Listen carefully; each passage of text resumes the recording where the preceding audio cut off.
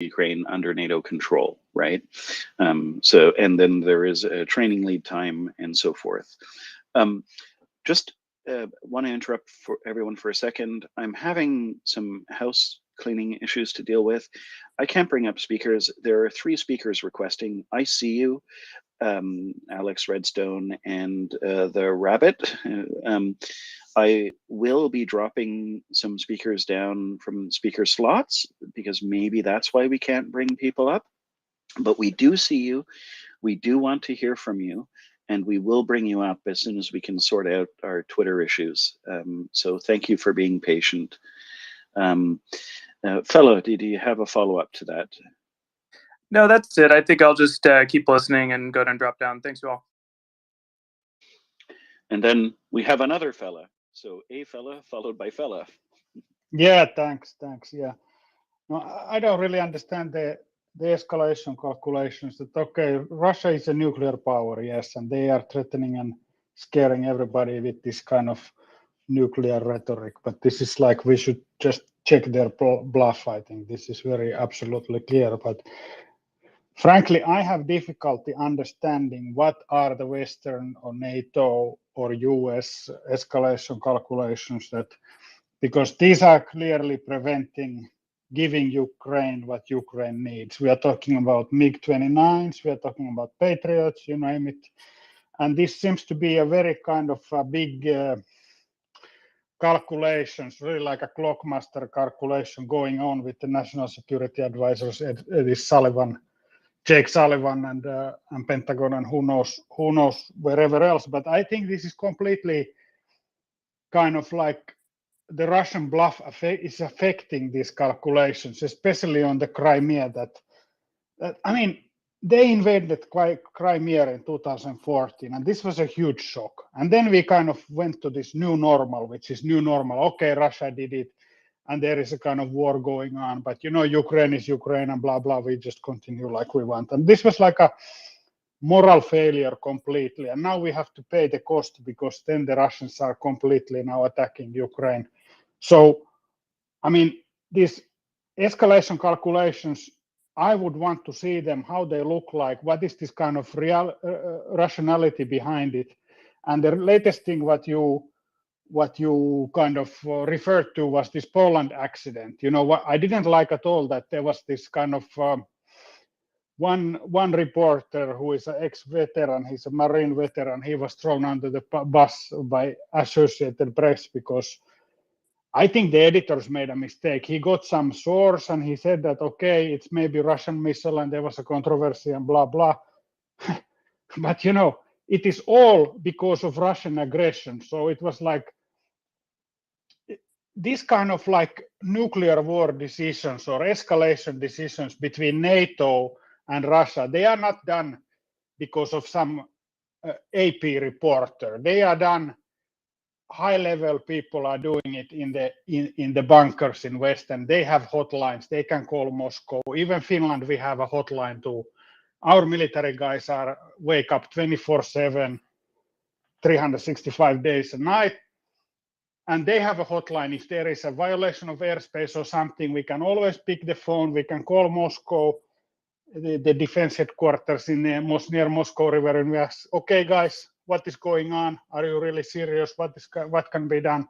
So this kind of thing can be avoided. So my point is that we should give Ukraine what they need and stop this kind of like a Swiss clockwork kind of calculations on escalation. We are beyond this point already. I mean, we should just end this conflict fastly, and the ending it means that we give Ukraine, it's a good investment for everybody to give Ukraine exactly what they want and more. Thank you very much. So I'd like to respond to that, fella. First of all, I completely agree with you in the sense that this talk about escalation is utter nonsense. This is very simple. We have it, we ship it, we give Ukraine everything they need to end this war in the fastest way possible. That's the best outcome for not only Ukraine, but for the entire world. And this is just nonsense. This scaremongering. Of course, I like to always say that, you know, Putin understands the West, but the West doesn't always understand Putin. It's really simple. He needs to be beaten down. That's the only thing he understands. That's the only thing he ever will. That's the only thing dictators ever understand. Now, with regards to NATO involvement, okay, this is some of the talking points that the Kremlin tries to use. They try to say, for example, NATO is already involved, even though that's nonsense, right? It helps them with their propaganda. This is simple. Give Ukraine everything they need, ship it to them, help them defeat this aggression, help them defeat Russia, and that's the end of the story. And if Putin is stupid enough to attack NATO, then of course we will respond as necessary. But right now, of course, he's frightened because he knows that if he were to be dumb enough to do something like that, it would be the end of Russia. Certainly the end of their army and navy in Ukraine and the Black Sea. So I think that we have to be patient, stand by our deterrence, be absolutely supportive of Ukraine. And the best outcome possible is to give them absolutely everything they need. I do not understand the hesitance myself either. I do not understand why we are not sending them Leo 2s, everything they need to defeat this invasion as quickly as possible. But I've pontificated enough, so let's go on to our other speakers. I need help figuring out the order, but I believe it was Alex, followed by Redstone, followed by Prince. Hello, Bloke, and everybody. Thank you for microphone. If I may give a quick advice, as somebody who's been in the space for months, to somebody who is new to space, like your point will be heard as long as I think it is more productive to let the other speaker finish his thought before trying to say something, because when everybody speaks at the same time, well, first of all, it looks like childish, to trying to outspeak somebody. And second, it is very non-productive.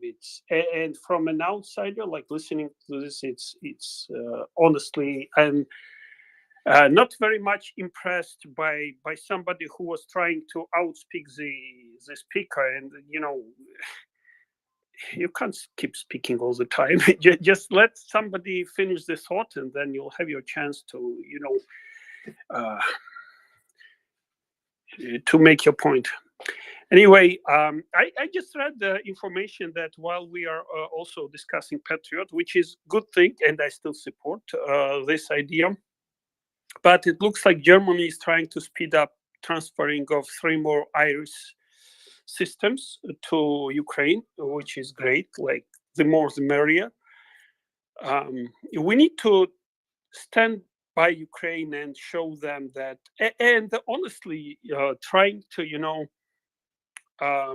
solve problem of blackouts in Ukraine is much a simpler task to solve than many others. So we need to step everybody together, and yes, help them protect the air by all means. And by all means, I mean indeed by all means, like enlarging the envelope, giving them Patriots, whatever it takes.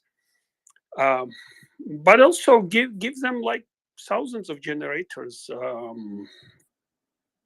Just help them. We can and we should show Russia that the method they are using is just making the effect opposite to what they try to achieve. And I also think the fastest way to solve this is to basically let Putin go, and to let everybody else understand that sooner they let Putin go, better are chances for the peace. And I think the strategy Ukraine is taking is much more thoughtful and strategic than trying to renegotiate with a person who proved like dozen of times he's just not non-negotiable. He just needs to go. This guy cannot stay in power in Russia.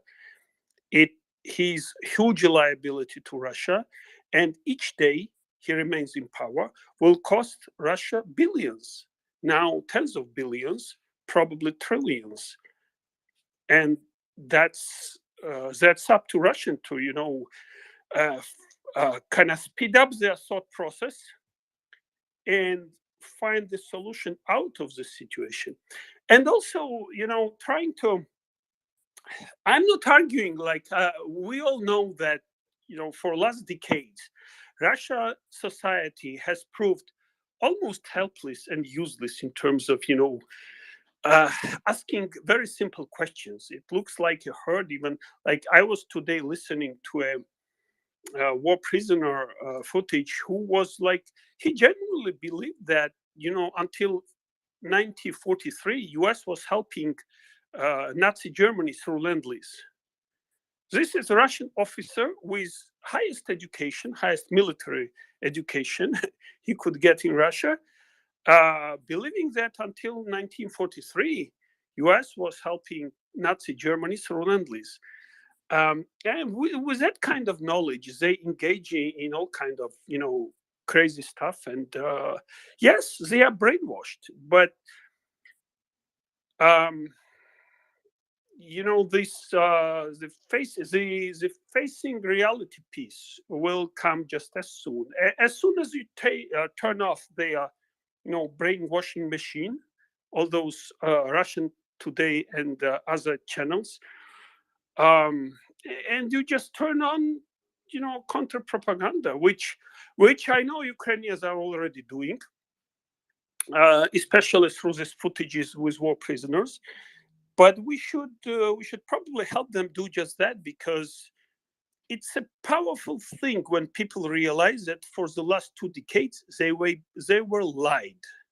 And I'm not saying that they will be now getting enlightened with human rights and whatnot, but one simple question they should ask themselves is, why is that they have nothing while Putin and a bunch of his cronies are multi-billionaires? That is a simple question, and it can give very simple answers. They have weapons. They will be very angry, and it's that's what's coming, and we should not fear it. That's my whole point. We should not fear it. Whoever has access to a nuclear weapon will trade that nuclear weapon first. Just be there to buy it. That's all it takes.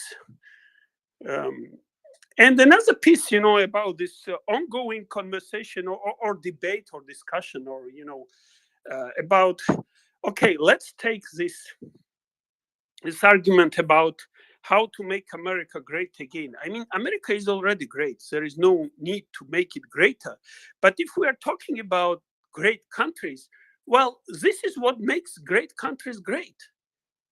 Helping Ukraine is what makes great country great. Marshall Plan makes great country great. It's not, isolating in your little shell, and only taking care of your, I don't know, some parks. And I know maybe parks need some, restoration too. But again, great countries are not defined by, they are defined by these type of moments, which is probably once in generation an opportunity to do the right thing.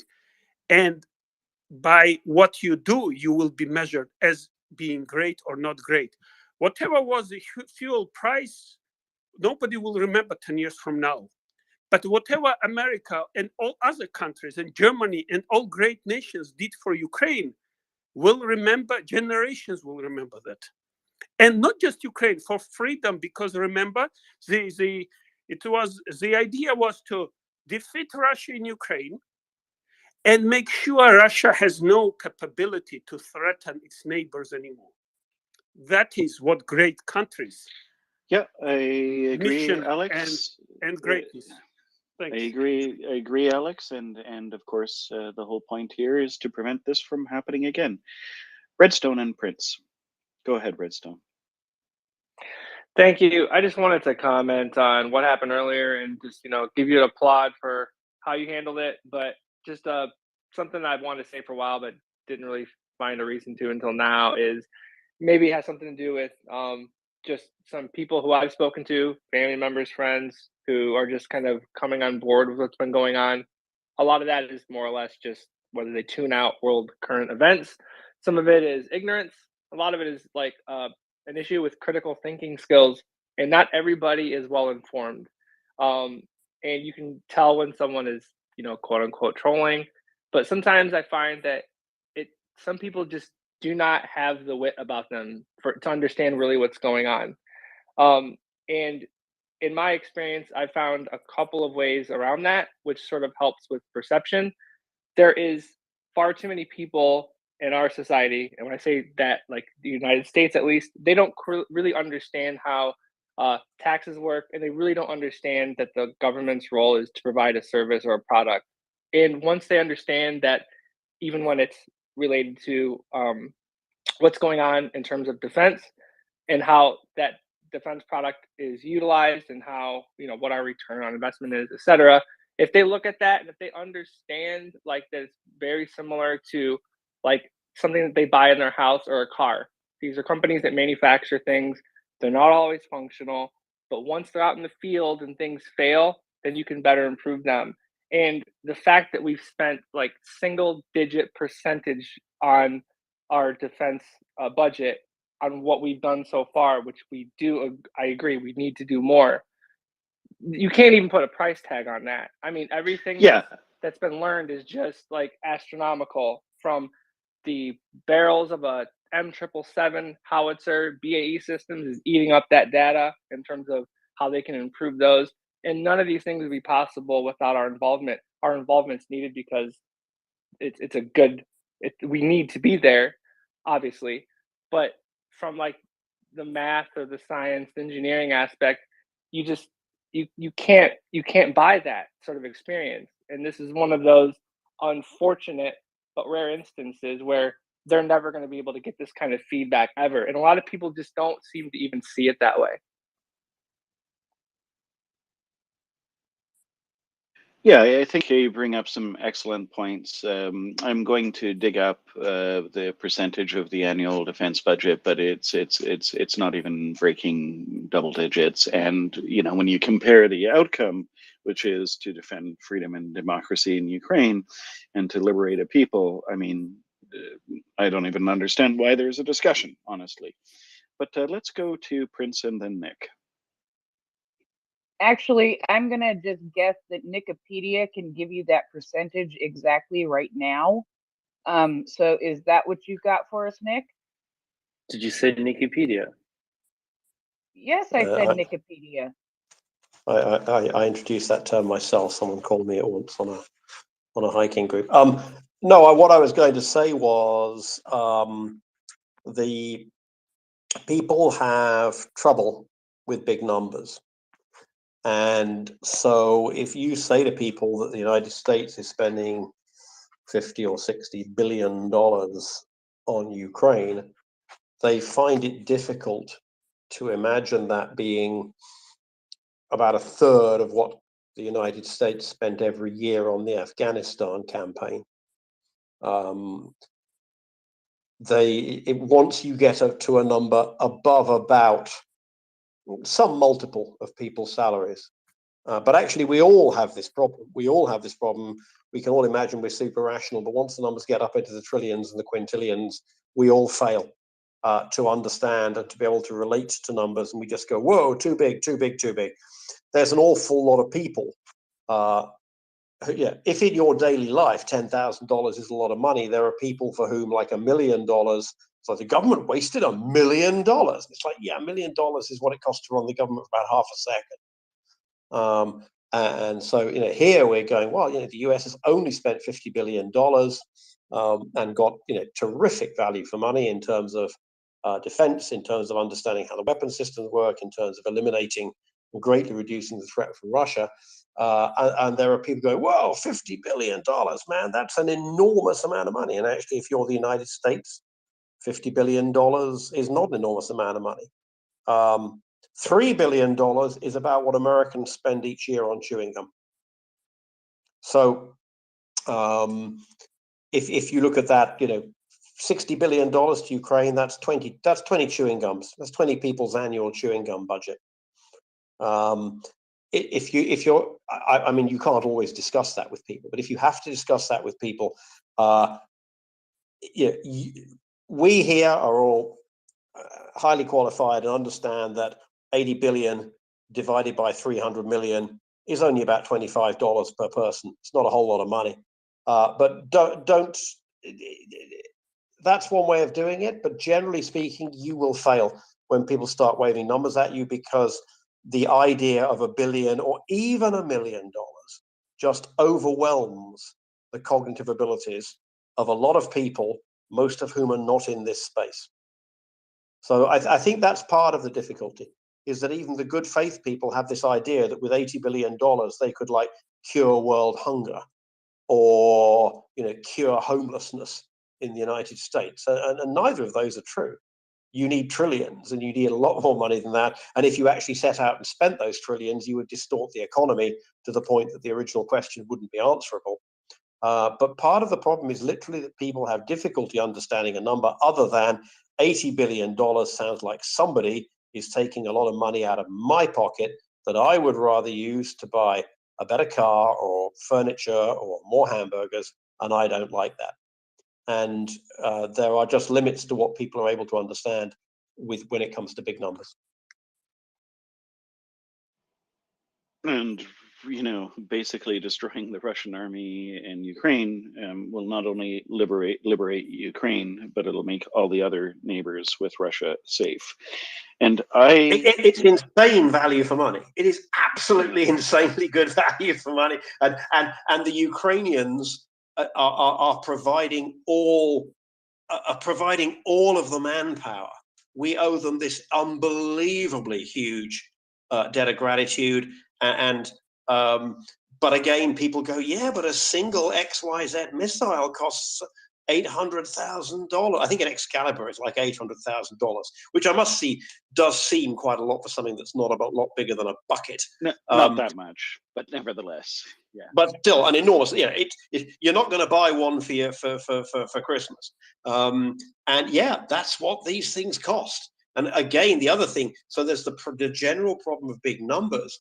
There's also the discovery that people make is that military vehicles cost 10 times what civilian vehicles cost. Basic military weapons cost hundreds and thousands of dollars, for rifles, and people are just not used to seeing either the total numbers in the billions or even the individual items where we buy, 1,000 Humvees and they cost $275,000 or $800,000 each. We never deal with those kind of numbers.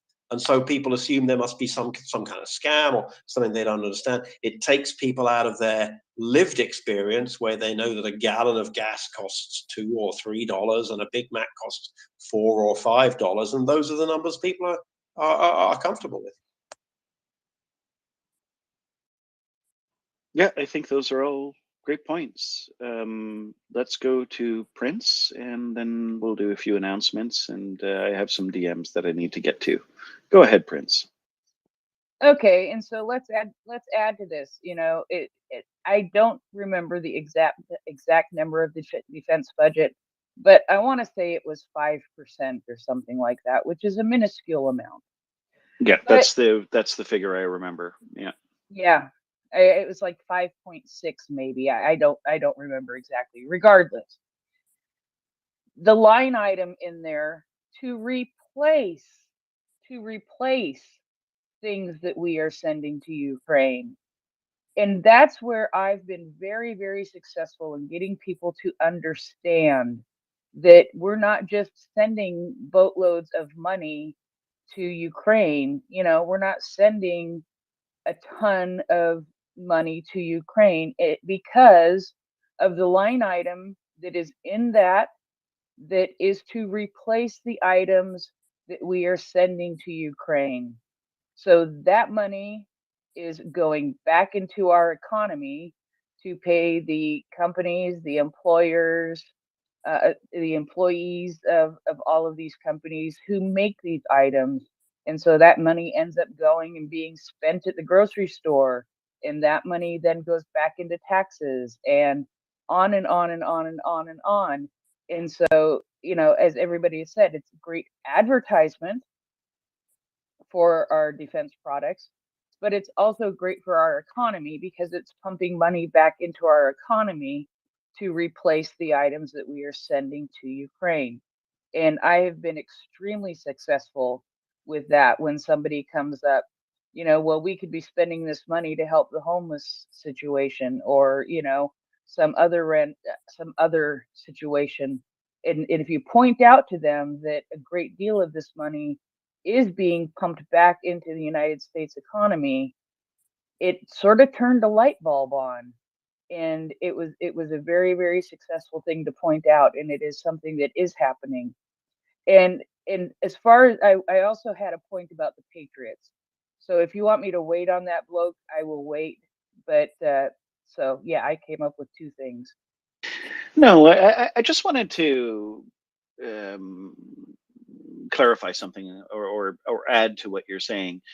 You know, yes, indeed. The amounts are not substantial, but more importantly, I think that what's really, really important for everyone to remember: the cost of not confronting a dictator always goes up.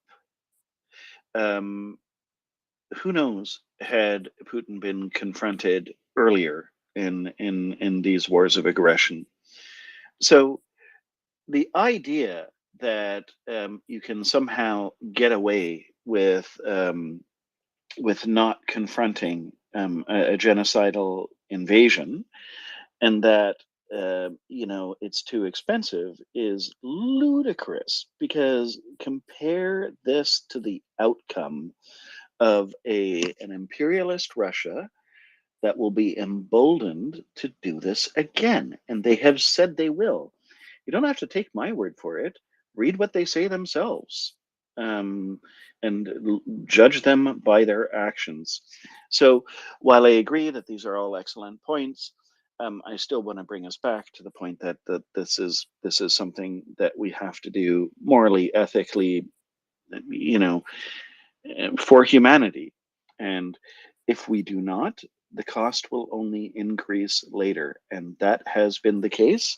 It's been proven over and over again. We don't need any more evidence of this, because it has happened. It has happened in Chechnya, in Syria, in Georgia, in Moldova, in Crimea. What more proof do we need that the cost of not confronting a dictator only increases? So I just thought I'd embellish that point a little bit. I see that we have some people coming up. Ben? Were you about to quote the US, the wonderful statement, "We hold these truths to be self-evident"? Well, could it be any simpler than that? Does the case for freedom really still have to be made in the 21st century? Are people that stupid when they come out of elementary school? Are we really having these discussions? Is anybody who's listening to this, unless you are a Russian asset or someone who is as gullible and stupid in order to make their case, is anyone here really, realistically so stupid that they cannot really get that 3-year-old children should not be found taped with their hands behind their backs, raped and half dismembered in a trench somewhere where Russian soldiers had beforehand occupied Ukraine? Does this really have to be made as a case? Please, it's 10 past midnight, Kiev time. If anyone you know who is listening to us wants to make that case, please bring it on. I'm here. You have 15 minutes. After that, I'll take it as closed. Prince, you wanted to respond to that. Oh, there's no response to that. I mean, because Axel is 100% right, and it reminds me of the images that I've seen today of the funeral, of the casket of the baby who was just a couple of days old, who was killed just a few days ago. You know, not even 48 hours old, and we're seeing this casket of this young life being laid to rest. We've seen so many atrocities, and there should be nothing that is to argue um, in defense of doing that, because there is no defense for doing that kind of thing. So yeah, I mean, when Axel goes like this, there's nothing to be said, because Axel is 100% right. But it just brought to mind the images I'm seeing today of that funeral in that casket of that teeny baby who was just a day or two old, being laid to rest today as a result of um, Russian missiles. Thank you, Prince. I have nothing more to add. It's just heartbreaking. Let's go to Suzanne and then Wolfgang.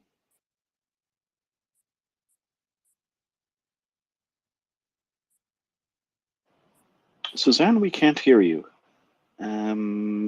Could you try to speak? If you turn on your closed captions, you can see us talking. Okay, Suzanne might have to drop down. Wolfgang, if you want to speak, just a point of order here, folks. If you want to speak, just press the little heart-shaped icon at the bottom of your screen, and on the right-hand side, a hand will go up. There's a hand, so that's how we can tell that you want to speak when we have other people on the panel. Wolfgang, do you want to speak? Wolfgang? Yeah, can you hear me? Yes. Okay.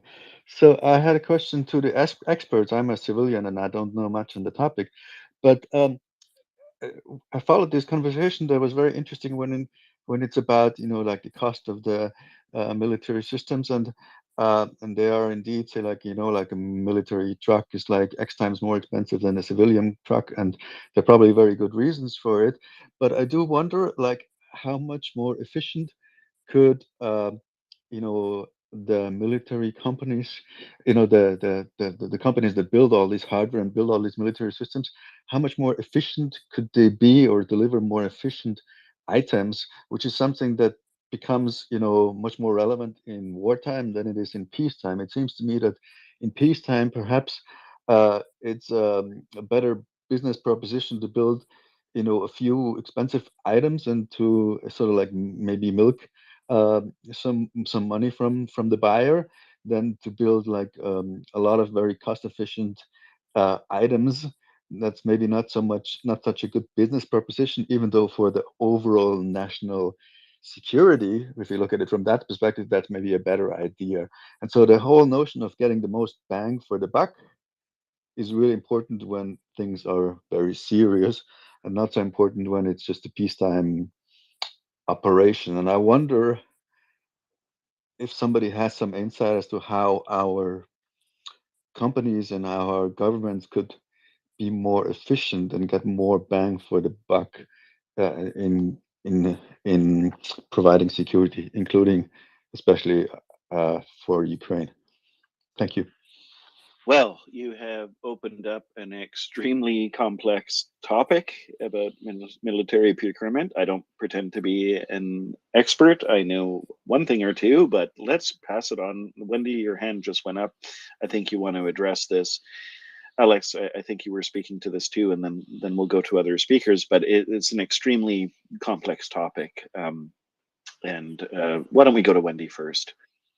Thanks, Bloke. I was going to speak broadly on this and just follow up on a couple of excellent points made earlier. The actions of men and women are the best interpreters of their thoughts. So if we value certain things in life, we will act to ensure that these values exist and that we are represented by our stance on these values. So if, for example, we want our children to go to a safe school where they're not going to, I don't know, accidentally electrocute themselves, we will ensure that such a school exists. If we hold these values, therefore, we must make a stand when these values are under threat. So if we value human life, it is therefore unacceptable to any civilized person to watch what happens in Mariupol, what happens to the people in the theater in Mariupol, and to stand by and allow this to happen again. It is also unacceptable to not support the liberation of Mariupol, because what we see there is hunger, war crimes, rape, looting, murder on a genocidal scale. And whilst this is going on, we see what happens in this Muscovite barbaric state, where they send people to make music videos in the ruins of Mariupol theatre. We do not stand for this as a civilized world, and we therefore must ensure that our actions represent our thoughts, that our values are represented, and that we act to save human life. And I'm going to swap over with Ben, so I'll bid you all good night. Slava Ukraini. Heroem Slava. Good night, Wendy. Wolfgang, I'm not sure if that answers the specific question about efficiency in arms production, which is like a ludicrously complex topic. You know, it's really hard for military procurement is one of my pet peeves. It's complicated, but I'm going to go to other speakers who might have better insight than me. I know that Dan came up, Alex came up, and Kenza, I will get to you unless you want to speak to this topic. I just thought that the other hands wanted to address Wolfgang's question directly, if that's okay. So let's go to Alex, followed by Dan. Thank you. So I would compare this to life insurance. You know, I had a friend, and I remember talking to him over, you know, a barbecue or something, that how, you know, taxes are so high. Is there any better way, and so forth? And then turned out later he had lung cancer. He died in 3 months, just gone. And then turned out he had insurance against critical illness, you know. So for the last 15 years, he was paying something that could have been optimized every year. He was paying and paying and paying and not getting a single buck, you know, back.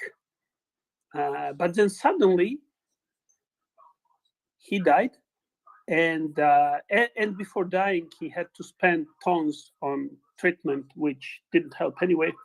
But now his daughter has money to go to university, and his wife says it was really wise, you know, to spend all that money. So this is what insurance is, you know. It doesn't matter how much you spend. This is all wasted money until it matters. Security is the same thing.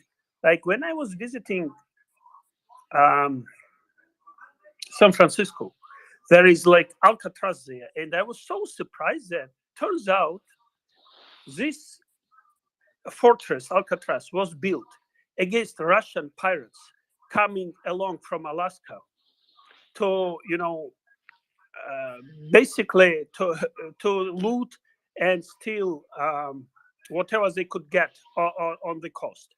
And that's what security is really. You know, if you have time and ingenuity and brain to generate all that wellness, you also need to save some money and set it aside to protect it.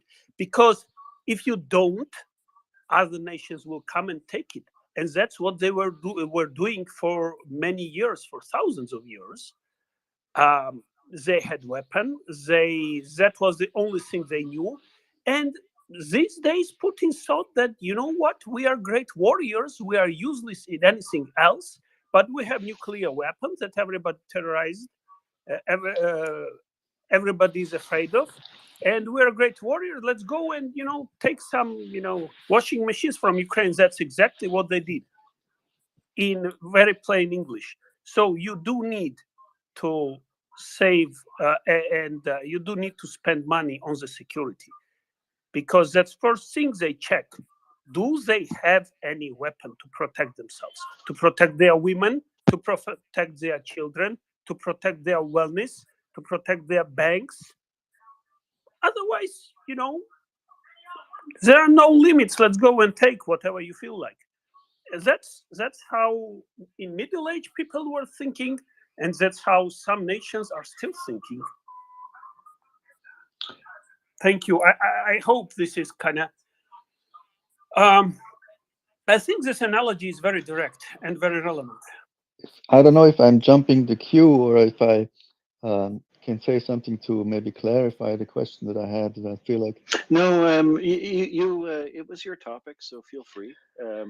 So Yeah. My direction of the question was not to question whether we should support, our defense efforts. It's more about so maybe try and give you an answer. Give you a bit of a different picture.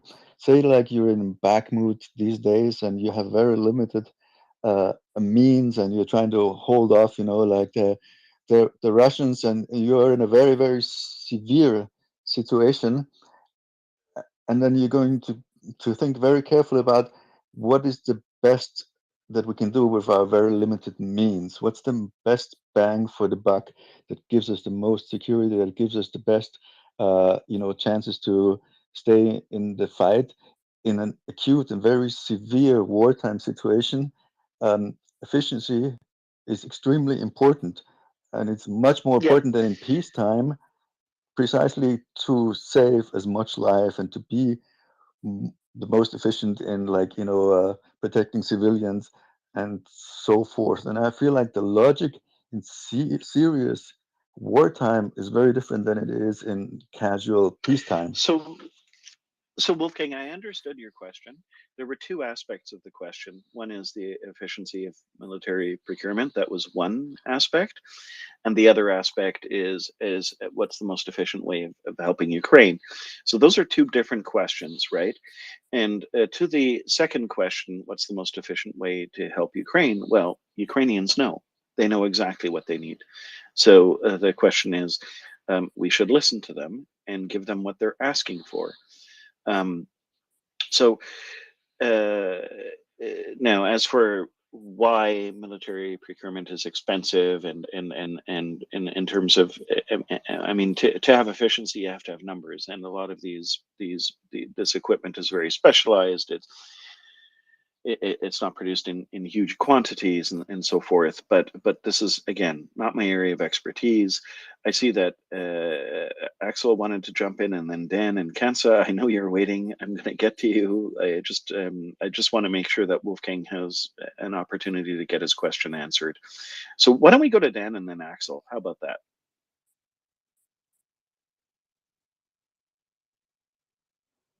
Dan, did you want to? Okay, yes. So the first thing in terms of military procurement, and this war has unfortunately given ample demonstration of this, NATO's stuff works.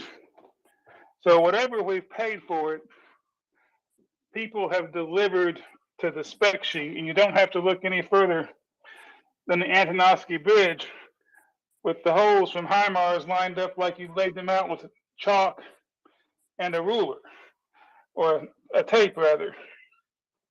I mean, whatever we're paying, we're getting what we thought we were getting. So that's in itself is impossible to overstate how important that is. And the second thing is there is a lot of rationalization that could be done on military procurement, but a lot of it is politically difficult.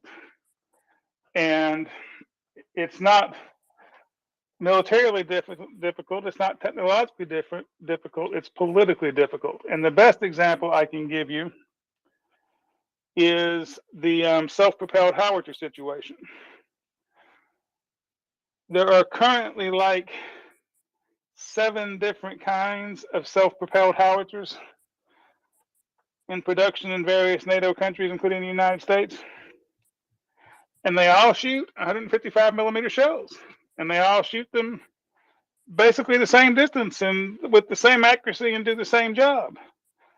But Not it true. costs at least 7. It's not true, Dan. No, it's not true. Well, that is too simplified. It's just not true. But please carry on. It's just not true. Is the None Pounder of haubice these components yes, but here, the crabs they seem to don't work shoot just all the same. No, Dan, sorry, I have to correct you. I apologize. I appreciate your concern and I appreciate the simplification. I know where you're going with this, and please carry on after. But it's not true. It's not always the same ammunition. It's not the same precision. It's not the same frequency. It doesn't have the same accuracy, and it doesn't have the same range. They are not all wheeled. Some of them are tracked. They are not for the same purpose. They don't have the same traction. They don't have the same torque, and they are designed for different battlefields. There are different horses for different courses. You could argue for one wheeled and one tracked. No, you can't, because you need different horses with different power engines and different power drives, different shooting range for different kind of tasks. War is not simplified. It's not Lego.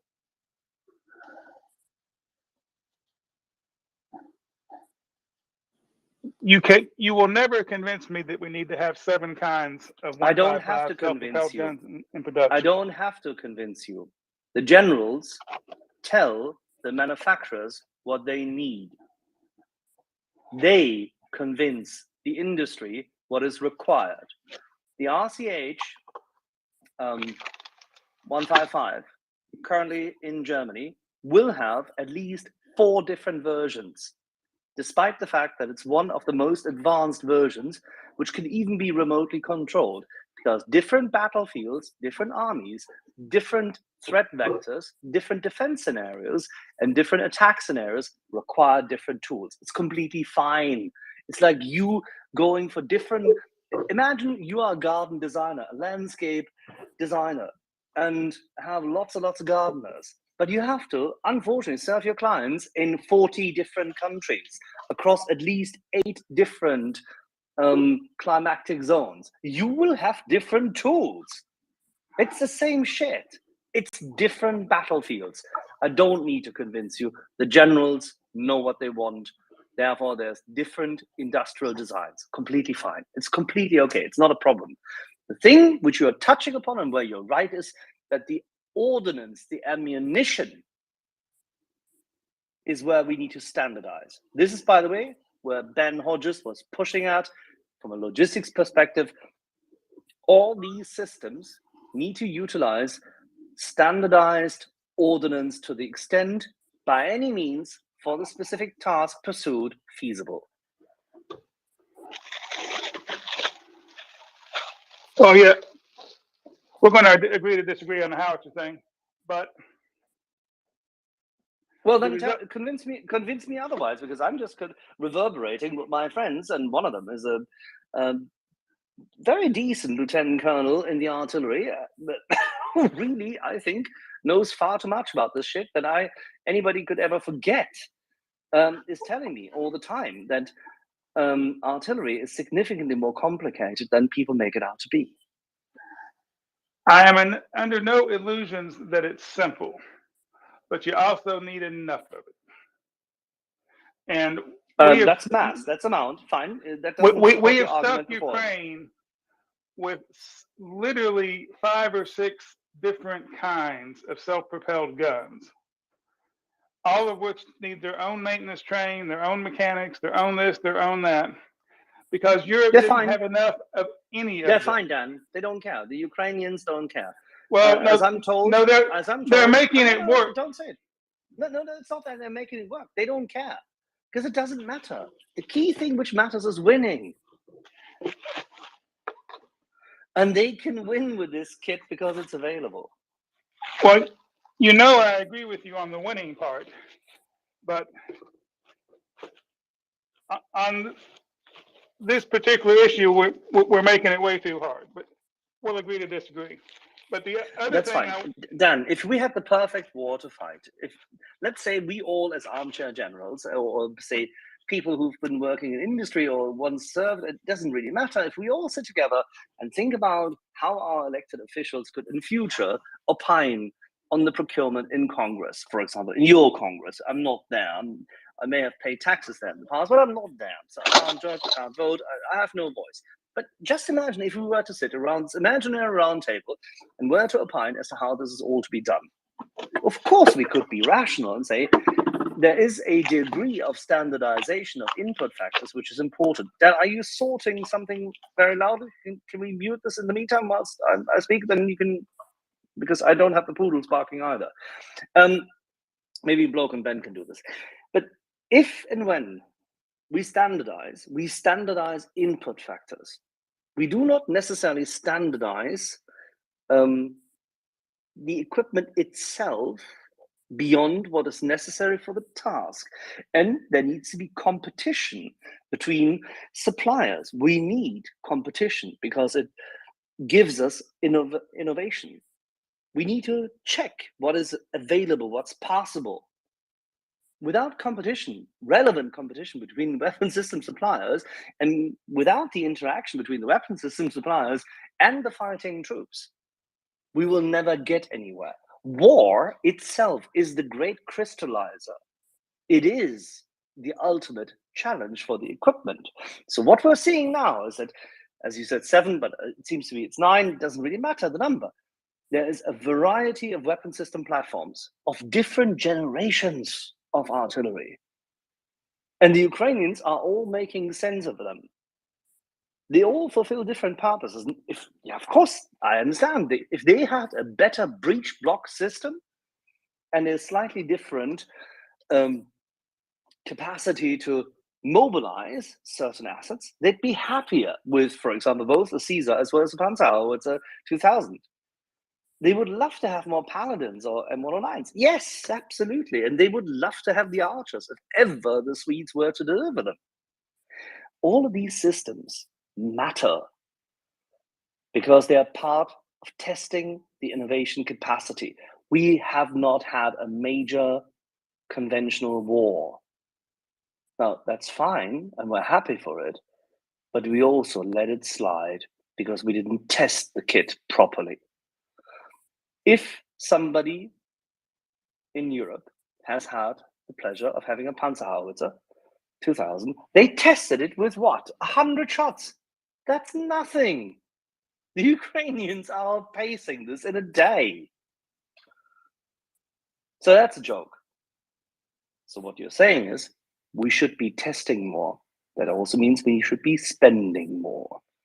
We need to be significantly more focused on getting the kit tested. We need to have our troops cycle through, test, and train. You only fight and win as well as you train. We, as a civil society, failed ourselves and our troops and not allowing them to train. We didn't give them the kit. We failed to give directions. We failed in having proper armed forces interact with civil society so that men, women, and children would know why their armed forces are there and fighting. That we accept them as part of our society, that we embrace them, because then they embrace you back. If you want to find a way to segregate levels of society across each area, if you want to create sections, yeah, sure, please continue. But if you want to have a society of competing interests, but a general foundation to live with, you need to embrace the people who serve you, your firefighters, your hospital staff, your police, and your armed forces. That's our job. That's what civil society does. If we fail to respect those who serve across the board, they cannot serve in times of need. We failed that test. Ukraine is making do.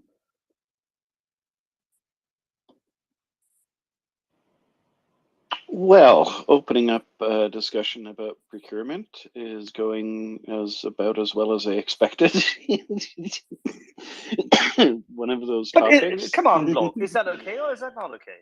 No, I'm not disagreeing. It's just that it's such a complex topic, and it's one that I'm not a huge fan of. Like, how procurement drives me crazy, eh? And so you're best positioned to discuss it because you have experienced its deficiencies. You can actually give a valid opinion, and you can guide our audience. I will say that one point you make, Axel, that I think is really important is that there needs to be far more respect for the armed forces in all of our countries, so that we get the politicians out of the way, and our armed forces are given the tools they need to do their job. Now, we had Kansa, who's been up for quite a long time, and would it be okay if I just jump to him, because he's been waiting very patiently, and then I'll circle back to the rest of the speakers, if that's okay with you. Go ahead, Kansa. Thanks, Bloke. I raised my hand back before the procurement thing. After hearing what Axel said and his, I guess his impassioned statements about how can anyone who has basically any kind of moral compass at all, sit by and watch what's happening. How can it be otherwise than to stand up to a dictator who is doing this, because they will do more, right? So, I just wanted to pose the question to Axel and anyone else who wants to jump in. For those of us who agree with that idealistic view, what is the realpolitik behind other countries, specifically Germany, not providing more? I mean, how long have the Free the Leopards campaign, have we been calling for that? I'm not convinced they're ever going to get them.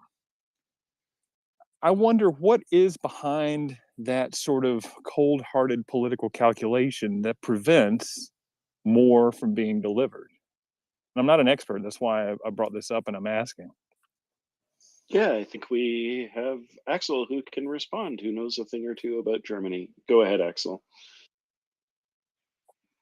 I think the calculation, as whether it's cold-hearted or not, is not rational. And our German colleagues are finding that out at the moment. Germany is, however, at the same time supplying very valuable systems, lots of them, many of them, lots of ordnance. Germany is actually one of the biggest weapon system suppliers Ukraine has in the West. The biggest weapon system supplier being Russia, given the fact how much has been, so to say, conquered or retaken. But Germany supplies massive amounts of military aid. It just doesn't supply the military aid, which many of us would argue it definitely should also supply, because for a disproportionately wealthy, disproportionately capable, and disproportionately influential in terms of, and reach-wise, disproportionately important manufacturing country, Germany is not necessarily doing what it could do. So let's put it this way: if you are stronger, have more resilience, more capacity, you should be burdened with more work. You take more responsibility in the defense of your village. Let's put it this way, all right? The same thing applies here. Germany can do more, therefore it must do more. It's a moral imperative. It's Kant. It's actually very German in that regard. However, they fail to do so. Am I convinced, as you just insinuated that you were fearing so, that Germany would not deliver the Leopards at all? No, I'm not. On the contrary, it's evident that they will. There's a pure, and that's the cold-hearted part of it, there's a pure calculated logistical component to it. Ukraine, in this war, is exposed to the attrition of the stock of its mechanized warfare units and its armor units. Whether they reclaim from the Russian side components and kit does not necessarily change the trajectory. Whilst it changes the curve, it does not change what the outcome will be. At some point in time, if and when the war continues longer, they need to have Western manufactured kit, because there's just not enough equipment otherwise going around to destroy.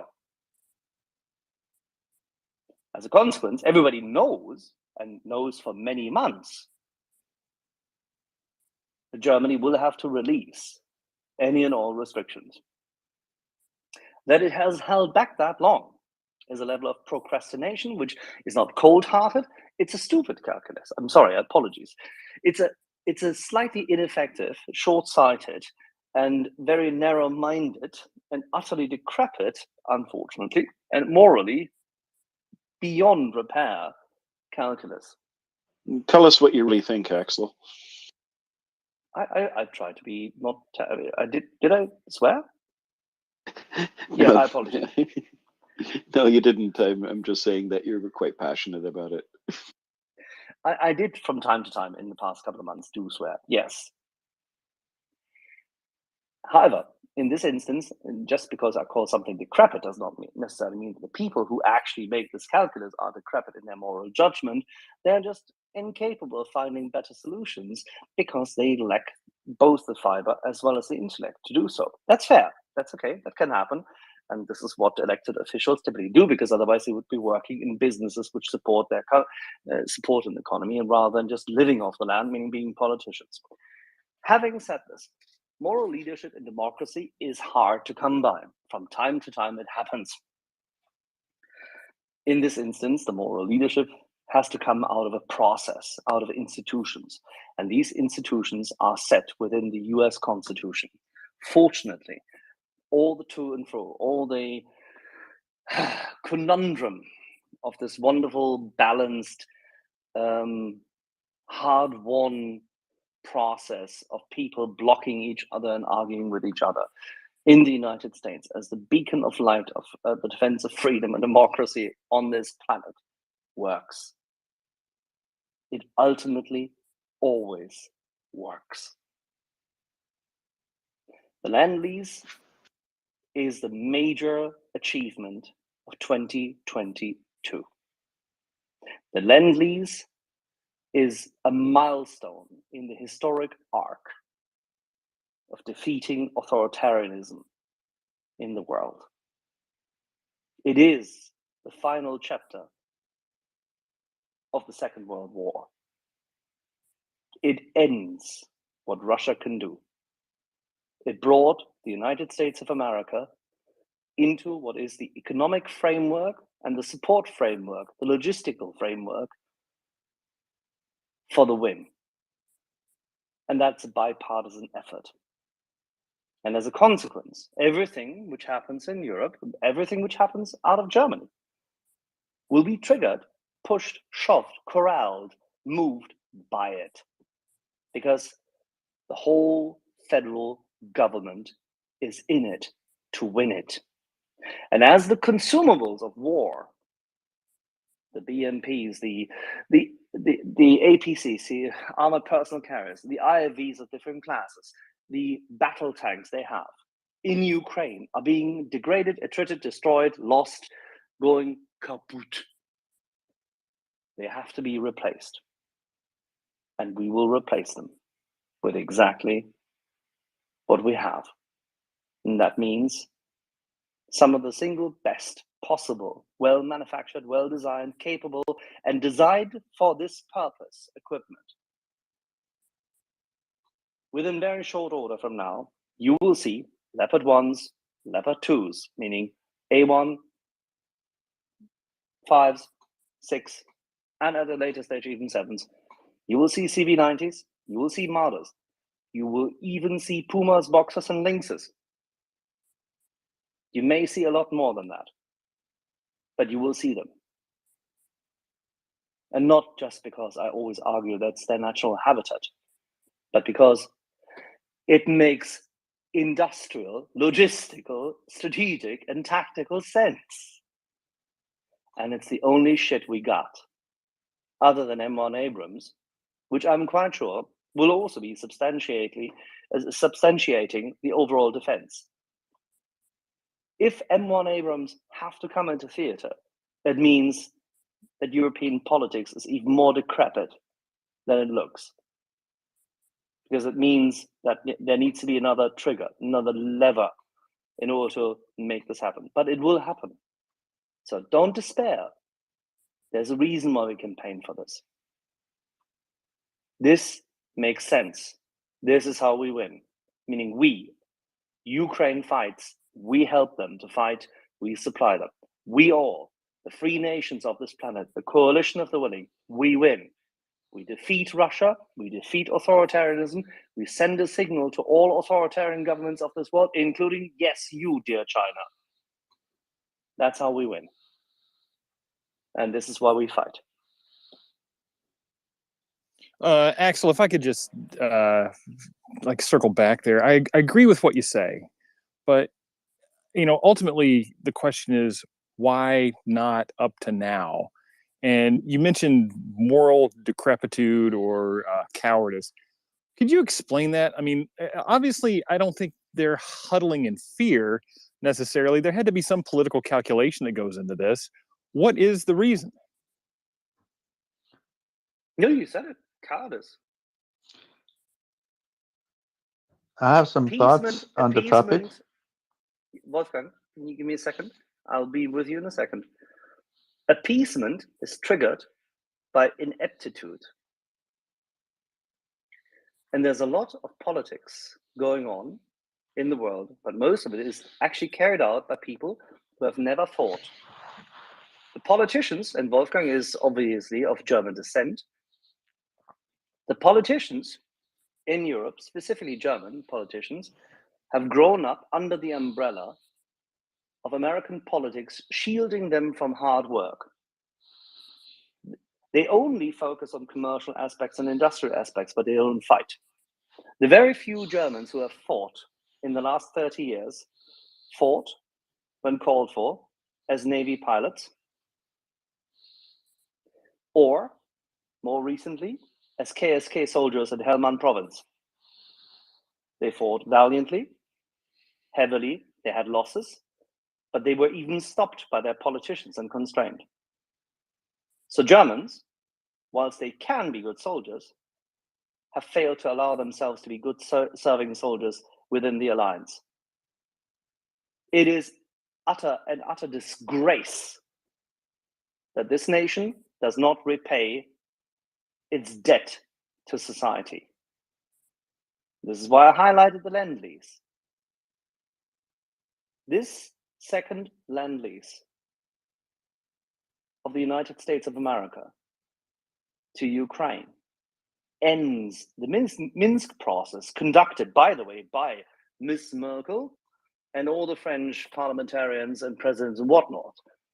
It ends, however, the Second World War, finally, with a different note than just the 2+4. It's a different thing. This is about winning. And winning you do by means of deterrence and force. The Germans need to learn that they have to actually fight, meaning join the fight of others. There is no such thing as their appeasement. There's no such thing as their negotiations. There is no such thing as their commercial aspects only. We have to be willing to engage. If somebody comes to steal your neighbor's assets, you have to be willing to get out there and to defeat that theft. The Germans have failed politically. They need to gather their strength and get going.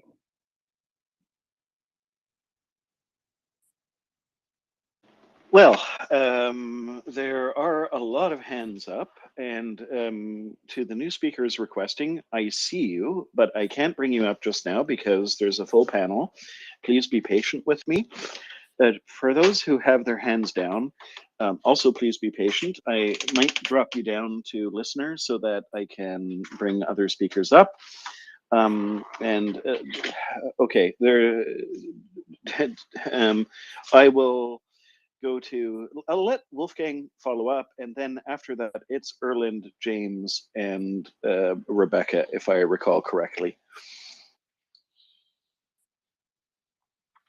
Yeah, so if it's my turn, I struggle with the German position too, and I've been living outside, like of Europe for 20 years now, and I struggle with the position. But I grew up in Austria and then in Germany, and so I think that there's some elements in a big puzzle that play into the situation, and maybe one of the most important one is just the legacy of the Second World War and what happened back then, and that still has profound consequences to this day.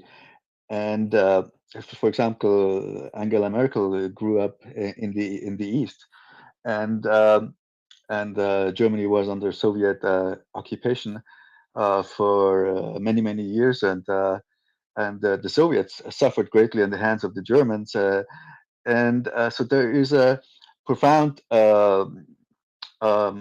avoidance, strong avoidance mechanism on the part of the Germans to engage in any kind of conflict, especially with the Russians, because of the historic, catastrophe back then, and and uh, and also the German policy of, for example, of Angela Merkel and of many Western politicians was sort of like designed to work with people that you can work with rather than with criminals, or criminal organizations that you cannot negotiate with and then will exploit every act, like to the best of their abilities. And so the idea that you engage in an economic matter uh, with people that aren't even like of your opinion. So in order to integrate them more, and in order to find the peace through integration, through interdependence among themselves, it has long been a guiding principle, among German and European politicians, and also was what brought the European Union together. The idea that you integrate different nations that were formerly foes, and because they are too dependent on each other, they won't start a war because it's just not worth it. It's just not. It doesn't make sense. It's much more obvious why they should, work together rather than make war. And that only works with people that are, that aren't Who criminals or share a aren't like culture. dictators. Wolfgang, Like the Wolfgang, situation that it we only have now. works. Wolfgang, it only works if they share a cultural foundation. Yes, That right. Yeah, yeah. that France and Germany can live and work together despite completely different cultural interpretations of life is because they share one general culture, and that is the underpinning, and Russia does not. Yeah, and we turned a blind eye to Russia because of the historic trauma of the Second World War catastrophe. We turned a blind eye to the dictatorial fashion of Russia that you can't work together with these people, and so that's the blind eye, and that's the major misunderstanding or misjudgment on the German or European part, I would think. No? Well said. Vielen Dank. Okay. So folks, again, just to repeat, I see you, Rob, and a bunch of other speakers trying to get up. I just can't do it right now. To those who have spoken, and if you're done, if you would be so kind as to drop yourself down, that's actually a better outcome because it makes it easier to find the space again if you've finished talking. And that will allow me to bring up new speakers. So let's go to Erland. and James, then Rebecca. Thank you, Block. First, I wanted to mention just quickly that what Merkel and her predecessor actually did was engaging in economical activities with criminals. And my personal opinion about this topic is that there was a kind of egoistic or national Germany egoistic kind of approach to this that I can't imagine that Merkel didn't know that engaging Didn't know what. that well, making Germany dependent on Russian energy policy and energy exports would damage Ukraine. That's why I'm saying egoistic. But I think this is an element that we should think about. I don't know more about German politics than Axel or any of you guys, so it's just a view of mine. But I wanted to go back to military procurement because I've been involved Thank you, Roland, because German politics is such a complicated mess of silliness and vanity and introspection. It's not worth looking at from your perspective. I'm very glad if you focus on something which my Ukrainian friends would consider to be productive. Let's win the war, please. Yeah, I wanted to just be quick on that comment and go ahead. Yeah, so I want to mention for anyone that hasn't been in the military or been inside any process that has to do with military procurement. So when I first signed my first contract in the Norwegian Army, so we are Norwegians, so we like to have our democratic processes inside the army. So even in the military structure, even. And I was a representative of my platoon, and I started to complain about the winter gloves because they phased out one winter glove and just kept the other one because it was more modern. But that took away one part of the need that we had.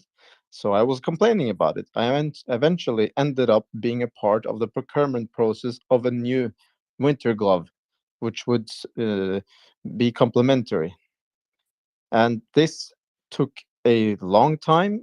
It outlasted my first stay in the Norwegian military.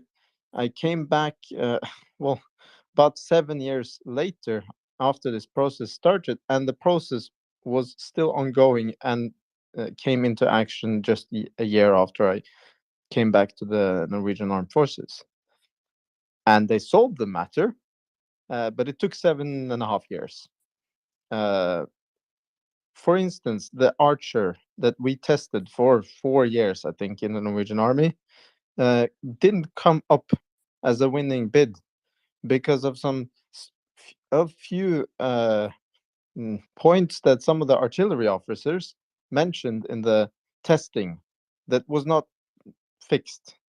Some technical things, and I believe that the Swedish fixed that, but also that it couldn't cross small streams in a slope in heavy winter, like high snow conditions.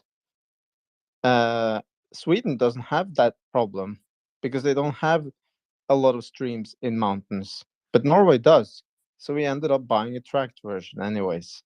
Even though the Archer was a lot more sexy alternative, we ended up buying the Archer. Not buying the Archer, but buying Korean ones, which ended up field testing better, but doesn't have some of the cool, fancy capabilities as the Archer has. And it just shows that it's not just, okay, the Archer is the most modern, coolest artillery, self-propelled artillery out there. Everyone goes with that standard. It doesn't work like that. The military has, when something doesn't work, it is critical. So we have to test things and develop them further. And that's why we have all these different systems. That's it. So, Sounds about right. Welcome, everyone. Just wanted to say hello, and I see our friend John Spencer's lurking. Hope he can come up. How's it going, Bloke and Ben, Axel and Colby, Mr. Meyer Flask? Rebecca's next, I think. I don't know who was next. I just wanted to say hello, and I wanted to point attention. I haven't talked about it on the space so much, but as you know, Maria Aid, the organization we wholeheartedly support because they're great, did their audit a few weeks ago or a couple weeks ago, and I've had to answer some interesting questions, and I'm trying to be ecumenical and kind. You know, you can't please everyone all the time, and sometimes people don't want to be pleased.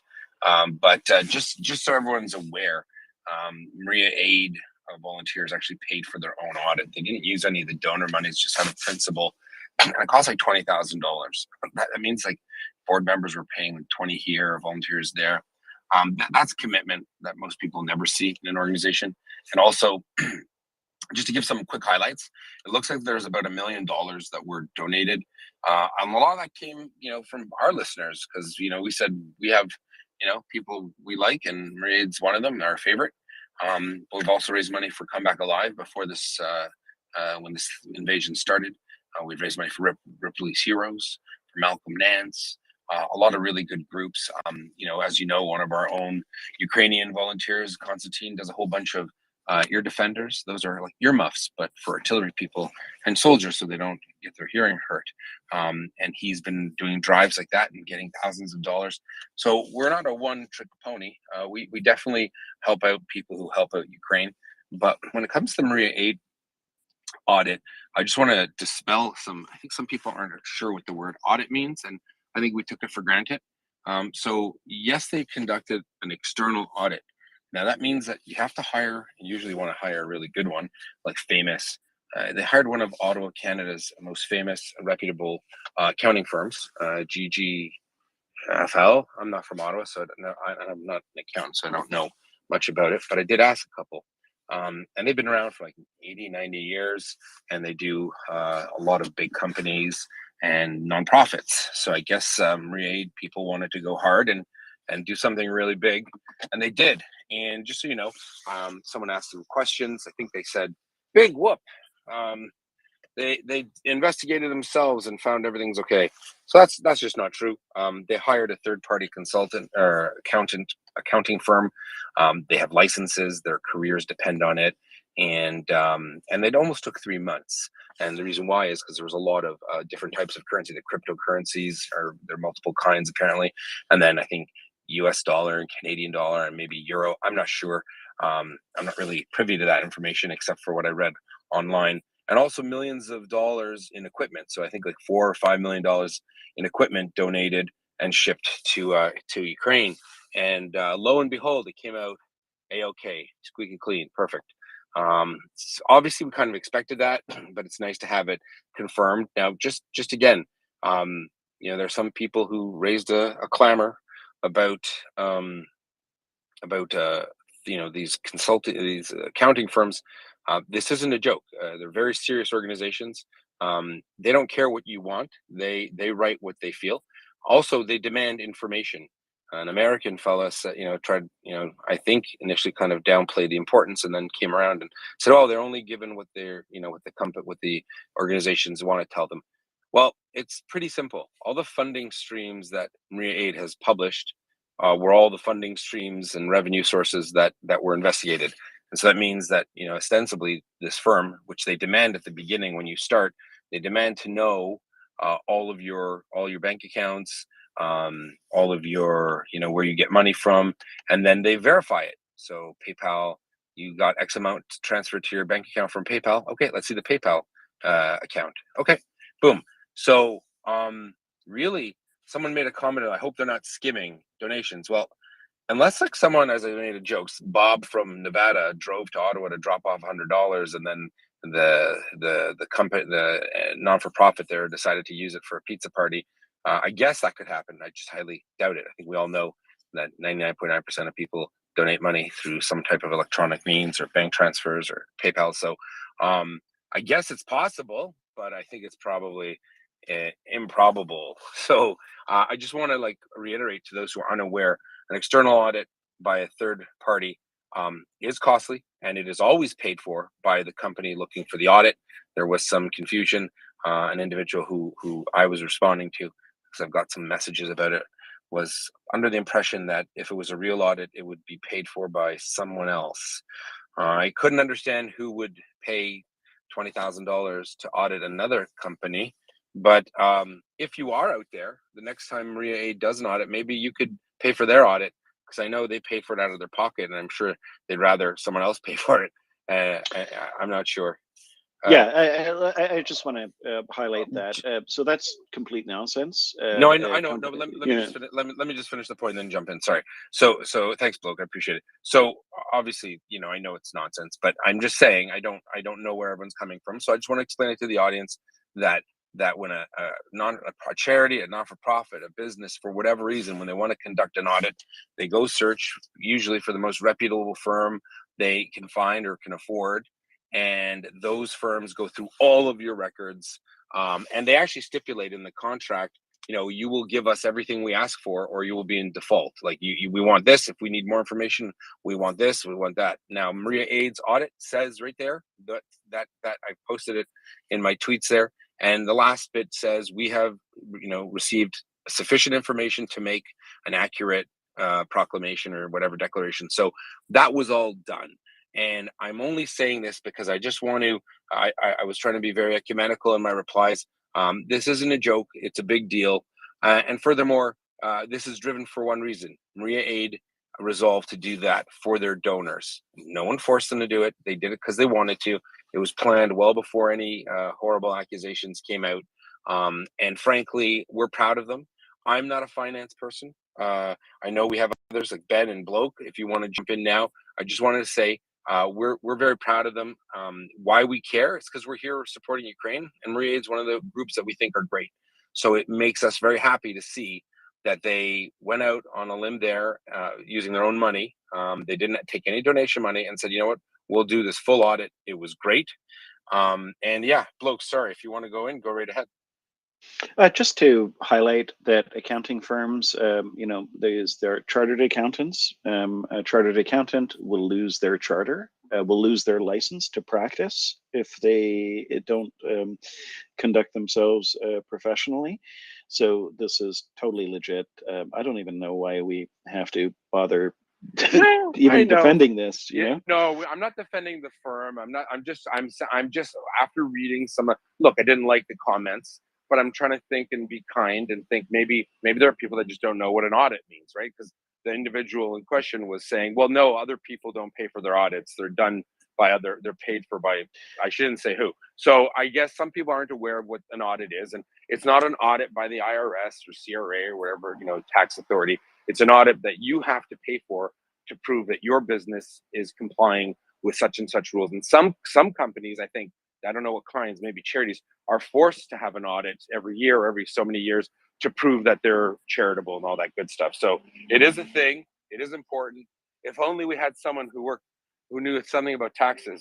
Maybe we'll just go to Battlemoose instead. Battlemoose, did you want to jump in? Yeah, although I don't know a lot about taxes, I can say with some certainty that the system here in Canada is a lot more stringent than the States. Charitable organizations are required to file their T2s. So that's I don't know what the W202 or whatever the hell you got in the States there. It's essentially a corporate tax return, and the corporate tax return in Canada covers everything. It covers charitables, nonprofits. They just have different schedules that go in there. They're required to submit that to CRA. Then CRA publishes them on their site. So you can go, when filing season is done, you can go there and see exactly what MriyaAid has published as their tax return. So that, and an external audit is the only financial check mark, or it's the only financial check in Canada that you can do. And like Yehuda was saying, and like Bloke was saying, the chartered accountants here, and they're now all CPAs. There's no more CGAs or stuff like that. They're all rolled into one. They're chartered professional accountants. They're hold to a pretty high bar. If you go around in Canada, if you go around and say you're an accountant, you can go to jail for that. If you don't actually have the credentials, you can go to jail, and I can guarantee there will be some kind of punitive damage from the oversight organization that handles CPA designations. Right. So it's pretty rock solid.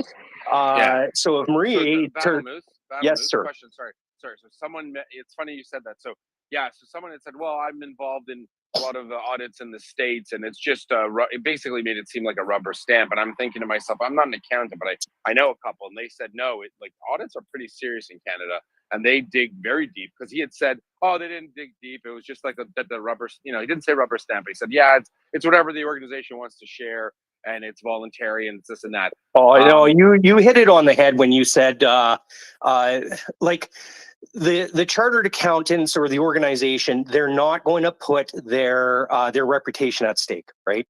So they're going to go ahead and ask for all the information. If you do not comply, they will drop you. They'll take whatever you paid and then drop you as a client. And I believe that happens all the time. If you turn around and say, I want to get an audit done because divorce is a big thing in Canada. Like people go out and get they want their spouse audited because they're lying on their taxes about how much they make and whatnot. It's pretty obtuse, but stuff like that happens all the time. And then they'll get the initial audit done, then they won't provide any more information, and the chartered accountants will drop them as clientele. So your audit's not complete. Now, with CRA conducting an audit, that's an entirely different critter. That's the my understanding is they do random audits. However, most of the time, it's when the wheels fall off the bus. That's when CRA comes in. So you can't pay the Canada Revenue Agency to come in and do an audit on your organization. They don't do that. They see that as a waste of money and a waste of resources. They'll say, go out and pay for your own audit. You silly buggers. But the bottom line is, though, when MriyaAid paid for their audit, because they have to, obviously, I think that was the detractor had said, they paid for it. Haha, it proves it's not legit. I kind of failed to understand how they didn't realize that that's exactly what corporations do. You pay for your audit because it costs a lot of money, and it's basically like a financial investigator going through your records. And if you don't give them everything, or even if they suspect that you haven't given everything, they actually write it in the report, don't they? They say we do not feel we've had full compliance, therefore we can only make an assessment based on this, and this. Is that not true? Yeah, absolutely. I've seen audits published in the paper where's that some presidential types have done that in the past. However, it's an entirely different and the problem here, and I read the thread that you're responding to the gentleman in, and it's apples trying to compare to oranges. And our tax system is different. Our tax system is a little bit more stringent. The rank and file of the chartered accountants out here in Canada will not risk their reputation because you're providing bogus information or no information at all. Yeah, so we know that. We don't have to defend the profession. That's a given. I'm saying that the fact that the organizations can ask for everything, and if you don't give everything, they will say we did not receive what we wanted. They'll still deliver you a product that you paid for, but it won't be very good because it'll basically say that they think you're lying to them. So I think my point is, the reason why I'm telling you this is I'm saying this out loud is because just to dispel any notion that that it's a rubber stamp audit. This is a legit, very serious, very well respected firm that did the audit. They said MriyaAid gave us everything that we asked for and everything that we feel is sufficient to make this, and we're professionals and we're giving a qualified opinion. So it actually says in the report, it's a qualified opinion. And for those who are asking why we care, again, we support MriyaReport. We think they're great. We had no doubts in their sincerity and integrity, and I'm glad that it's demonstrated and the truth has come out. And we're very proud of them. So that's all I want to say about it. And on that note, we can talk about it later. If you have any questions about it, please do come up. But I think Rebecca's been waiting a super long time, and then James. It's actually James okay. then Rebecca. Sorry. Go ahead. Before we jump into questions, I just want to point out that the firm that did the audit, I can't remember their name, but they're pretty gigantic. They're a large firm and they're well respected in Canada. If you're going to how should I say it, shit post them, just remember there is liable, and they're the types that will come after you. Yeah, it's because they will not tolerate their name being smeared. Yeah, GGFL in Ottawa. They have about 100 employees, and they've been around since 1946, and they do a lot of high profile companies and charities. So they're pretty much the go-to source, above reproach. I'm sorry to anyone if they thought they were a Mickey Mouse group. You should just Google it. The link was right there. I was a little saddened to see some people mentioning it's just a pie chart. Anyone can make a pie chart. My God, there's a very detailed report there. Go check it out. All right, sorry, let's go ahead to James. Hello, good evening, everybody, and hope you're all well. I'll chime in on this issue first and just say that one of our local charity, spreader outers that spent money on different programs, at one point had a overhead rate that was like approaching 30%. And it was like, well, what the heck? And that really needed addressing. And so to have suspicion of that is not a bad thing in and of itself. But then if people can show you where it goes and, all of those good things, then good. And I think that MriyaAid, its product is to produce aid that will support what it is that Ukraine says that they need to do the job that they need to end this war and this genocide. So the efficiency with which MriyaAid works is 100%, I believe, if we think about it like cash, although I'm sure the financial system has a little drag on it all by itself, how we pay cost money too. So, but forget that. They're doing it. And to Dan Miner's point about the efficiency of systems and everything, I would say that it's good to be suspicious of every part of government and everything you spend money on, and to look at it. And so I would ask anybody, why are you so concerned about just Ukraine? Look at the rest of the defense budget. What are we doing? And it's incredibly complex, and it's not bad. It's just complex. We should ask about everything. And we shouldn't ask the most about the defense government because it's got to be obscure. It's got to work that way. It's going to look funny. But then honestly, bad things can happen in that cloud. So we do need people on the inside of that bubble that are going to police that space, right? So that we can trust that space. But you should look at every part of the budget and say, are we spending the right thing? Are we doing this right? So that was sort of my comments. And to people who would still say, well, I saw it somewhere on the news that, this Ukraine money is being misspent. I'd say, well, if you don't want to spend money on it, how do you feel about just stopping bombings of children's hospitals? And if they have questions about that, I would explain that. And I would say something like, and I don't know if I could have the balls to really say this, but, well, how many babies can I put you down for, that have to die so you can enjoy a few dollars less off your tax bill? So that's kind of rude, but you get the point. I'll thank you for letting me speak. Yeah, good point, James. Exactly. What number are you placing on a human life, right? Gas is more expensive in Canada. So what? Do I have to worry about my children being blown up by a dumb Russian dumb bomb from Russia? Right? I don't. We don't have to do that. And they're not just coming for Ukraine. That's the key. This is an attack on all of us, 100%. Yeah. So Rebecca.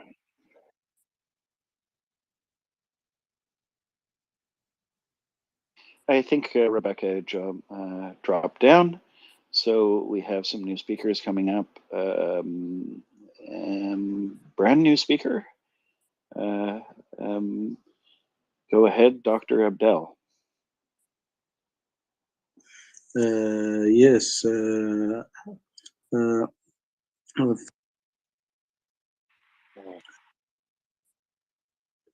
Oops, sorry. That thing is.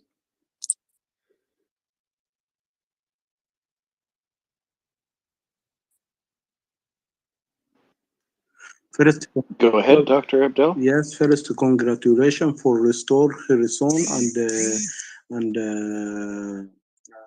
Ukrainian army make a good work. This is good news for me to see Ukraine restore land. This is a great work. I hope Ukraine be free and I want Ukraine won a war.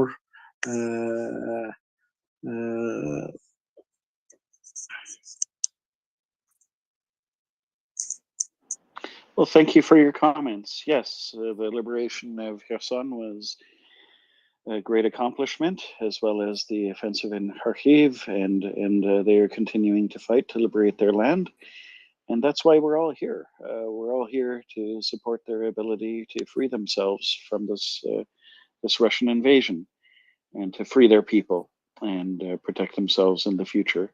So thank you very much for your comments. Just a reminder, everyone, you're listening to the Maria Report. We've been here 24/7 since the war began, every day. We will be here until Ukraine is liberated. If you would be so kind as to please retweet the space, that's how we get the word out, so that people know where they can come to get information about the Russian invasion of Ukraine. And as Yehuda was pointing out, we also support a number of charities, but the one we know well is MriyaAid.org, who deliver life-saving, non-lethal aid to Ukraine, things like tourniquets, body armor, night vision goggles, things that save Ukrainian lives. Ben, you wanted to speak. Oh, yeah, look, I wanted to know if you wanted to buy a country. I've got if I wanted to buy a country? Yes. A full country comes with the capital, a president, this sort of things, population, roads, schools, everything. Do you want to buy one? Sure, how much? And is it somewhere nice? It is pretty nice. One of them has very decent wines, and the other one does have very nice beaches. So, countries for sale. Okay, you've got to explain this, Ben. Where are you going with this? Thank you. No, you may have heard of those two countries called Hungary and Turkey.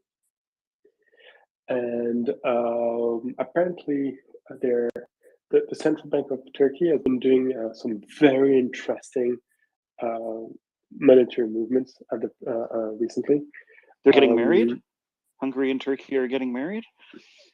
No. They're individual. You can buy them individually. If you buy them both together, you might get them married if you want to. But they're not getting married. It's two peas in one pot, but not this sort of pot.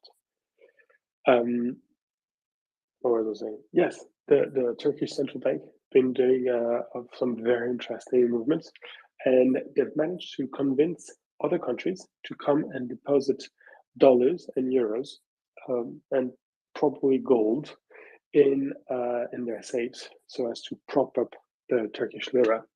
And among those countries, you got Saudi Arabia, Qatar, of course, a lot of money from Qatar. And very interestingly, you have a country called, let me check my notes, the Russian Federation. Yes, the Russian Federation. and another country called Azerbaijan. So basically, what the Turks are doing is that their economy is in tailspin, and they need money to prop up the Turkish lira and to fend off a little bit the massive inflation that they're going through at the moment. And it's very likely that they're doing this sort of political joking. I hope I'm using the word joking correctly. Political joking in order to get money from all those places, all those countries I've mentioned. They're getting billions, like actual billions. They can't actually spend them. It's a bit complex, but it's a really, really vast amounts of money, and they probably are promising a number of actions in exchange for this very kindly provided money and absolutely staggering sums of cash. Hungary is in a slightly different position. They have not been taking money yet, but concerning their financial situation, they're not doing well. Apparently, hundreds of police stations have been closed temporarily in the country because they cannot afford to pay the officers, and they're going to have to close some of those police stations permanently. So for a government such as the one of Mr. Orban, that is priding itself on being, strong and mighty and manly and whatnot, closing this sort of services is not great news, and there probably are to sell as well. So that's two options that you may be interested in. But we're in a space about Ukraine. I have no idea where I mentioned those two countries in a space about Ukraine. I'm sorry.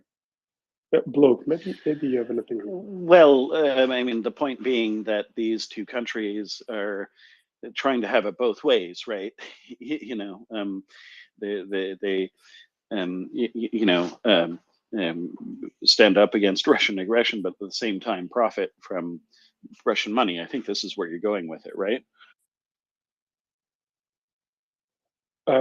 Yeah, yeah, exactly. They're throwing, well, more or less. They're part of their foreign policy is definitely up for sale, and anyone willing to spend the money to buy it is welcome, and will get it.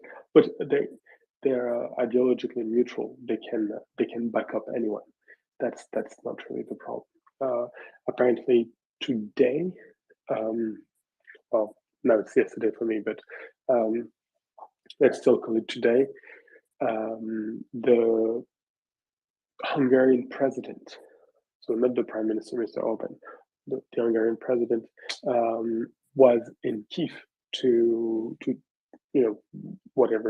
participate to a conference about grain export with President Zelensky. So they're sending signals every which way, but they need money, and they're ready to back up any and support any policy that you may be interested in then backing up for a few $1 billion, which I'm sure as a Canadian you probably have, because Canadians are very rich, as we all know.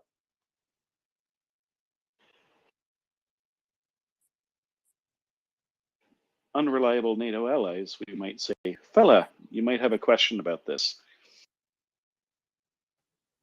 Actually, I wanted to talk something about related to Belarus, which was breaking news today. Is that okay? Of course it is. Please go right ahead. Okay. So you might have seen today was news that the foreign minister of Belarus has passed away, and there was some news about yes, how I did. He stumbled over a teacup. He had a case of window-itis. Well, okay. Anyway, my kind of point is that let's just be. I don't want to be coy, but let's just be. In conflict, the issue is that usually the first reports are not correct. So let's just keep cool heads and wait. What is the complete picture in Belarus? But my point is that mobilization has been going on in Russia, but on Belarus, if there is this kind of willingness or opinion that they would like to open a second front from the north, that where they came in the February, they came through Belarus, and what was the kind of surprising thing also that they decided to go through the Chernobyl nuclear forest, which is contaminated, and they made camps there. So if they would do that, and my point is that most probably, in my analysis, if they start some sort of mobilization in Belarus, it's not, the regime in Belarus is not popular. The people are escaping. There is this legion who is fighting on the Ukrainian side. So I think it's a touch and go issue for the Kremlin to think that if they want to mobilize, it could easily lead that Lukashenko, which is complete puppet and a clown for Putin, he will be toppled and Belarus will fall. So I think the Kremlin has very little options in terms of Belarus, because I find it difficult to imagine that the regular Belarus guys, they are not maybe willing to go to demonstrate or something, but these are regular guys who would be mobilized, and their willingness to fight, forced to be fight like the mobilized persons in Russia to fight the Ukrainians, I doubt it. So I think it's a danger for the regime, this Belarus thing, both the regime in Moscow and both to Belarus, that if they start mobilizing, it might lead to collapse of Lukashenko's regime, and that would be, of course, that would be positive. Thank you. Yeah, a couple of things on that. First of all, Lukashenko, sometimes I can't, tell if he's a true clown or he just plays one on TV. But I did find it hilarious that he complained about the Ukrainians putting up fortifications to make his future invasion difficult and inconvenient for him, which was hilarious. And the second thing is that the Belarusian army is even in worse shape and less motivated than the Russian army. So this is, in my opinion, my humble opinion, this is going nowhere fast. And I agree, this will create a lot of tension within Belarus. We'll have to see. But I don't know, maybe Yehuda or the other members of the panel would like to comment on that.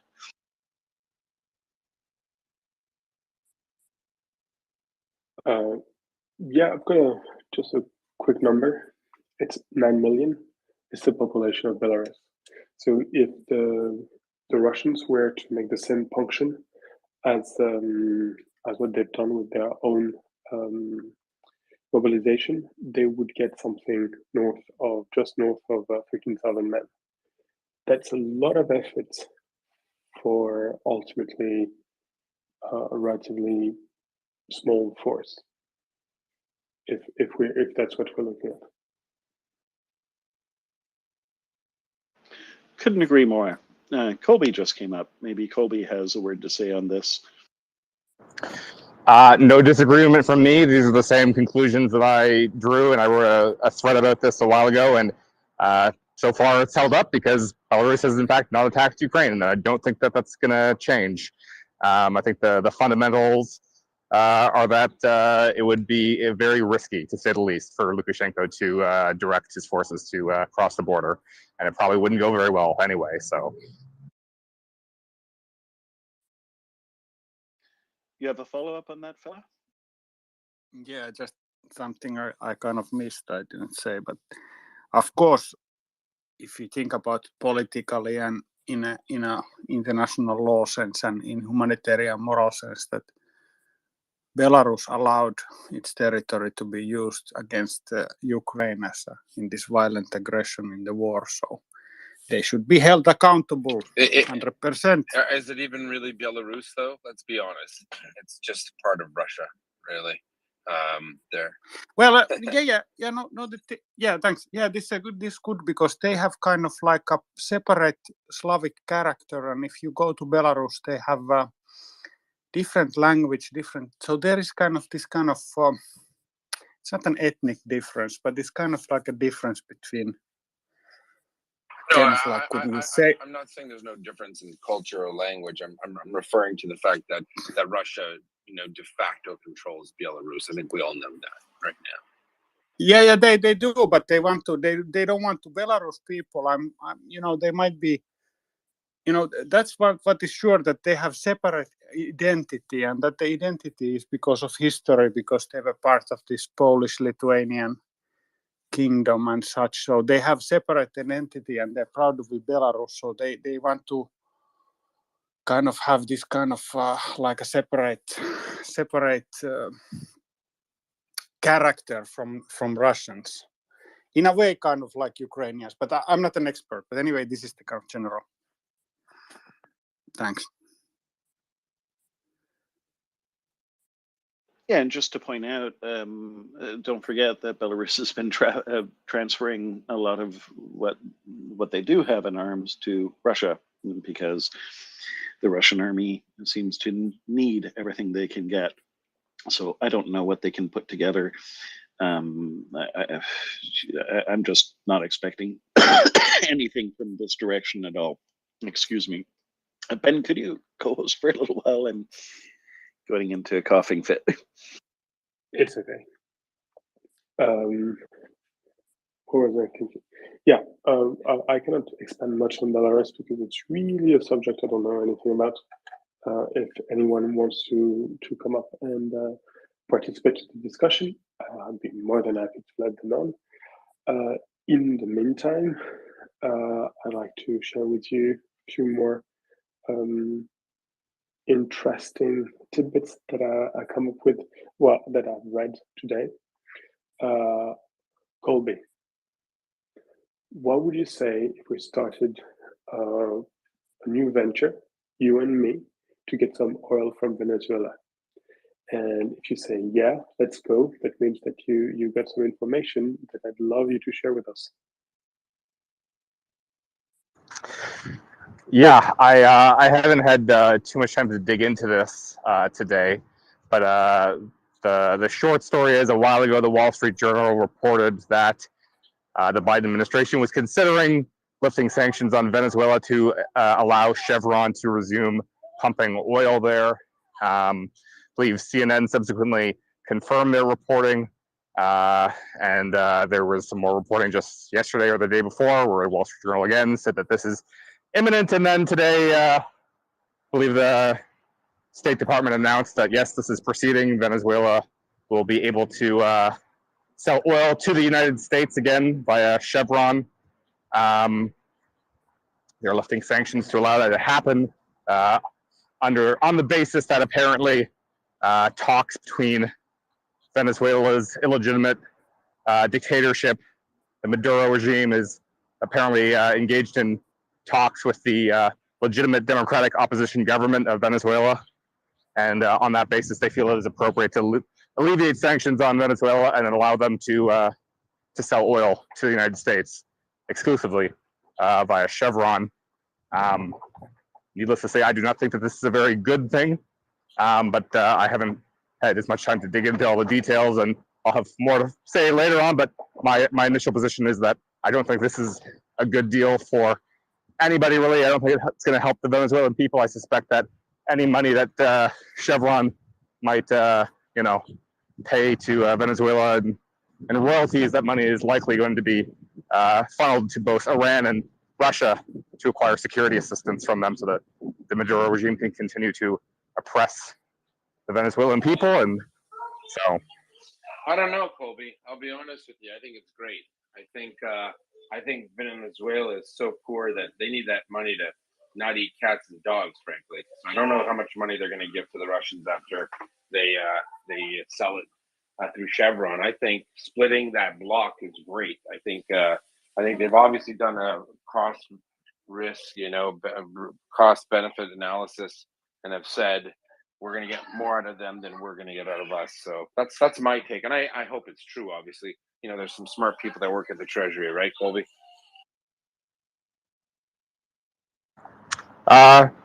Yeah. I hope you're. Yeah, sure. I hope, right? Yeah, I hope. I'm never optimistic with the way that this administration and past administration has dealt with the Venezuelan dictatorship. The track record does not inspire confidence. Yeah, I hear you, but I think strange times, calls for strange measures. I think helping offset that deficiency in the states without doing it. Obviously, it's a hot button issue doing it inside for some reason.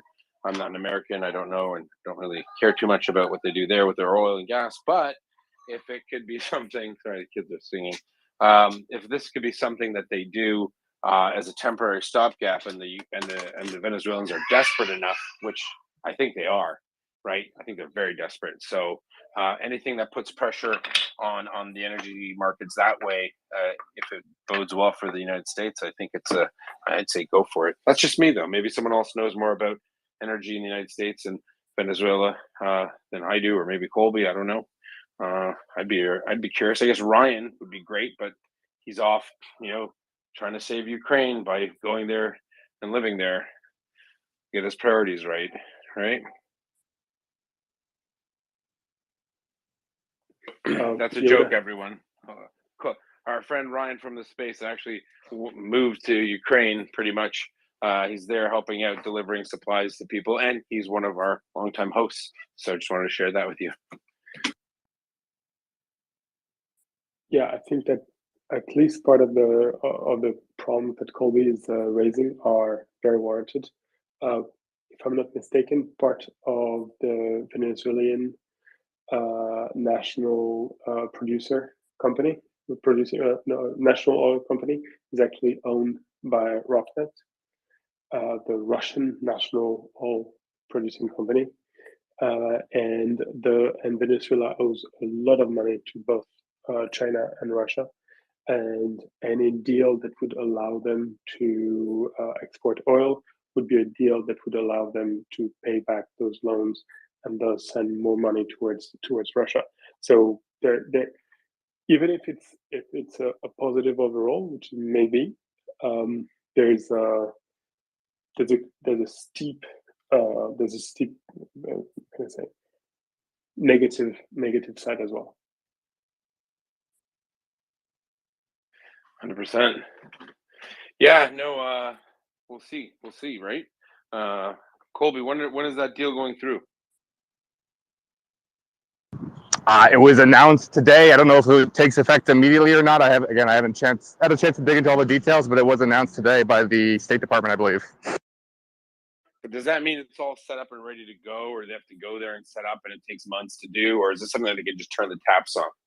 Yeah, I don't think that they're going to start pumping tomorrow, certainly because they haven't been pumping for a while now. So there's going to be some work probably that needs to be undertaken before they can resume that. So it won't be immediate, but it's authorized now, so they can start laying that groundwork to resume exports. But I wouldn't expect Venezuelan oil to be on the arriving in U.S. markets tomorrow. So it's not going to provide any sort of relief for gas prices, if that's what the Biden administration is trying to do here. But well, I was going to say, actually, I suspect it would actually. So let's just say the announcement's made and it takes a month.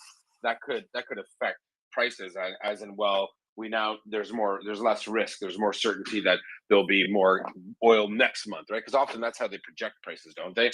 What the future availability is. Yeah, it's going to affect futures probably, depending on what the timeline is. I haven't dug too deep, but I saw some estimates that it could be several months, not like 1 month. So I don't know exactly if there's any consensus on what that timeline would be, but I guess watch the futures, I guess, and that'll give some indication. It's funny, Colby. If they announce the inverse, that oil wouldn't be coming in, they'd drop, the prices would skyrocket today. Yeah, when they know they're getting more, it's convenient how it works out that way, right? Yeah, well, I mean, they haven't been able to pump for some time, so that's baked into the cake already. But yeah, I don't know. I haven't looked at the futures yet and seen if there's any reaction to that announcement. All right, cool beans. Good to know. Okay, so let's see. I hadn't been around for a bit. Everyone, as you know, some of you might not have been under the weather with some kind of infection.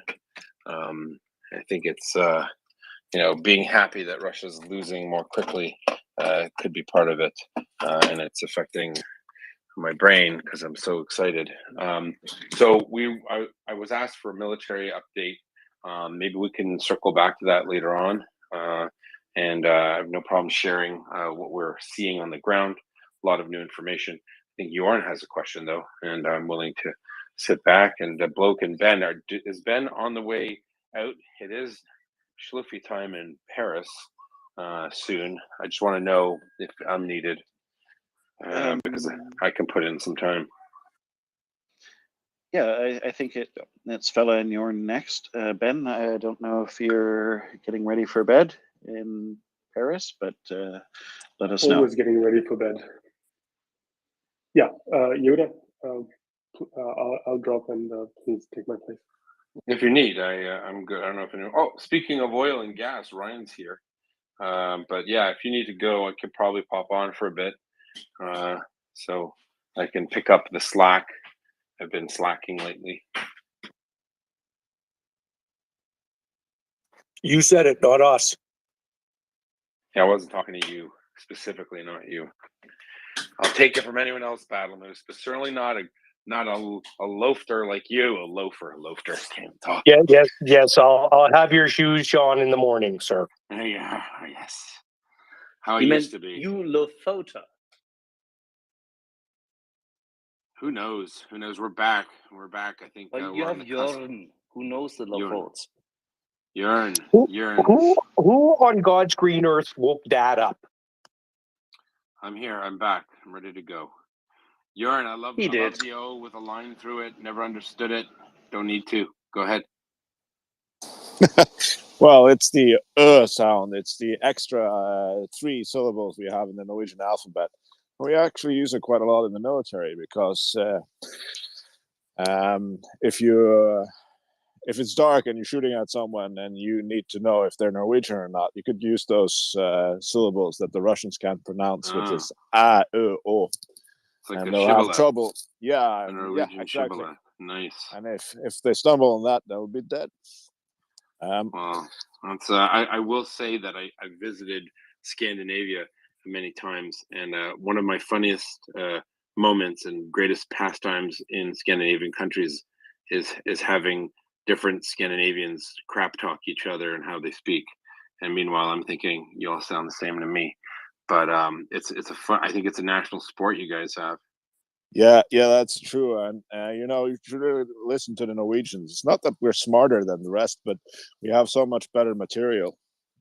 Well, I've heard from every Scandinavian, they really hate Danish for some reason. They go, Danish sounds like Swedish with a hot potato in your mouth. And I'm like, Swedish sounds like Swedish with a hot potato in your mouth. You all sound the same to us. Anyway. Yeah, but the Danish are the original colonialists. They owned us for hundreds of years, and then they backed the wrong side in the Napoleonic Wars, and then they just turned us over to Sweden like a gift, and we're not having it. But then we struck oil, and here we are anyway. There you go. Must suck to have that little country dominate all of you. Anyway, I'm just kidding. Go ahead, Jordan.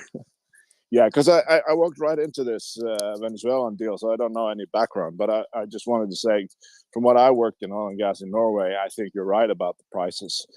It's very difficult to predict how the market would react, but they'll certainly react to that kind of news because I guess it's kind of unexpected. Because sometimes when the U.S. tap into their strategic reserves to lower the oil prices, the market has had at times the opposite effect because they react negatively to the fact that they have to tap into the strategic reserves and stuff. So and it's also a lot closer, right, Jorn? It's across the Caribbean Sea, not too far. Yeah, and also they're releasing oil that I don't think the market was expecting to be released, so they should have the oil price should go down because of it, even though it might not be ready for a month or two, as you said. But this is something that's going to happen, and it brings down the uncertainty, and the markets should react. From a consumer point of view, they should react positively to that. Well, there you go. Maybe Ryan can come up too. Well, we got some people here. I'm not a I am a co-host. I can't add anybody though. Uh-oh. Cycle down, I'll get you back up. No, it's okay. I think I know what it is. There might be too many ghost speakers. Yeah, no, I'll cycle down. Never mind.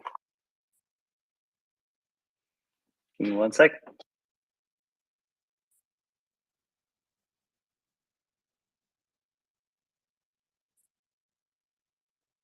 Oops, sorry, I muted everyone. I know that there are some speakers coming up to speak. They disappeared, and then conveniently the mute button is right next to them, so I pressed it by accident. Fella, you've been waiting patiently. Go ahead. Yeah, thanks.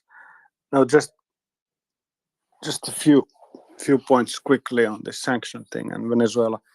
It's interesting deal, and maybe it's the thing is that if it's, let's hope that there is something positive out of it, that this it will help to drive a wedge between Venezuela and Russia and further weaken Russia. That's what I'm hoping. But in these sanctions things and the trade war things, my experience tells that this is very, very kind of precise, like a precision munition business, that you have to be very calibrated in these things. Otherwise things can go wrong. And one example also today was, I saw that Belgian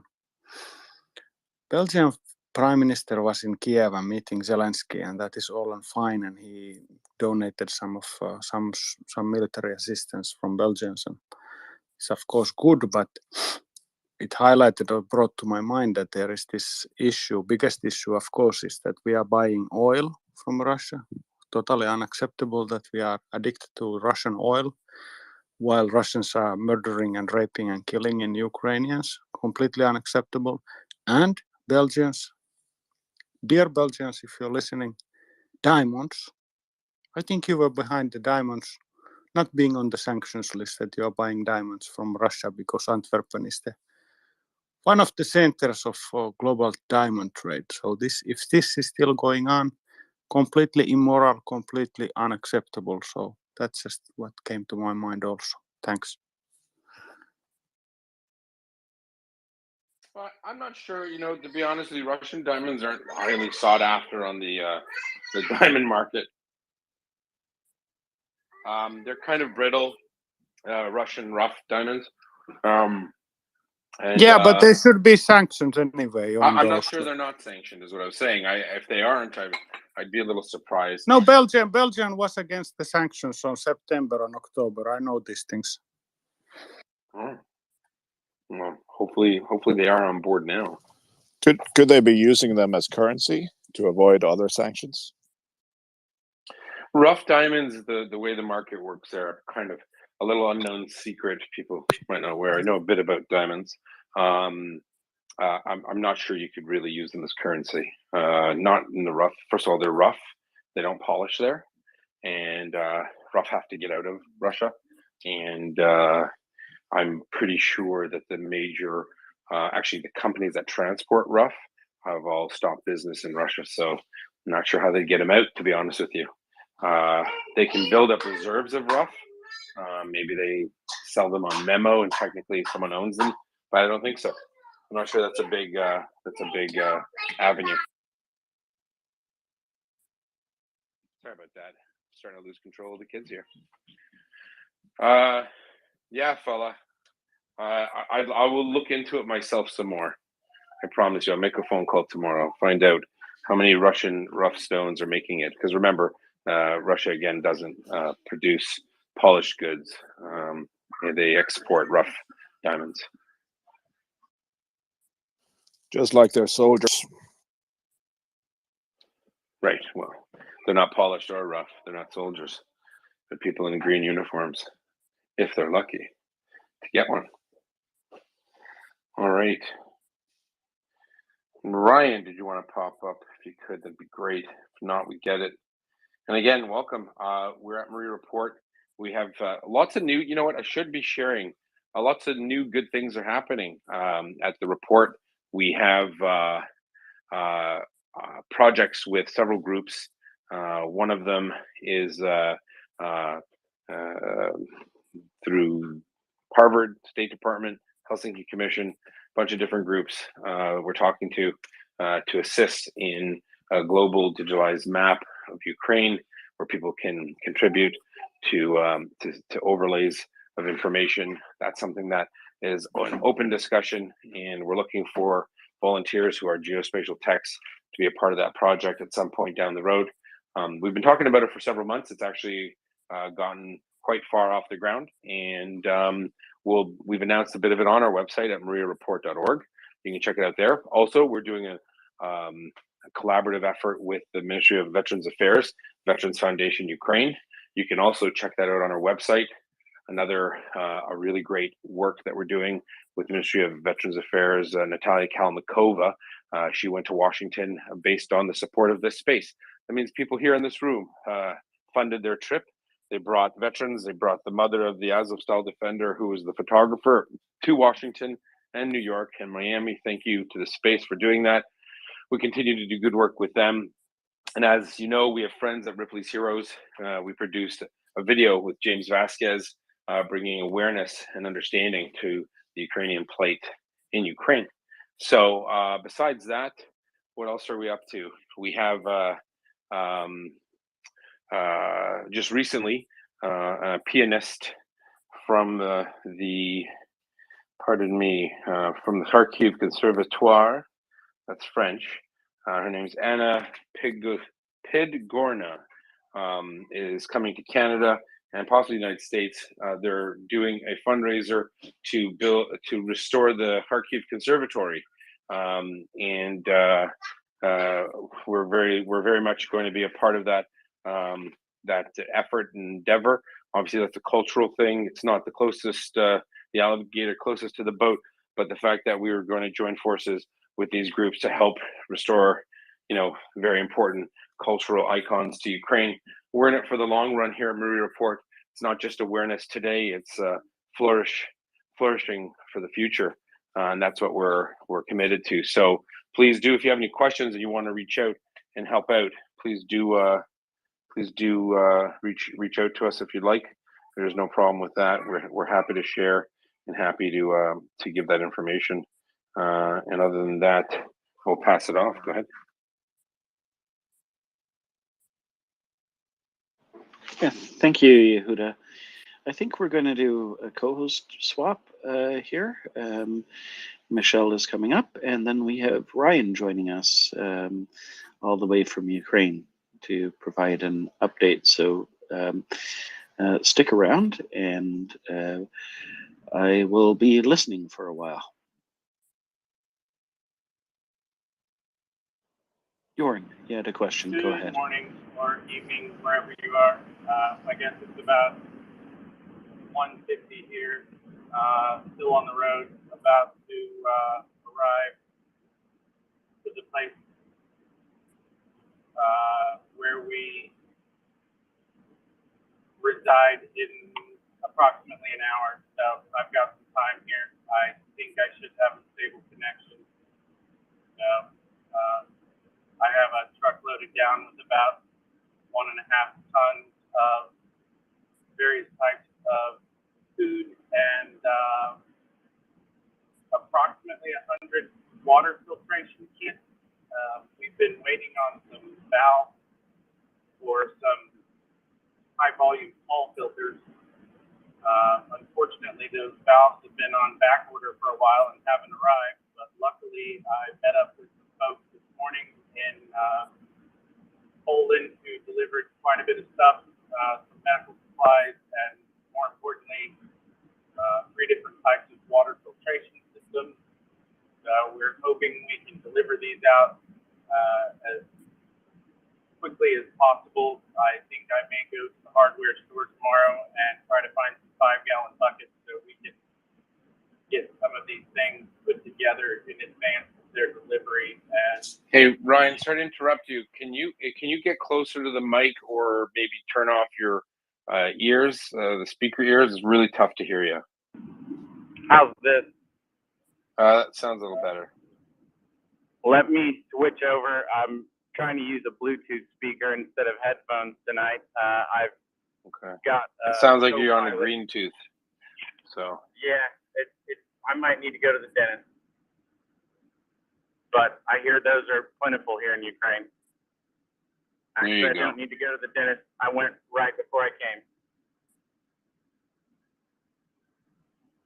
All right, if sorry, my go ahead. mic's any better, I can talk this way and not use Yeah, the yeah, go ahead. But perfect.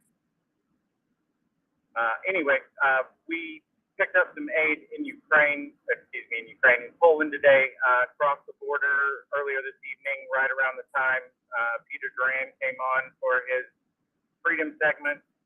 Unfortunately, I was handling the border crossing when that all went down, and cell service is extremely spotty between the border and Lviv.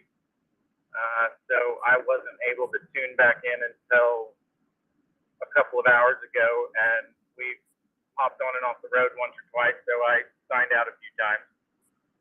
Didn't mean to interrupt the flow of conversation, but happy to sit here on the panel and listen in. I like listening, honestly. I was thrilled to finally have a co-pilot who can drive a standard shift transmission. I've been shouldering the brunt or the larger portion of some of the driving responsibilities, just because people I've traveled with as of the last week or so did not have adequate driving experience. But I have a more than qualified partner now, so I managed to get a few minutes or an hour off of driving. It's nice to just be able to catch up on some of the conversation.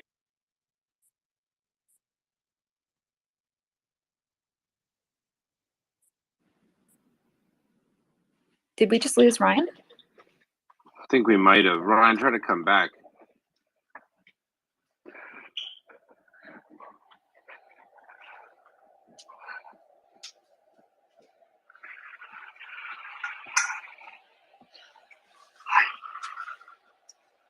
Axel, are you wanting to say something?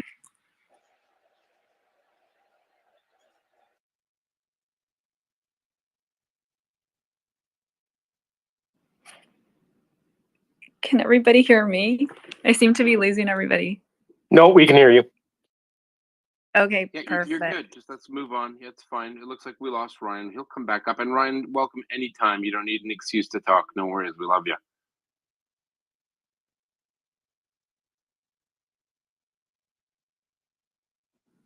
Okay, great. So hopefully Ryan comes back up. I actually was interested in hearing some of the things that he's been up to, because I haven't been in the space very much for the last week and a half or so. I've been recovering and doing much better now. So I'm glad to be back, and thank you for everybody for being here. It's always a pleasure.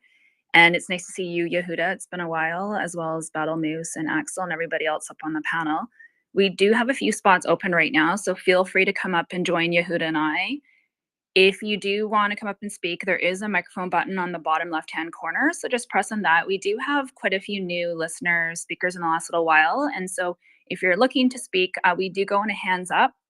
The hands button is in the middle of your screen on the bottom. There's a heart icon. Just press on that for a couple seconds, and then you will see a hand pop up on the right-hand side. So press on that, and we'd love to have you come up and speak to us.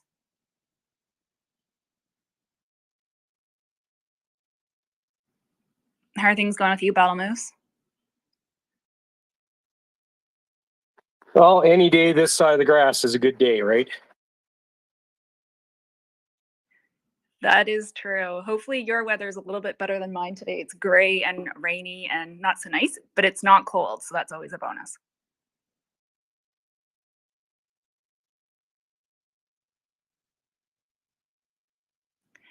I know one of the things that Yehuda was mentioning earlier, just around MriyaAid and the audit, there's just been some conversation back and forth about it. And I know for me, it's very reassuring that an audit was done.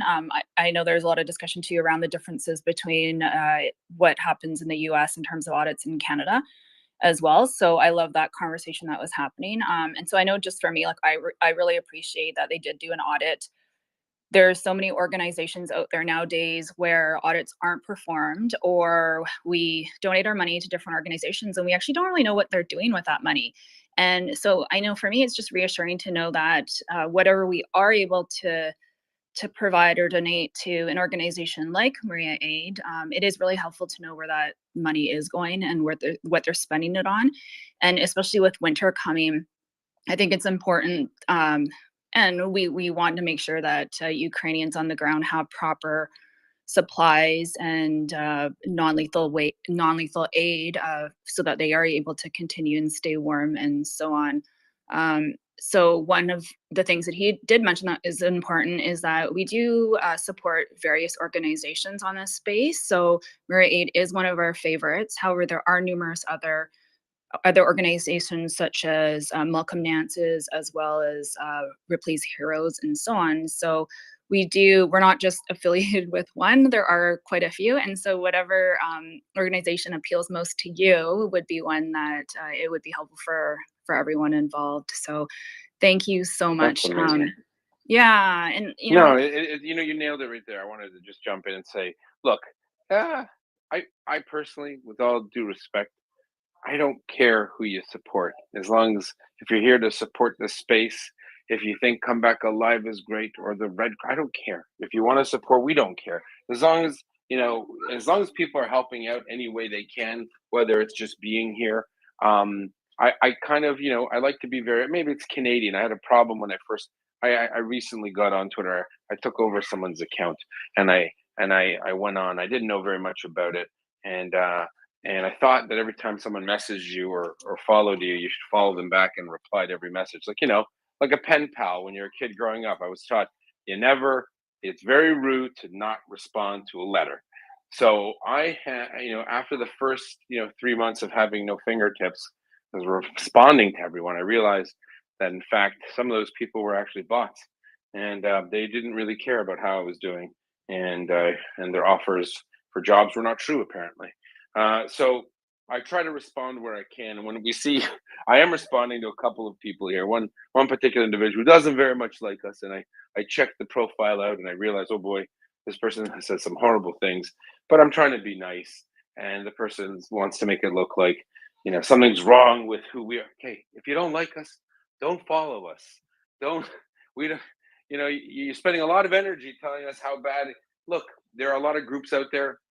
I love Maria, and I'll tell you why. It's local for me. It's done by people who are above reproach in my eyes, and every penny that they get goes to Ukraine. They're allowed to use donation money to pay for their audit. They didn't. They're allowed to use donation money to pay for stamps and staplers and things that they need to do the business, but they don't. So I'm not criticizing other charities that don't do that, but there are a lot of high flying charities that spend 50 to 90% on overhead. Big ones, famous ones. I was shocked to find out, but that's fine. We're not here to criticize other people. But if it's any charity, I think, or non-for-profit that deserves no criticism, it would be Maria Aid, because they're really doing amazing work and they're doing it on their own dime. That's the way that they contribute. And I personally just take a little bit of offense if someone goes after a group like that and says, "Rah, it's not a real audit. Rah, what's happening to this or that?" And it's like, oh, grow up. You obviously don't believe it. The audit is a stellar, top of the line professional audit. God bless them. They're great people. And I'm glad we're talking about it because it is important. Transparency is always important. And I think out of all the groups that we support, I don't think any of them have done an audit yet. I think Maria's the only one. And yet they're getting a lion's share of questions about it. But I don't think they're from very serious people. One fella, the Drozik guy, he seemed to, ask some intelligent questions. He was wrong on a few things. He compared it to an American audit and made it seem like it wasn't very thorough. And that's just not true. But he didn't know that he's not from around here. He's not local. He's American. And that's okay too. But I just want to let you know that we're very, very proud of the team. They've done great work, and I suggest check it out. And if you don't believe me, go ask an accountant and ask them, hey, how do Canadian accountants work, and how does this audit look? I think you'll hear good news.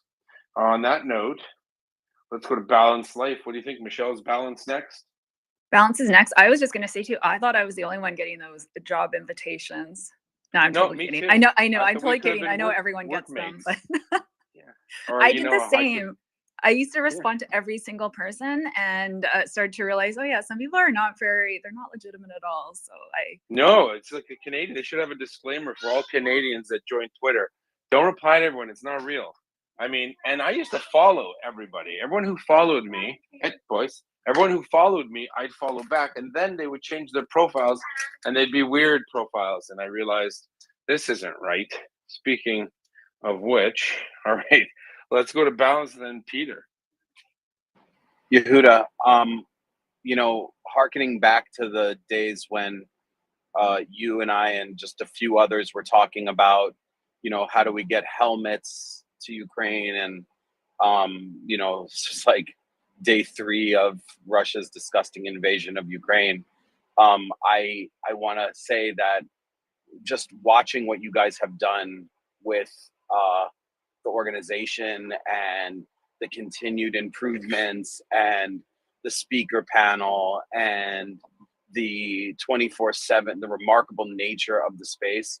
It's just it's an honor to be a supporter, and it's an honor to say that you guys have been part of my evolution, understanding uh, it's touched every aspect of my life and has gotten me active in other spaces. I don't mean Twitter spaces, although that is true too, but other spaces that relate to,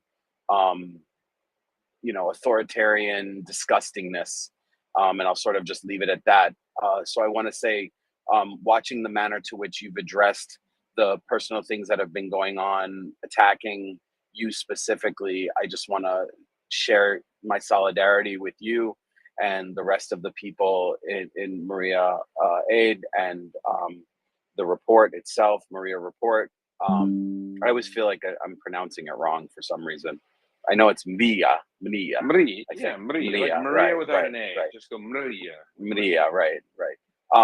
So like an Antonov flying down the runway. Maria. So I just wanted to say that to you directly. The one thing I wanted to share, if you could, maybe just remind people about, with regards to actually being a donor, someone who takes some of your financial resources and does so through Maria Aid to assist, how that works for people who who relish in the anonymity, or they think the anonymity of Twitter. So they're uneasy about now all of a sudden, you know, putting themselves out there, name, credit card number, you know what I mean? All of those things. How someone could, sorry. So I thought I'd maybe bring that up. Sure. So it's it might be valuable to people who are concerned about the fact that they feel anonymous here, but then all of a sudden they're not when they're, you know, giving $30 or $3,000 to Maria Aid. 100%. No, listen, some great points. Well, thank you. Look, we've been here. What we've developed as a group of people, as a team, is incredible. Number one, I never expected this. I think a lot of people were here for cathartic reasons because people were really upset. Some of us have family in Ukraine. Some of us, you know, trained Ukrainians. Some of us worked with Ukrainians. Some of us have Ukrainian spouses or whatever. And for those people in the beginning, it was obviously a very tumultuous time. Sorry, just give me a customary shush. They're getting too loud. And it was interesting, you know. And then it evolved into an information space, and then it, you know, in some cases devolved in a bit of bickering, and then it evolved past it. Once we moved past the problems, we got into a world where we were now having chiefs of staff of congressmen and women reaching out, Deutsche Welle, newspapers, Reuters, talking to us. This fusion of intelligence and experience from around the world, including Peter is trying to get up, by the way. Can you get Peter up, Michelle? Peter Doran, he got bumped off. Peter, if you can't get up, just close the app and come back in. But then again, you know, Balance, we had all these great people showing up. and continued to stay. And we got lucky. We had great, smart hosts who were dedicated and committed. And you know, I think a lot of us who, you know, are politically inclined or know things about the military, we had a big an epiphany came onto all of us. What was the epiphany? Russia isn't too big to fail. The world can change for the better. Mine isn't always right. The bully doesn't always win. Maybe we're something bigger. You know, maybe we're part of something that could help change the world. Maybe, just ordinary people could do the extraordinary. And that's, I think, the beauty of this space. And that's the beauty of all of us coming together. Look, we support Ukraine. We, you know, Veterans Affairs isn't Maria Aid. We helped them out because it was a good idea. Constantine here, who comes, we tell people. I said we know people know him personally. He's buying ear defenders, ear protectors for Ukrainian soldiers. If you want to help him out, send money to him. Well, you know, if you want to, you know, buy ear defenders, you want to buy 20 of them, 10 of them, one of them. Like, that's how we operate. We're really here to help.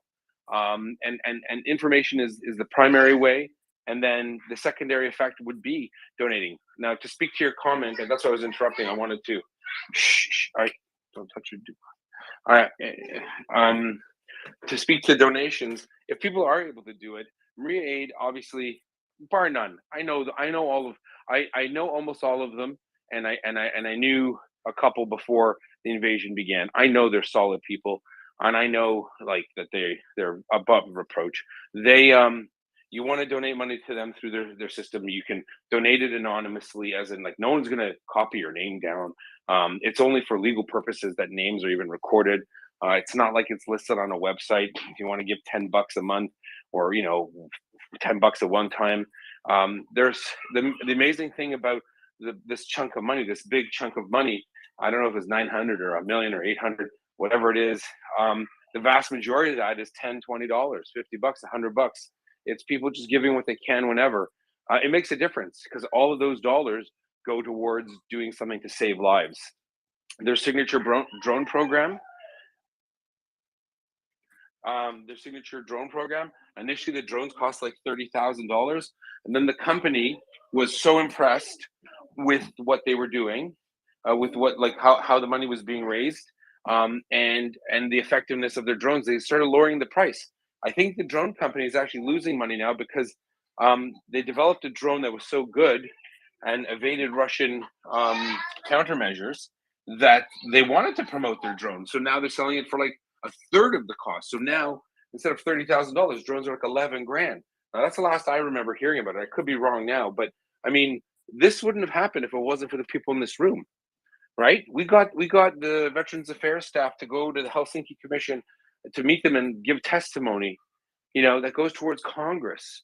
That wouldn't have happened if it wasn't for this room. It's absolutely insane to me, the amount of interplay that we've got. There's so many more things I can't really share because I haven't been told I could share them, about very important groups reaching out, finding information from this space, using it, and leapfrogging and catapulting policies and things towards helping Ukraine.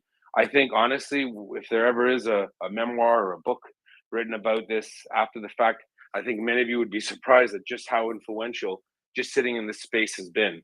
It really has helped change policy. And speaking of which, Peter, maybe you want to talk about that a bit. I know you wanted to talk. Go ahead, Peter. So, Yehuda, can you hear me okay? I'm just trying out my mic here. Yep. Okay, great. So, Yehuda, earlier today we were talking about this, and one of the members of our space brought up a wonderful quote by Margaret Mead. She's a fantastic anthropologist, and her point was, never underestimate the ability of a small group of people who come together and they can change the course of events. And for me, I thought that was a very powerful point. It really resonated with me. And I think that describes what Maria Aid and the Maria Report are doing right now. So Yehuda and to everyone else listening in the space, I can tell you, as a think tank CEO, as someone who has had to go through these kinds of audits himself, the first I saw Maria Aid post their audited financials on the web, I hit that link so fast. and I went through every single page. I read through the entire audit, and Yehuda, well done, man. Well done. As anyone who knows, yeah, thank you. but as anyone who knows how to read these reports, let me tell you what I saw. I saw none of the red flags. I saw none of the warning signs. First of all, transparency is key. You put out your financials, you have your audited statements out there, and then I went through those financials. I saw that MriyaAid is spending the money that people are giving on the mission. You're spending the money on the things that you said you would spend the money on. Typically with sham organizations, you would see a huge overhead. You would see travel, expenses, mansions. You would see all of these things, red flags. MriyaAid had none of those red flags in the financials that MriyaAid published. That was very good. Also, I noticed that MriyaAid's overhead is so low. To me, I understand that to say people are volunteering. They're giving their time. They're donating their resources. And that's why MriyaAid's overhead on your financials is so low. Again, I've been through this myself. For people? What's overhead? Okay. Explain to people. All right, so usually the industry standard, the gold standard, is between 10 to 12%. So the industry, the nonprofit industry says you can take about 10 to 12% of the donations that people give you and spend that on overhead. MriyaAid is spending, Yehuda, what, 0% on your audited financials? That's incredible, 0%. man. Zero. That is beyond the gold standard. When we have heard about sham organizations in the past, or there's these other fly-by-night organizations that have popped up saying, I'm going to help Ukraine, they tend to spend the money on themselves. MriyaAid is spending beyond 0%, literally 0%. So let me state this clearly. The industry standard is 10 to 12% of overhead. You're allowed to spend that. MriyaAid is below that. That means that MriyaAid is beyond the AAA gold-plated standard for nonprofit mission-driven organizations. As a think tank CEO, I've been part of this community for a long time. Transparency, good job, guys. Your audited financials, well done. I saw no red flags, and frankly, kudos to the team for volunteering their time, for showing that MriyaAid is best in class in mission-driven organizations, and your numbers show it. Thank you. Should I ignore the comments where there was an American fellow who seemed he knew to? So he said, I do audits, and this is kind of just, it's all voluntary, and it doesn't really prove much. Is it worth replying to that? Because I know it not to be true, but is it just bad faith or is it genuine concern? Yeah, that's bad faith. I mean, Yehuda, I've been the CEO who was on the other side of the table when the accountants pushed the audits across the table to me. I opened the book up, they started explaining things to me, and I've done that for many years now. And when I looked at MriyaAid's audited financials, I saw low overhead. All the money that is given by donations goes to the mission of the organization. Yeah, and kudos to you guys. I mean, this was an organization that came together organically. People came together and said, we need to help our friends in Ukraine. And now you're publishing the financials. Well done. Well done. Thank you. I think the kudos goes to Melanie Lake and Alex Backus and Lubomir Shabursky, Lesha Shabursky, Carrie. I don't even know her last name. Doesn't really matter. These are the people that are the core of MriyaAid. They're the board. They've been in it from the beginning, in it to win it. Obviously, you know, I was actually, just so people seem to ask me, I was a part of MriyaAid when it started. In fact, I was a part of whatever idea Melanie and I had in November, December of last year. We thought we were just going to be helping a refugee situation. No one knew until the Russians proved to underwhelm all of us that it could be something different. But I quickly found my space online here with everyone. I realized that those long, boring meetings weren't for me, and I have enough of them at work. So although I was a part of it initially, I was pretty quickly just a fly on the wall, and then eventually not there at all. So yes, to clarify, I was a part of MriyaAid in its inception, but then I recognized, I think we all did, that there was a need to have an information space, and I felt that was where my talents would best be placed. You have logisticians at MriyaAid, you've got a lawyer, you've got an IT guru. It's obviously Alex Backus. No one else there had his skill. And then you had Melanie Lake, a great leader, a visionary, and then they had everything they needed. So all that credit really is to them. So kudos to them. They really deserve it. And you're right. There's just a bunch of people that got together at the beginning of an invasion and thought, how can we help? And they did it. And ironically, just a weird fix, because the people on this space is what made it push it through, right? They received funds, I think, from like big Ukrainian World Congress or Ukrainian Canadian Congress, I think. But a lot of the funding that came in was actually online through this space. So that's a big kudos to everyone else. Thank you for that too. And thanks for sharing that, Peter. And Yehuda, just one final thought, because I know online and on the social media space, a lot of people have been saying, oh, well, I mean, what about this pie chart? Or what about this? Yehuda, they look dumb, because those people who are saying these things, they haven't actually clicked through and looked at the financials. When you look at the financials of MriyaAid, it shows a rock solid organization that is playing by the rules. And for everyone who is donating to MriyaAid, they can be confident now that, and they always should have been, but that now they can certainly know your money is going to support the mission. Your money is going to help our friends in Ukraine. And I'm very proud to be associated with this great community. Thank you. Yay. And everyone, that's Peter Doran, former head of SEPA, an all-around nice guy. He's doing other works in defense of freedom and democracy. Sounds pretty cool, and it is. He's also an author and a great friend of the show. Do click him and follow him for great updates. Thanks, Peter. Michelle, I don't know who's next, so I'm just going to leave it to you. Yeah, we're going to go Oysten, Richard, and then Wolfgang. Hey, thanks. First of all, I have to say, because I've never actually remembered to say this when I've been speaking, absolutely have to echo both Balance Life and Peter, because you guys and the people in charge of MriyaAid are just like tops. Congratulations, you've done an amazing thing. And I was just wondering if it's been spoken about in the space about what happened with Poggio, the female influencer who was raising money for the Georgian Foreign Legion. Turns out she was just scamming people.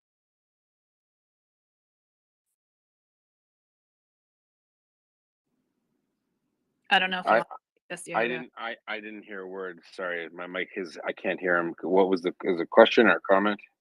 Yeah, it was the question around if you have any thoughts around Poggio. Poggio, I'm sorry. Is that a game?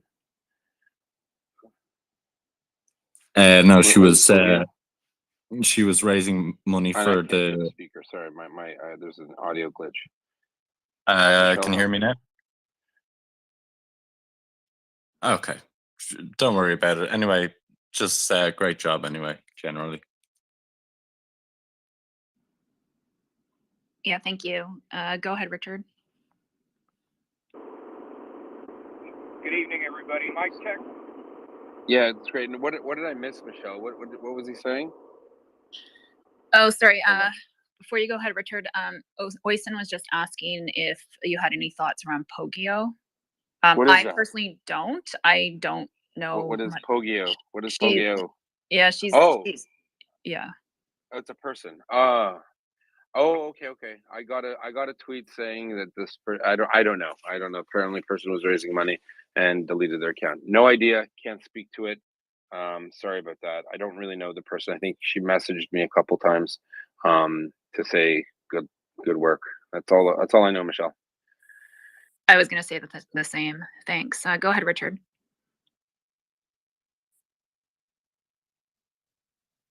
Richard, unmute your mic. Sorry, go ahead, Richard. Sorry, I must have put it on mute. Just wanted to give a little I'm calling this space. I've been here for probably since a month after the invasion started.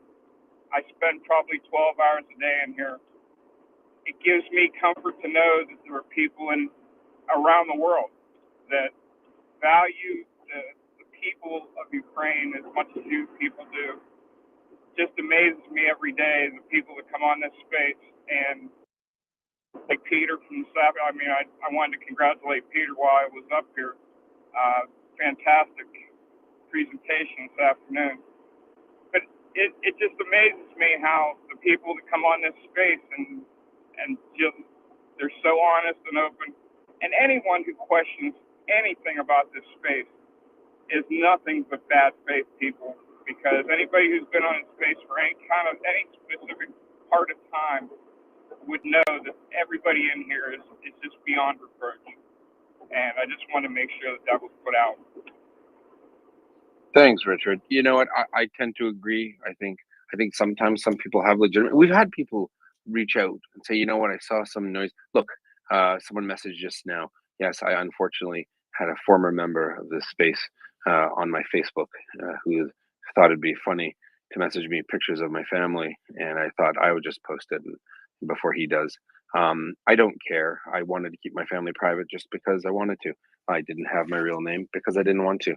Unfortunately, that decision wasn't made by me. It was made by someone else who has doxed me. He's doxed me a couple of weeks ago. We all know who he is. I don't want anyone to do anything. If it's anything the terms of service violation, by all means, do whatever is just. But we're here to help Ukraine. And, my family has unfortunately been the result. I've been targeted for harassment, and that's a police matter. And I don't want to speak too much about it, but it is an active police investigation. And the people who are responsible, they already know about it because I know they've been reached. I think almost all of them, and they'll face the full extent of the law in their jurisdiction, wherever it is in the United States, and they know that. So I really thank you for the support. I got a lot of overwhelming support when I posted the pictures on my wedding anniversary, because that individual threatened to do it. And he posts, and there are some of his friends who post. But you know what? There have been more people that have reached out to us to say, "Hey, what happened?" And we said, "Look, we're a volunteer organization. None of us take funds for ourselves. There are no PayPals. If you want to know sometimes who's telling the truth, look who's making money, who's collecting money on their own. It's a good indicator of how they're conducting themselves. And you know what? There was an honest general rule, and I'll tell the audience right now. When we were being attacked as a group, we had a different name. We call it now MriyaReport. So it's not a cult of personality. It's based on Ukraine. And when we did it, one of the rules I did say is that we won't engage in mudslinging with those who attack us. We're not going to go there because we did some explaining, but other than that, we're not going to engage in what they're engaging in because we're going to be better than them. And we're actually doing things for Ukraine. What they're doing is attacking people, insulting, threatening, harassing, and that's what they want to be remembered for. If that's their legacy, that's on them. We don't care. We're doing the right thing, and the proof is in the pudding. We're providing an information space 24 hours a day, 7 days a week for people all over the world. Visit MriyaReport.org. You can see our speakers, our guests, prominent figures in Ukrainian society, experts from around the world. We're proud of what we do. We stand behind it 100%. And thank you so much for the support. We're going to keep on trucking. We're going to push through to the final objective. And we hope that you're all here with us. Thanks so much for that. And let's go to Wolfgang Puck, followed by lunchtime. I just wanted to say thank you for putting up this space, and the aid organization and everything. I just I wanted to assure you that your integrity is beyond question.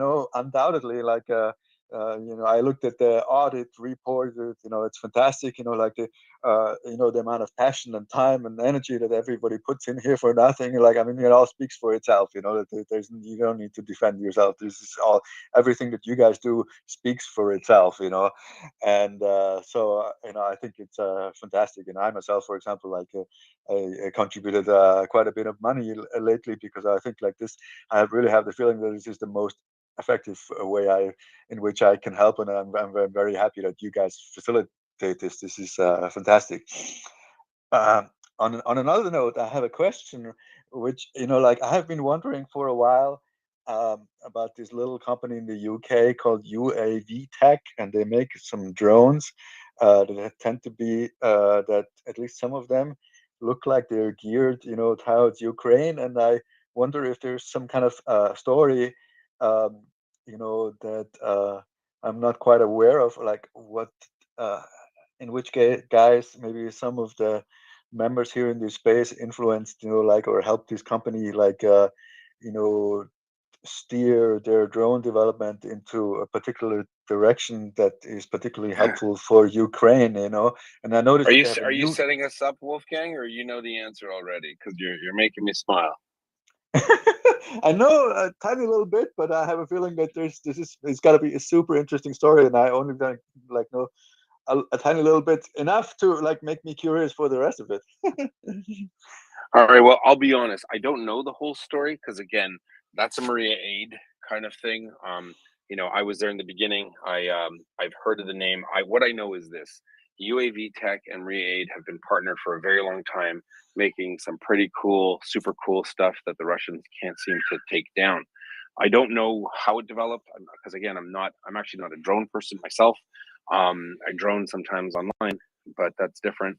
And I do know that Maria Aid has people specialized in drones who work with UAV Tech. I know UAV Tech dropped the prices to accommodate the fact that Maria Aid's an organization that gets money from online, and no one's making money. So I know that whatever they've done, Wolfgang, has been like brought some really crazy stuff. If you look at the Maria Aid website and the Maria Aid Twitter handle, you'll see all the drones that they've delivered. They actually have a Maria Aid, a member who goes to Ukraine on his own dime.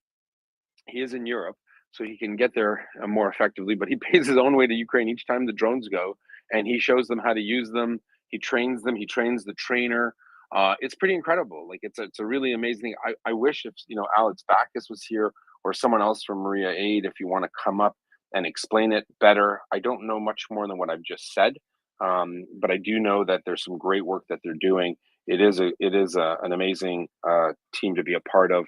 But UAV Tech in the UK, they've sharpened their pencil time and time again to provide this equipment. And the listeners here who chip in, when you do, and you hit, and they get that $10,000 or $12,000 mark, that's what they buy. They're buying drones, and they're great. They're obviously non-lethal because I don't think we're allowed to deal in the lethal stuff, but they provide amazing intelligence that saves Ukrainian lives. We'll never know how many Ukrainian lives have been saved because of the people in here donating to help buy these drones. So I'm really sorry, Wolfgang. I'd love to give a more comprehensive answer. All I know is what I've just said, and I know that they're pretty cool. And I know that when I've spoken to the individual at MriyaReport that does it, he often says, I can tell you this much. I don't want to say any more. I'm not allowed to say any more. There are agreements, non-disclosure agreements I have to sign with the Ministry of Defense in Ukraine. But it's all pretty amazing stuff. So I hope that helps, Wolfgang. Yeah, this is awesome. So then I had, if I may, like a bit of a wider question around the drone phenomenon, and I wonder if we have some experts that can shed some more light on it. So, like everybody else, I've been following this, and I'm thinking, like, is with this new kind of technology that sort of comes by surprise in this war, where you have lots of cheap drones that are being used to great effect, and everybody seems to be surprised by how cost effective this stuff is. Is this just a natural development that the evolution of war technology, that like there's always some holes, and there's always a race of an arms race to some extent, and every side adapts and finds new stuff and finds holes and plugs holes? Is this just yet another minor iteration of it, and then everybody then things go back to usual? Or is there something fundamental about that, say, like we've been going down the route for a long time of doing high-tech specialized stuff, like an F-35 fighter plane that's exceedingly expensive so that you can only have a few of them, and now there's this trend of like having few cheap but very cost-effective things, maybe in the thousands, and is this like a fundamental change, or is this just yet another hole that it will be plugged in short time, and then all the nations of the world will have cost-effective means to counter this, and then we're off to the next chapter of technology evolution, or is there something fundamental about it?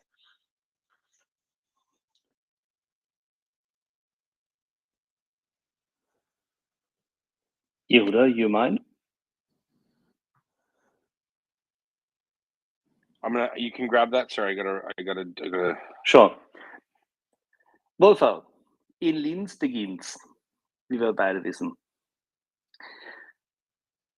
Some of the technology which has made this massive change has been developed where you come from. It's a fundamental change. It's temporary, and the evolution has been leading up to this over the past 8 years. 15 years ago, there were design processes and discussions about autonomous supplemental systems for aircraft. You would call this a drone. And now we're talking drone swarms. We're talking about drone swarms as an attack capacity against naval vessels, as a risk for carriers and the likes. All of this is being tested, some of which can be tested in this current war. I'm not making the same comparison as others have done, that this is the Spanish Civil War, because it's not. Evidently, it's not. This is already what Yehuda has highlighted many times ago, and many times over and over and over again, that this is the main war. Because this is the war which stops any further conflict. The drone swarms themselves and the additional autonomous supplemental capacity of both scouting, targeting, destroying an enemy, and then controlling a battlefield matter a great deal. Yes, there is a possibility, and there's a high likelihood, that there are additional autonomous and robotic systems which then reduce the need for humans to be engaged. There's even drone-on-drone conflict. We've seen 3 weeks ago the first evidence of this. Very, very arcane evidence, because what happened is there was a drone which had essentially nothing else than a spear with which it catapulted a Russian scouting drone down to the ground. That's as 11th century as it goes, because it's just, kinetic and it's basic, and I stab you and thank you, but still, it's drone on drone. The autonomous or remotely steered AI supplemented warfare component is massive. It is exceptionally important. But as you quite rightly said, it is also temporary in its impact, because it's still the human brain which controls all of this. What's most important is that the human resilience matters a great deal more than anything else. But then again, you were at the Technical University of Vienna, so you know exactly what I'm talking about, because these things have been developed already a long time ago.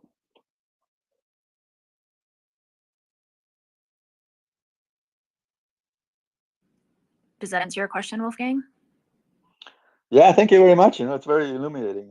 I find it fascinating, but it's also scary how, with very few means, we tend to have developed, a new angle of causing a huge amount of havoc with very little means. Wolfgang, give it. It's not scary. It's to be expected. Es ist, was es ist.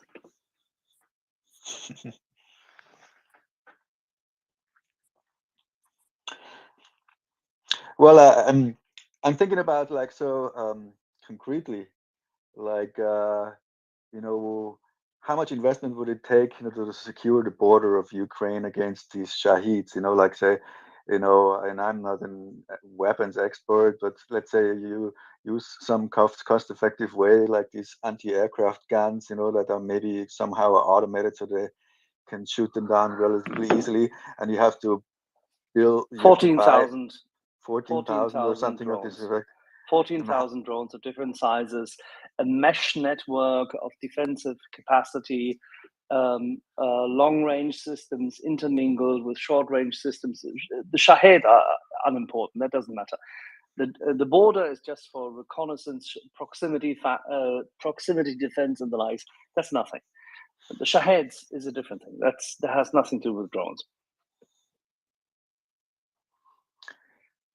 So how long will it take, you know, like for the, you know, the nations of the world to have like some effective measures against these kind of drones that can fly far, and so like are, you know, can come from many angles, from many directions, many places, because they can fly such a long distance relatively cheaply. So like how long will it take, like for the rest of the world to have widespread cost-effective ways to deal with these kind of drones? The systems to defend against what exists today do exist. We have them. We just need to roll them out, and this is a constant evolution. It's like everything else you do. It's like defense against viruses and penetration attacks, and then you defend against them. Same thing here. You just have to constantly evolve. Yeah, I understand, but you mentioned 14,000 guns. So where are the 14,000 guns? No, it's 14,000 drones. There's a calculation as to what kind of a mesh network of drones are required in order to cover the whole scope of the borders of Ukraine. And that's an assessment which has been made 4 years ago. It's nothing new. This drone warfare kind of concept is old. Oh, that's just for the surveillance, for the surveillance people of the. Now in the media, apologies for people in the media wake up to this now because it's being used. That drones should be used to control borders is something which the Estonian armed forces have tried and tested, 6 years ago? This is nothing. I mean, seriously. I mean, please do not underestimate us in the West. We know what we have to do. We just are lazy at doing it.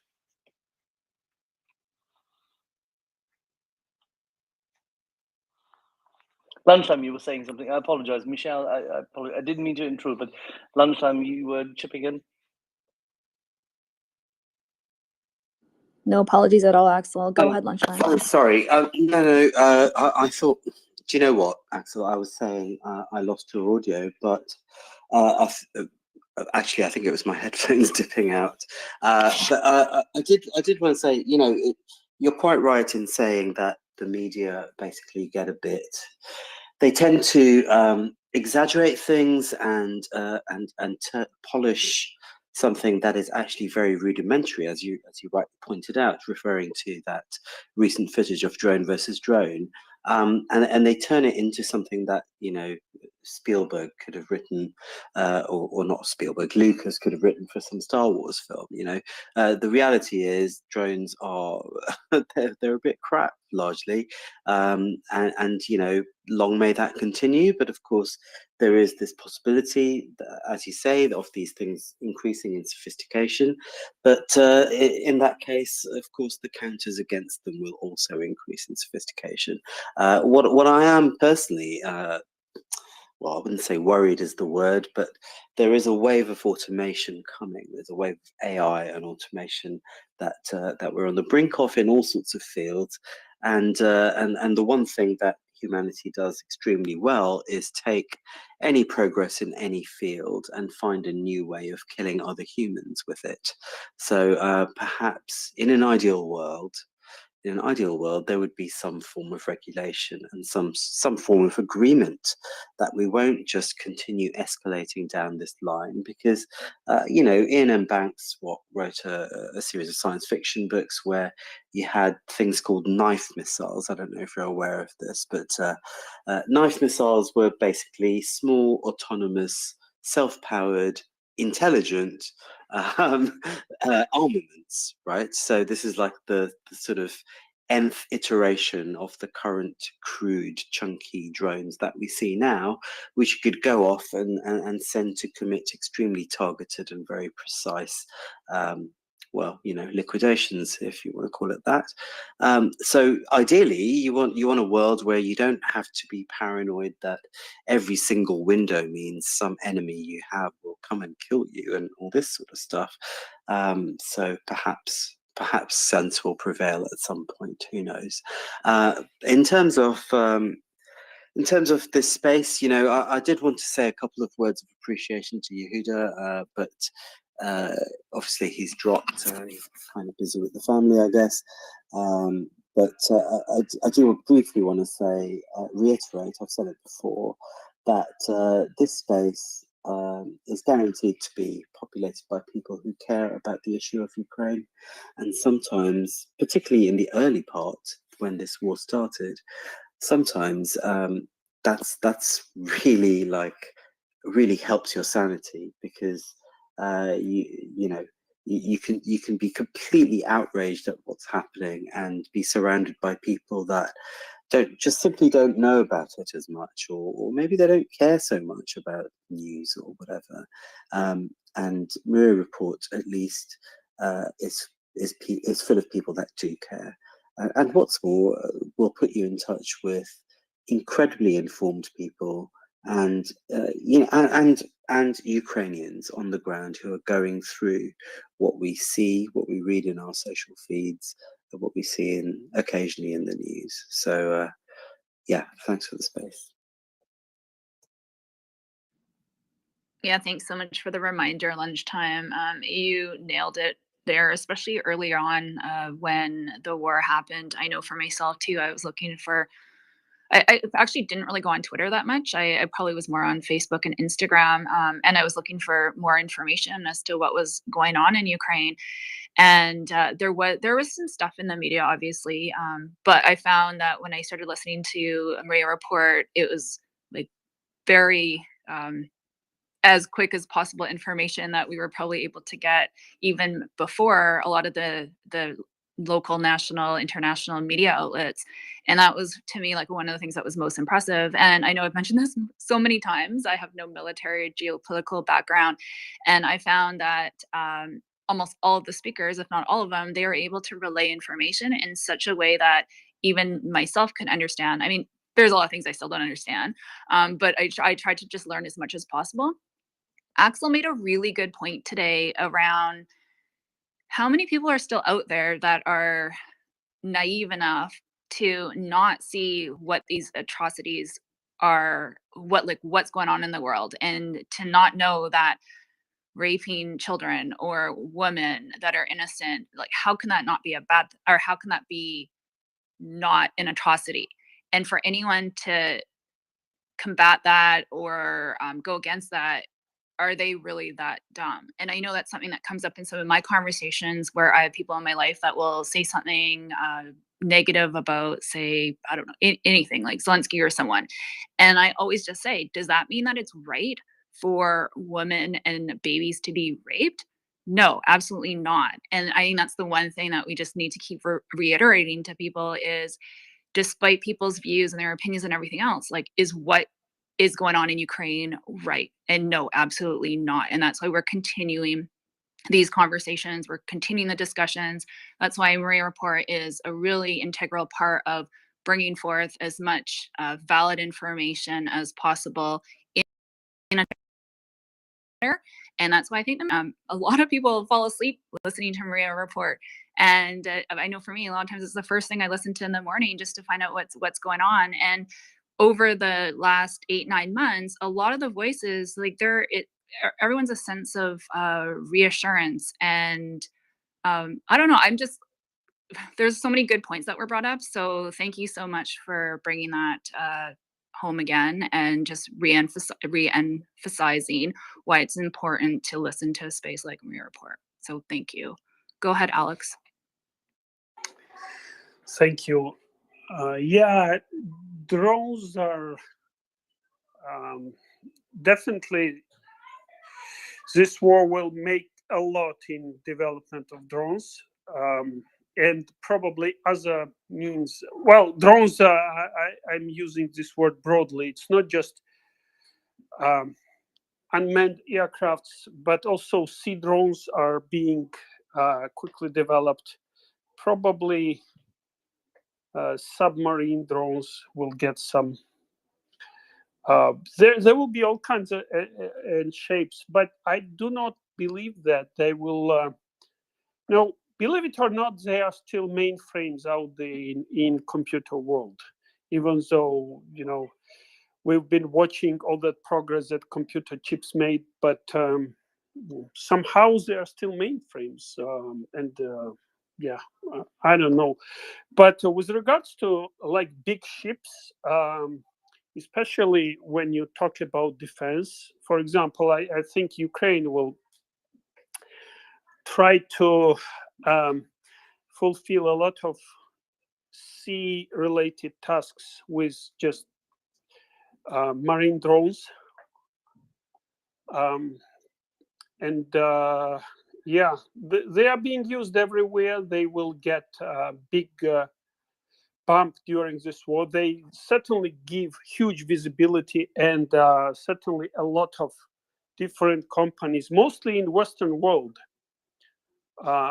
where the most of innovation is taking place, are basically rushing to help Ukraine with their most advanced products. Ukraine itself is trying to make its own drones, which is awesome. Like, yeah, it's definitely big thing out there, because frankly, the air capacity of Ukraine is like, we are seeing these things, but will it replace airplanes? I do not know. I do not think so. Mostly they will coexist, drones and airplanes. It's just they will fulfill tasks, but somehow they will find their own niches. Like, drones are taking over broadly, but can we imagine an airplane which is kind of a drone? Because, preparing pilots, like drone with huge capabilities, but preparing pilots is a very expensive task, and it takes years. It's also, you cannot prepare anybody, no matter how much money you spend. You can prepare a pilot within 2 days, right? It's not just money. It's the whole infrastructure and years of training. Now think about an airplane that can be solar. It's almost in stratosphere where you can't reach it, and is providing you with intelligence 7/24. This would be also drone, or an airplane that doesn't need pilots, that can go all the way through. Like, but I'm not talking about, yes, commercial drones, they can make basic reconnaissance in tactical reconnaissance, but for strategic matters, we haven't seen yet too many drones. Maybe Americans have them, but I do not see why. Yeah, but Alex, they're not relevant at the moment. Strategic assets are not relevant. No, I for agree. this war. I agree. It's So, like irrelevant to the war, and yeah. we are not seeing like we are not there. But if you are thinking that cheaper drones will replace more expensive aircrafts, I just don't think so. Nobody, Alex, nobody says this. That's complete tosh, and you know this, and I know this. Aircraft will be supplemented by drones. There's a couple of ideas, and there's a couple of people on the procurement side, who control the U.S. Air Force, who would love to see fewer expensive pilots to be trained, and that's all fine. But let's, if you give me a second, Alex, I'd really like to move across, because I know there's someone who's actually been working 18 hours a day and is really tired other than that. And it's very important that we talk to her, because our dearly beloved friend, Anna, has some decent news.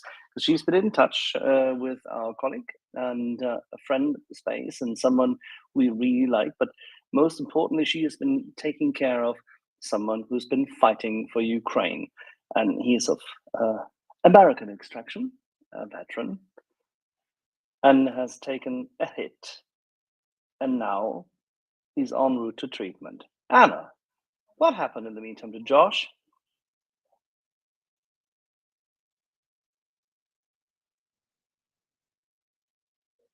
Anna, can you hear us? Bottom left on your phone.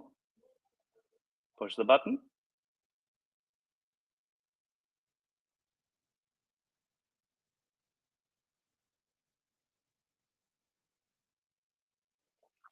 Michelle, did I lose audio, or is Anna not there? No, Anna, no. how are you? I'm sorry. It's me. It's my fat fingers on this phone right now. No worries. I do this all the time, and I do this with 10 fingers of both hands. I have my please tell us. 7-year-old in the background. He just assured me I don't have fat fingers, which is very kind. That's beautiful. But it's Alrighty. tricky. Hold on. How do things go? How's Josh?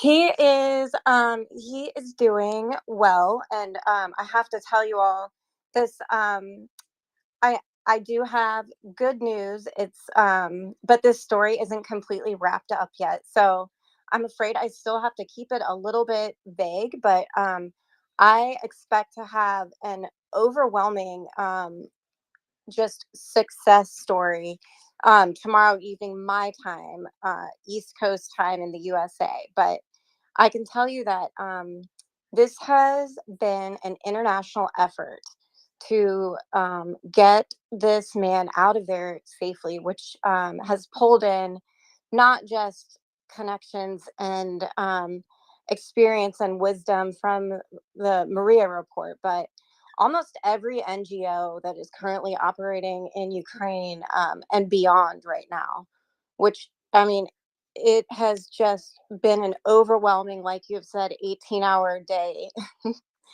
stunt of people just trying to help this man get to a level of care where he can heal in a way that wasn't possible over there under the extreme pressure that that all of the hospitals are under. So and one of the most exciting things is that just by getting involved in helping this one guy, one of the most exciting things is we were able to unexpectedly help some of his colleagues as well that were in the same battle and situation that he was in, which is just really overwhelming for me to even share with you all.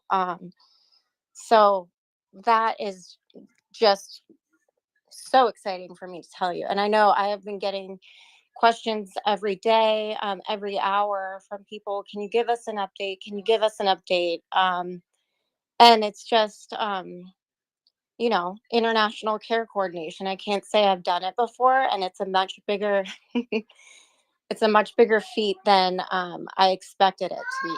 So that is where I am.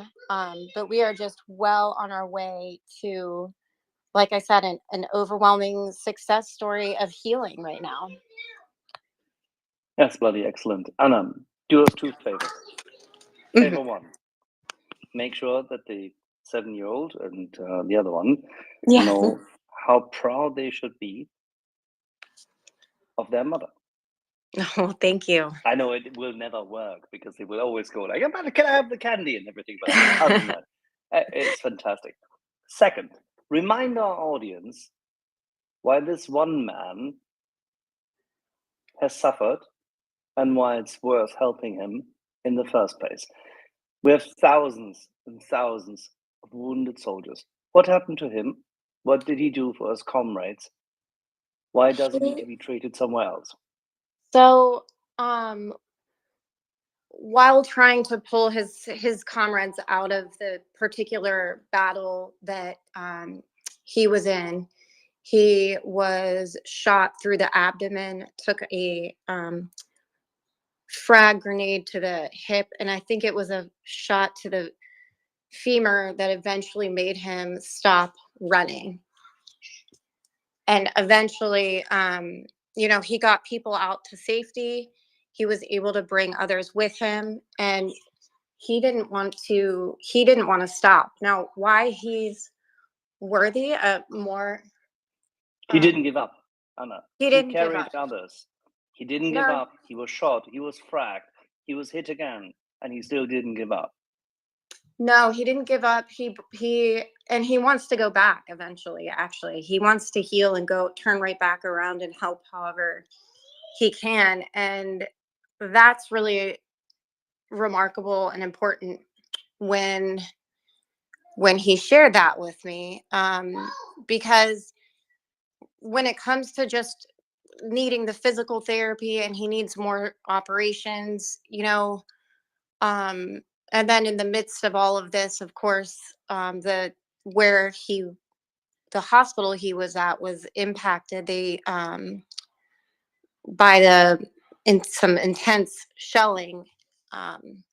Some of you had seen reports on them operating by headlamp in Kiev, and this is just the reality of war right now. Now, I got the call randomly to help this one guy, and that's why he got my help. But there are hundreds and thousands more that need the exact same thing. I mean, they're all heroes. So when I start to think of it with that magnitude, how do we help all of them?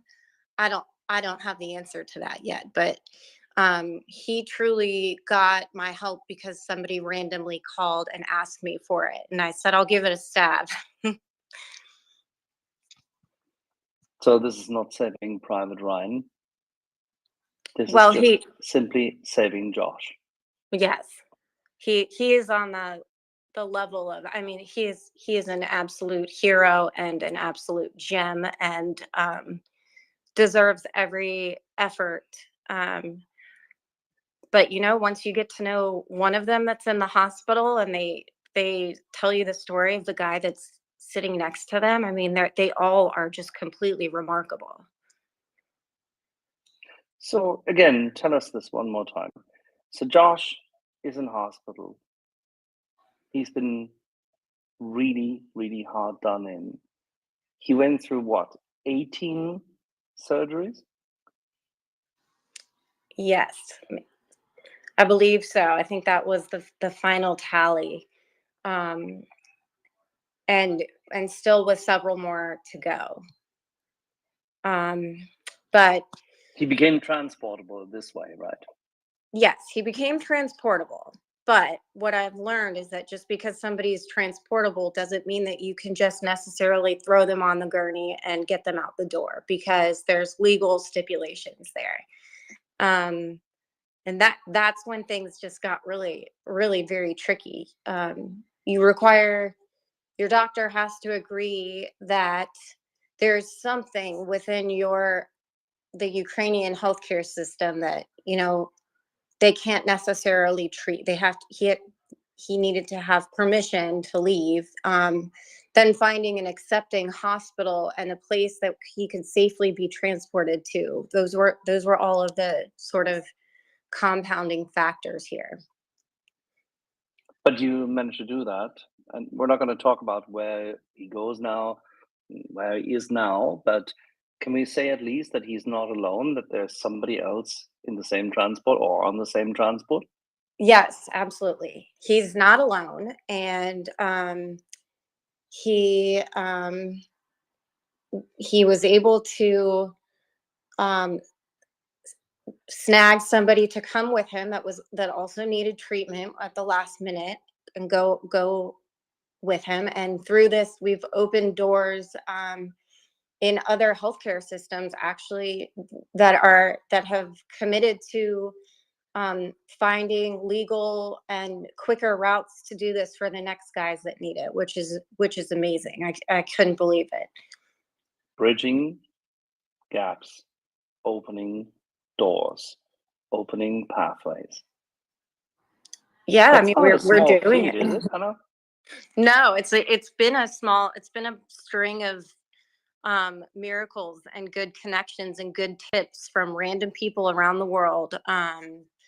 that has turned into just an enormous, it's overwhelming because one of the doctors said today, like, yeah, actually we'll make space for one other guy, and just so you know, we have approval to bring another one in next week. So I mean, it's really crazy. I'm not sure how. I mean, this chain of events that it has set off is just, I think, a really good thing, and I think we're going in the right direction towards just international healthcare systems cooperating to get people where they need to go for the absolute best outcomes. And Anna, let us remind the people, of course, in the world that you do this, of course, this is your main job, right? You as government somehow found a way to pay you for the fact that you do this 18 hours a day, right? So that you concentrate on helping, Oh my gosh. foreign legionnaires. Oh, so no, Anna, please. Sorry. I work 40 hours a week at a university hospital, maybe more than that, doing care coordination, and nurses never work overtime, right, Anna? No. So this is just my side gig in the middle of the night because luckily, the Ukrainian and European business day starts when I don't have to be at work. So no, finally you found a side gig which really fits with your main job. That's good. No, we're very glad that we could find the right kind of war to suit your needs. I didn't know that. No, seriously, Anna, what you're doing is exceptional. This is volunteer commitment at its best. Well, I very much appreciate that. That's very kind of you. And well, somebody has to say it. If I don't do it, nobody does it. Right.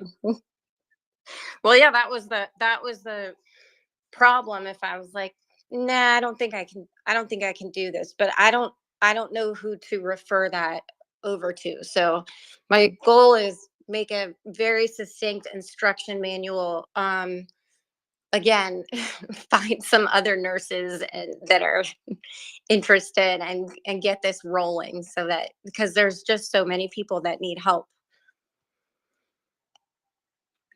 And I just wanted to ask you, so this is the first time that I've been off for the last little while, and so it's the first time I'm hearing this story, and I'm so happy that Josh is getting the care that he does so desperately needs, and it's because of people like you that are able to help facilitate that he's able to, as well as like many others as well. So I'm curious, like, how did you get involved? And I think it's mostly to hear your story, and also if there are people in the audience that are interested in helping more, it might give them a different or a perspective on how they can be involved as well. So I would say, I mean, really, I just started getting involved with this whole war effort from collecting specialty surgery supplies, especially with wound care and wound vacs, and making connections with people in hospitals in that way. But this was really just a random somebody reaching out. There's been other circumstances. Everyone's a little different than the others where, hey, do you think really, truly, Anna, can you just give this a listen and see how you might be able to help? So I speak a deal with surgeons very well. That is one of my professional specialties. So it actually started with just requesting a meeting with this particular surgeon for this particular patient, and untangling what has happened so far with an interpreter and where this needs to go for optimal outcomes.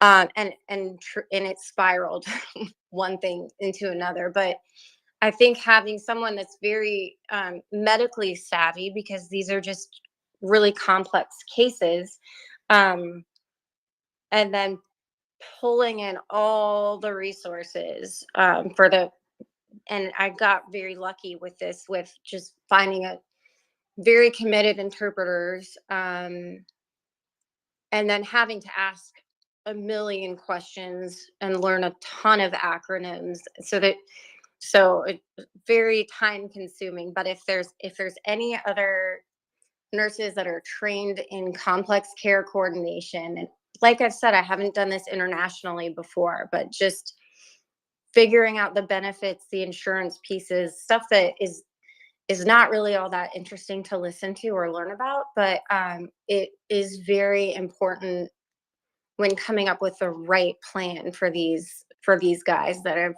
are just very injured.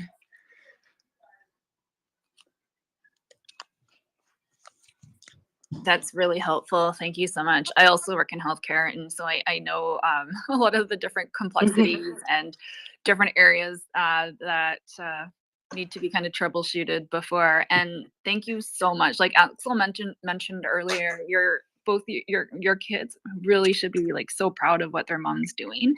And it sounds like it really was like a group effort as well, of a whole bunch of people coming together to make this work. So amazing.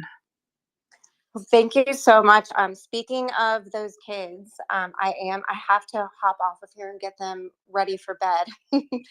But I will absolutely be happy to come back when I can share a little bit more of this personal. Oh, hold on one second. Donuts, Gunner has the donuts. When I can share some more of this, and we'll be back soon. So I really appreciate everybody's time and patience listening to me. Thank you, Anna. That was world class, as was the whole process.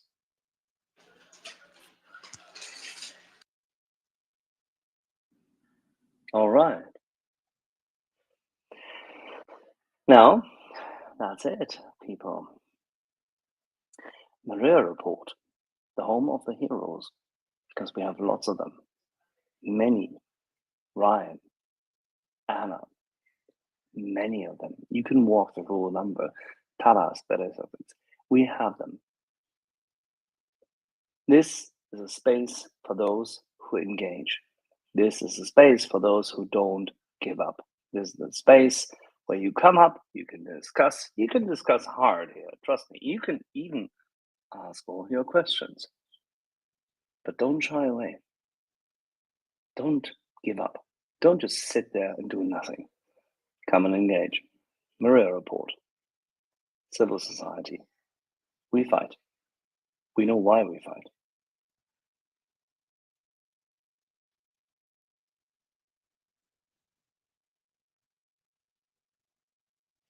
Michelle, take it away. Oh, thanks, Axel. I was just going to say, very well said. And it's so true. Listening to a lot of these different stories of Anna, Ryan, and others who are on the ground just bring forth like just another level of what's happening on the ground versus a lot of the stuff that we just read in the media. So it was very impactful for me to hear Anna's story and just how everything came about. And I'm just really pleased that Josh is getting the support and the help that he needs. So kudos to her. I also wanted to let everybody know that Axel and I do have a few spots available, so please come up and have a chat with us. I know he said don't ever feel like you can't push back. Just don't push back on me, though. No, I'm totally kidding. So if you are wanting to come up, go ahead, Axel. you can. Thinking if there's someone who can very, very carefully and skillfully skewer someone with both charm and intellect, then that's you. I don't know about that. I tried to get in that really quickly. But you can push back on Axel or anybody else, just not me. You can see Mockers is listening too, so she can handle it. I might start crying. I'm totally kidding. Anyways, feel free to come and join us. There is a microphone button on the bottom left-hand corner, so please press that, and one of us will bring you up.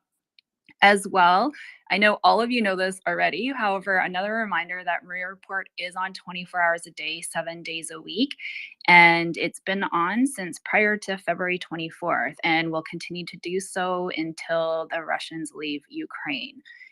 If you do get the chance as well, please retweet this Twitter space. It really means a lot to us that all of you are sharing this, not only the space, but a lot of the information that MriyaReport has on the Twitter site as well. It's really important just to keep reiterating the information that's being provided and share it with all of your friends and family, and that would be great. I know most of my friends and family aren't on Twitter, so I keep reminding them to create a Twitter account, come and join us, listen in. A few people have, and that's great. And we just want to continue providing as much up-to-date information as possible as to what's going on in Ukraine. We do have a few ladies that are coming up. Actually, you might be inundated with ladies' night because it's starting, like I said, Saturday night here in Vancouver, and the ladies are starting to take over. I'm easy with that.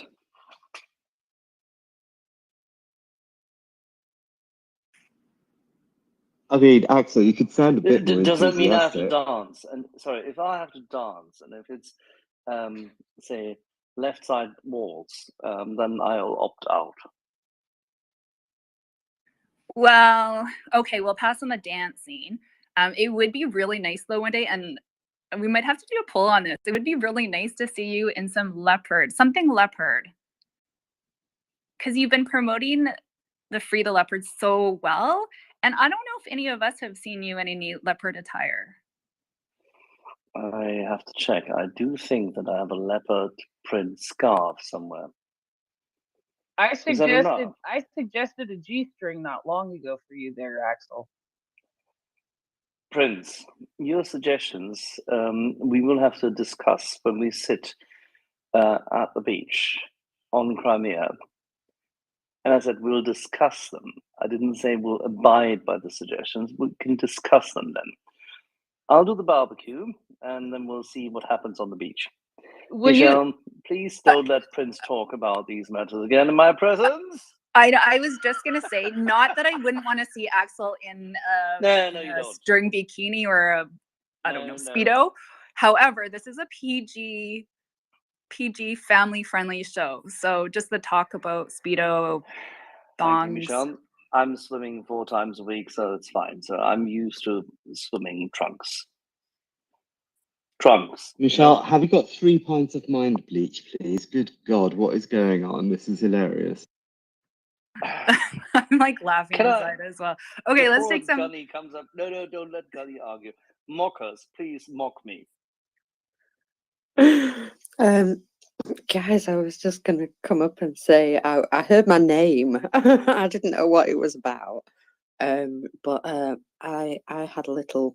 I'm running towards you for cover now. Please, mockers. Okay. In April, I decided when Gunny was having his memorial tattoo, I decided that I also was going to have a tattoo in honor of Ukraine, which I had this morning. And it's a sunflower. And right now, I'm in quite a lot of pain, but it's all good.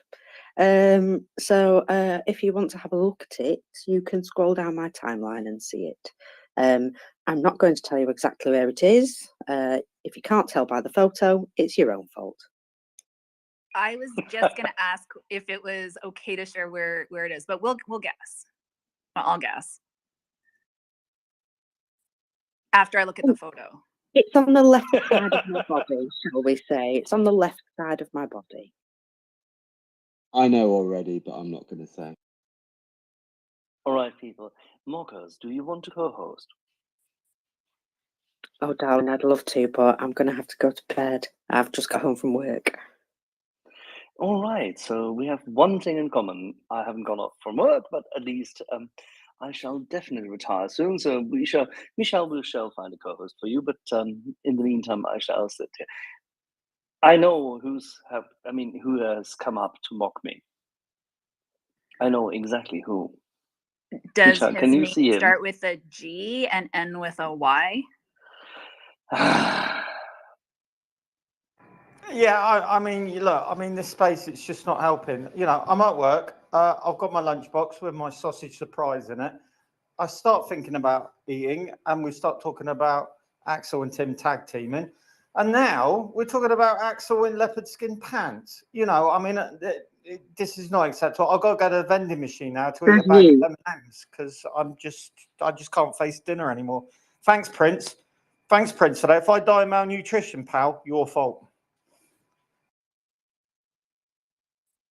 If I was really Thank mean, I could you. add something in there, but I'm not going to because I'm going to keep it PG.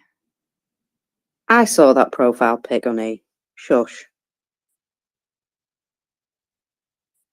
And what did It you say was you're Gunny, eating? And what did you say you're eating for lunch? sausage surprise, Gunny. Sausage surprise. Yes, I've got a. Oh, there's an alarm going. I've got sausage surprise for. Well, I did have sausage surprise for lunch, but well, for dinner. But now I can't face it really because that's Is the fine. surprise there's no sausage? No, the surprise is it's chicken mush.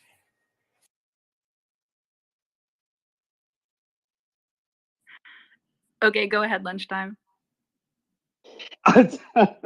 Sorry, it's a blizzard. It's a blizzard of imagery tonight. I've been to the pub, so I'm ill prepared for this. I was just going to take Axel up on something because when Michelle announced there was going to be ladies' night, I have rarely heard a less enthusiastic response. I mean, come on, it's just impolite. You have to at least feign some interest and go, "Yay, ladies' night!" Right? Exactly, especially on a Saturday night. In on the Yes. North America side, I know most of you have had Saturday night already. Yeah, I mean, it's like Sunday. It's like 1 in the morning here, but it was a pretty decent Saturday night for me, I must say. That's great. Yeah, I actually can only stick around for another 20 minutes because I am going to have a Saturday night tonight, not a ladies' night. However, a birthday party to go to, so I have to leave shortly as well. Go ahead, Prince. I think some other people had their names up, their hands up first, but I do have to blame Gunny right on back because Gunny, it was initially your profile picture that inspired me to suggest that perhaps some of our male participants in the space need to don some leopard print themselves in the spirit of Gunny's profile picture to participate in the Free the Leopards in that manner. So there you go. I'm ready to send that right back to you. And now I'm going to wipe the tears from my eyes because I'm crying and because I'm laughing and crying so hard because it's just hilarious tonight. Yeah, I don't think you should blame me, Prince.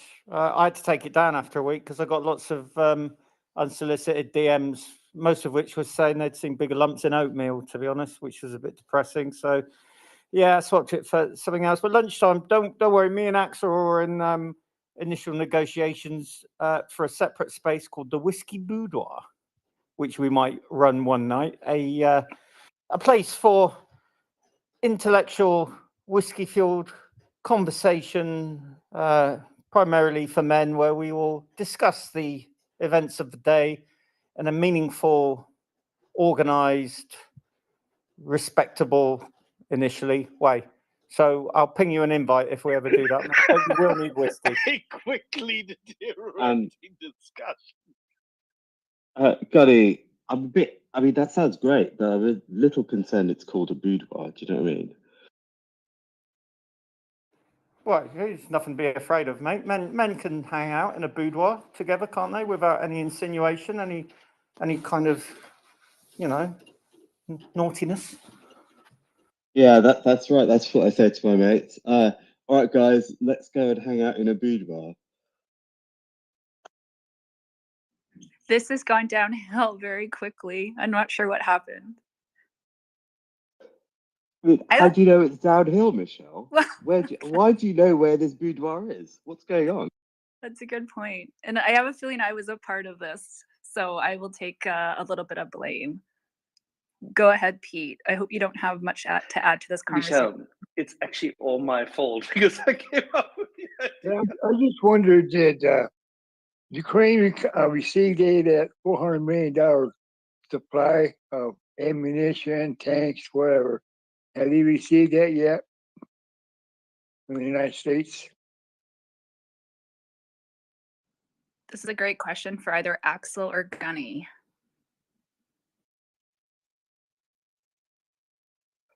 Do you mean the last package which was announced? That's correct, Axel. Well, I cannot tell you exactly what part of the package has been received or not. Fortunately, it's not that the money arrives to Ukraine and then they have to select on Amazon what they're buying, as you know. So typically what happens is that equipment which has been previously agreed, discussed, and mostly always already shipped is then released. And it's released at a point in time prior to the package being announced, which is not completely unusual. And in this instance, I'd be remiss in telling you that I do not know as to when or how and in what form it has been released. That it has been released is quite likely, because most of the other packages have been released in such fashion, mostly by means of equipment, i.e. payment in kind, because we don't send the money there. And when I say we, meaning given the fact that I did pay some taxes in the US many years ago, we all didn't just simply send cash. It's not that we released the cash, the former cash reserves of the Iranian central bank and put it on a plane. That didn't quite happen. So in this instance, the additional ordnance and ammunition deliveries, as well as the equipment deliveries, did take place, some of which still have to occur, meaning small ammunitions, and a couple of missiles definitely have to be shipped.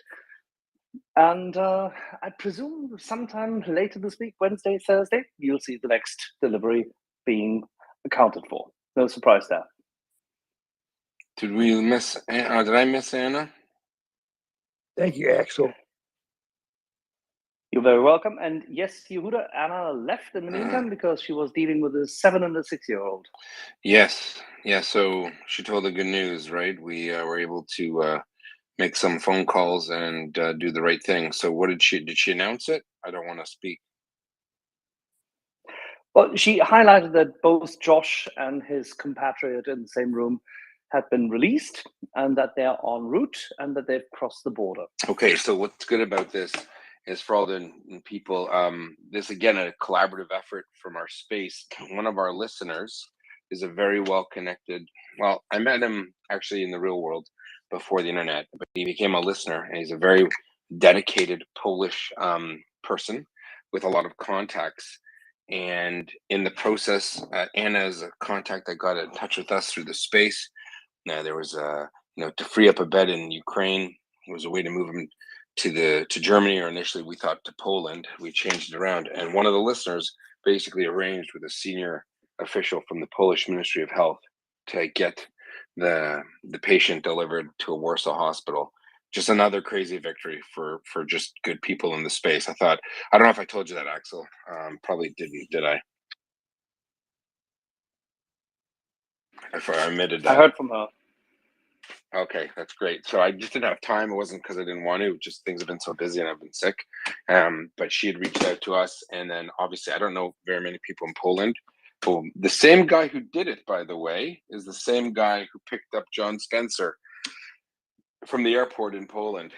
Remember, I had a friend pick him up. I don't know if you remember John Spencer and Liam. I wish John was here. But our friend Piotr saved the day. Well, obviously Anna saved the day. She was working on this file for a while, but it was very nice to have contacts. Basically, one of our listeners in the space is a person who's very mobile and sophisticated, and he basically called someone who called someone else and found out there's an actual representative in the Polish Ministry of Health that authorizes all transfers into Poland of wounded Ukrainians or foreigners, and that was done a couple days ago. And then, thank God, guys in Poland, yay! So yay, team! Way to go to Anna, especially for she's a nurse, an emergency care nurse from Virginia or West Virginia or East Virginia. I'm not sure. Maybe East Virginia is the Atlantic Ocean. Never mind. So she's Virginia. Okay, all right, Mr. Technical. I was trying to make a Virginia joke about the Atlantic Ocean, but anyway, she's been working on it day and night. She's a saint, so God bless her. And I just wanted to jump back in, and I'll stop. No, highlight one thing, that it's essentially the combination between Poland, Ukraine, and the US, and many people doing it. And Yehuda, without the connections made in a space which you co-founded, and without the connections from Poland, this would not have happened. That is exceptional. You know how I met Peter? The guy in Poland? I don't know if anyone knows. We were trying to, I met him on a website for Torah scrolls. I was trying to save a Torah scroll, and he had one. He's the person that comes into possession of them. And long story, I'm not going to say too much more. And I was quizzing him to make sure it was a Holocaust era or something from a long 200 years ago, and it survived the Holocaust. And we became friends. And then he became a listener of the space. And then he helped. He helped save a life, which is amazing. So, yay, everyone. Anyway, who's next? Lunchtime's actually next, but I think Heather wants to say something to you first. Oh no, I was kidding. Okay. I was suggesting maybe we should do a poll to see if Axel or Yehuda should wear the leopard print Speedo. That would be a great poll. It'd be That's a hard definitely one. Axel. He's German. It's normal for them. They like them. Well, I was gonna say too, that would be a hard one. I don't know who I would choose. Yeah, I'm not wearing a Speedo. I just had the humor bug. I'm sorry. I apologize. We can get back on track. It's okay. I derailed us big time there for a minute earlier. So good. It was fun. Go ahead, Lunchtime. But thank you, people. I'm old and he is supposedly handsome. How about that? You're handsome in your own special way, said your mother, right? No, we all are in our own special way, Axel. Oh, man. All right. Let's rock and roll. It's home of the strong song, the song of freedom, as it rains across Ukraine, as the dark, ominous clouds of Russia retreat to its borders. So let's go on to the next guest. Is it lunchtime, Michelle? Yes, Lunchtime, Lisa, then Gunther. Yes, hi, hello. Well, I was still bantering away, so you can skip me on. I'll just kind of noodle along. I've been to the pub, so I'm no use to anyone. Okay, thanks so much. Go ahead, Lisa. Okay. I'm going to try to be serious. So if I start laughing, you guys know why. No, I just caught the tail end of Anna's interview or guest speaking. And from what little I caught, I just thought, this is an amazing woman. And then my question was answered when Yehuda came on, if he was ever transferred out of there, because I was reading in her bio that she wouldn't rest until, or whatever, underneath her page, she wouldn't rest until she knew that he was safe, in another country, in a hospital, because he was badly wounded. And I don't know. It just seems like a lot of good things have come out of this space. It's just amazing from the beginning what has been accomplished. Just even if it's words of kindness, encouragement, and you guys have just been awesome co-hosts. I was going to say sponsors. That's what I do. I sponsor people, but co-hosts. You have been awesome co-hosts. But I'm not going to say anything about what we were talking about. I don't know if you guys edit things out, but that might be a good idea if it's a family rated thing. It is. We keep it PG. Oh, good. I'm glad I didn't say anything, but I was going to until you came Gunny aboard. and I have to go now. Yeah, Gunny is banned permanently. He's unfortunately every third word in the Navy is a swear word.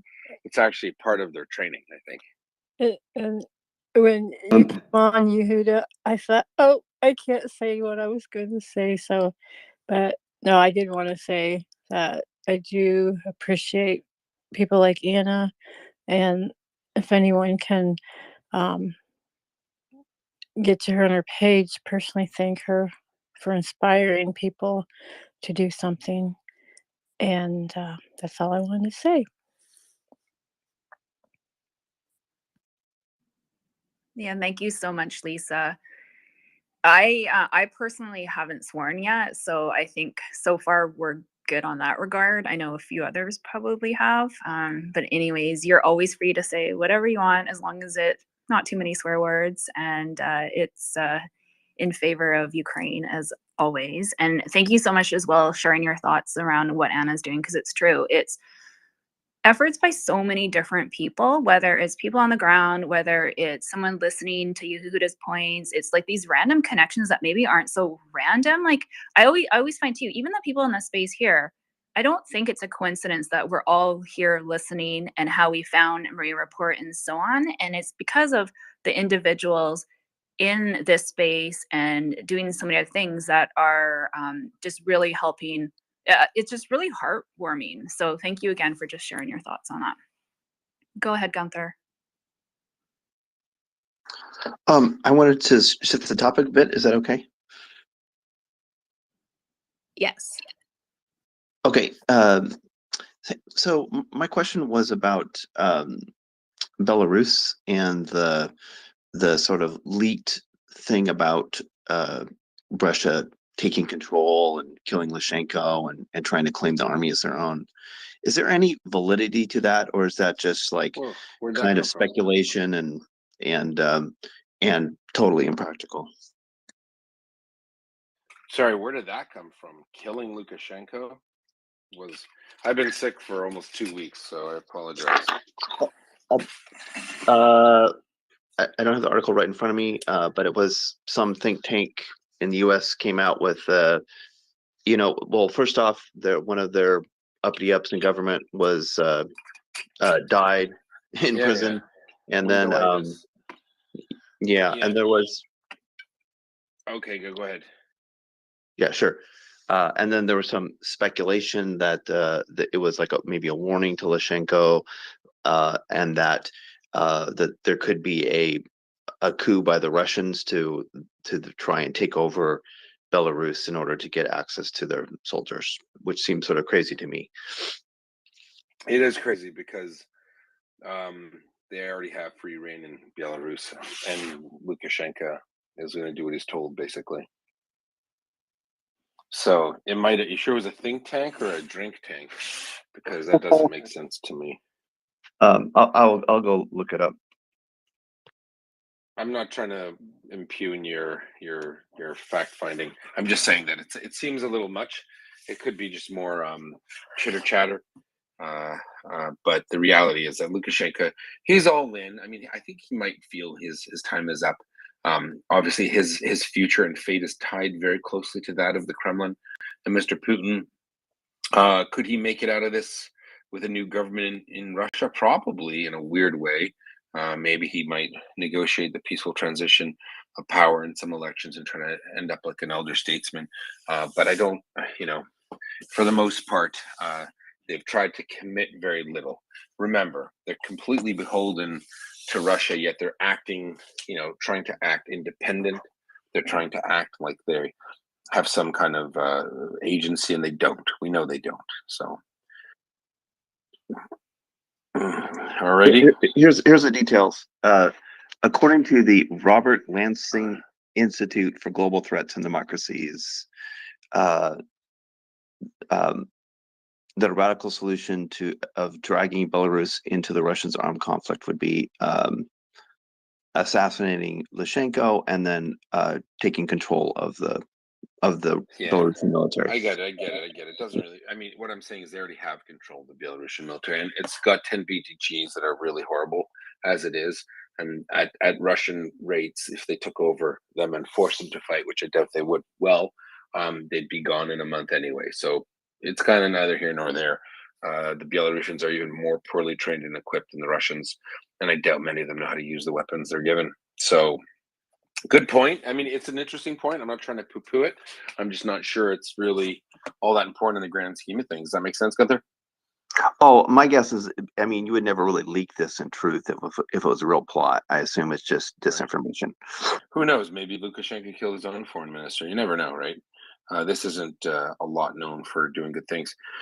All right, Gunther, we're just trying to bring some more people up to the panel. Think tank or drink tank. He likes that. Lunchtime likes that. All right, do come up if you have. We're trying to get people up, and we do appreciate it. There is a fella, if you guys can find him.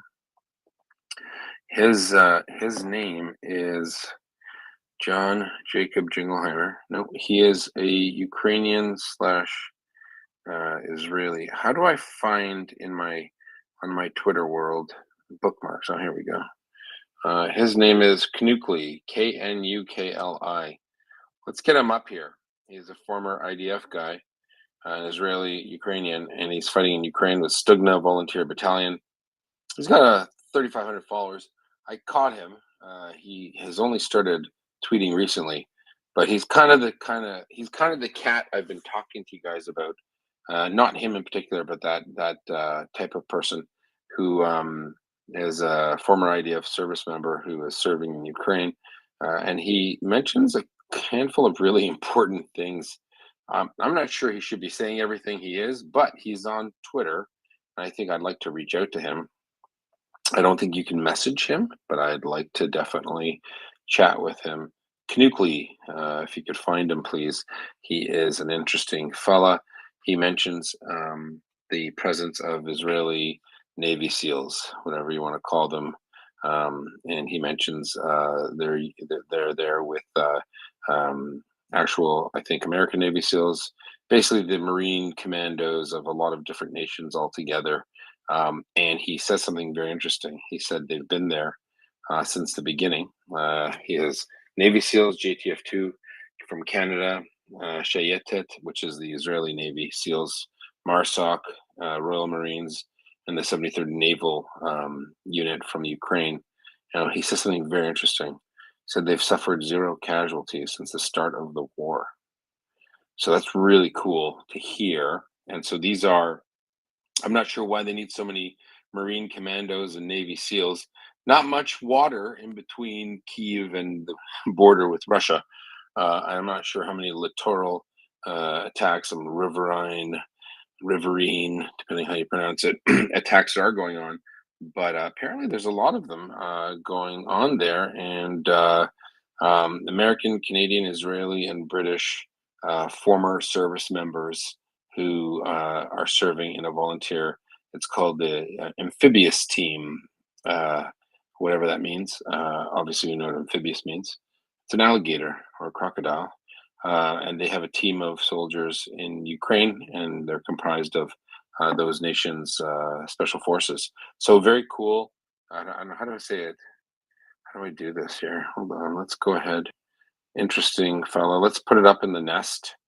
Isn't that interesting? Can someone tell me if they can see it in the nest to all of our friends? Michelle? No, I can't see it. How do you spell his last name again? Like the first few. KNUKLI.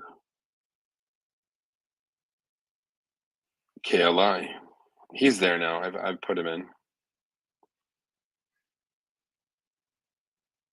You see him?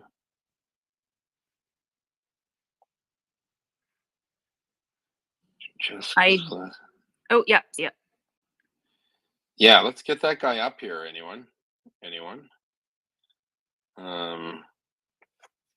Cool. Well, anyway, all right, let's go to who's next. And then we're going to bring up some people. Let's rock and roll, everyone. Retweet the space. Let people know we're here. It's a big deal.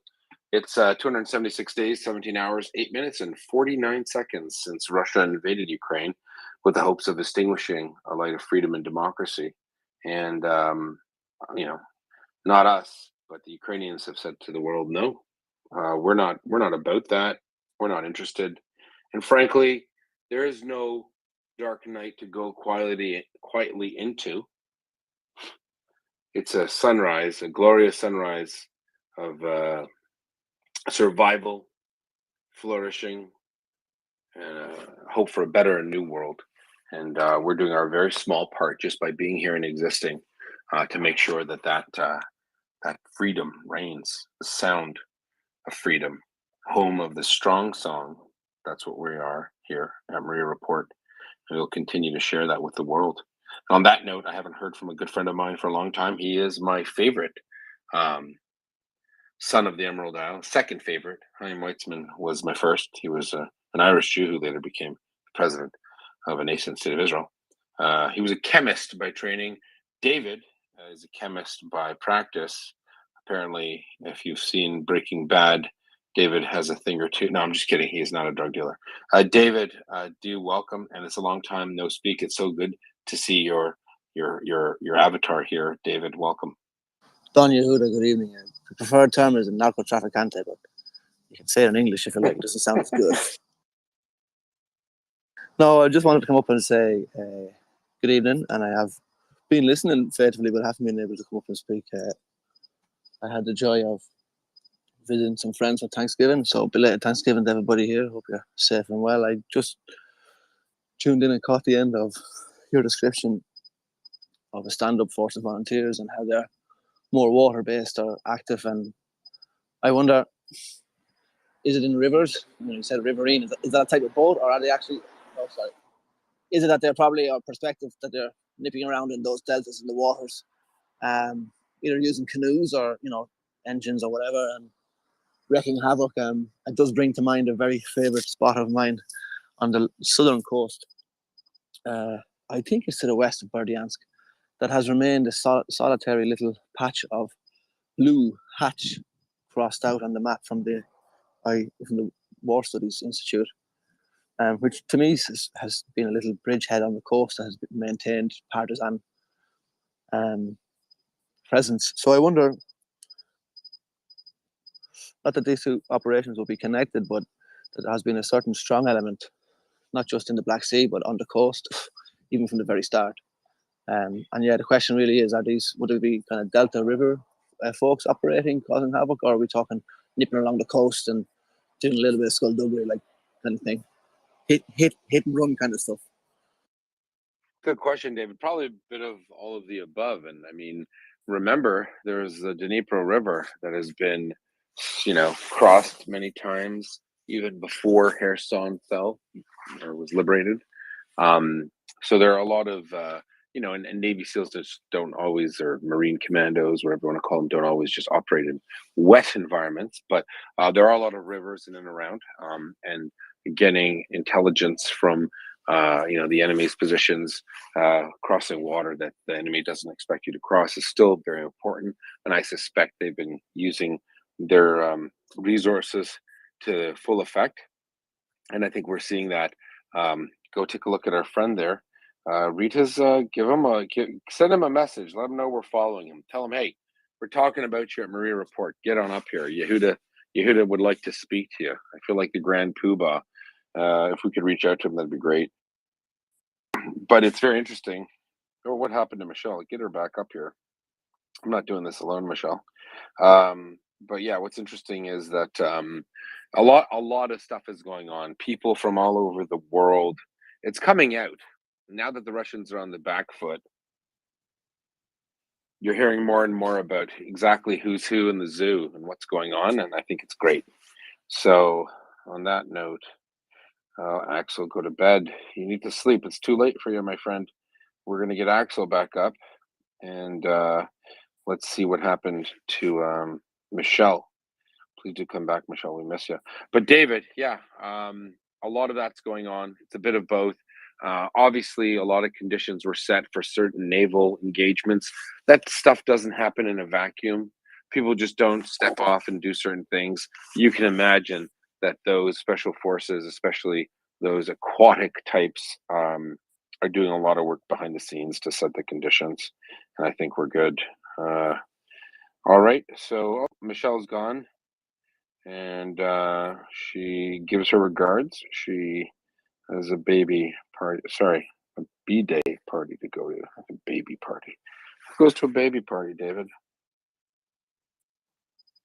I'm not sure I understand the question. I just wanted to say that I can volunteer my services. I have all my swim badges and pretty much hold my breath for 15 seconds. If they need volunteers, I am available. We'll make Do it, myself David. available. Do it, David. I'll wear the Australian budgie smugglers, a little speedo action, and I'll do it for freedom. Please don't do the speedos. That's not a commitment that anyone Apply needs to. Vaseline to No, keep yourself that's, warm, head we to don't toe. have to go that and far. then That's too far. That's a bridge too far. that's how you swim without wearing a suit. There you go. I'm just kidding. All right. No, I said she's off to a B-day party, but I couldn't see so What well. the kids say for birthday, damn it. B-day. But I thought it said a baby party. I'm like, Oh, that's okay. a weird. I can see how you would be confused. Yeah. Isn't a B-day party something for slightly older people? And it plays I'm not music and has a light show on the water, all that kind of thing. It may or may not be heated. Battle of the Islands. Enough. We're done. No, that's great. I appreciate it. Yeah. So she'll be back, as Arnold says, in Dutch. And let's see. We got a refrain. You're in. Oh, jeez Louise. Got to not read my messages out loud, David. You're going to get me in trouble. All right. Let's go to Heather, then Gunther. And don't send me silly things. I had a teacher and once, secretary at the school, whose name was Mrs. Black, and she was the nicest lady, and she could easily be tricked. And once she put on the announcement to the whole school, 100,000 students, and she said, "Would Mrs. Someone sent her a note, one of the teachers or the students, would Mrs. Black please come to the office, Mrs. Black?" And she says, "Oh, SHIT, that's me." Anyway, don't trick me by sending me messages like that, and then I read it out loud in the audience. You're gonna get me in It's a trouble. medical term. It's in the dictionary. I said riverine, and you sent me urine. It rhymes. I'm sure it does. And know what else? Puerile. Well, that doesn't rhyme. It's close. All right, let's go to the next speaker. Thanks so much. Is it Heather? Yeah, you guys. Oh my God, you guys are all cracking me up tonight. Yeah. Listen, Heather, every time David comes up, I feel it's a Monty Python skit between me and him, the Colonials. Well, don't say that to him, but me at least. And it's the Coming to the war. Minister of Silly Walks. That's literally all I think of. I love David. I love David, and when he comes up and his encouragement all the time, and he is just fabulous. And actually, what I came up to sort of go on from was something that Lisa brought up a little while ago when speaking about Anna. We hear so much horror and tragedy and awful things in this entire 8 months, but we also hear of the amazing things that happen, like getting this soldier some help, some medical help. And we've heard other things like that have happened. And I think that something that I've noticed a whole lot lately is how much the NGOs and the charities all work together to get things done. And they're not out for themselves, they're out to help Ukraine. And when it comes to helping Ukraine, that is the most important. So they're all going to work together to achieve the mission, even though they may be separate entities. And I think that just really gives us all a little bit of hope too when we see that kind of thing happen. And I just wanted to point that out is, somebody needs a medication, and this guy from this charity and this guy from this charity and this guy from this other charity all work together to make sure that happens. And you can't discount that on how people are working together to help Ukraine. So I just wanted to point that out. Thanks. And thank you for that. No, we got Ryan back. Ryan's in Ukraine. He's one of our longtime hosts, speakers. He's from a state that rhymes with okay. He's a good guy. In fact, he's okay. And he's back. So Ryan, I'm mediocre. he's average. Like mediocre. Mediocre. Yeah, I I'm get it. slightly above average. That's fair. All right, go ahead, Ryan. We can I'll hear do you in a better. pinch. Mhm. I hope North you can hear me Texas. better. I finally got off the road and got somewhere that I can fully extend my legs. Unfortunately, I'm a little long-legged, and the van that I have been driving for the past week does not have a long enough floorboard for me to fully extend. So I either have to get out periodically or just let my knees seize up. But I'm done traveling for hopefully at least the next 24 hours. And I think I spent 18 of the last 24 hours in that van. So I feel like I have a luxury of being able to fully extend my legs. But we accomplished some good things today, finally. We picked up a new volunteer in Poland. I brought him here, and we also managed to bring with us about 1.5 tons of food aid and 80 water filtration systems, among some other things. Anna, who worked so hard on Josh's relocation so he can continue with his recovery. She also sent in a bunch of medical supplies that I picked up from a couple of gentlemen who are veterans and were very gracious and brought over a bunch of items that will be distributed to 3XR and I believe one other organization. We've got some water filtration bags that will do about 3 gallons at a time. There are some filtration kits that can be paired up with a 5-gallon bucket. It's a gravity feed system. And then there are a handful, I want to say 5 faucet filtration systems, kind of like a pure water filter or one of those ones you have at your house that makes your water taste better. But these make unsafe water that would be pumped through municipal water source potable and safe again.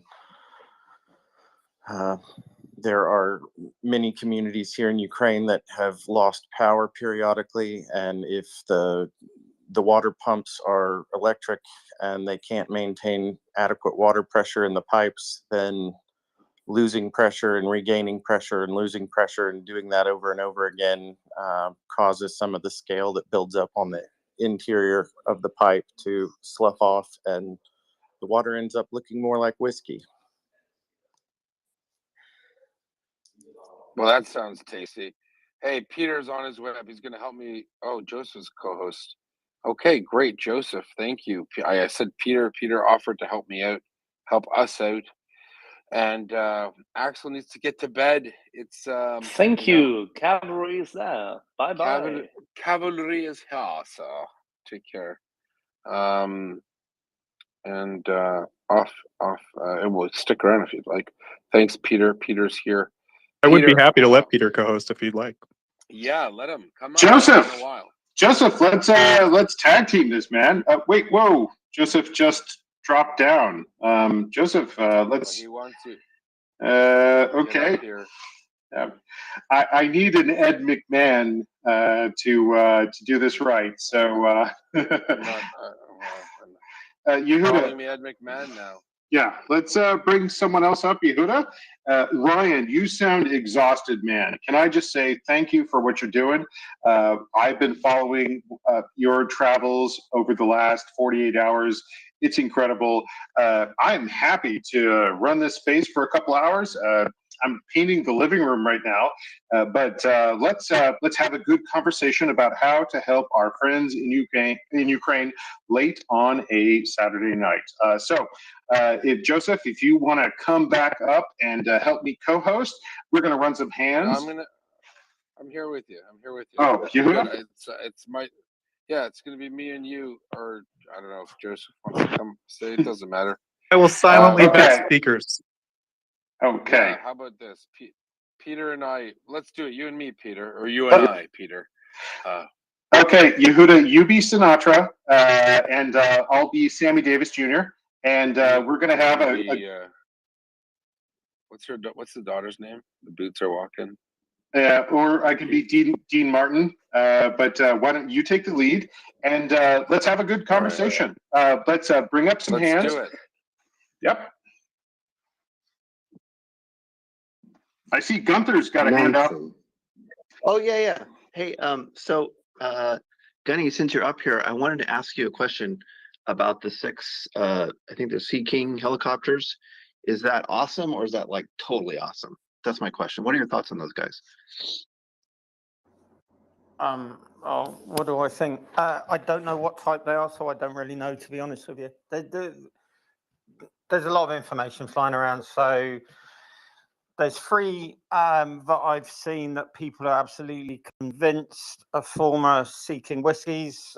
They were anti-submarine Sea Kings that were re-rolled to search and rescue that are being repainted in grey. They won't be used for ASW, guarantee you that. But the fact that they're being painted grey tells me it's going to be for a maritime environment. Therefore, they want a search and rescue capability over water. Why would they want that? Because they're planning on air ops over the sea at some stage, and they anticipate pilots having to bail. And of course, a pilot's a valuable commodity, so you want a search and rescue capability. There's another version. There are 3 former Sea Kings that are used to train German pilots. These look somewhat different. They've got different radar fit, and they're used for a similar thing, kind of utility search and rescue. Or the other possibility, and the MOD released a film which is of one of the commando Sea King squadrons. Their aircraft are stripped out. They haven't got any radar, but they do have night flying capability, flying in bad weather. They're painted green, and they're used for either casevac or insertion of special forces, general lifting, medium utility lift, so they can pick up stuff like 105s, Land Rovers, stuff like that, and move them around. So until I see what aircraft have been supplied, we won't be able to tell. There's only one other real option, which is a really spicy option. I don't think it will happen, but there was a airborne early warning version that carried a radar called Search Water. That had certain limitations when I was in and we were using it, but it was upgraded to a version called ASAC, I think, which has got a lot more capability. Would it be useful? Yeah, for raid warning and things, but it's still a helicopter flying around in contested airspace with an air search radar on it. So I would be very surprised if it was one of those. But if it is, we'll know, because that's a very distinctive aircraft. What's a radar profile, Gunny, for those who don't know? You mentioned that it's a different, I think you said radar profile maybe, or sorry, you might have said something else. I don't know myself, so I'm curious. Yeah, so different aircraft have different radar fits. So a Sea King Juliet will have like a flattish, quite wide radar dome on the back behind the rotor head. I can't remember what the name of the radar is now, which is disgusting. If it's got like a little funny egghead, like Axel, that will be an old search and rescue version. I think that was called Sea Searcher. That's kind of 1980 onwards radar. If it's got a massive big half moon radome on the side that swivels up and down, they've managed to get themselves an airborne early warning version. And if it's a German helicopter, it'll have a small black painted nose radar called Sea Spray, I think. So when we see the aircraft, we'll know. It'll be really easy to tell once we get a photo of them. How would you rate these against, say, the Soviet equivalents? Well, yeah. And does it even matter? They're not going toe to toe with the Soviet equivalent, are they?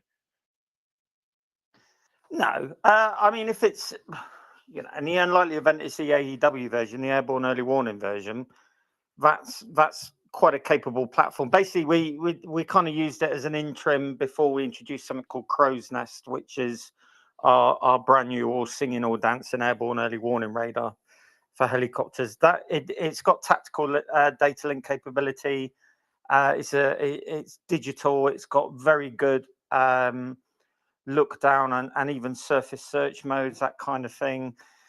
If it's a German one, you know, it will be good for search and rescue because all it has to do is fly low level, pick up the pilot, and then RTB. If it's a commando version, that they will be fitted out for night flying, because obviously you've got to redo the cockpit out because the pilots will be flying with night vision equipment, so everything had to be redone in there.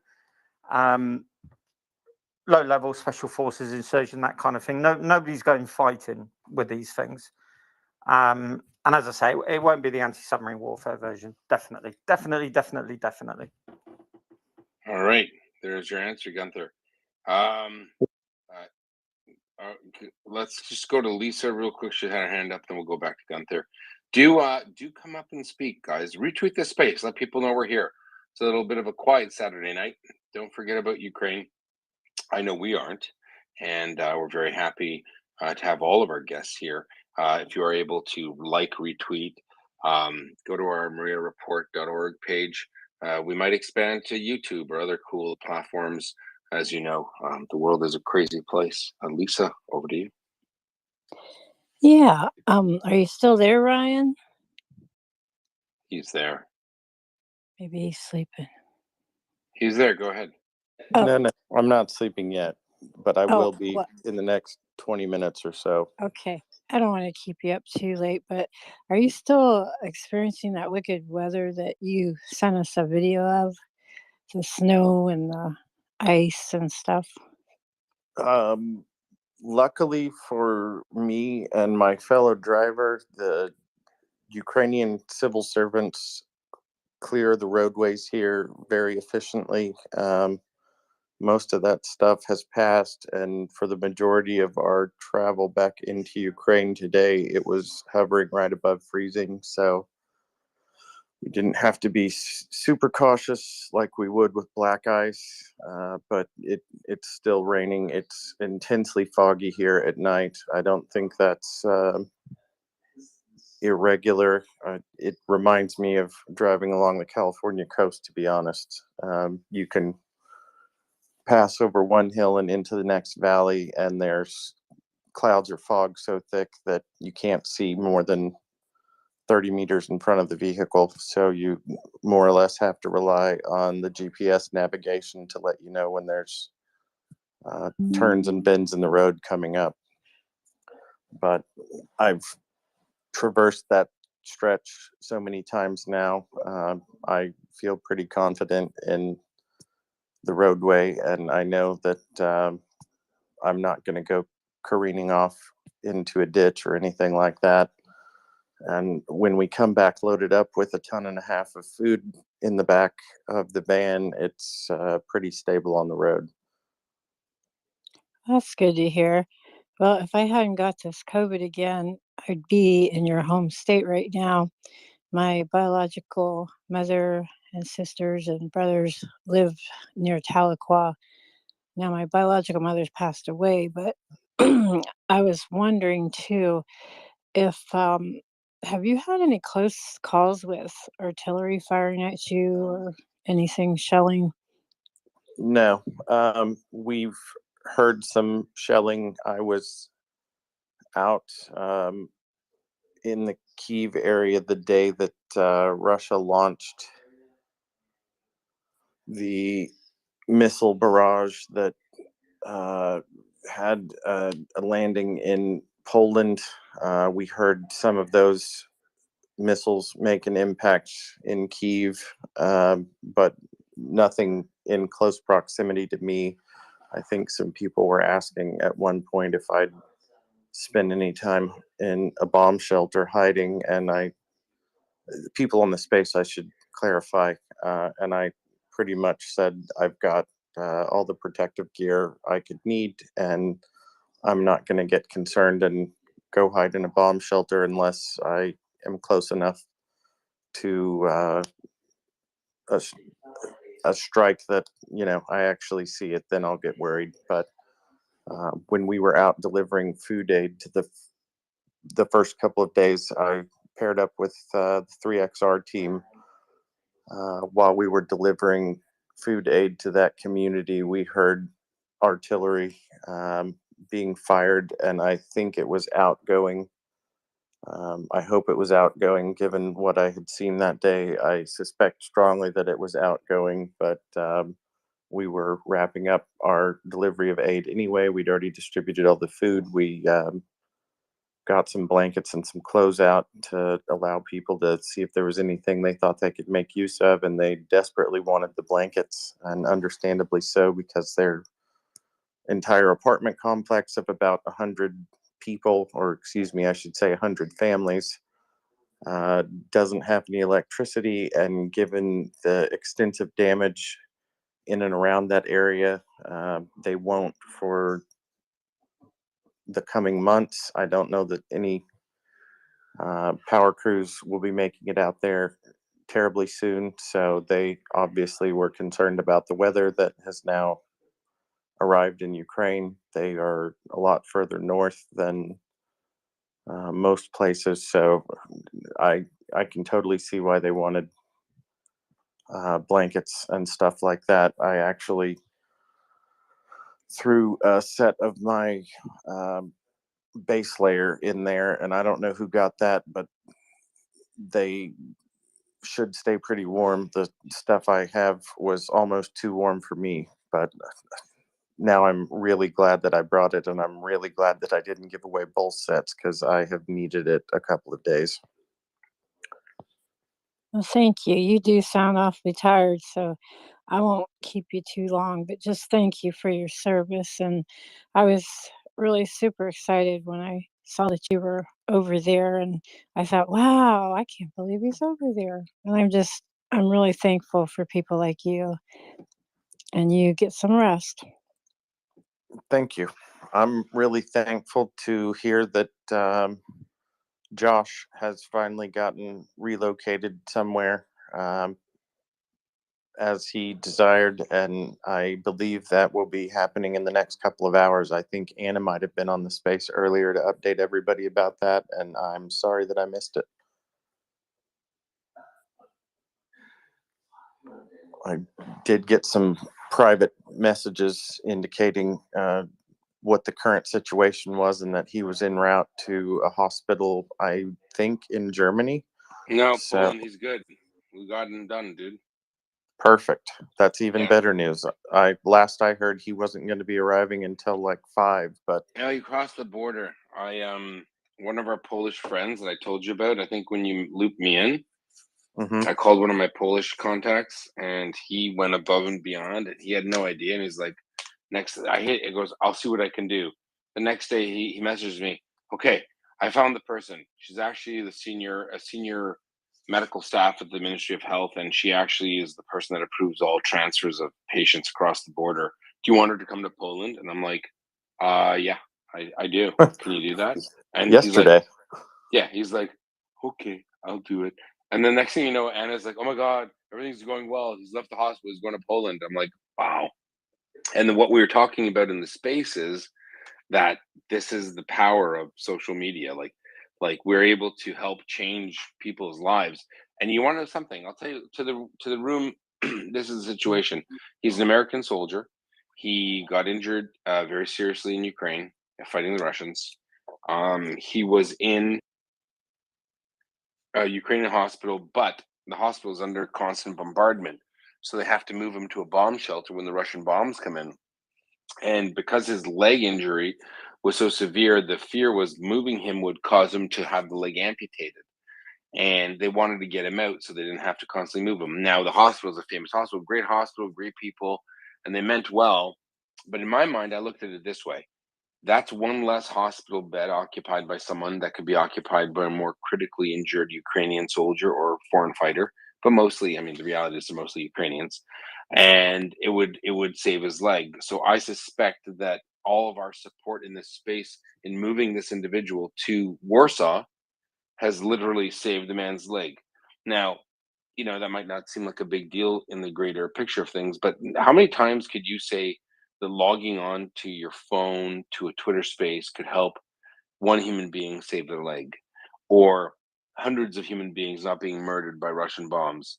Very rarely, if ever, in the history of humanity, whether you believe it's 5,700 and whatever years old, or 200,000 years of evolution, very rarely in the history of our people, the human race, have so few people been able to affect such a great amount of things to affect change on such a level and scale that we are, just by being here. And Peter made the comment. I wouldn't just say Peter. It was Margaret Atwood, a famous Canadian author, who said that rarely do so very few people have an impact on so many.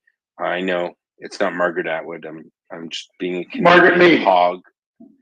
Yeah, Margaret Mead. No, but she was an anthropologist, I believe, and let's not talk about her if she's not Canadian. No, I'm just kidding. Go ahead. Say that quote again. Yeah, but her point was, in the history of our species, she was an anthropologist. There are moments in time when small groups of people come together. They're all aligned to a same focus, a same goal, and they can change the course of history. I'm doing a disservice to her quote, but that quote came up by a member of our space earlier today, and it really struck me because in my mind, it reminded me of what we're doing here in this space. It reminded me of how everyone in this space is coming together. We're focused on the same goal. And in the course of human events, this is how great changes are made. So Yehuda, you are 100% correct.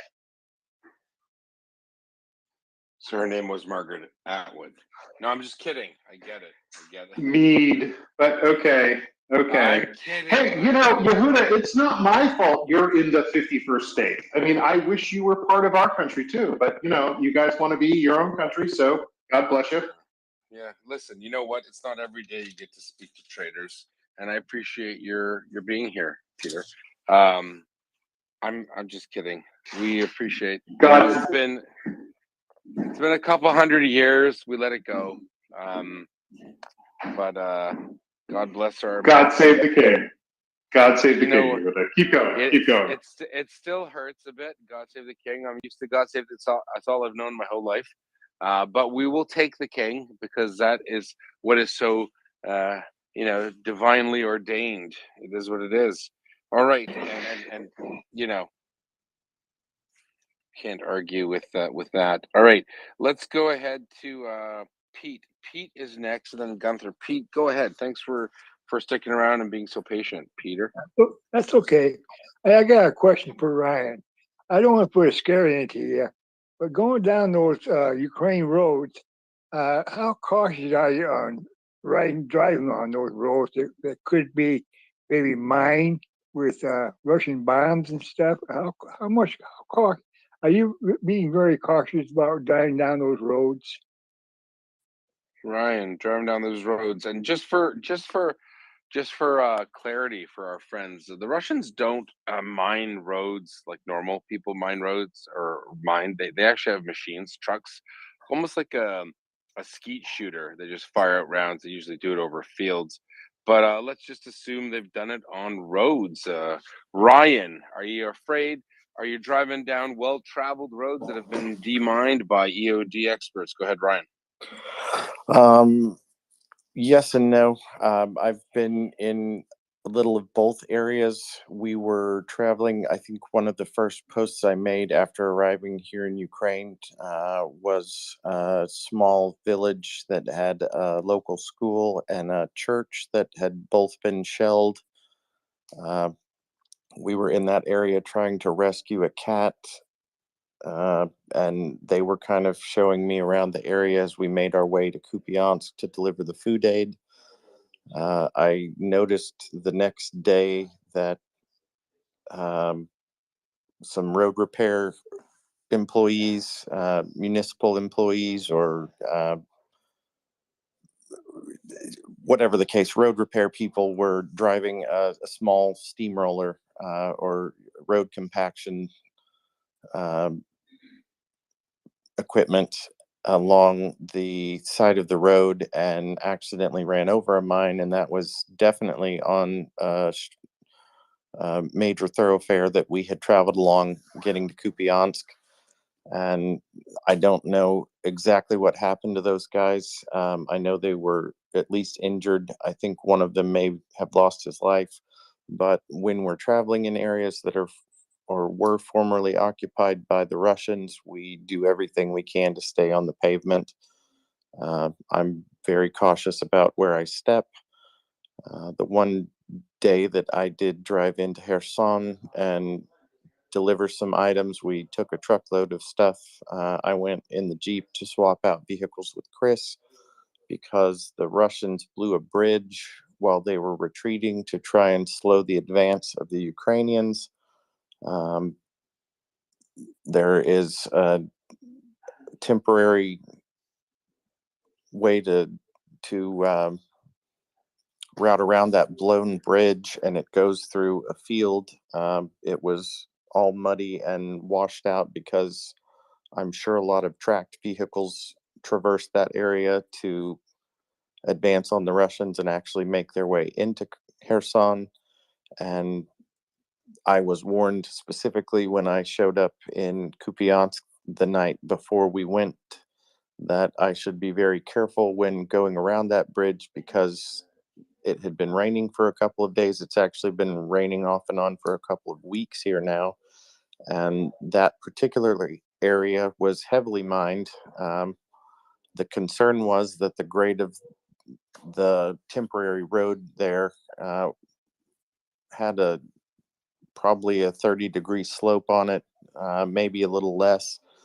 But the bottom edge of the hill still was an active minefield. And in order to not get distracted with EOD work and continue pressing the Russians and keep the pressure up, they only cleared a path probably wide enough for 3 or 4 vehicles. But one of the vans that was brought in a day before by Chris and some of the other 3XR volunteers ended up getting stuck in the mud and started sliding in a downward direction, and it scared the bejesus out of the guy who was driving the van just because he didn't want to end up inadvertently in a minefield. We later determined that they elected not to clear the whole minefield at that time because there is so much exploded ordnance and shell shrapnel, to be more precise, that they were getting a bunch of false positive readings when they were trying to demine it. So they chose to just cordon it off and let everybody know, don't walk out in that area because it still needs to be cleared up. There are plenty of dangers here. I do everything I can to stay as safe as possible. I'm not trying to get myself hurt. I can't be of use to anybody if I get injured. So yeah, I'm very cautious about where I walk and the areas I'm in, and I try to be as aware of my surroundings as I can. If I'm somewhere back in a western direction, I'm a little less concerned with something like that. I know when I'm in an area that I need to be cautious about, and I try to be safety minded if I'm traveling somewhere that could be a hazard to me or others. I was told specifically by people who've been volunteering and serving here in a military capacity to keep my eyes peeled for certain things. Apparently the Russians have some kind of bouncing Betty mine. It looks like a green soup can, just to describe it pretty clearly. And I thought the gentleman that sent me the words of warning about the mines may have found an example on the internet. I later learned that that was actually a recovered Russian mine that they had in their possession. So the risks are real. I'm aware of them, and I'm not trying to do anything that would get myself hurt and take up badly needed resources. I like my legs just fine attached. I want one more thing to say to Ryan. I want to thank you, Ryan, for what you're doing to those people over there. You're a great helper, and keep it up and just be safe, okay? Will do. I'm just a high risk FedEx driver at the moment, but we're doing everything we can to provide aid and potable water and food and warm clothes to people that have been living through unthinkable circumstances for months now. And anything I can do to help ease their stress. Ryan, I'm gonna interrupt. Yep. We've formed MriyaReport, and we're gonna get a 5013C or whatever it's called. For those who want to help, we like little pet projects, meaning things like Ryan's providing help to older Ukrainian people who can't see because of the no electricity headlamps. It's an easy ask. It's not, people don't have to feel guilty or bad. Am I buying something dangerous?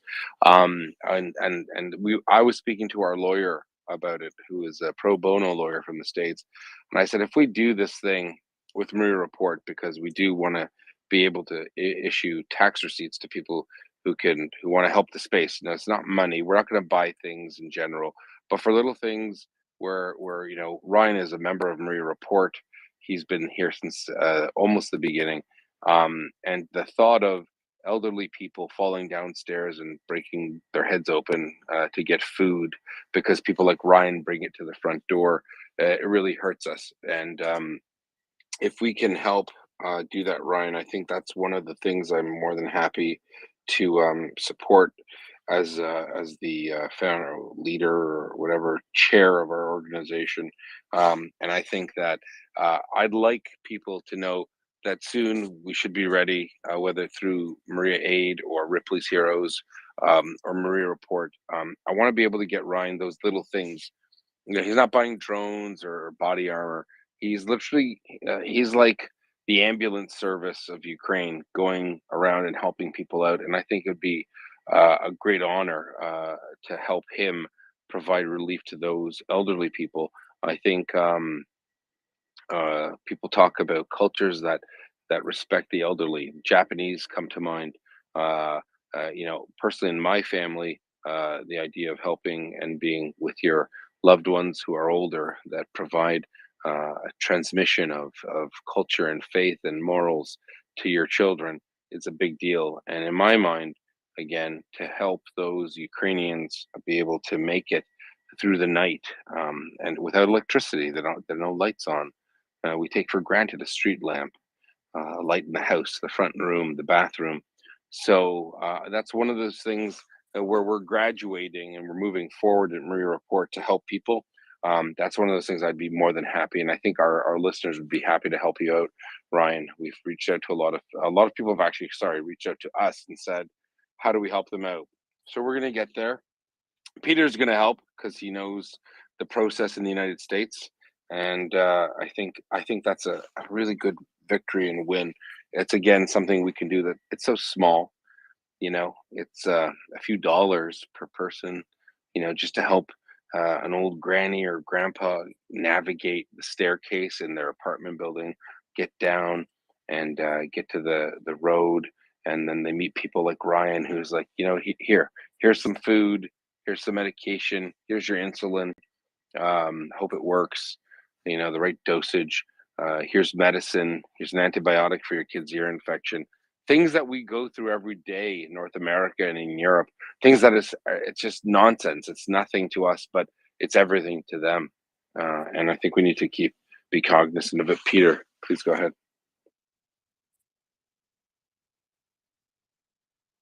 I'll jump in. Nope, go ahead, Peter. No, Ryan, you go first. I'll wait for you. Go first. Well, I just wanted to reiterate, I've experienced something myself in a well-lighted stairway in a hotel in Kiriri when we were dropping off some items there to a refugee center. We had to lay over that night, and we got a room at a local hotel. Even with light, I didn't realize that the first step was about 2 inches shorter than standard ADA spec for a stairwell, and the top stair of that stair of each landing was about 2 inches higher. So I didn't trip over the first step, but when I got to the top of the stairs, I caught my foot. It's not something a normal person or somebody would think of it. Maybe if you lived in that building or worked in that building for a long period of time, you would notice it.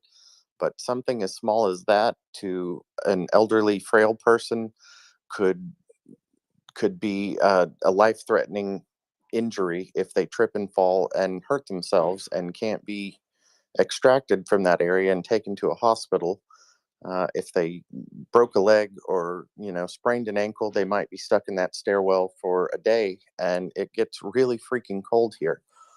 I noticed when we were delivering food to that community, and I hope we'll be out there again very soon, especially now that we have some water filtration that can be delivered. Some of the elderly people that came out were using canes to get around and literally didn't have any light. So if they rushed out to get some food and then have to make their way back to their apartment, they could be in grave danger just from walking up the stairs. So if we can get some headlamps and provide to that community so they can make do until power is restored to the apartments, that would be amazing. They were overjoyed to get food to feed themselves and their kids, and they were overjoyed to get blankets and clothes. But as we were leaving, they had to communicate to us that what they really needed was light, and it was an oversight on our part. In hindsight, we were feeling kind of bad that we didn't have a way to provide them water at the time. We took some solace in the fact that they would be boiling whatever water they did have available. So hopefully it would be potable. But I think headlamps and safe drinking water would be, a huge win for them. And it seems like an everyday expectation of people living in Western Europe or North America. And it's a desperate need that they have that hasn't been filled. I've had numerous people reach out to me wondering, can we send you some headlamps? What's an address we could send them to? And I didn't have anything I could provide to them immediately. We're gonna fix that. We're gonna fix that, Yep. Ryan. We're gonna Perfect. listen. We've Warms already, my heart. I'll already get them made. out where they need to be. I promise you. Listen, we know you, but we've already started the process with a pro bono lawyer. And you know who's paying for the registration. We already did the pro bono lawyer. That's where we're at. Like literally, we have people throwing support at us, saying, "Yeah, I want to do it. I've listened to you for months and months and months. We're gonna do it." So I think. Right now, when we support stuff through MriyaAid, I have to call MriyaAid and say, because I'm not MriyaAid, right? So I said, listen, we have a group that they need this, and they have a mandate, and it's small in scope because they want to focus on what they can do really well. But I think it's fair that we can say for these, little events that might be little on the big scale of things, but that's how you do good things. You start small, and I think when it comes to Constantine and his ear defenders, like those, they look like earmuffs. What they do is they protect eardrums from exploding from loud noises. And we talk about headlamps. Who doesn't want to help, an elderly person or a person who can't see? People, regardless of your age, can fall over a rock or a step. So we're going to do that. Ryan. I tripped the night we were unloading food aid out of the back of the van so we could distribute it. I wasn't familiar with that area, but there was some brick or a curb or something out there. We had hand torches, and if I can trip that easily, an elderly person can trip that easily, but I'm not going to break something or hurt myself so bad. I tripped today over the tongue of a trailer as I was passing through the customs re-entering Ukraine, and luckily I was quick From enough where? that I caught myself from Poland. Listen, for our audience, there are thousands of people like Ryan. Ryan's ours, so we can talk about him. There are thousands of people like him, and there are women and men who volunteered, and they're a lifeline to Ukrainians. There are people that have said, you know what, maybe they can't afford it, maybe they can. They've gone to Ukraine to help people survive. So, whether it's today, if there's someone else, we don't have. If you want to send funds to MriyaAid or Come Back Alive and say, look, I want to do this. I know with MriyaAid, we have a very good relationship with them where we can say, hey, our listeners want to help buy a drone or a bunch of tourniquets or this or that. Do whatever you can. If you reach out, it's a Saturday night in North America, 9:39 on the East Coast of the United States. If you can help, please do, because these are people that are dying. These are people, a 2-day-old baby just killed yesterday. There are thousands of people being murdered by the Russians every day. If you can help even a little bit, we really appreciate it. Peter, please go ahead. Yeah, and Yehuda, that photo of that young baby was just so heartbreaking. And for me, it just strengthened my resolve to help our friends. And Brian, I can tell you, there's a lot of folks in this space who are rooting for you. They are listening to your updates. They are wanting to know that you're safe, and they're there with you in spirit. And again, we were earlier talking about how a small group of people can come together and change the course of events. So obviously, Yehuda, as you and I have discussed, I am personally more than happy to help assist MriyaAid in getting its foothold with its legal designation here in the US. But more than that, Ryan, thank you for what you're doing. The stakes are high. You have answered the call, and there's a lot of people who are with you right now in spirit and will continue to do so. Thank you. I'm just happy to be the custodian of those items and make sure they get to where they need to be. I know there's overwhelming need here, and there really is a bunch of people from around the world who are willing to drop what they've had going on in their lives and come here and help. And I can promise you that Ukrainians are extremely grateful for that help. I've received unbelievable generosity from everyday people. Blew a tire driving into Dnipro a few days ago in the middle of the night. It was way past curfew. We were trying to get somewhere to hold up for the night and get some sleep. It was actually a hotel. There was no power at the hotel.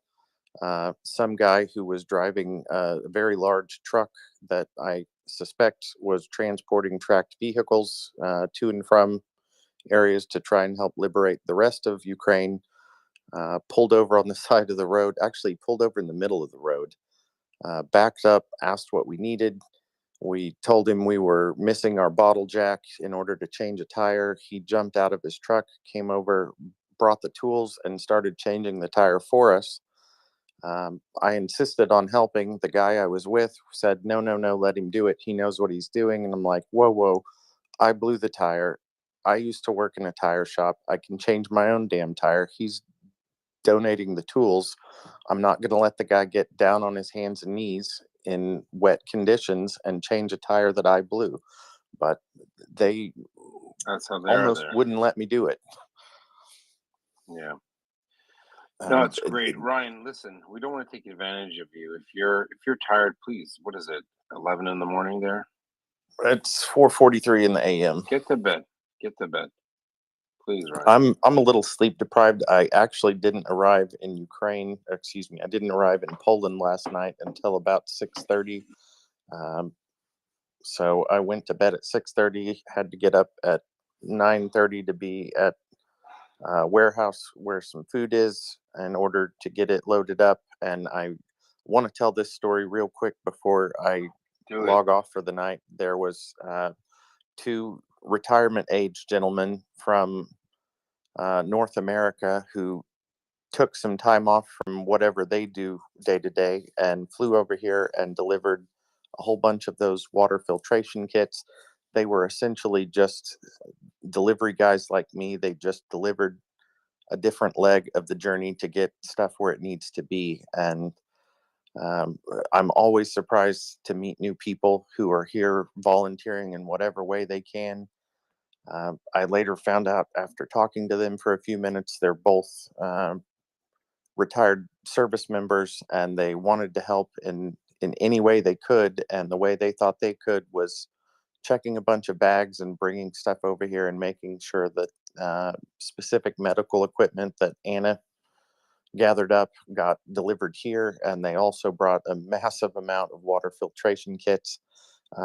They didn't just bring them over and dump them off. They went through great efforts to print up explanations of how these things operate in both Ukrainian and Russian.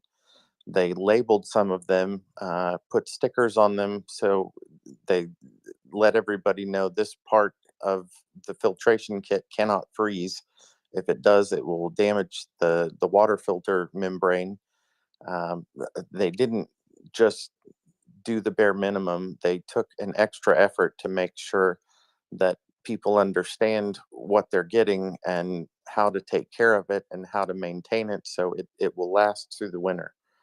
And they didn't have to do any of that. They could have just thrown it in a bag, or they could have just sat at home and not done anything at all. And I think now they're going to go somewhere and pick up a vehicle and drive it across a couple of countries in order to make sure that it can be brought in to Ukraine. And it really does surprise me how many people of all walks of life, all ages, all sexes are coming together in supporting Ukraine. And it doesn't just surprise me, it surprises everyday Ukrainians. I pulled over on the road last night and hopped off real quick because a guy came up to my car because he thought I was needing gas because I pulled into the gas station in the middle of the night. I told him, no, I don't need gas. I'm just getting out to stretch my legs. And when he realized I was speaking English with an American accent, he like hurries me into the gas station and tries to buy me a cup of coffee. And I'm like, no, I can buy my own coffee. Thank you. But he was just overjoyed to see people here volunteering and helping deliver humanitarian stuff. Ryan, you're a billionaire. You come from a billionaire family, right? That's why you're doing what you do. Oh yeah, right? I swim in money when I'm not here volunteering in Ukraine. Not to call you out. Not to call you out. I said it as a joke because I want people to know. I'm being you're- facetious. I know you are. I know. I grew up in a very blue collar family on probably the lowest income school district in all of Oklahoma. What I'm saying is that you're everyday human being who's just trying to make a difference in the world now. Yeah, I'm certainly not retired, but I'm not needing for anything. You're a smart guy that saved his money and done the right thing, and now you're in a position to give back to others and help. Is that what I'm hearing? That's exactly what you're hearing. Amazing. So you don't have a trust fund. This isn't your vacation. This is Ryan saying, I want to do the right thing. I'm going to help Ukraine survive this genocide and this invasion, and I'll do it one step at a time. That's what I'm hearing from you. But I think our friends who don't know you, our listeners who've not heard of you, the Spotify people and those on FM radio across the Midwest, the United States, and all over the world, I want them to know. Thank you. Yeah, that's pretty much it. I've got the rest of my life to work. You're an average guy, a normal human being, right? Yep. I live in a very humble house. It's not anything fancy. I've seen much nicer houses even here in Ukraine, but it takes regular people to help. It's not billionaires that come over here and volunteer to do stuff. What drives you? What drives you, Ryan? Not wanting to see kids have to grow up too fast or do without. not wanting to see people. Why are you there not in Ukraine? Why are you there in Ukraine? because I watched the inhumanity of the Russian invasion for months and witnessed it through stories I heard here on the MriyaReport, and I decided that I didn't want to sit on my couch and just volunteer as a co-host anymore. I'd done enough talking, and I wanted to walk the walk. Jesus. So you're making us all look bad now, I'll tell you that. No, So, that wasn't the intent, but Ryan, listen to me. We all respect and love what you're doing. We think, you know, I mean, I can't even think of you any higher than I already do, frankly. What you're doing is God's work, and God bless you, and stay safe, and please get to bed. It's late. Yeah, if I stay up any later, the sun's going to come up again, and I already stayed up all night last night, and I'm a little short on sleep, so I'm going to catch up on my sleep deficit. Go to bed. Thank you. Be well. Everyone, that's Ryan. He's from Oklahoma. OK City Ryan. Give him a follow. He's one of our longtime co-hosts and great supporters. He is he's not just a lover of Ukraine, he's a lover of freedom, really. It hurts to hear him, to be honest with you. In a younger year, without a family, I would have probably done the same thing. But you know, we all have our situations in life, and for Ryan, he's able to get up and go to Ukraine. It's a noble cause as any, really. So our love, our heartfelt respect and warmth, and thanks to you for fighting, you know, going door to door and helping Ukrainian people survive the night. There isn't a more noble thing that someone could do, frankly. So thanks, Ryan. Thank you much, Yehuda. Yehuda. I'm going to log off, and I think I should have some more time to spend on the space tomorrow. I think I've got a day off for once. Get that well-deserved rest, Ryan. Be well. Thank you. Get some rest, Ryan. We're with you, Ryan. Get some rest. Thank you so much, man. Thank you. Yehuda, Wow, Peter, as Ryan, that's pretty crazy. yeah, wow, right? You and I said the same words at the same time as Ryan was talking about, you know, what drives him, what motivated him. I've personally talked to Ryan in the past. We've actually tried to engage some members of Congress. We're both U.S. citizens. We both agreed. We said, hey, we need to support members of Congress in this. And it was successful in the effort that we did just as everyday citizens. Ryan, I just want to thank you very much for what you're doing. We're with you in spirit. We're with you here. And what an inspiring story we heard, Yehuda. I remember the day we had that conversation, Peter. Actually, my boss was trying to have a meeting with me that day, and I told her I needed to borrow the conference room because I had to talk to a congresswoman along with you, or her staff, I guess I should be more clear.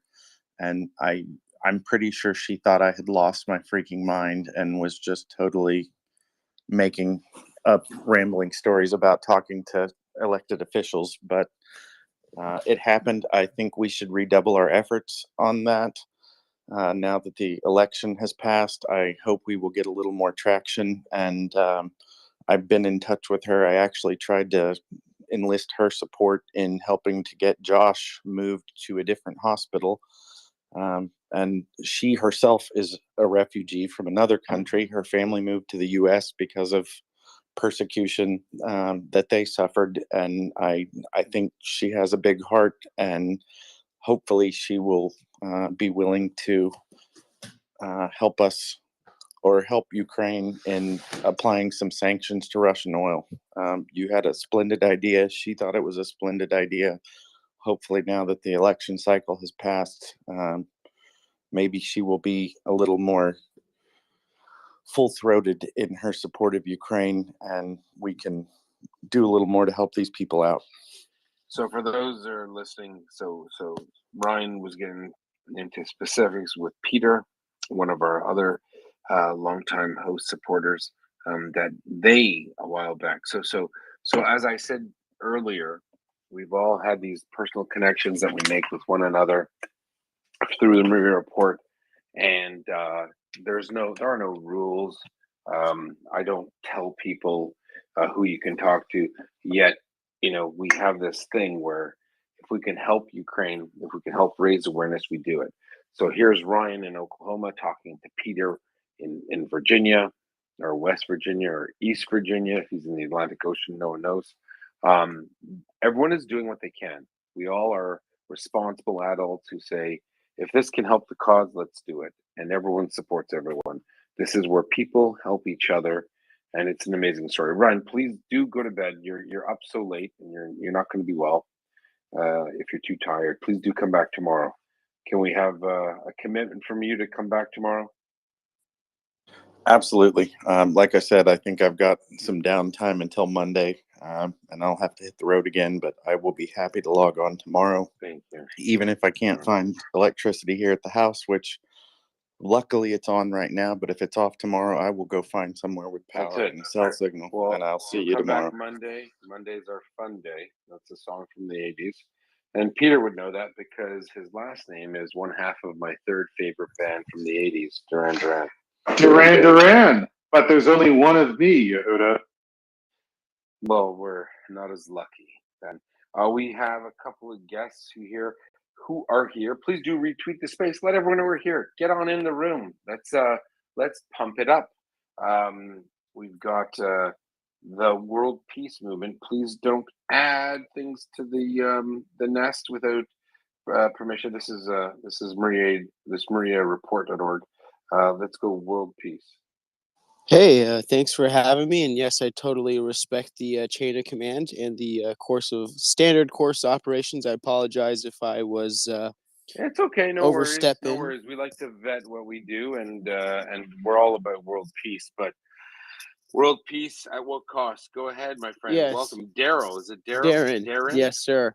Yeah. So, really quick, you guys mentioned that it's important for people to come together, and every little bit counts, and that's how big movements get going, is when small movements come together. And I totally agree with that. And to the gentleman who is delivering supplies in Ukraine, you are a superhero. You're not Superman. You don't have all the strength in the world, and you're not a one-man army. We don't know that. He could be Clark Kent. That would be a pretty cool Oh. Superman comic. I'm not gonna lie. He does look like it, if I'm not mistaken. But yeah, we started a world peace petition in San Francisco, and pretty much we don't want World War III to happen. And this Ukraine situation has almost brought the world to World War III, if it has not already. And and you know whose fault that is, Darren. yes, the evil man known as Putin, who should not be in power. And I do not believe that's the thing. I feel like, man, so many Russian people do not want Russia doing these things, and their government is so evil. But continuing on, like, so what's your plan? No, just world peace? Is that your plan? Just world. We're delivering the petition to the White House, and so far we have a couple petitions. But yeah, sorry, there's the train. That's so cool. Can you hear the train right That's now? okay. Hey, yeah, Darren, let me tell you something. My wedding video is online. You want to know something funny about it? Yeah, I would love to hear about it. Okay. So my wife has 3 members of her family at the wedding video. Do you know why? Why is that? Because actually all of her family is dead because of a guy named Hitler. So what's funny is that there might have been people, a guy named Chamberlain, not Wilt. He wasn't a basketball player. He was a prime minister. They said, let's make peace, world peace. Let's not fight. No fighting, world peace. And then 6 million people, maybe 20 million people in total, but 6 million of my ancestors were dead in gas chambers and ovens. And Darren, I don't mean to throw it on you because I don't think you mean it. I think you mean well. But somewhere along the line, there were people like you that said, let's have world peace. It doesn't really matter, right? So world peace sounds nice on paper, but when there is a group of people or a psychopath like Putin who says we're going to murder everyone, I don't know. I totally agree. There can't be world peace while Putin is still in power. Right. I agree 1,000%. When you say, you know what, as a soldier, I'm perfectly capable and willing to say, World War III, yeah, let us fight it so that our children don't.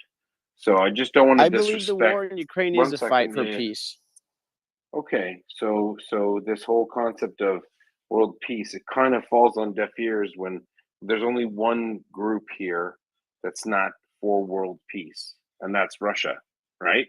So Exactly. world peace in this regard means giving everything to Ukraine to fight a battle that will stop the Russians from murdering Ukrainians. Because Darren, if we don't fight the Russians today in Ukraine, you're in San Francisco, you said? I am in favor of supporting the Ukrainians, and I believe this is a war for peace, and they are fighting for peace. And I came off the wrong way, but my main thing was you sounded like one of those people that says we shouldn't fight at all. Why are we sending money to Ukraine to stop a genocide? Because we should just let Russia take part of Ukraine. So no, we don't do that. We cannot do that. So a little backstory. My older brother is married to a Ukrainian woman. Her name is Isis, and she's a beautiful woman. And I mean, I don't know anything about Ukraine, but based off of my experience and what I've witnessed, she's been crying every day because the place she grew up in and her friends and families who she grew up with in her home country are dying and being destroyed. And so, yeah, I'm totally right there with you guys. And I apologize if I came out of the wrong direction. I was just trying to say we got a world peace petition because World War III. You know what? If World War III prevents another 100 million people dying because of psychopath, I'm willing to take World War III. And I'm a father, and I'll do that because I don't want my children to live like that. So I agree with you, but it's got to be the last war. If we can both agree on that.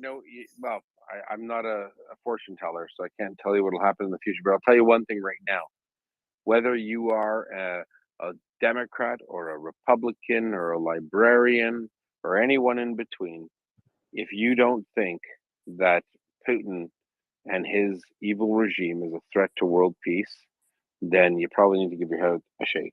How's that? Is that fair? I agree 1,000%, good sir. Amazing. Thank you, sir. And I really thanks do for appreciate having me. you I appreciate. No, absolutely. Hello? Oh, okay. So, yeah, let's just remember that Ukraine is undergoing a genocide at the moment, and a pretty nasty one. And we lost our friend there. So, bottom line is that this isn't. I just want to avoid this concept of world peace. Well, who doesn't want world peace? We'd all love the Messiah to be here. We'd love for the lions to lay down with the lambs, and swords to be beaten into plowshares. So that means farming equipment to till soil. Anyway, yeah, no, I won't take it, and I won't tolerate that. We're all peaceful people, most of us. I'm in Canada, so it's like we're the quintessential peacemaker, and accepting Russian suzerainty over Ukraine or any other part of the world is not. It's not a. We don't start. It's not a starting point. It's an ending point. We all have to support. If you care about freedom, democracy, if you care about the right to live your life the way you want to live it, then you can't possibly be for tolerating Russian aggression. It's in. It's not just in Ukraine. It's in Belarus. It's in the Baltics. It's in the Caucasus. It's in Armenia. It's in Georgia, South Ossetia, Abkhazia. It's in the Kuril Islands. I mean, there's one common denominator with the biggest supporter and the biggest proponent of expansionism, totalitarianism, authoritarianism, all the bad words in the world that end with ism. That's Russia. And you know what? I'm personally sick and tired of it. I'd like it to go away. So, on that note, Joseph, I think, is it whiskey? It's Marcus. It's Marcus, whiskey, Peter, Pete, and Peter. Go ahead.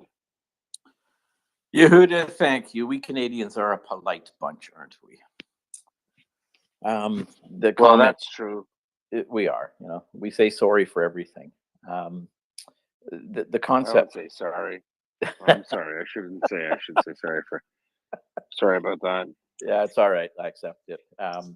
The concept of world peace. Yeah, we're all for world peace, but it takes two to tango, and I hate to say it, but it's such a naive viewpoint to think that a petition to the White House is going to result in anything. If anything, it should be petitions to the U.S., petitions to the Western world, to the European governments to say, send everything you have so we can get this thing finished, over and done with.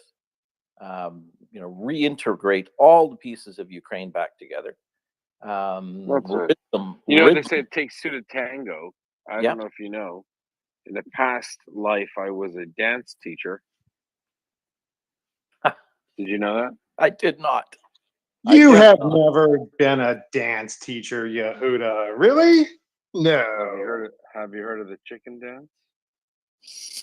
I've seen you dance.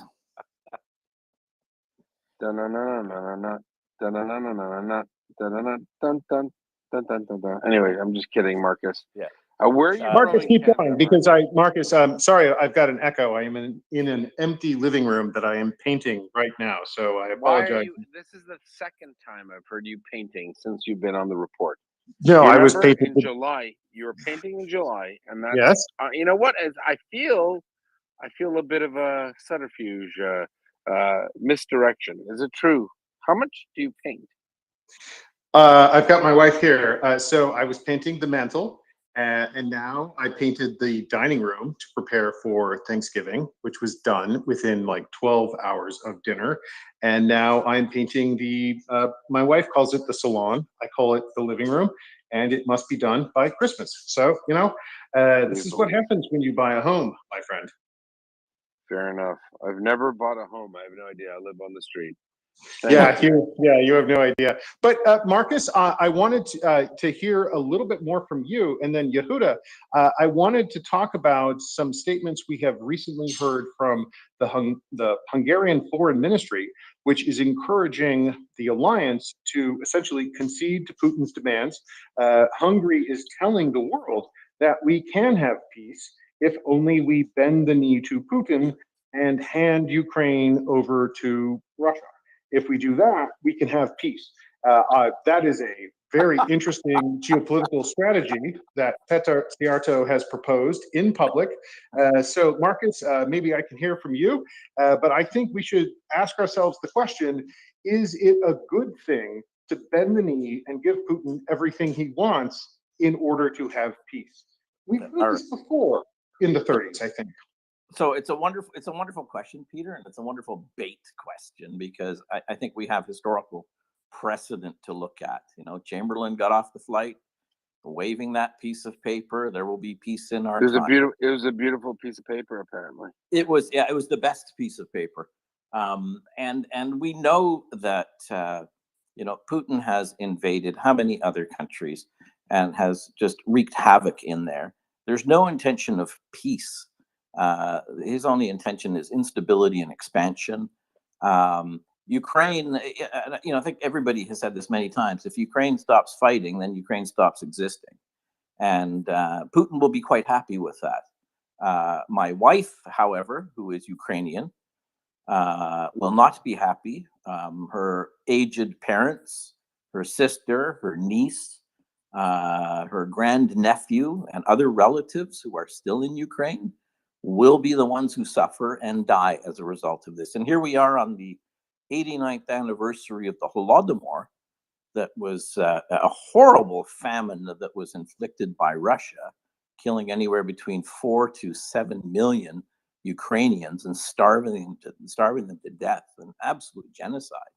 There is not going to be a peace with Russia until it is kicked out of that country and it is isolated for a hell of a long time, and never allowed to do this again. The guy who was on a few minutes ago from the World Peace Group, talking about the peace stuff, You know, all I could remember in my mind was thinking, oh, the Great War, the war to end all wars. And, you know, if we give Ukraine to Russia, then we will avert World War III. Everything will be hunky dory. We can go back to our low interest rates, our low gas prices, food security around the world. And it is such a naive viewpoint. And I really wonder how many people have sat and studied and read and understood the history that has gone on for hundreds of years with Russia and their claim to being the great Russian Empire, and how Putin is trying to recreate that in his own name.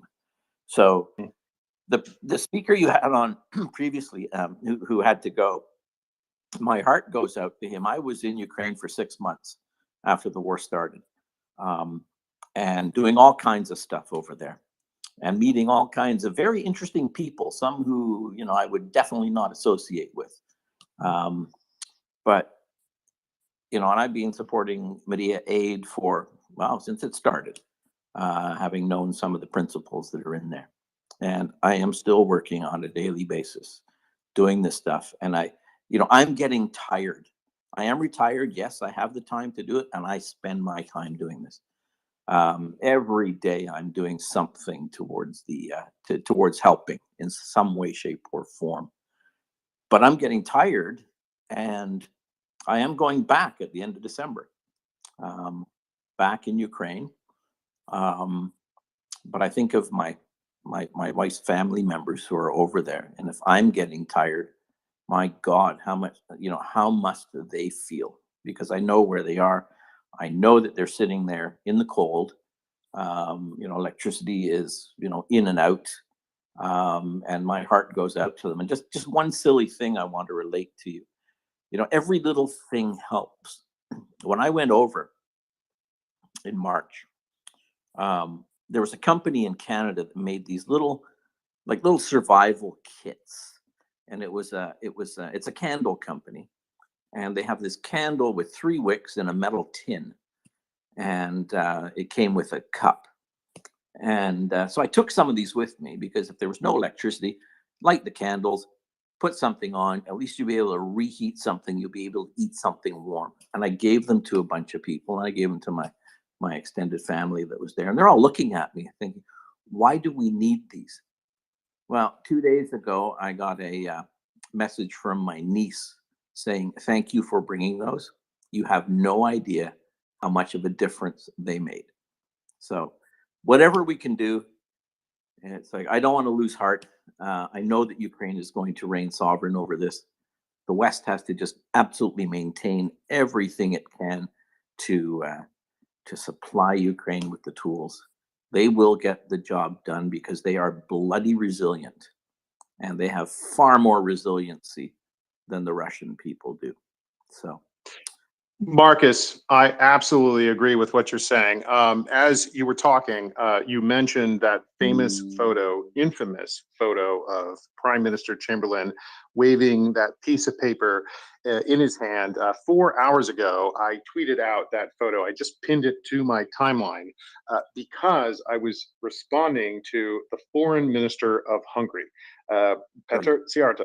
Yeah, he's a man that I've known professionally for several years. I know his team. And as you were talking, and again, we just had this guest on the space who was talking about peace, which is a theme that Russia is trying to push right now. Petr Szijjártó just said, and I'm going to quote him here, "We are Ukraine's neighbors. The effects of this war are immediate and severe. We need to create peace instead of another sanctions package." This is from the country that has vetoed every sanctions package up until now. This is from the country Hungary, that continues to buy oil and gas from Russia, funding indirectly the war against Ukraine. So these messages of peace resonate with me much like Chamberlain. As long as we give in to the dictator, as long as we give the dictator what they want, then we can have peace. Are you opposed to peace, Marcus? Why do you want war? Question mark. You know, that's the game. Yeah, the other thing to bear in mind about Hungary is in Uzhhorod, in that district of the Carpathians, there are Hungarian-speaking people who live there. And the Hungarians have been stirring up discontent, basically using the same words that Russia is using. We have to protect our whatever language speaking minorities that are there. And so they're stirring up discontent in Ukraine as well. These guys are, Orlan, I hate to say it, but he's just another one of Putin's little puppies. And, he's doing it for whatever reason, probably to keep himself in power. But he's walking a very dangerous line, and especially once Ukraine wins this. I have a sneaking suspicion that the rest of the EU is going to start looking at him with, well, they already very high anyhow. He's not going to win this because Russia is not going to win this. Now, if Russia won, and the world acquiesced and said, "Oh yes, Mr. Putin, we're going to allow you to have this country, even though it's not the world's to give, it's Ukraine." Then I think young President Orlan there is going to find himself in the good books of Putin, and he'll be rewarded accordingly for being his lackey. It just absolutely disgusts me to hear people equating let's have peace by giving Ukraine up to the aggressor. Let's give Czechoslovakia, let's give the Czech and the Slovak republics up to the aggressor. In fact, you know what? Maybe we should just carve up Poland again as well. And maybe Lithuania and Latvia and Estonia should just go back to Mother Russia as well. And that doesn't work that way. And it can never work that way. Because as soon as you give in to these guys, there is no stopping them. And that's why I think, Yehuda, you were trying to draw that out from our previous guest. And Marcus, I couldn't agree more. This is a door we should slam hard and fast. This idea that we can have peace if we just give the dictator what they want. We learned that lesson before. We must never make that mistake again. Fully agree. Fully agree. It's like my favorite movie ever, Academy Award winning Spies Like Us with Dan Aykroyd and Chevy Chase. Brilliant movie. It is. Brilliant movie. Yeah, okay. I bet Peter's like, Ishtar.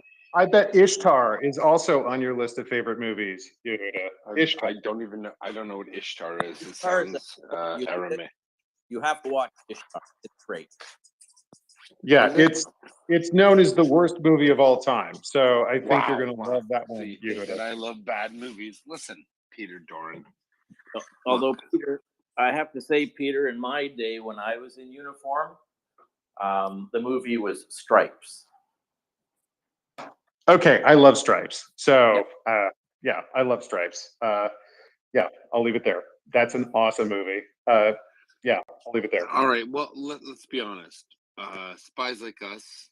What is it? Tom, Jim, or whatever, Clancy on steroids. A great movie. It actually does, in my mind. It sounds a little silly from the American perspective. It's about the Americans poking fun at themselves.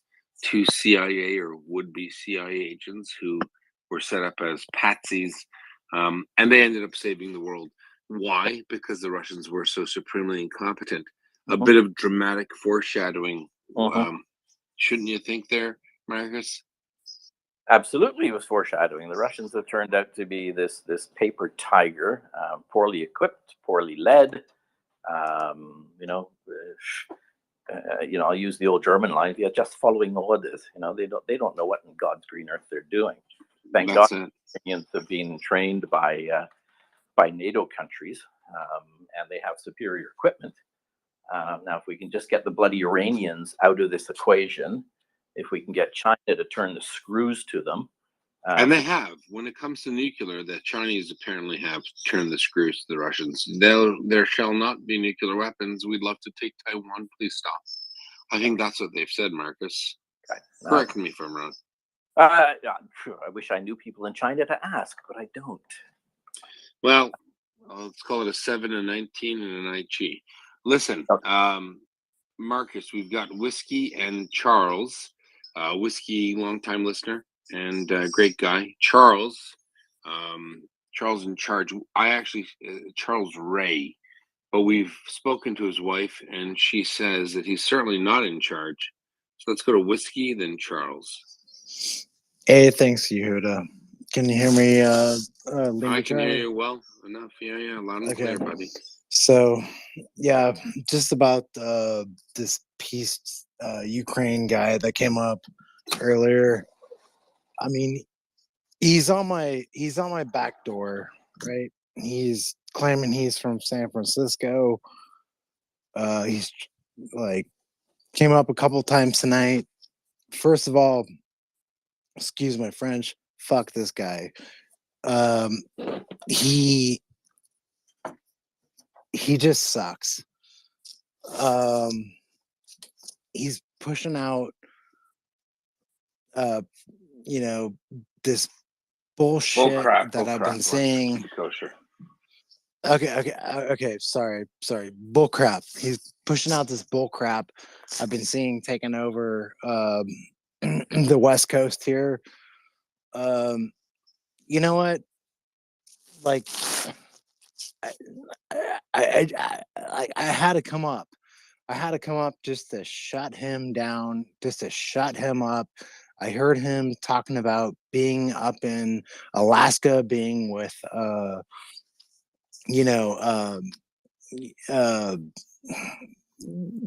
setting up, like being. Yeah, we got it, man. Don't worry. It's all good. Yeah, no, he pissed me off to no degree. I'm sure you can feel where I'm coming from, brother. I do, but you know what? We dealt with it. He went on his way. He backtracked on all of his positions, man. Look, I know it's kind of like a personal insult on the home team. There's no such thing as a worldwide peace initiative 100%. when there's one person trying to murder another, right? No one says, let's stop the rape. Yeah. Sorry, let's stop the rape. Oh, and I'm the rapist, right? So we get it. Russia has an agenda. There are a lot of people that see right through it. And I think we're sophisticated enough and intelligent enough to differentiate between the two. What do you think? Well, what I think is I'm personally pissed off because he's claiming like the place where I come from, San Francisco, which is a very accepting, very forward thinking area of people, and he's trying to push these agendas, which I think any of us that are actually born and raised in this area would say, no, dude, you're wrong. Like you have no idea. You are part of the problem. Am I wrong on that? No, you're good. No, listen, but we dealt with it, and that's fair. No, I appreciate it. Point received, point taken. Thanks, Whiskey. Yehuda, let's go to Charles. I always learn when Charles talks. Charles always adds something new to the conversation. Charles? Charles is sometimes in charge. Go ahead, Charles. I'm never in charge, Yehuda. Peter, actually, I'm actually going to ask you. I need to learn from you. First of all, thanks a lot for your story of freedom. It was yesterday, my time, yesterday evening. But it's a topic I absolutely love. I studied Humanian history in university, lived there for a while, and I love that story that you told yesterday. And I always love how you bring up these things that help us put the current events in context and parallels. So I really appreciate it. But I wanted to ask about Hungary. Charles, can you promise to Yehuda I have not paid you or said anything to you? I mean, Yehuda is already a suspicious guy. I don't believe it already, frankly. Yeah, that's just because the address wasn't right on the envelope, right, Peter? Keep going, Charles. So Hungary, I had the feeling, living here in Europe, that we had sort of crested the wave of far right movements. About 2018 or so, the high point was coming after the refugee crisis here in Western Europe, and all of that, and they seem to be on the wane, and that was reflected also in election results, and they still seem to be quite low. Extremism, when I look at it compared to the way it was maybe 6 years ago or whatnot, was is lower than what I remember. But when I see, so therefore I see far fewer of this Putin apologist, or this appeasement coming up in European parliaments and even in political discourse, because the extremes are kind of low. But obviously in Hungary, where they have that government, that certainly exists. But is there any way beyond, because you talked about shutting the door on this kind of stuff, and I agree with you 100%. But words only go so far, and so I'm kind of stuck with this dilemma, and I wonder maybe if you could help me figure this out. I mean, on one hand, they can be debated in a public space, but then that also opens the opportunity for them to be some kind of perceived equal value of thought, kind of this one side versus the other, that we see in a lot of public debate in the media. And on the other question, so how do we resolve that and shut them down without allowing them oxygen? And the second one is legal means. How do we shut that down while still preserving the ideals of loyal opposition, political discourse, and freedom of speech? Charles, thank you for asking this question. There's a twofold question, if I understand you correctly. And what I would say is this, and I'm going to answer your question because it is important. On one side, let's set the domestic stuff on one side of the table, and let's look at the foreign stuff, foreign affairs, foreign relations. Some of the things that you're touching on affect domestic politics in Hungary and inside the European Union. They also affect domestic politics here in the United States. So, let's set those things aside. Let's grapple with the important topics. Several years ago, I saw this coming. I'm a Republican. I'm a conservative. I've run for statewide office. My opinions on many issues are well known. But I saw this train coming down the line. And so what I said to several of my colleagues was, let's bring together all of our allies. Let's have a declaration. Let us reconfirm our commitment to the NATO alliance. Let's reconfirm our commitment to those transatlantic principles that have guided our allies, our alliance, through decades. And let's invite the foreign ministers or heads of state of our allies in East Central Europe to sign this declaration. And we will bring everyone together in Washington, D.C. for a big conference, and everyone will sign this declaration, and we will all reconfirm our commitment to those values that have guided us over the decades. The moment I did so, there was a lot of back and forth. Many foreign ministries were saying, oh, we want to change this line or we want to change that line before we sign. They were small changes, so we made those accommodations, and everyone signed. This was known as the SIPA Declaration in Washington. It was in September of 2019, and one of the signers was Péter Szijjártó, the current foreign minister of Hungary. And I can tell you, there was a lot of back and forth with the Hungarians about the language. Ultimately, they signed. And Péter Szijjártó reconfirmed Hungary's commitment to the transatlantic values that have guided our alliance over the decades. And then the war happened. And Hungary has broken with its faith. Péter Szijjártó is not a man of his word. And I say that very carefully. I say that because I know he has signed that commitment, a commitment I wrote, a commitment that he wanted slightly modified, and then he signed. And yet, Péter Szijjártó on behalf of Hungary, has broken faith. He has not upheld his commitment. So my answer to you, Charles, my answer to everyone, and I've thought about this. My answer to everyone is that Hungary, under the leadership of Petru Cioto, is not keeping its word. Hungary is not upholding its promises. Hungary is choosing the wrong choice. So let's set aside the domestic stuff. Let's look at the foreign stuff. And on the foreign stuff, Hungary is making the wrong choice. And I think what we should do is just be honest. We should call it out. We should say it, say what it is. Hungary has promised to uphold values that Hungary is not upholding, and they did so as recently as September 2019. Petru knows it, Orban knows it, they are breaking faith with the alliance.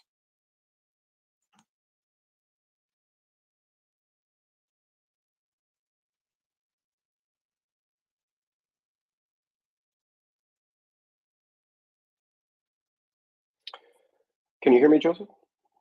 Yep. Welcome back. Okay. So Peter, Yehuda had to get going, but of course we have myself and Charles up as co-hosts. So we'll let you moderate. But if you need anything from us, of course you can let us know or turn it over to us whenever you like. I can stay around for about one more hour. But Charles, everything I said was clear, and I'd be keen to hear your reflections on what I said, because what we have is an ally who has promised to uphold our values.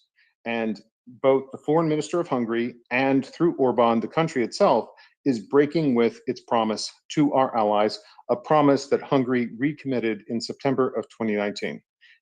That's my answer to you. Let us hold Hungary to account. Let us hold Hungary's leaders to account and remind them, you have made promises. You must keep your promises. If you don't keep your promises, you are not leaders of your word. And if you're not leaders of your word, then we can't trust you, friend. Charles. Yeah, thanks for that. Yeah, I wanted to follow up. I was just there's an audio switch when you move up to co-host. So I completely that completely makes sense to me. Maybe to go into the details just a little bit as an example. So I mean, currently there is the issue of the EU funding that may possibly be withheld from Hungary. I didn't see the news yesterday, so I wasn't quite sure whether that had been fully decided or not. And there is also a Hungary support for Sweden and Finland is needed in the NATO stage, and of course, the Hungarians are playing poker with all of this at the moment. But when you talk about hold them to account and there must be consequences, are you primarily meaning things such as funding, or are you thinking also in terms of cooperation agreements or other incentives that they may receive by being part of these bodies? Charles, you and I have never met in person, but let's assume for a thought experiment that we were friends. And let's assume that you were always trying to be a good friend, and at every opportunity, I was always trying to be a bad friend. I was always trying to look for opportunities to make your life terrible.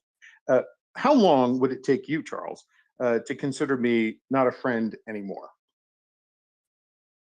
Yeah, not long. I do it a couple times, and I'm not going to talk to you anymore. So it sounds like you're also you consider consequences being losing membership in certain rounds, and I'm not saying the entire organization, but at least rounds. Yeah, so that issue has been brought up. I don't think we are there yet. I do think we are at the stage where every ally in NATO, every ally who is part of the West, who has said, no, we are drawing a line. We do not want to be part of Putin's kleptocratic, despotic, Eastern form of governance. We should say that openly to Hungary. And we should say, Hungary, your pleas for peace are threadbare. By saying you want peace, you're really saying we want to concede to Putin. That's wrong. What side of the civilizational divide do you want to be on? And force the Hungarians to make a statement. force them to say, we want to be part of the West or we don't. Because right now, as Marcus and I were just recently chatting about, right now the Hungarians are saying, we want peace. We just want peace. And peace, well, that has a price. That means we must bend the knee and hand Ukraine over to Russia. So let's force the Hungarians to be very clear about what they mean. And that's the next step. I think what you're indicating, Charles, is about 12 steps forward on the board. Let's talk about the next step right now. Let's clarify what the Hungarians want, because I think the moment we force them to clarify their position, they will change their opinion. Right now, they're just exploiting the fact that we have international bodies based on consensus. They require unanimity, and without Hungary's vote, nothing can happen. They are exploiting that. Friends don't exploit each other. Friends act as friends. Right now, Hungary is not acting as a friend. That's a very great point, Peter. And by making that statement, essentially, if I'm going to put it into my terms, it would be like asking them, okay, you need to specify, do you want to still be our friend, or do you want to be like Serbia? Something like that. Yeah, I think that's very fair. Yes.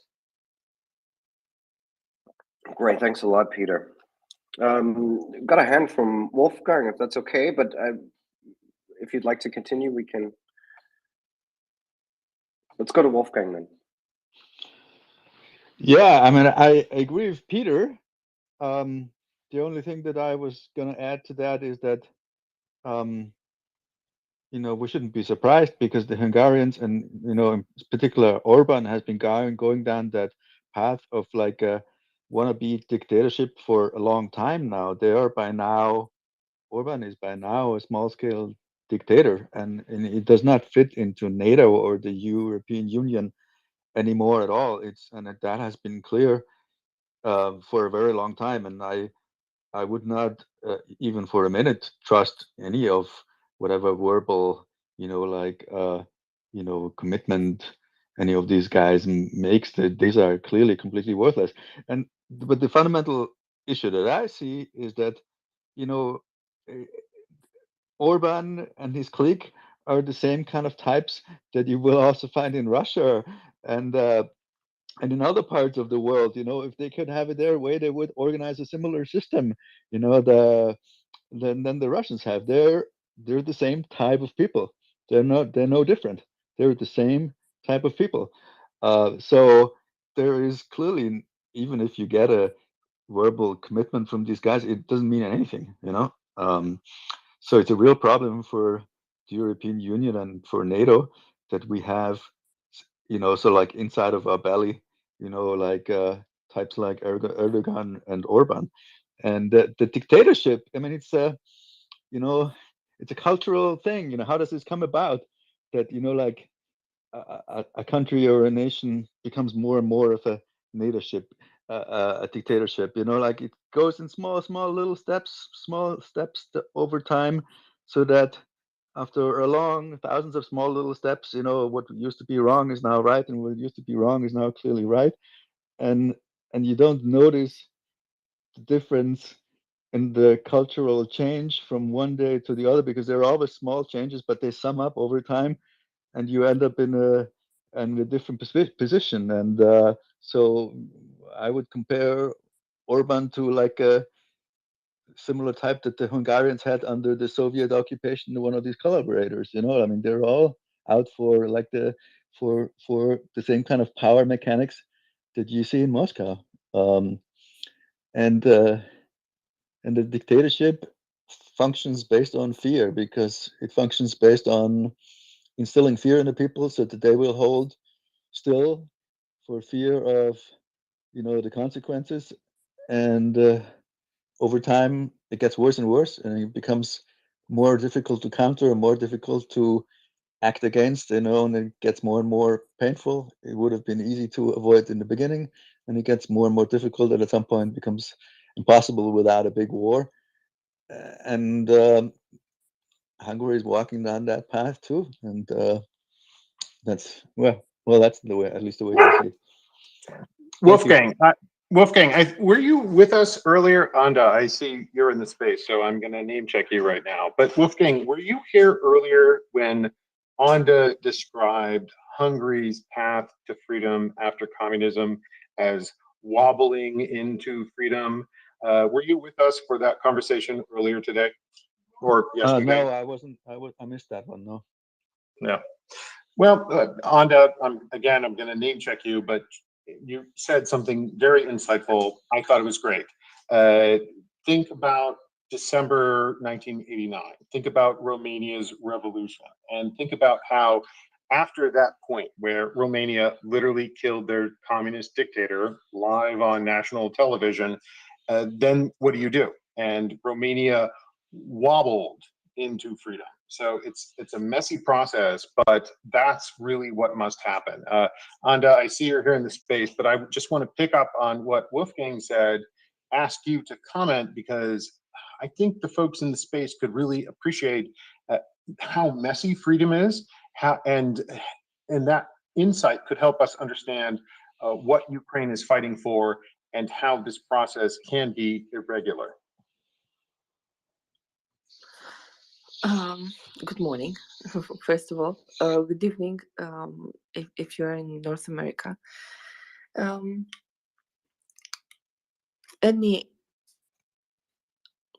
Hours. Let's start with hours. I'm from Romania. After the revolution, we have found ourselves in a very strange situation because many people wanted freedom, but many people didn't understand what freedom means. Because freedom comes with responsibility, freedom comes with duties that you have to assume to yourself, right? When you want freedom, you have to give freedom to the people around you, and you have to be mindful, right, about the people around you. And that means respecting property, for example, protecting property, protecting your property, and protecting and respecting other people's property, which, and also freedom of speech. That's another freedom, right? You have the freedom to say anything you want, but you have the responsibility of what you're saying, and you have the you must have the empathy in order not to hurt the people around you, right? Because I can say anything here in the space, right? I can use any words and describe anything in any way I want. I have this freedom. But this comes with responsibility, and this comes with consequences. And if you didn't have that, first thing you do when you have freedom is like a child, right? A child who was in a home in which he was not alone to do allowed to do anything, and suddenly he's allowed to do everything. He can go to bed at any 1 hour he wants. He can eat whatever he wants. He can do whatever he wants. The first things you do is do whatever you want, right? And at some point that comes with with consequences. Consequences for yourself. He's getting very, very tired. He has other problems, right? This is the same way with countries. At some point, you start learning that some things are not good for you. They are a possibility. You can do them, but they are not good for you. Corruption is one of them. Actually, corruption in Romania was one of the hardest things to fight, and is not yet extinguished, right? Because some people thought it's okay to do that, and they had the power to request something And some people, because they needed that something,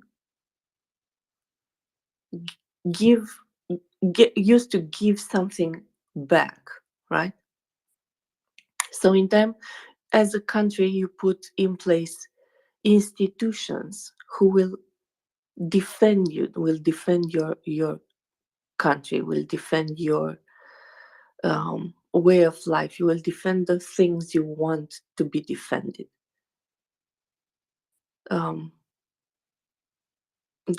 Peter, I see you raised your hand, and I think you want to add to what I'm saying.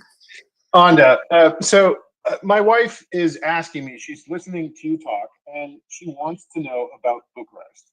So I'm going to throw you a curveball. Let me know if you can answer. In the old town, there was a part of Bucharest that had been condemned. There was an earthquake, and the buildings needed to be repaired. They couldn't be inhabited right next to the river in the southern part of the old town. And there was an issue with those buildings. Have they been repaired? And I ask because for a broader issue, I want to know how well is the local governance in Romania working right now.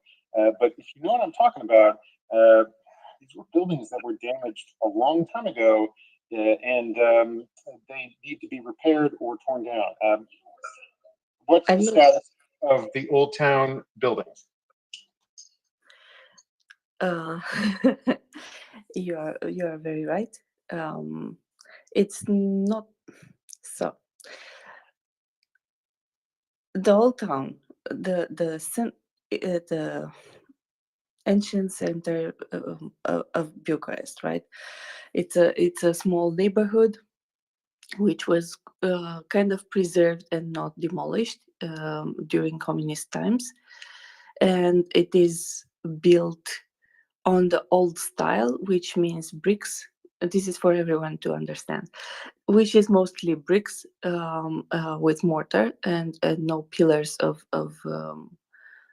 as a structure, right? And we have had, because they are very old, over 100 years, most of them, they have had several earthquakes. We have had, right, in Romania, several earthquakes. And they are wobbly, let's say, from this point of view. Now,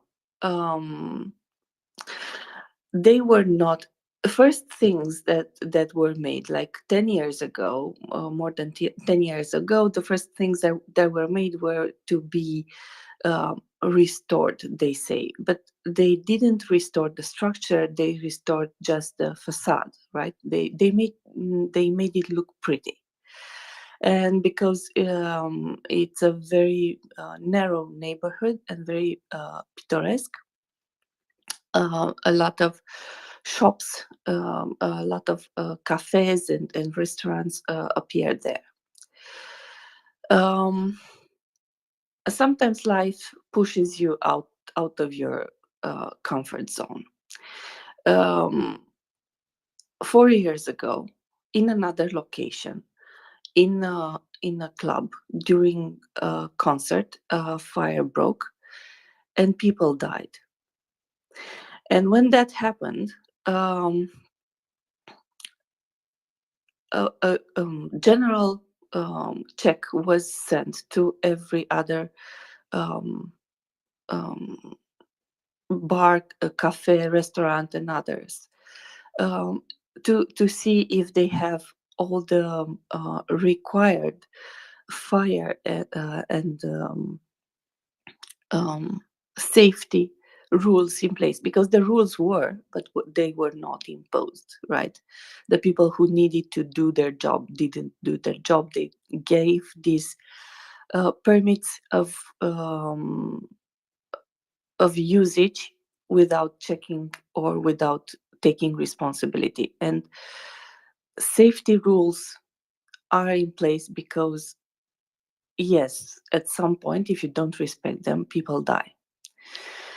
And after that, the center of the town that was the first thing. The center of the town was like a ghost town, because actually there were like 3-4 restaurants there who actually had the permits and actually did what they needed to do. Anda, was And there corruption involved at all in yes, perpetuating that system? And yeah, yes, would you say that? Yes, keep going. Yes, because I have a follow up.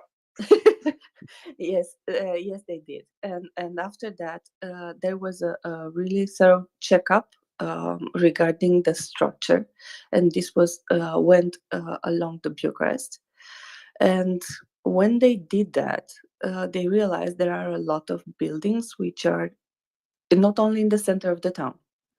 Are a lot of buildings which are not, if they are not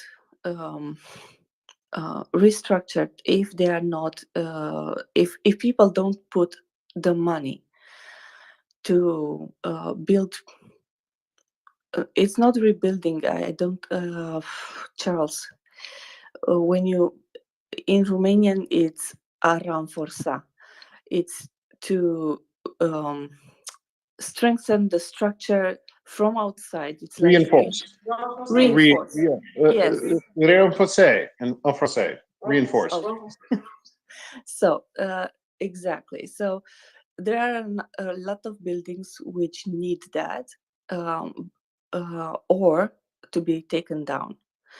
Some of them are private property. If they are private property, they cannot force the people to do that.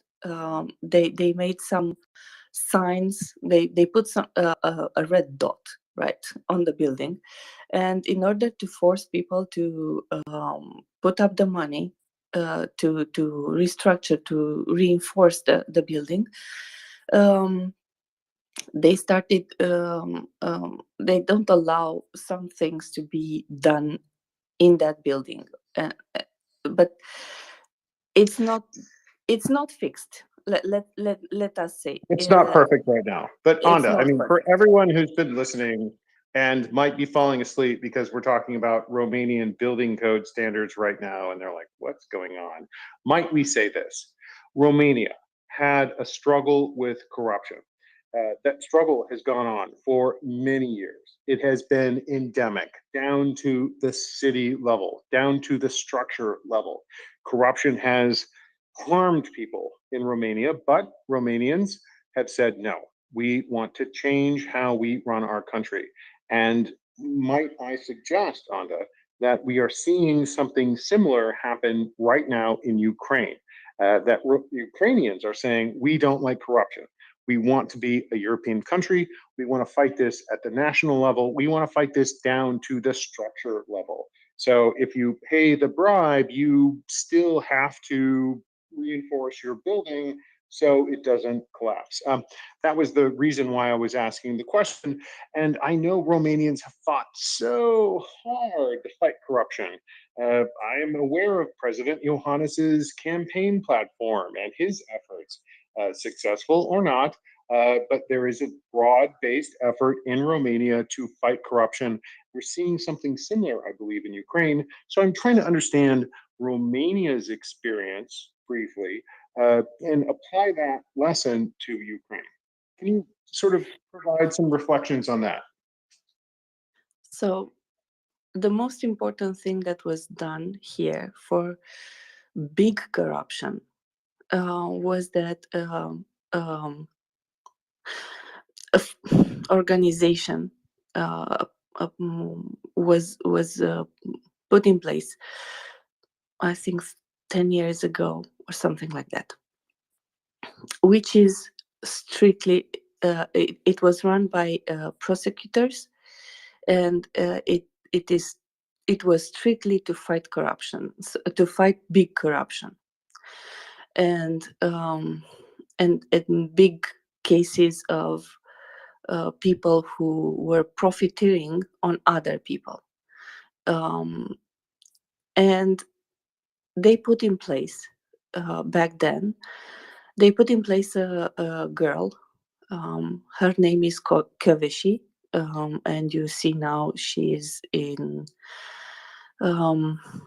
European level. The European Union saw what happened in Romania, her work, and they employed her at some point. It wasn't easy, right? It wasn't easy because basically you need to have a system in place to fight this. That's one. And second, you need to have people who are not corrupted and who want to be on the up and up, right? Who want to be straight and who want to actually who want to take They the want to heat. they Because want to believe in their country, right? So they want to believe in their country's future. And I ask because I played a very small but significant role in the creation of that body, and I played a role in helping that body grow and prosper. So, talk about what it means to say, I no longer want to participate in the old ways, because this is an important lesson that Ukrainians will need to apply as they become part of our European and transatlantic system. I think Akash, who was in the space 2 months ago. I don't remember when I heard him. He was here up with us. He told me to the space. That was my question about Ukraine and about going forward, right? What do you do going forward, not only in matters of corruption, but this included? And he told me that when he was working in Ukraine, right, he saw the first steps of change, and he could see Ukraine changing in this. So the basis of the change are already there, right? They have to persevere. They have to put in to keep putting in place people who are not corruptible, right? Because when people, sorry for that, we had a hot mic. The thing is, when you have corruption, then you have people going after corruption. The corrupted people will try to bribe you, or they will try to bribe others to force you into doing what you don't want to do, right? So because this is how it works actually. So basically the person and the group of person who is fighting corruption or is managing money, or is managing, in this case, for example, in our case, right? But in Ukraine case, going forward, there will be money pouring in, right, to reconstruction, and you need to have people in place who are not corruptible. And I think Ukraine has that. I think they have what it takes, but they will need to fight really hard, because it is a temptation, right? It is something when you have on your hands money to reconstruct. You really need to put them where they need to go, right, in order to rebuild your country. And one of the things that I think it's important and will hold them to this is that they went through war. So we had a revolution in Romania. A revolution is not the same thing. Ukraine right now is going through war. Going through war means you see your your brother, your sister, your aunt, your child in some cases die from various reasons. That kind of holds you accountable, you know, when you do your job later on, because you do your job and you need to honor your dead. It's not only about you. And I think one of the things for which right now you can see the change in Ukraine, because what have been sent there is on the front lines, and you see that because they are winning, right? They are winning, and they are winning with the weapons that they received from US, from EU, and so on. They are winning right now, and they will honor their dead. They do honor their dead, and they will continue to do, because they will still be there dead 10 years from now. They Anda, will not forget. plant that seed. Honestly, plant that seed. If there is one bit of leadership that Romania can show and help Ukraine, it is this is the path that we charted to get out of the old ways of corruption. This worked. It was messy. It wasn't perfect. I know Romanians have different opinions about the anti-corruption council, but it worked in the end. This is a great opportunity for Romanians to plant the seed and show leadership and help Ukrainians eliminate not just this like meta state level corruption, but the corruption that is at the level of that building that should be condemned. But someone pays a bribe and the building stays standing, and people are hurt as a result. Romania learned how to guide its own way out of that process, and Romanians can help Ukrainians do the same. Plant that seed. I think this is a great opportunity for Romanians to help their neighbors in Ukraine guide their own way out of those bad ways of corruption and eliminate it. Romania has showed the way, and Ukraine can follow. Yeah, and I think that the war and the catastrophe and these big, highly symbolic events that can only be overcome, through some Herculaneum collective effort, are also these opportunities to change the culture. Like when corruption has become endemic, it's very difficult to root out, and it's like one of these rare opportunities to like make a giant leap in the right direction. And so like this collective effort to carry that forward, and as was already pointed out before, to continue this even after the war and the reconstruction, that we need to rebuild the lives for all of us together, and it kind of like creates this social bonding spirit to like to create a better future, and so in that sense it's also like a in some strange way a positive like opportunity. Marcus, what flag was flying along with the Ukrainian flag in the Maidan? What flag was flying over Kherson along with the Ukrainian flag? The EU flag. Exactly. Marcus, what does that represent? What are Ukrainians trying to express by flying that flag?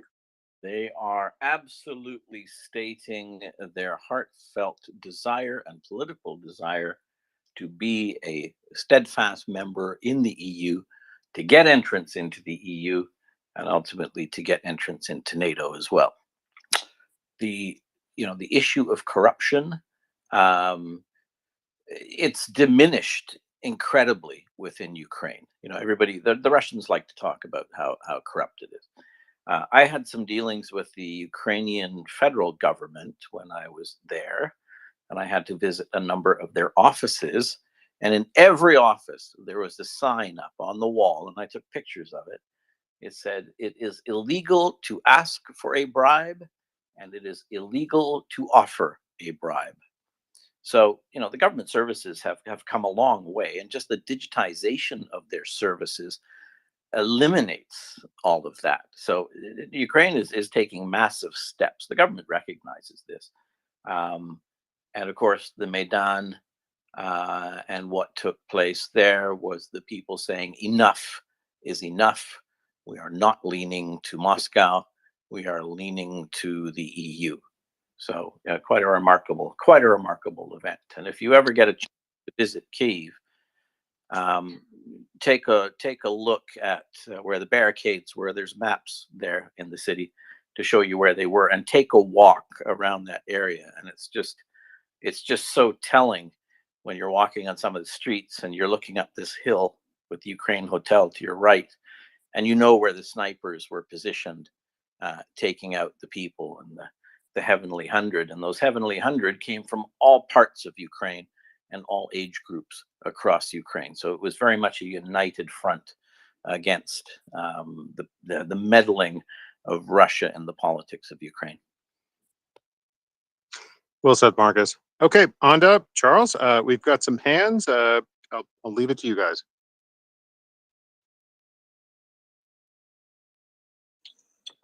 Go ahead, Enda. Oh, it's okay. I see Brian has his hand up, and I will try. We have a request, and I will try to bring it up. Brian? Thank you very much. And if I might address Charles and Peter, a conversation you had earlier this evening on the topic of Hungary, highlighted a matter which has been, well, weighing on my mind for some time. I just say that for me, the NATO alliance and the principles upon which we're founded are personal articles of faith, and always have been since the time I served in the Canadian Force in the early 80s. And I know that some of the states which were then still part of the Warsaw Pact are now reliable and trusted members of the alliance, and that's an amazing and wonderful thing. But now we're seeing what happens when member states of the alliance choose to break faith, as it were, with their duties and responsibilities. And as we see that sort of problem arising in the UN or elsewhere, in absence of any structural mechanism to bring these states to account and reason, are there any other methods or avenues you feel that could be utilized to bring some form of pressure to bear, that they understand there are consequences to breaking faith with their responsibilities in the alliance? Charles, if you wish, you can go first. Yeah.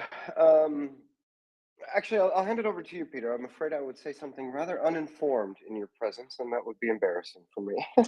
Go first, Charles. I've got the shotgun loaded, so go first. Okay, so, Brian, if I understand your question, is there something that we can do that they would understand in the assuming that they are of the belief that might makes right? Is that about correct, Brian? Yes, yes, Peter, pretty much so. Because I'm watching the city buggers' antics of Erdogan, and particularly Orban, and it just drives me mental to see this carry on. And Understood. yes. Well, let me take a shot at it. I really liked what Peter said, and I'm glad he was answered that question of basically, get them on record, right? Because as long as they have this vague sort of, as long as there's uncertainty in this relationship, then it allows them to do maneuvers and machinations that I see in Hungary. And that was kind of my question. So I like getting them on record. And as he was talking about that, for me, I was thinking, well, they need to be on record to their own people, not just to the international community. It doesn't help for Orban to give a speech in New York or to give a speech in Brussels. That speech needs to be in Budapest. And so that's that's what I think. And in terms of hard diplomacy, I think Peter's probably going to correct me here, but I think that, you know, take for example, what were we discussing the other day? Gripen fighters to Hungary. I believe they're trying to buy Gripen fighters. Let's just cancel that. Let's just send those to Ukraine and say, you know, the Germans didn't do it with the what vehicle did they buy? The Puma or the Lynx? I can't remember. But cancel that. Those would be things that he would certainly understand. So I think yes, but but I think those are messages that might help. But Peter? Charles, I mean, I don't have to talk because you say it so well. Yeah, I mean, the point is call the bluff. Petro Tsiarto, Viktor Orban, they are playing a game. They have a very weak hand and they are bluffing. Call the bluff. Force them to show their cards. Force them to say, what side of the civilizational divide are you on? Now is the time for choosing. Are you on our Western, democratic, pro-market line, or are you on the Eastern, kleptocratic, despotic line? Call the bluff and force them to say. I suspect, based on recent actions by the Hungarian government, and again, this pains me to say so. This is hard for me to say because I am one of those conservative voices who have been saying, give the Hungarians a chance, give them a chance to explain themselves, give them a chance. And they've taken those chances and they've said, yes, we're on Putin's side. So, okay, call the bluff. Force them to declare openly, we are on Putin's side. Right now, Petar Tsiarto, the foreign minister of Hungary, Viktor Orban, the prime minister, they're saying we want to be on Putin's side. You're in NATO. We are your allies. Why are you saying, Hungary, we want to be on the other side of this line? Force them to make that declaration. They won't. They won't. Petro knows this. His team knows this. They won't make that declaration. And so force them to, you know, we would say fish or cut bait in America. Force them to make that declaration. There are really good questions that are being brought up. And Charles, I would say you were correct 100% and how you phrased it. But ultimately, the Hungarians are bluffing. Force them to turn over their cards because they have nothing. And Viktor Orban and his ministers know they have nothing. Thank you very much, Peter. If just in parting, the one theoretical scenario that played out in my mind is, suppose it came to invoking Article 5 and it's time to stand up and be counted and honor your collective commitments. How would that look with the likes of the political leadership in Hungary? It wouldn't matter. It wouldn't, because if we were in an Article 5 environment, Poland would stand up, Romania would stand up, the Balts would stand up, America would stand up, and if anyone else, the Czechs, perhaps the Slovaks, and if anyone else didn't stand up, well, that's on them. So we don't have to act in unison. We can act on our own, and we can join together. We can rally around. So it wouldn't matter. It wouldn't matter.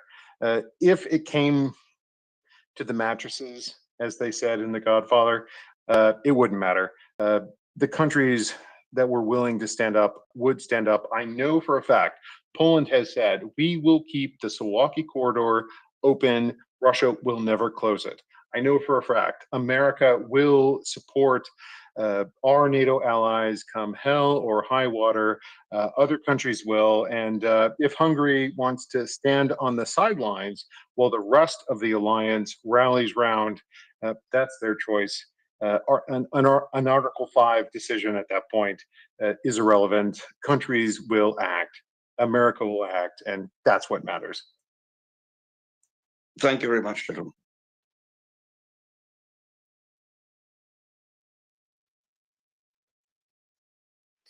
Okay. Charles, I've got about Yeah, maybe please. 10 more minutes, and I do have to sign off.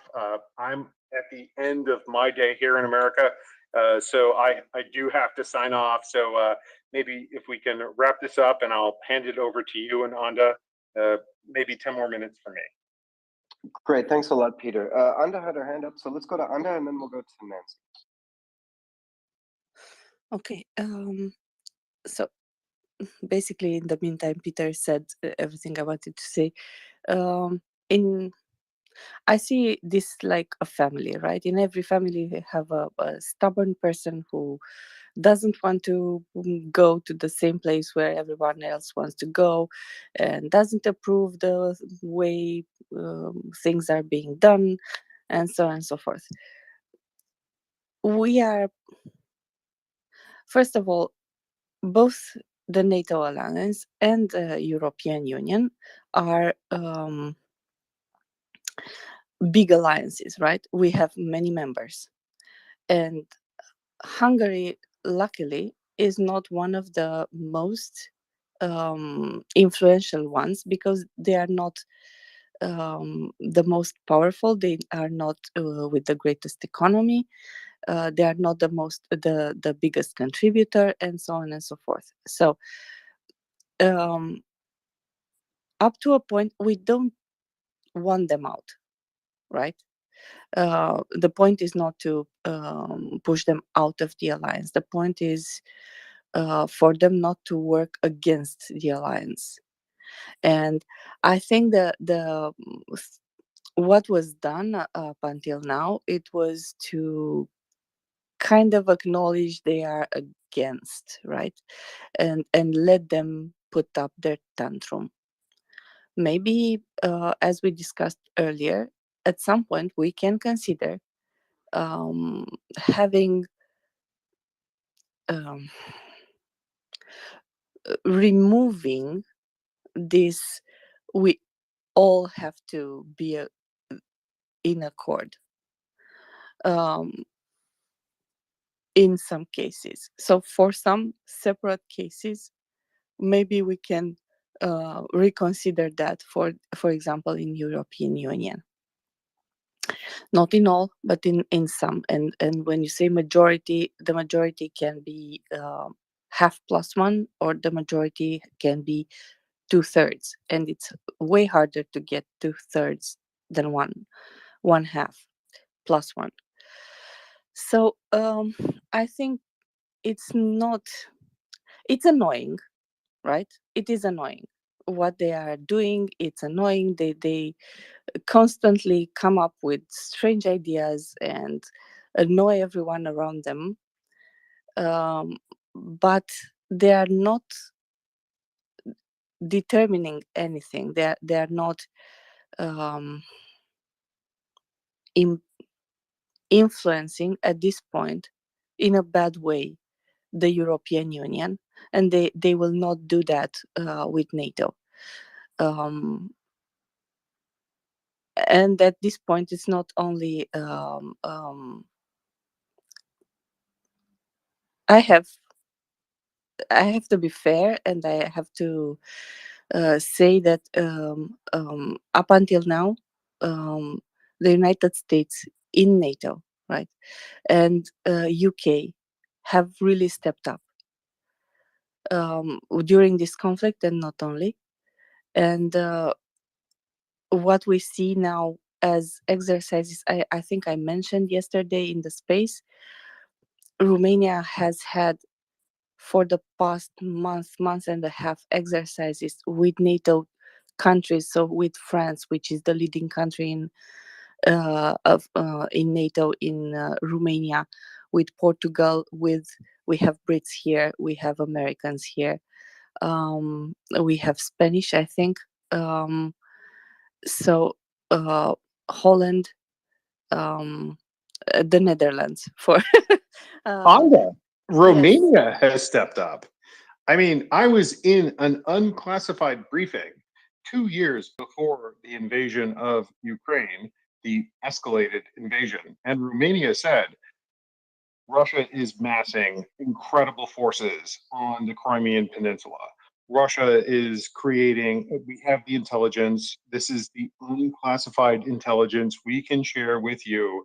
They are preparing a massive invasion of Ukraine. We all saw it. Romania stepped up. They said, whoa, we need to prepare our country. We need to build up our military. Romania has stepped up. And, we were talking earlier about how America, earlier in the day, we were talking about history and about how America had betrayed Romania, how the UK had betrayed Romania back in the day, back at the end of the World War II. And yet, Romania has stood up and become an incredible ally as part of NATO and has really supported America, supported Ukraine. Anda, I think you should give your country a little bit more credit because Romania has really stood up and seen the threat ahead of time and taken the steps necessary to defend itself. And I might point out that your prime minister is General Chuka. He saw this coming a long time ago, and he warned the country. He took the steps that were necessary. President Iohannis has done the same. Anda, let's give Romania a little credit. Thank you. I think I'm kind of conservative in the way we have a saying, and this is something my grandma used to say, and this is one of the things for which I actually appreciate Yehuda here in the space. My grandma always said, don't praise yourself.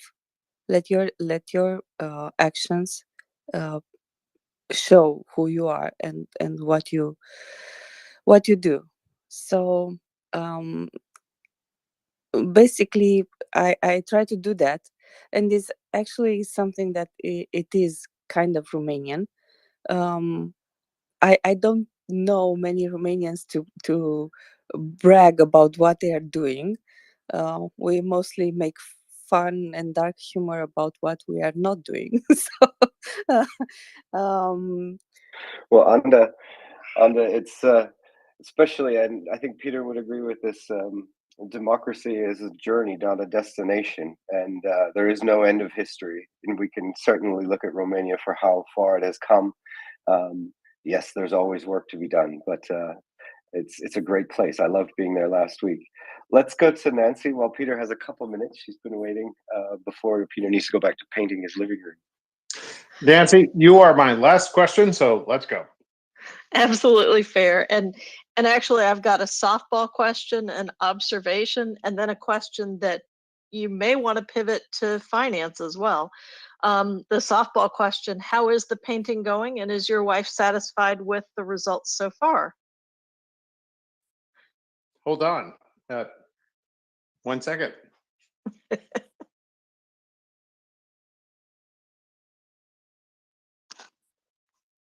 Yes. So we had Thanksgiving dinner in the dining room, which I finished. If there's interest, I will post photos. Yehuda was saying, I think this is bullshit. What are you talking about? Where's your painting? So I'll post some photos. That's fair. Nancy, thank you so much. Yep, absolutely.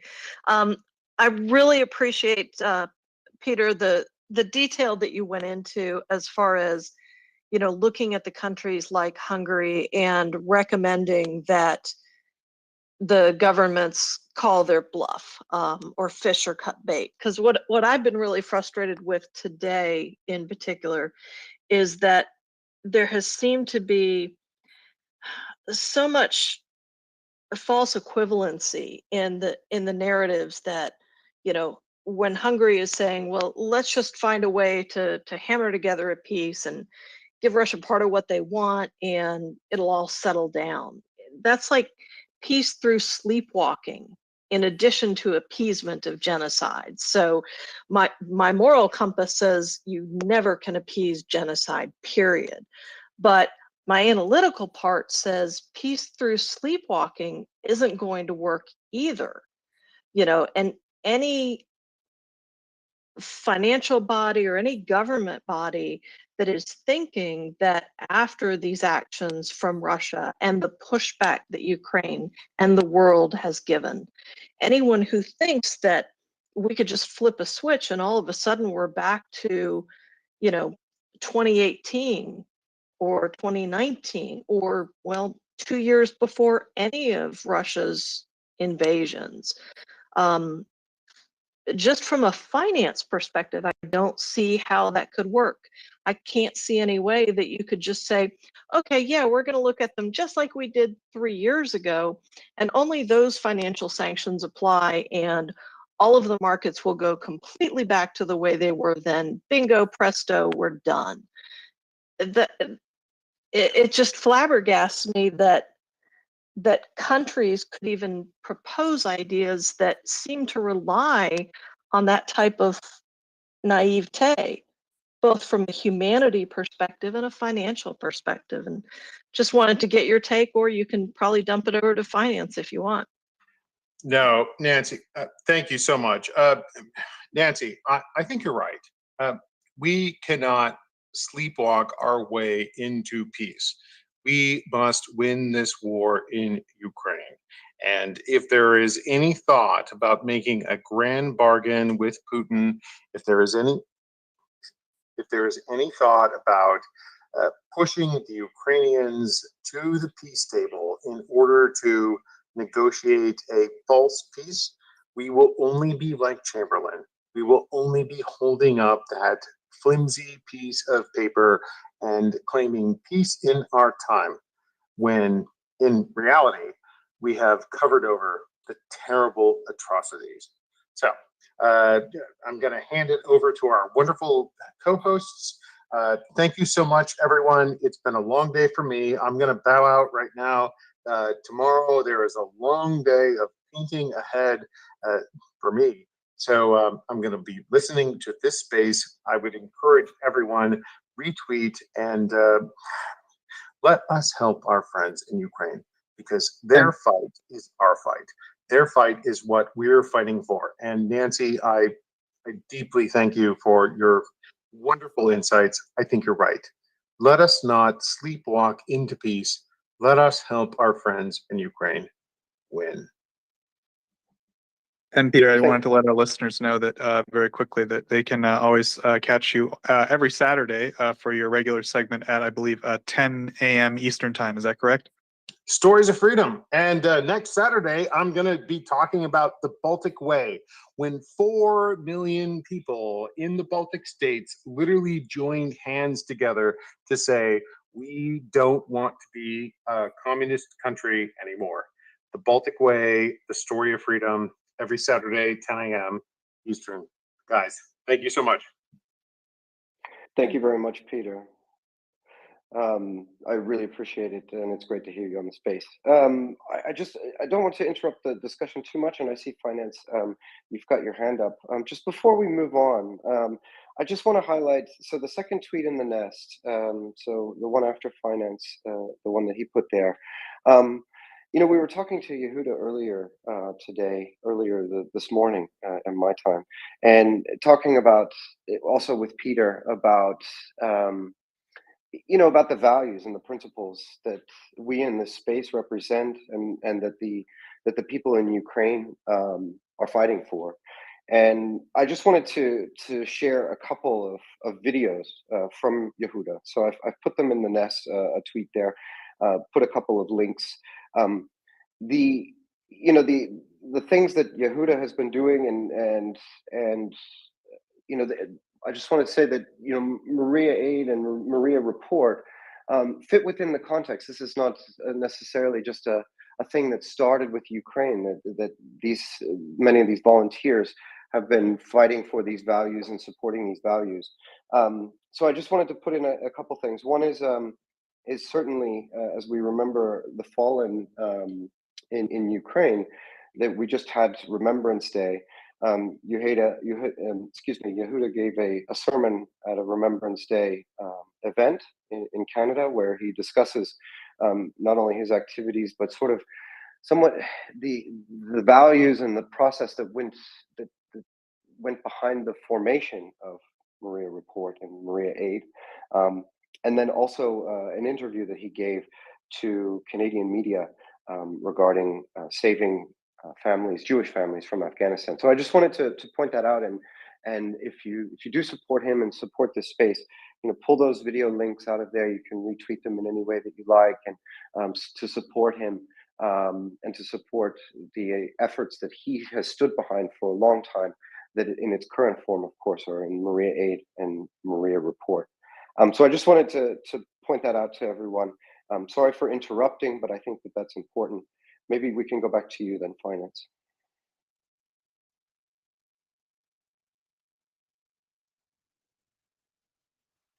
Finance, you there, my friend?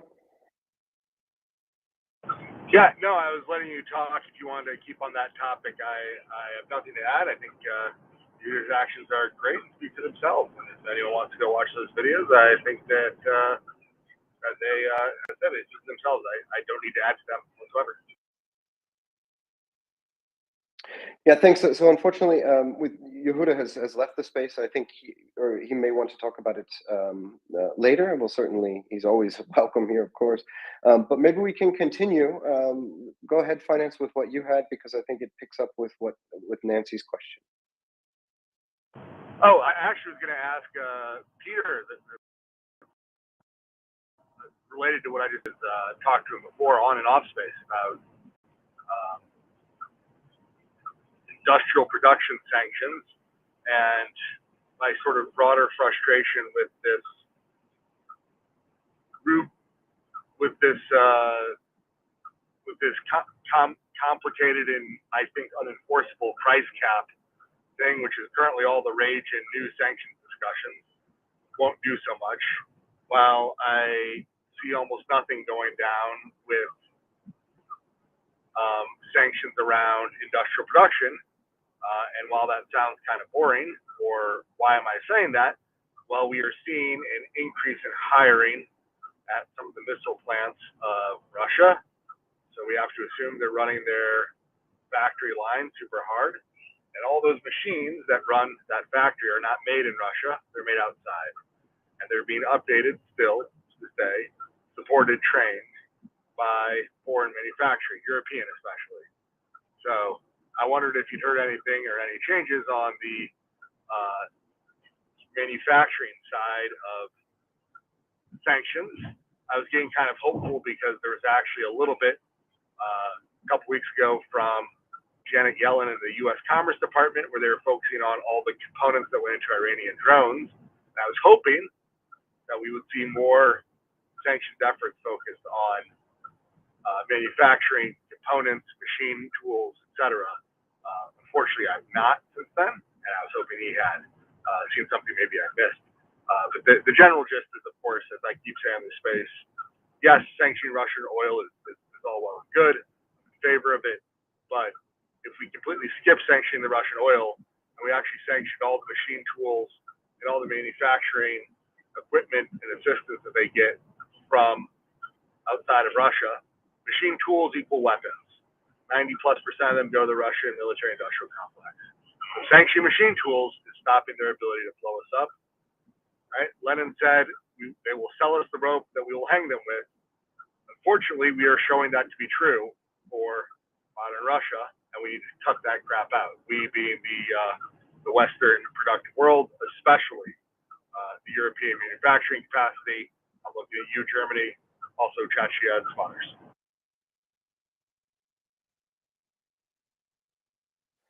Yeah, thank you for that. Yeah, I think you mentioned there was some manufacturing data that was mentioned in the space recently. I think you're referring to that coming out, maybe 4 or 5 days ago, but no new sanctions, right? Or nothing announced, I guess. I guess we'll have to catch him next time to see if he's hearing anything. That would be great to hear. Because I think it was, go ahead. Oh yeah, no, it's always great. Sadly, Peter chooses to drop his amazing time every week at the one time I am never on, which is my Shabbat. So hopefully I'll be able to catch Peter some other time on the space. I always like his contributions, and I think we have someone who's been waiting very patiently. So I'll let you get to that. Yeah, I think it's the same with me and CJ. I never seem to catch him on the space because our time zones are different. Wolfgang, hi. Hi. I'm afraid I don't have anything insightful to say on export restrictions and how to, restrict the importing of, various, tools into Russia. But I have a somewhat related question regarding, how to increase the flow of equipment into Ukraine. And since we have some people that are familiar with Romanian specificities, I had wondered for a while what it is that sort of like makes it so that we don't have, or there doesn't seem to be a discussion about potentially transferring some of the Gepards that Romania has. I think they have 40 Gepards, which are apparently quite useful in Ukraine, to transfer them to Ukraine in exchange for some security guarantees that undoubtedly, like Romania would need, because they have them for a reason too. So would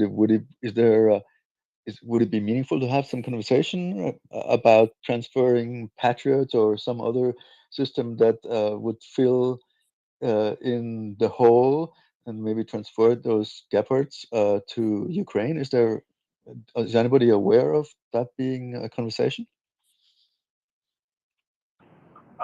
We can kick that to Colby, as we're big fans here of animal rights on the MriyaReport, specifically freeing the leopards, but pretty much any IFV, which is IFVs and ATACAMs are the 1-2 punch of things regularly requested we hear by our Ukrainian friends. The other one being, of course, large amounts of munitions. Unless something's changed in the last couple of days, I've yet to hear about those being released. Anda, Charles, Colby, did I miss something?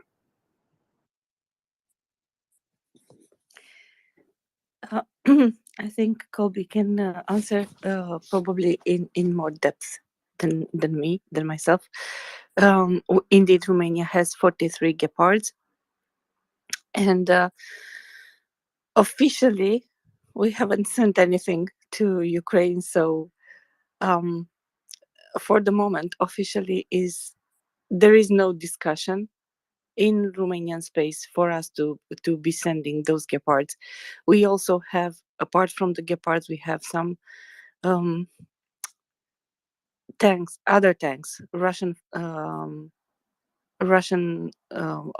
origin fabrication tanks, which can be sent to Ukraine. And that was a discussion in the Romanian space at the beginning of the war, but we never sent them. So I don't know. As official news, I cannot say this because there is no official discussion. I haven't seen anything about this in Romanian press, and actually I haven't heard anything about this in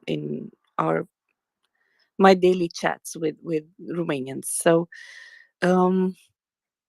I certainly hope so. We have in Romania, and there has been a very large exercise, NATO exercise with France and with Leclerc battle tanks that we have right now into the country for exercising. But regarding strictly the Gepards and the anti-air defense, I haven't seen anything, so I don't want to speculate that much. Colby, maybe you have seen or heard some rumors about this. I don't know. No. You would probably be the first to hear it. If something was said in Romanian media. My only information would be it appearing on the ground. So we have seen that there is, in fact, Romanian equipment that has been provided to Ukraine unannounced. Romania has not published any of this, but we have seen Romanian armored personnel carriers in Ukraine. I believe we've also seen Romanian ammunition in Ukraine. I do not believe that the Gepards have been provided. I don't believe that the Gepards will be provided unless the United States comes up with a scheme by which they could replace those Gepards with something else, either using the provisions of Lend-Lease or some other deal with the Romanian government with foreign military sales or something along those lines. I have put 2 tweets into the nest. One, my air defense thread that mentions the Romanian Gepards and stresses that this is something that needs to be dealt with by NATO and the United States, because I don't believe that Romania would be just willing to give up the Gepards because they have their own air defense requirements. So that is a problem that needs to be addressed. But beyond that, there's a broader problem, which is the lack of ammunition. Most of the available ammunition is export controlled by Switzerland. Switzerland is not granting authorization.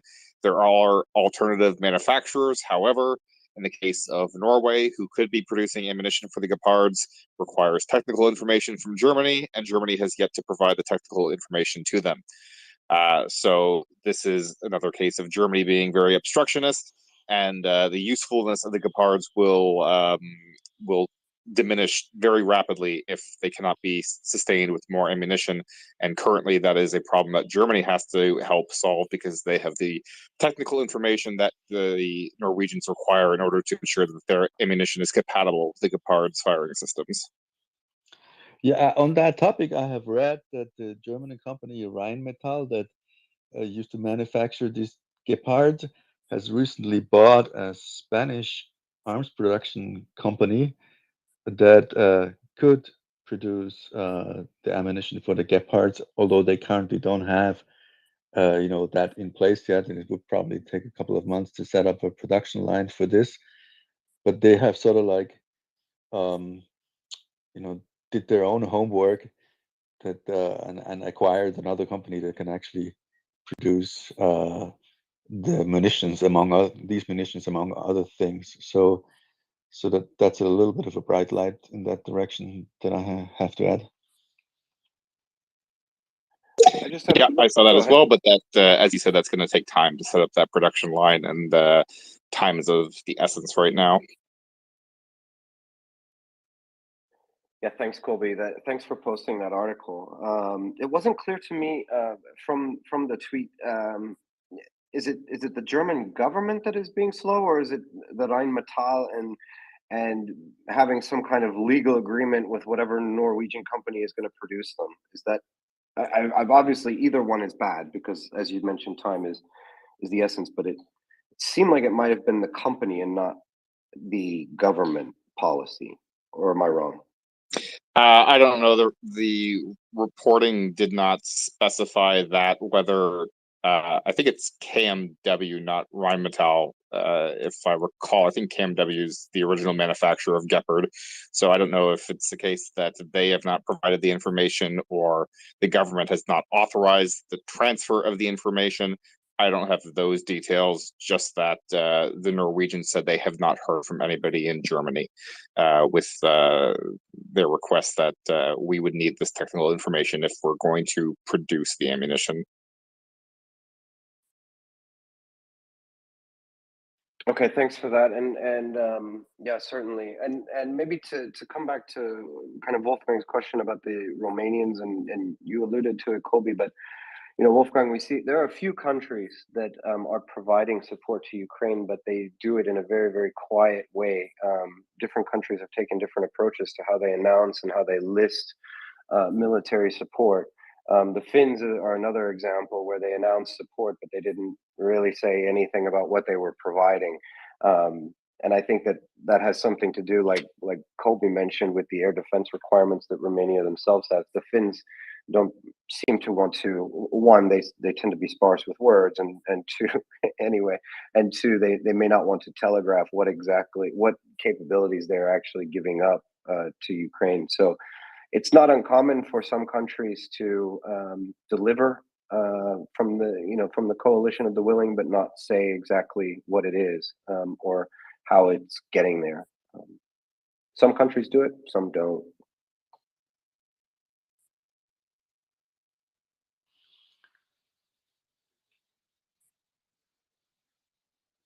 All right. So I noticed, just to come back to this point, Colby, regarding the drones, if it's okay.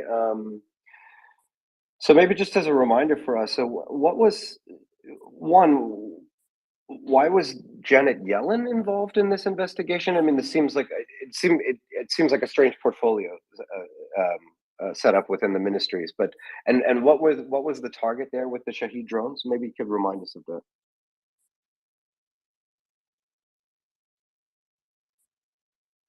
Yeah, so Commerce Department deals with transfer, things like technology transfer. And Janet Yellen is, I believe, the Commerce Secretary, unless I'm losing my mind here. Janet Yellen. Is that Treasury? There is overlap. Sorry, it's Treasury. Right. OFAC might come under Treasury. That would be why. I can't remember if OFAC comes under Office of Foreign Asset Control. Let me look that up really quick. Yeah, sorry, OFAC, Office of Foreign Asset Control. In other words, the Sanctions Department comes under Treasury. They have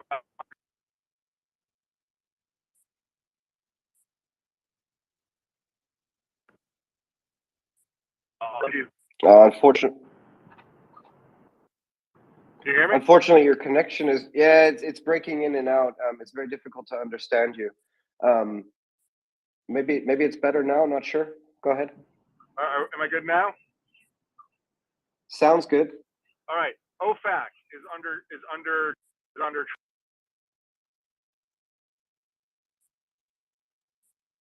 Treasury. Good.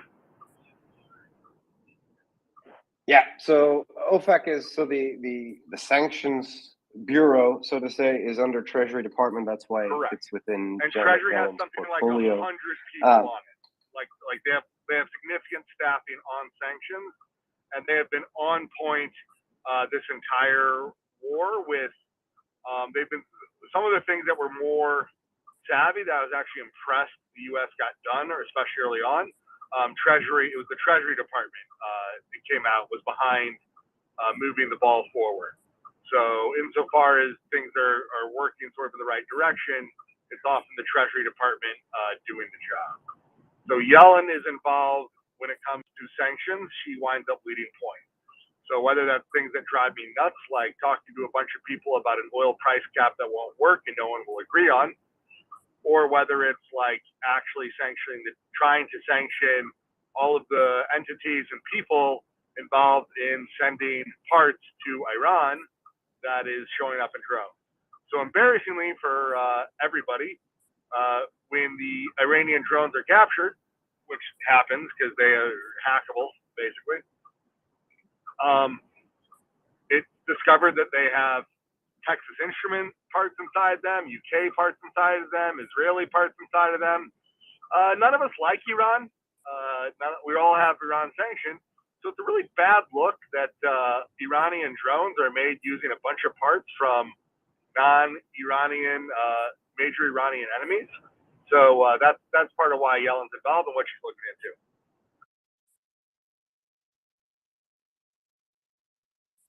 Okay, thank you very much, Finance. Yeah. Well, let's hope we get some news soon.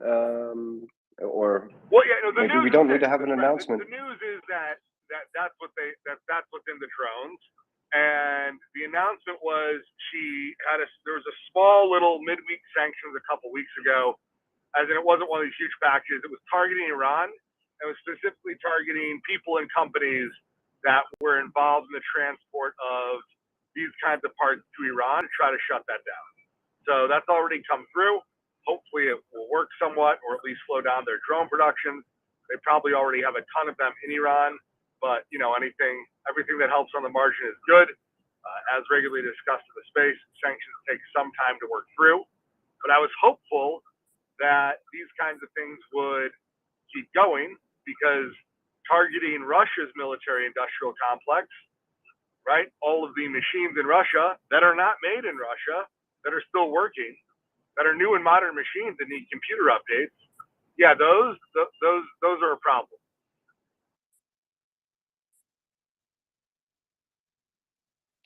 Okay, thank you very much. Wolfgang, did you have any follow-up to this? or questions? No, thank you. I understand the difficult situation.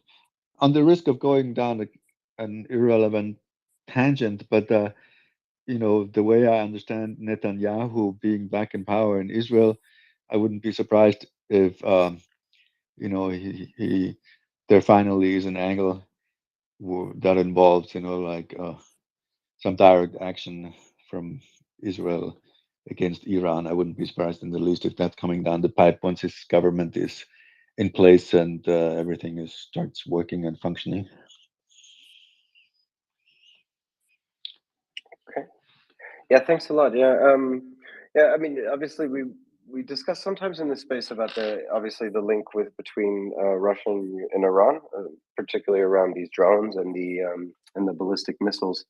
Yeah, we will have to see how that relationship, or how Israel affects that relationship. I will say, for them, considering that Iran is really the only place now where the Russians can hope to get any kind of military support or purchases, other than well, let's be honest, two broken states of North Korea and Belarus. Belarus, of course, seems content with just offering training facilities for the Russian conscripts, so that they can do some really ineffective training. Simply just shoot their rifle a couple of times and make a couple of funny little videos to be shared on Russian propaganda, and fill up the big screens on Russian media while the idiots talk to each other about genocidal activities. Anda, anything from your side this morning? Yeah, we have on the NATO front, we have a lot of things that have happened here in Romania, particularly, but not only. In Poland have happened a lot of things. I know at this point, Ukraine is. So we don't see a lot of things from Ukraine, right? And I think they are using this time to prepare for their next move, to secure Kherson. I know one of the things that I noticed yesterday, and then I actually haven't heard it discussed here in the space, was the Kilburn. I think this is the name.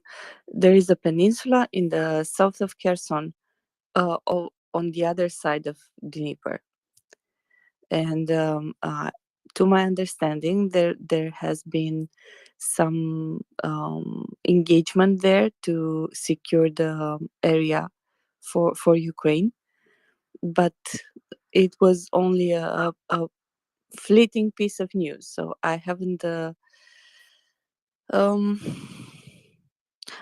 heard anything more about that. Yeah, no, I know exactly what you mean. The Kinburn Peninsula, or the Kinburn Spit, which is the very, very end of the Dnipro channel in the Dnipro Delta. A very low-lying, silty, largely unimproved corner of I believe it's even in Mykolaiv Oblast. I don't even think it's in Kherson Oblast. Essentially, what it is it is the because it's the very end of the Dnipro. If you wanted to use any kind of boats, or if you wanted to move anything up and down the river, say from Mykolaiv to, or from Odessa even, up to Kherson and to Novokakhovka, you would have to go through this channel. I mean, the fleeting news that came was from, I believe it was the Ukrainian Southern Command, spokesperson that said very soon after the fall of Kherson that there were ongoing activities on the Kinburn Spit. What that meant in detail, of course, they weren't going to say. There were also some mentions on Russian side of some kind of operations going on there. I looked at the terrain and all of this stuff when that was happening. There are almost no improved or asphalt roads on that spit. It's largely it's a very low-lying area. There are a few areas where it's drier, and there are a few. Well, I'll call them small settlements. We also had some OSINT reporting of that Russians had built some kind of hasty fortifications along the neck of this spit. So there's a part where it gets quite narrow, which, from a military standpoint, is exactly where you would, if you wanted to defend it, you would build some kind of position along that neck. My thoughts on it, my reading of it was that these were likely raids, maybe reconnaissance, special forces. I don't think there were a lot of Russians there anyway, but the operational significance of it was that it would allow you to move things up and down the river without being either under direct fire or direct observation. And so there may have been some operations there to eliminate the Russians' ability to see or to hit the river if they were moving. We know that the Ukrainians had received, for example, these riverine boats from the United States. These sort of resemble those famous gunboats you may have seen from Vietnam in the Mekong Delta. I think everybody's seen movies of those, like Apocalypse Now. They're obviously a newer, modernized version of those. They're transported on truck. I believe they're about 34 feet long, something like that. They can hold about a squad-size element, and the U.S. had provided, I think, 40 of them, which is not small. I mean, that's pretty good. If you get all 40 going in one time, that's a fair amount of soldiers. But it seemed to just be some kind of raids and some kind of denial operations that were ongoing. But it's it's not the type of terrain where you'll see any kind of mechanized stuff, especially at this time of year. The terrain is really just this sandy, silty, unimproved roads. Yeah. So that was all the news that I had. I know there was some chatter about it. I couldn't confirm any of the stuff that I had seen in the last several days, and I didn't hear anything from the Ukrainian armed forces regarding it. Does that help, Anda, or did you hear something different? No, that's exactly it. I haven't. Usually, when a piece of news breaks out, almost immediately you have pictures, information, and so on. I don't know if this reluctance to give more information is due to the fact that after Kherson, some newspapermen, journalists, I'm sorry, were sanctioned because they released information prior to being agreed upon and vetted by the Ukrainian armed forces or not. But I haven't heard or seen anything about that, and I haven't heard anything in the space. Maybe Colby has some information or knows something more than us. No new news. I was just gonna say on the boats, the latest announcement of 40, that's USAI. So those are not in Ukraine yet and will not be in Ukraine for some time. But the United States has previously provided a number of different craft to Ukraine, going back to 2017, probably. I think the first delivery of watercraft was probably 18, I think 2018 under the Trump administration, and then numerous craft of various sorts have been provided since then. But the latest batch of 40, that's a USAI commitment. So those are being built and won't be in Ukraine for some time. As far as broadly what's going on the Kinburn Peninsula, as has already been stated, basically for the past 2 weeks, is almost as soon as Kherson fell, we've been hearing these reports about Ukrainian operations on the peninsula. And to date, I have not seen any visual confirmation that Ukraine is in control of really any part of the peninsula. So I think it's safe to say that there may be ongoing special forces operations, but there is no large number of Ukrainian troops that have been deployed there, and there is not any, significant ongoing struggle to maintain control. From what I gather, Russia seems to still be in control of the peninsula.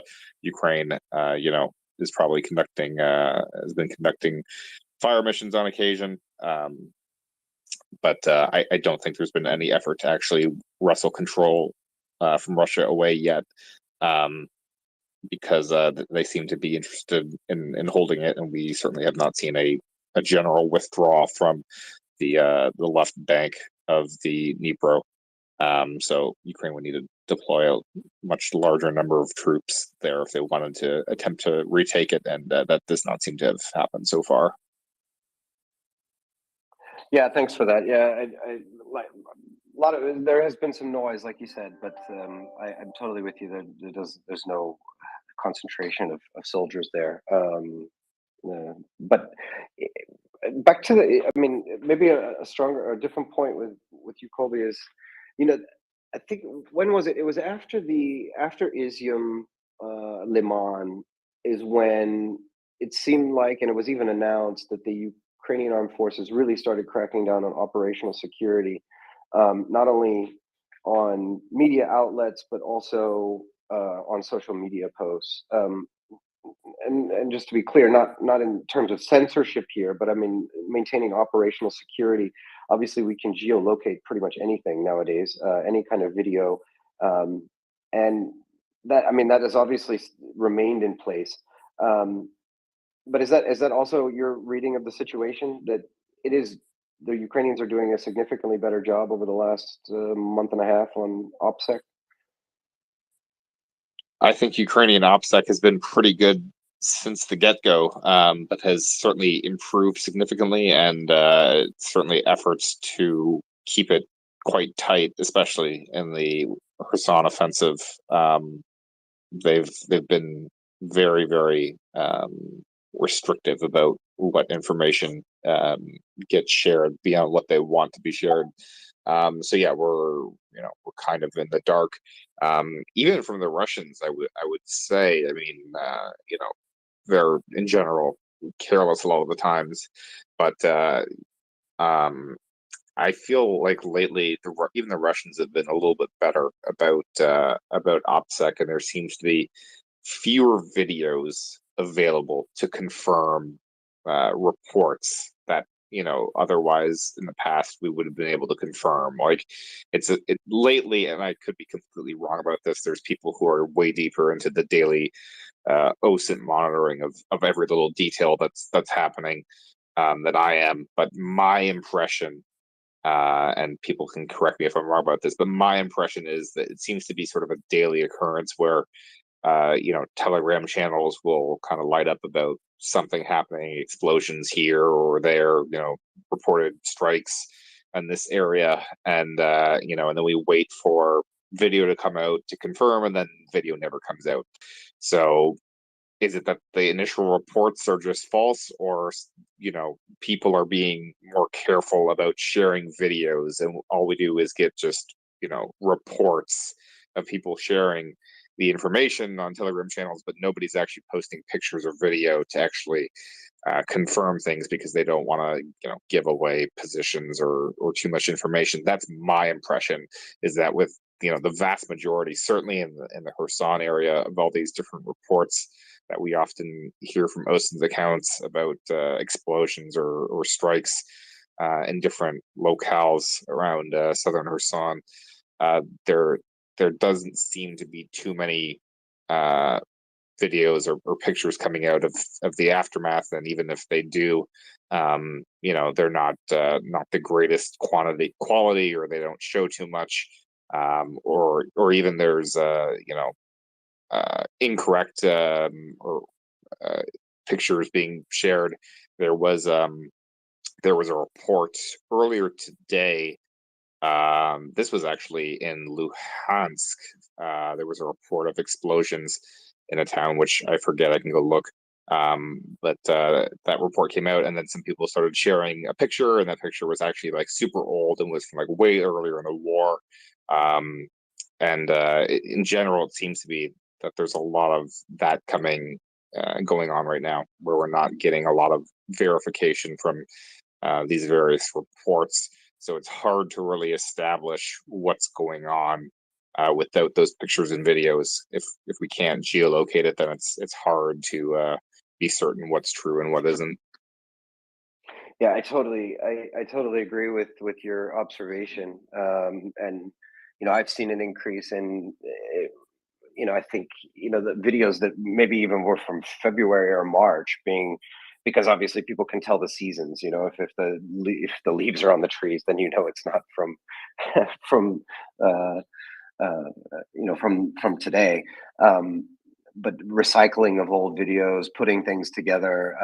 So I just encourage a lot of caution from a lot of people, because there are a lot of things that may appear that this is brand new, but then and it can spread very, very quickly. But then after closer inspection, after several hours, and some of those guys who you mentioned, Colby, men and women who are deeper into these kinds of things, they'll come back out and say, actually, this is the same one that we saw on March 5th in some other, in Sumy Oblast or something like that.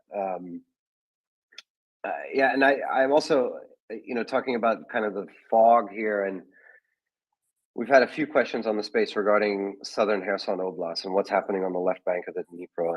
And me, I look at it and I have absolutely no clue where the Russians are and what their force concentrations are, what their positions are.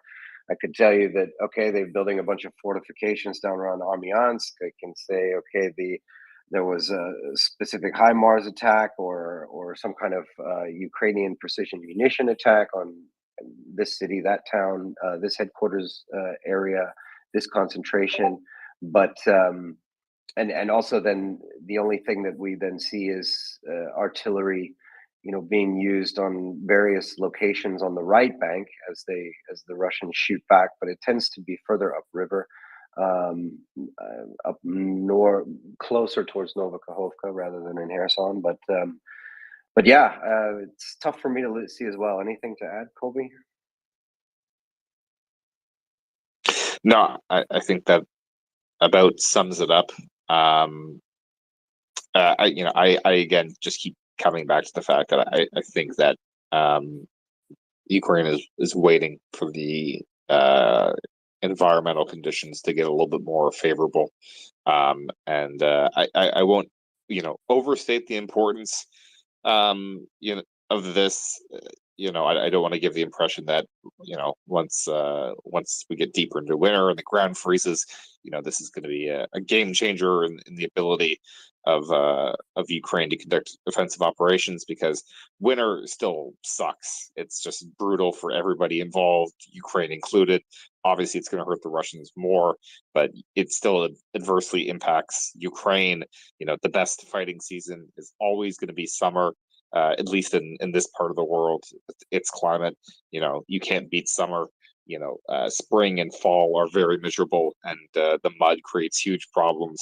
Winter is much more miserable because of the cold, and there's other risks and challenges of that. But at least once the mud freezes, that's one sort of difficulty that's eliminated. Because vehicles, in general, are going to have a lot better time on frozen solid ground than they will in mud. The mud is just is really brutal, and there's been plenty of content. I wrote a thread about this, showing this, and there's been plenty more videos and pictures available to show just how bad that is.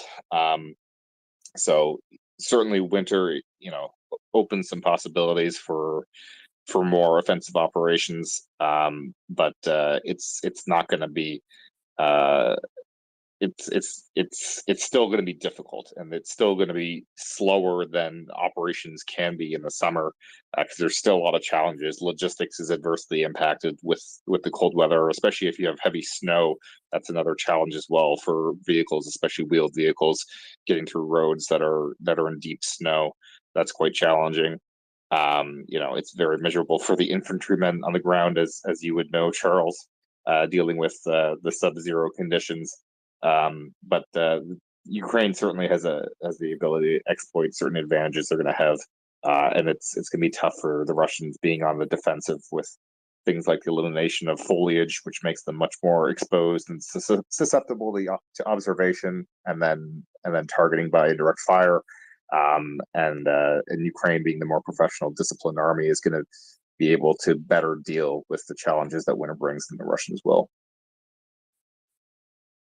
Yeah, 100% with you. Yeah, the mud is absolutely nasty. I was very happy, not happy, but it was interesting for me to see the video of the Ukrainian soldier taking off his boots after several days, and how he had used plastic bags to try to waterproof his feet somewhat. And yeah, I can certainly empathize with that situation. That is a mess.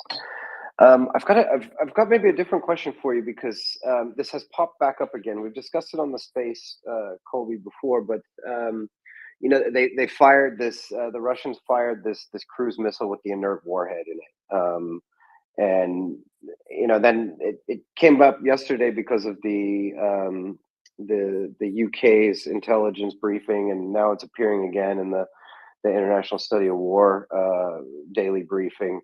But maybe just, can you remind us what we had discussed with this inert cruise missile that was nuclear capable but wasn't carrying the warhead? Do you remember? John was way deeper into that than I was, so he was the one that was speaking the most about that. I was not nearly as much on top of that as he was.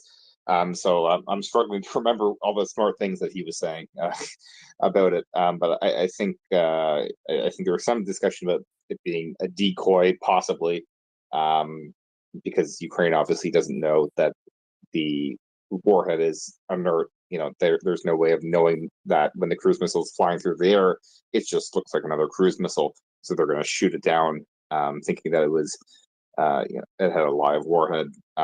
So there's that. I don't. It's still kind of a mystery. I mean, it's there's so many different possible ways you can view it. I guess. But I don't know, decoy maybe, yeah.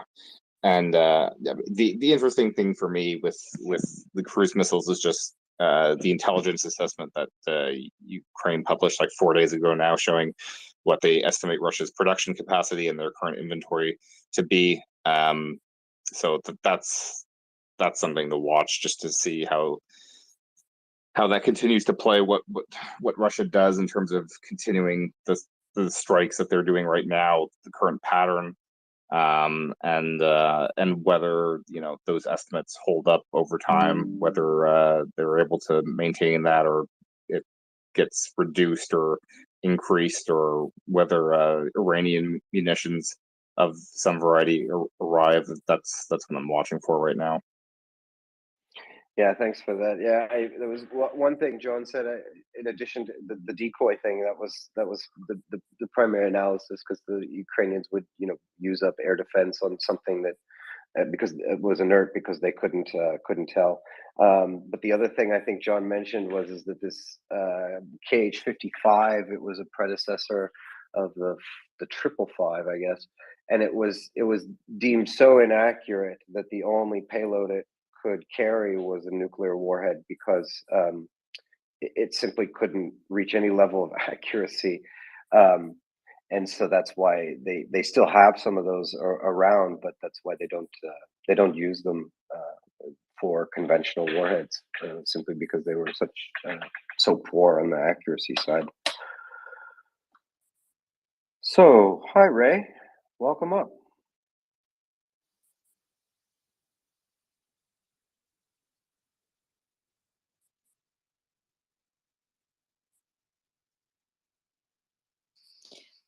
Ray, at least I cannot hear you. I can hear the background noise, like a white noise, but not your voice.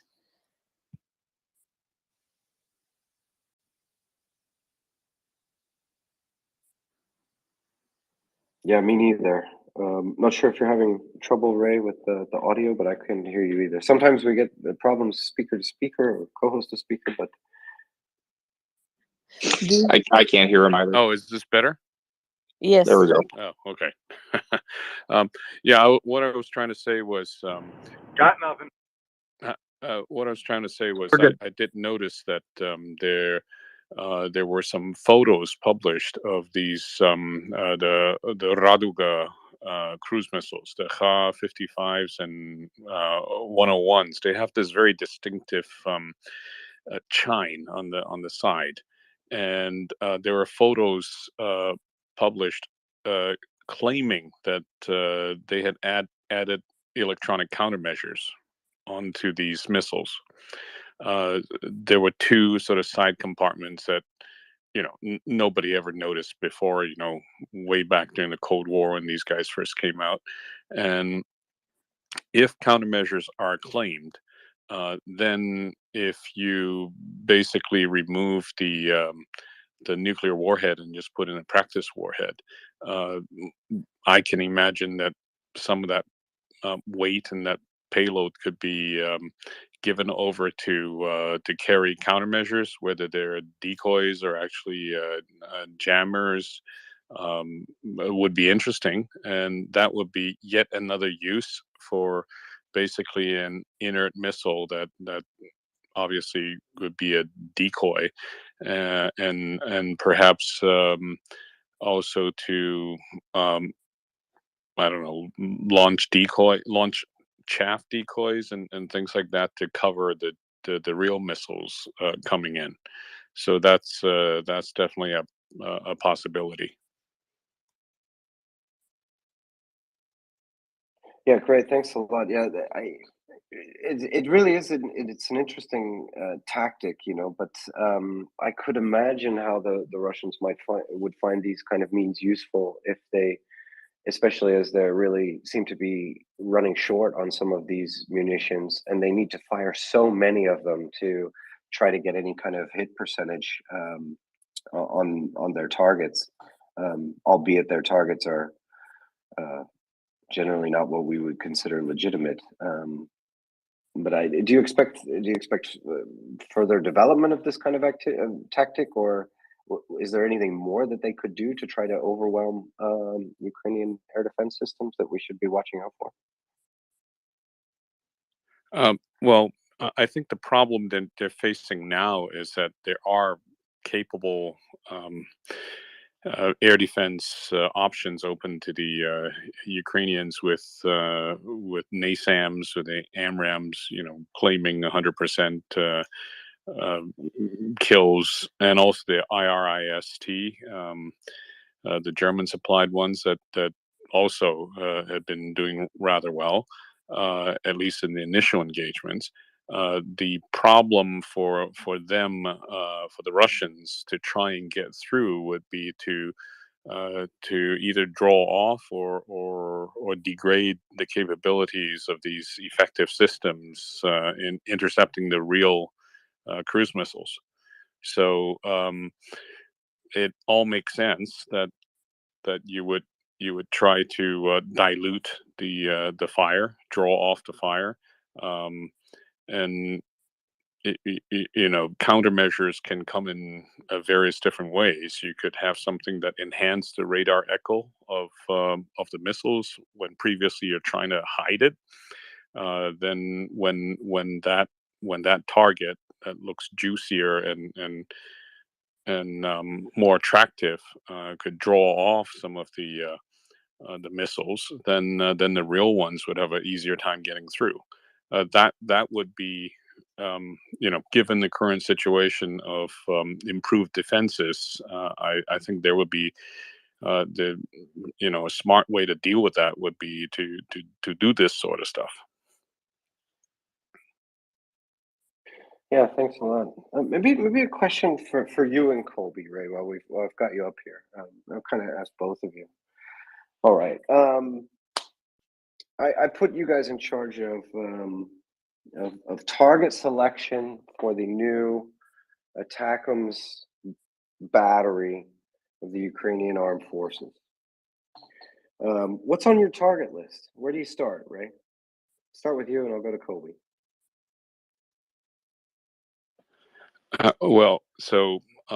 What we've been reading was that the Russians had pulled back from the GMLRS range,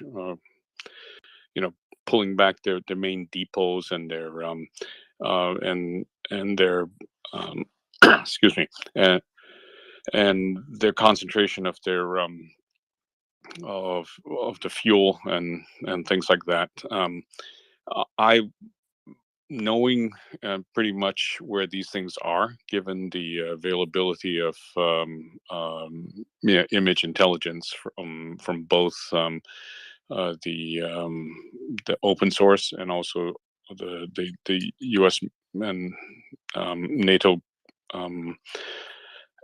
spy satellites. Those obviously will be the first ones, but then actually having a much longer range, many previously unavailable targets are certainly going to be available now. So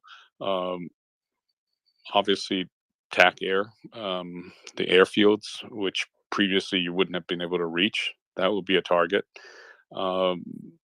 But another very tempting one would be these rail depots, because if you have a TACMS with a much bigger warhead, you could do a lot of mischief. And if you could, if you could hit some of those bridges, I mean, you probably have seen the GMLRS hits on the Ilovisk rail bridges. If you could take out a bridge, that basically just takes out that whole line. Whereas currently, right now, you're just making 8-inch holes in those bridges. So yeah, those would be the ones I'd be looking at if I have a bigger missile that can go much further. Great, thanks, Colby. What's your target list? If you and Ray are put in charge of the new ATACMS battery of the Ukrainian armed forces, what do you got on your list, Colby? Yeah, I agree with all of that. Logistics, top priority. Airfields, as well, ones that are in range, certainly. But logistics, certainly the number one, and then any sort of C2 centers or ammunition depots, significant concentrations of troops, and if certainly you would want to be able to hit targets within Russia, of course, and not just occupied Ukraine. And obviously, Ukraine has conducted strikes into Russia, but certainly there shouldn't be any restriction on the ability to do more of those. Everything should be fair game. Yeah, great. I've heard some people in this discussion, they talk about, okay, well, hit the launch sites, right? We've got to stop the cruise missiles, stop these barrages, which I absolutely love. But I have questions whether that's possible. I mean, one, we know a lot of these cruise missiles are air launched, so they're coming in from strategic bombers. So I'm assuming you wouldn't be able to hit those with ATACMS. And I'm not sure what when I see like the Shaheeds, the launcher doesn't seem to be that large and seems to be fairly mobile, or is mobile.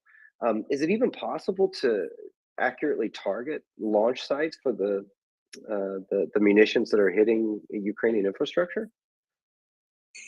Largely no, for the reasons you outlined. Certainly, the most of these missiles are in fact air-launched cruise missiles. So Ukraine can hit air bases within range of whatever firing solution they have, which they certainly should do, but that's not going to eliminate the threat of the cruise missiles, because the strategic bombers will just take off from air bases that are further away, however much further away they need to be, and they will travel to whatever area they want to in order to deploy those cruise missiles, and then they will do that. So they can annoy the Russians, but they can't stop the launch of cruise missiles, because Russia is a big country with a lot of potential air bases to use.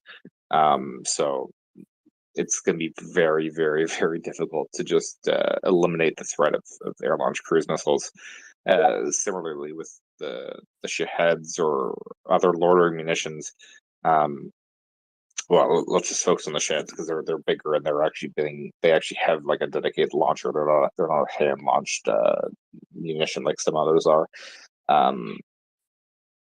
Yeah, they're mobile truck-mounted launchers is my understanding. So, if the Russians have them operating in a specific area that's been identified, then you have a firing solution. By all means, try and hit it. But you're getting lucky at that point in time. You're relying on the Russians to be very careless to park a bunch of these in one location and then keep them there long enough to where you can identify their presence and then return fire at them. So, I mean, we've seen the Russians do a lot of pretty dumb things, but I don't think that Ukraine can count on the Russians doing that consistently. Obviously, we've seen reports that some of the Iranian IRGC advisors that were deployed to assist with the operation of these munitions have been in fact killed. So obviously, Ukraine has had some success in retaliating. But I don't think you can bank on that. It's more than just lacking a firing solution. You have to get lucky as well with the Russians, being in a static location and not quickly relocating. After every time they launch, the correct thing to do is to relocate and get out of there. Anytime any asset is in one place for too long, you risk identification and then being hit. So with an asset that's mobile, you want to take advantage of that mobility and not stay in one place for that reason. So eliminating the Shaheds is going to be a tricky thing, even with a long range firing solution. Great, thanks, Clay. I got a message. I'll go to you, Ray, real quick. I got a message asking if this is a hypothetical discussion. Yes, this is a hypothetical discussion. I'm asking Ray and Colby if Ukraine had ATACMS and they were put in charge of the battery, what would they target first? So just to be clear, we're not talking about a real battery here. Would love it if it were a real battery, but we're not there yet. Anyway, Ray, back to you. Sorry. But speaking hypothetically, given the great difficulties of actually locating and identifying these tells, even when you have like a known basis where the Iskandars are launched, I think it's not going to be good use of limited resources. And even if ATACMS were released, we will be talking about a limited resource. And I think it's not a good use of all the energy and limited numbers of missiles to go after these elusive targets. And yes, Russians do a lot of pretty dumb things, but they're not stupid. I think they can easily put in decoys, just like how the Ukrainians have been able to avoid having the real HIMARS being hit. So there's just too much to to risk wasting even one or two of these valuable assets. So would just focus on the ones that are uh, harder to hide, and bridges and things are obviously you need much more of a sure thing. But I like what Kobe was saying. I think the a headquarters where they wouldn't be expecting to be hit, and given how previously how successful the various intelligence efforts have been, including human intelligence, in identifying where the locations of these headquarters are. One good strike could really hurt morale and command. So I think uh, yeah, focus on the things that matter most, and avoid being drawn into one of those scud chases that really took a lot of energy and didn't produce a lot of results during the at least the first Gulf War. Yeah, thanks for reminding us that. Yeah, I forgot all about that. I've been working with Anda too much in the co-hosting space, so she's rubbing off on me. So I've got all these questions from the back of the class. It's just her and I sitting back there, putting our hands up at this point. But I've just got one more, and that is, both of you guys mentioned, logistics, like bridge, logistical infrastructure, like bridge or staging areas, like airfields or military targets and takeoff landing points and command and control nodes. But I noticed neither one of you mentioned things like power grids, power substations. Hit the Russians back where the Russians have been hitting the Ukrainians. I've heard a lot of people come up on the space and say, yeah, they should hit them back on those. We'll say they can be legitimate military targets, but they're often shared with civilians as well. What are you guys' thoughts on that? Why do you prioritize the way that you did and not towards I'll say electrical grid and heating and so on? Ray, you want to go first? Yeah, for exactly the reasons that you mentioned, and quite apart from sort of limited resources, even if you had more and you could actually do that, maybe with the Turkish TRLG missiles, you really need to take the moral high ground and not get into a situation where it's just because the other guy did it that you should sink to their level and weaken your case when this thing is over for prosecuting for war crimes. So for that reason, I would avoid anything that could be accused of being violating the same things that the Ukrainians are accusing the Russians of violating. I don't think there's any moral or ethical problem with hitting power infrastructure in Russia. Certainly not with hitting the infrastructure, that's within reach. I think there's a pretty good case that any power infrastructure, in close proximity to Ukraine is a legitimate military target, because that electricity is all the cities and all the towns, are fundamentally transit hubs for Russian men and material. So they're legitimate targets impacting. I put that in the broader category of impacting Russian logistics as targeting power infrastructure. And obviously, we have seen Ukraine target power infrastructure, specifically in Belgorod in particular. We've seen numerous explosions at substations in Belgorod, and we still don't know what that one strike was. I don't know what munition did it, and I still want to figure that one out. It's still a mystery.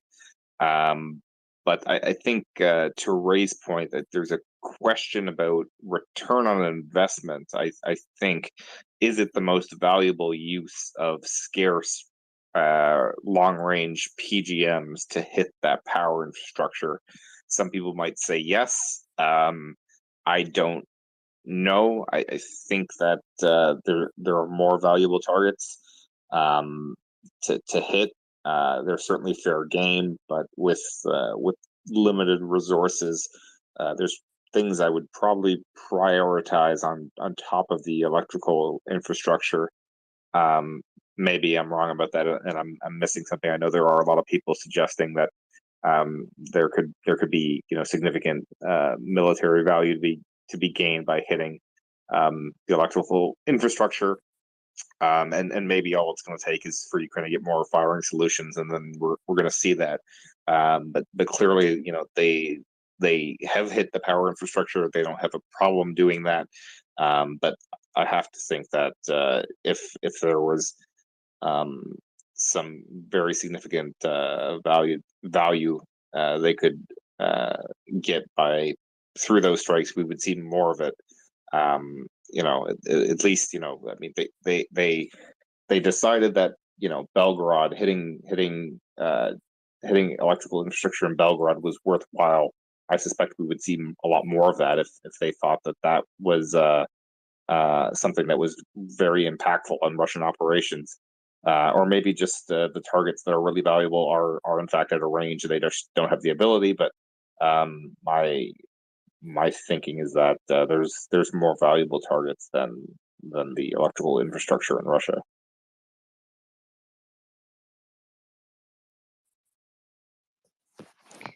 Thank you. I think finance has also a question for you. Let's go to finance. Yeah, no, I definitely sympathize with that. It seems to have some military value if it's closer to the front.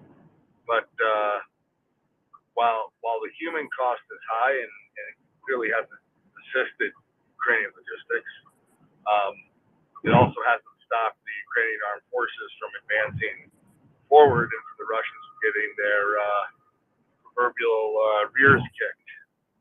So I guess my question is, what would the best military targets be if Ukraine in a pile of ATACMS, say 20, 30, 50, 100 showed up at your doorstep? Instead of hitting power infrastructure, you were able to hit a whole bunch of rail lines or rail junctions at once.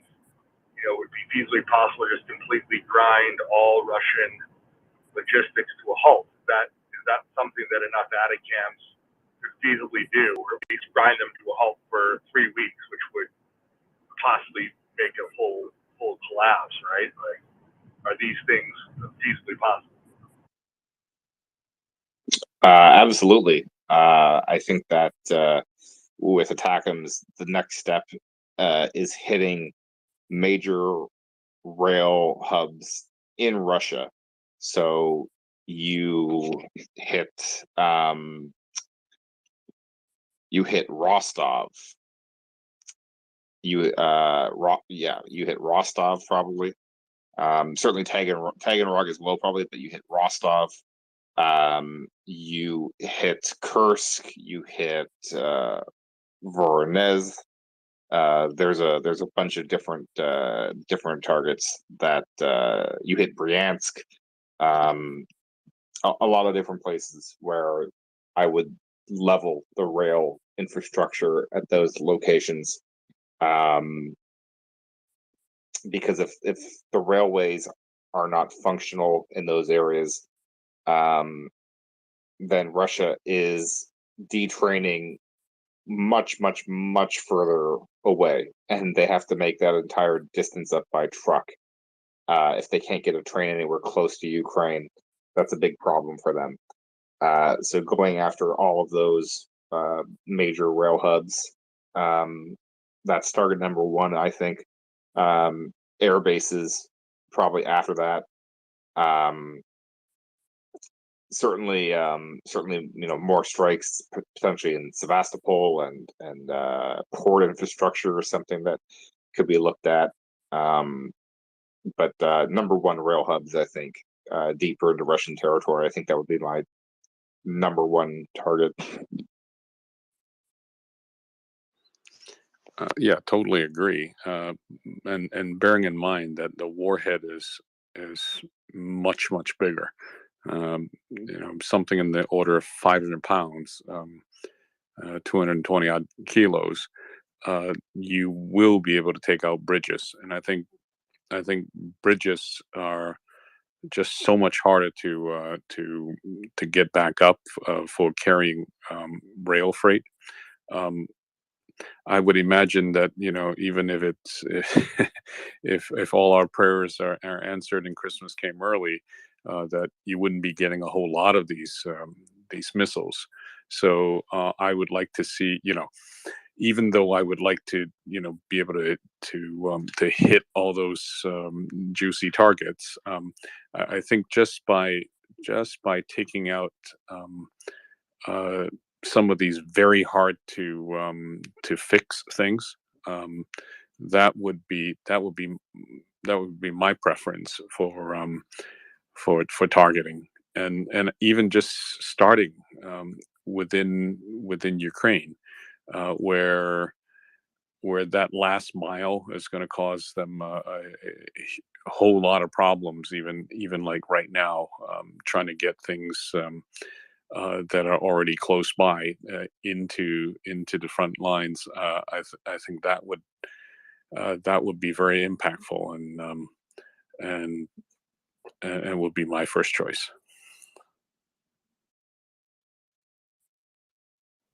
And I have to say this. I'm sorry, but I have to say this. I'm waiting for them to put uh, the last piece of last slab of motorway on the Kerch Bridge, and I'm looking forward for Ukraine to hit it again. So their work to be in vain, right? Um, I know it sounds sadistic, but it keeps them busy. Uh, it wastes resources for them, and if in the end we can see it pushed down, um, yep, that would please me. Um, and I remembered about this because you were talking about bridges, Colby. I, I specifically did not say the Kerch Bridge because I think that it is very much in Ukraine's interest to leave a escape route for the rats to leave the sinking ship. Probably, uh, given the fact that um, the sea is rough, we haven't seen any reports. I will look up for this one, but the sea is kind of rough, and it's getting colder, which means it will get harder, and at some point they will have to stop the ferry from crossing from one way to another. So um, yeah, the it is an option, and something to be taken into consideration for them to leave um, as soon as possible. Ray?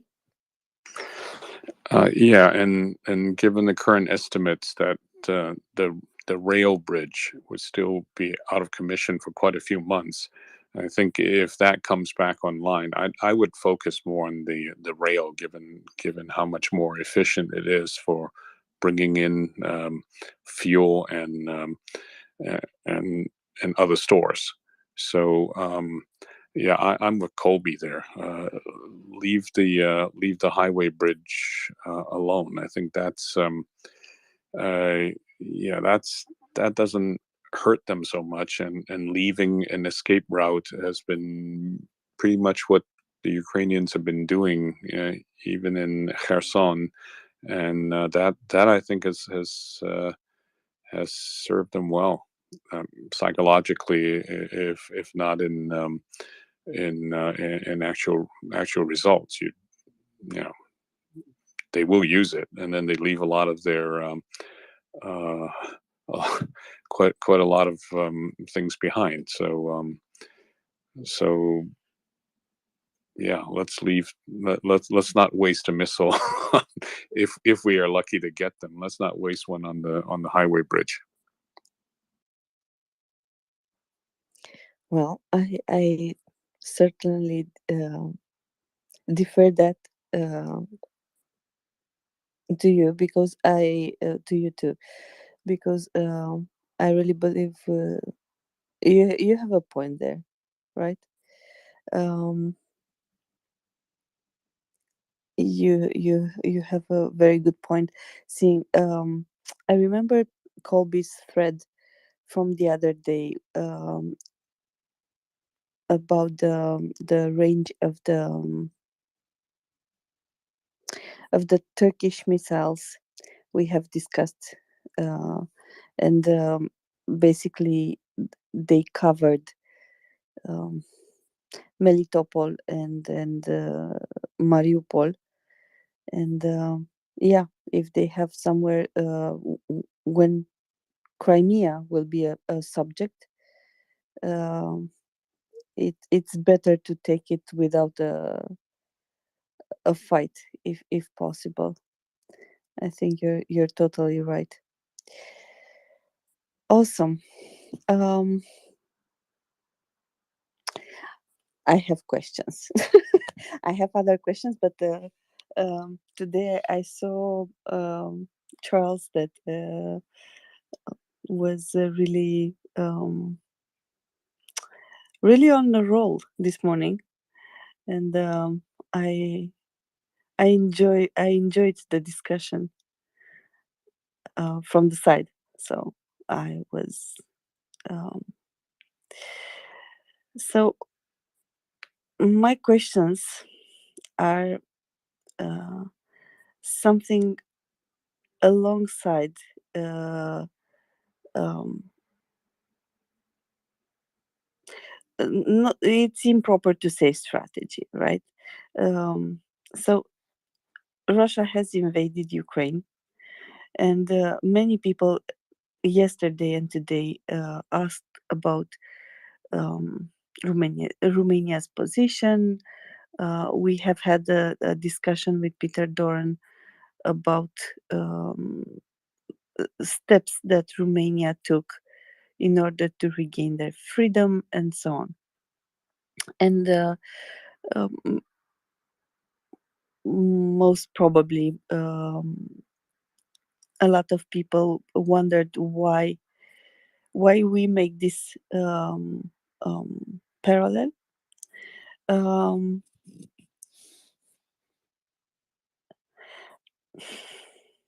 the thing is, uh, there are some.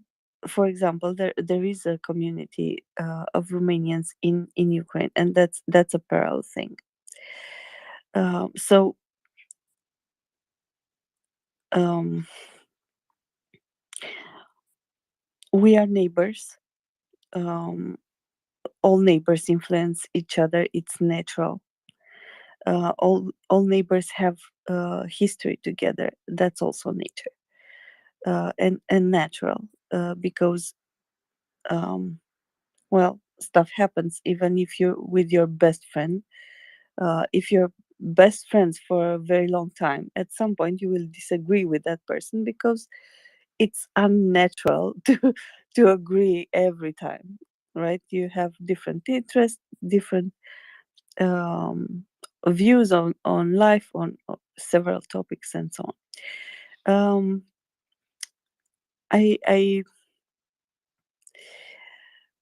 will touch upon a bit upon something, and then I will go to NATO and Air Force and air defense, because having you here, um, I want to take advantage of that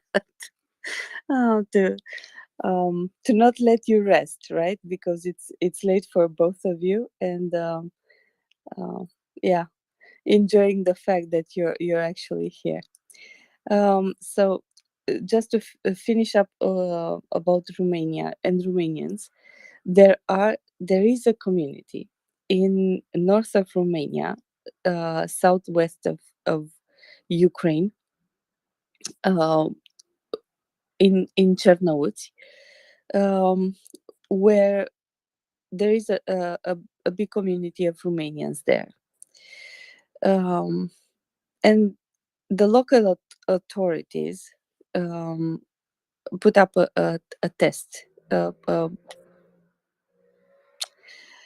poll is the correct word, a poll to see how are they considering the Russian invasion, Russians in general,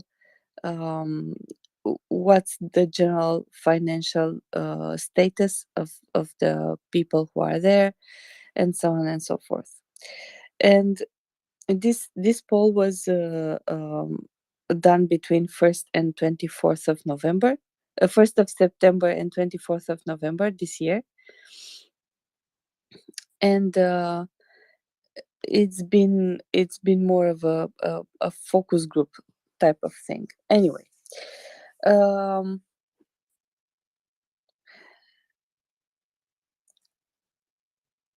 couple of points, right? Most of them still speak Romanian back home, and don't see that as a problem. 2 out of 3, more than 2 out of 3, are affected by this war in Ukraine, and they admit that the general status, the general opinion of everybody is that Russia is to blame. So for everything that's happening, for the invasion, for the current status in Ukraine, for everything. So this is a poll done in a Romanian community, right, who is living in Ukraine. 1 out of 3 is not reading Romanian newspapers or anything. They are 2 out of 3 are living there, living and considering themselves basically Ukrainians, right? They are there.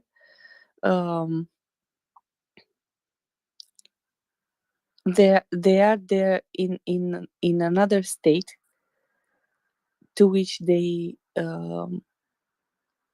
consider, to which they abide, right?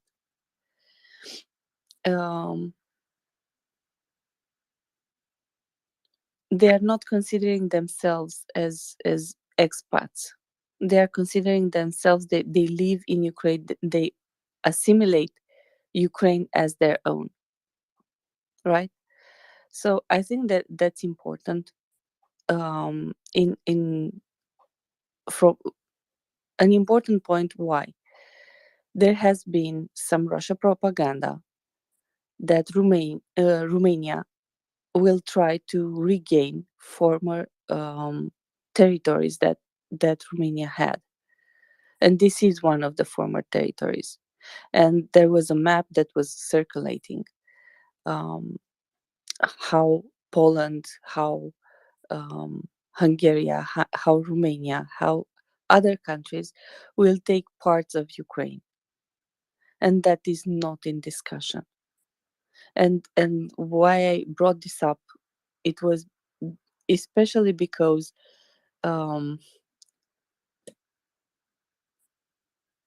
I have heard from people who have relatives there that they are okay in Ukraine. They don't want back. They don't see this as a problem. They are living in another country, just like I'm moving right now if I want to Paris or to Berlin, right?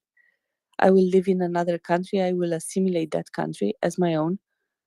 I will protect that country. I will pay taxes into that country, and I will look forward to the politics and the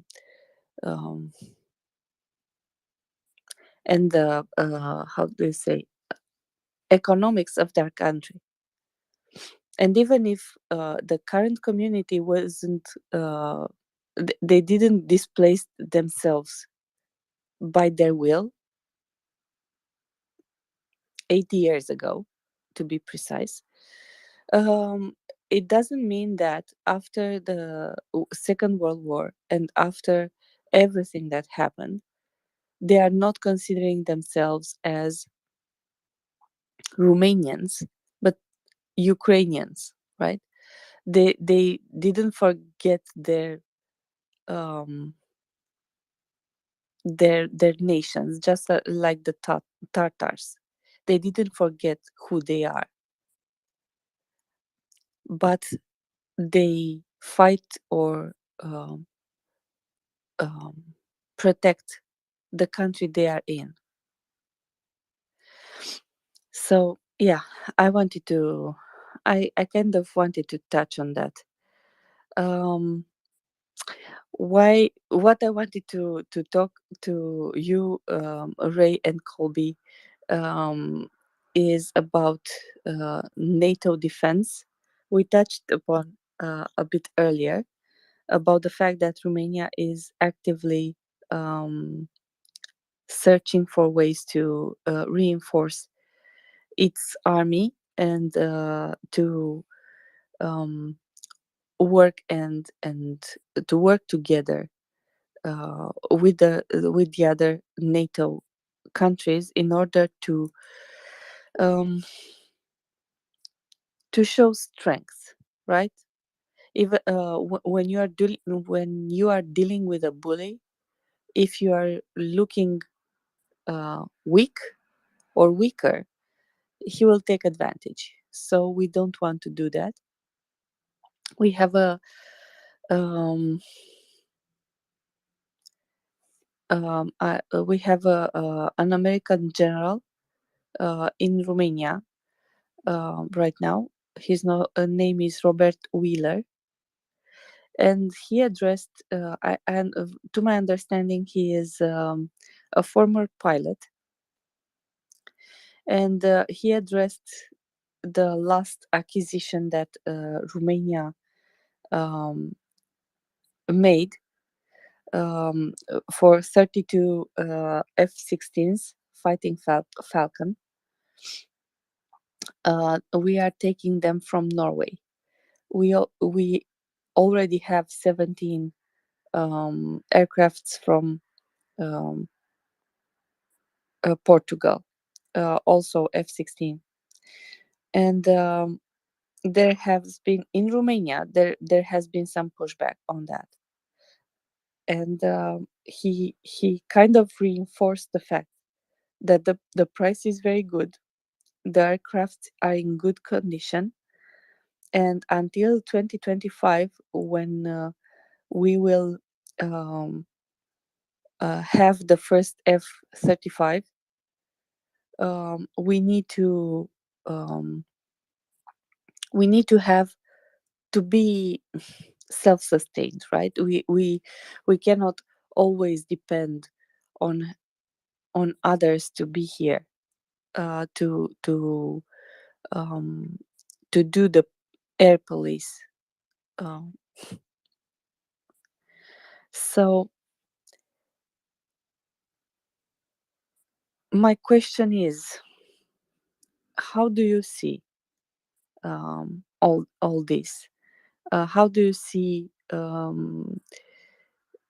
Romania? So from outside, right, not from inside. How do you see Romania's performance as a NATO member and as an ally, right, to NATO at this point?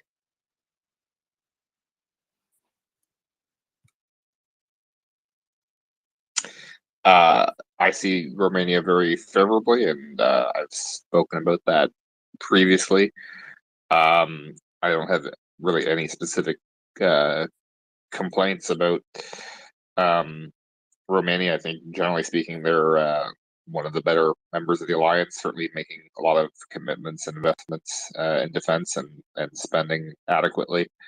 Um, you know, uh, obviously, I like just more for it's partially for accountability. I it's posted today because we've all been joking about Luxembourg and actually coming through more than Belgium has been.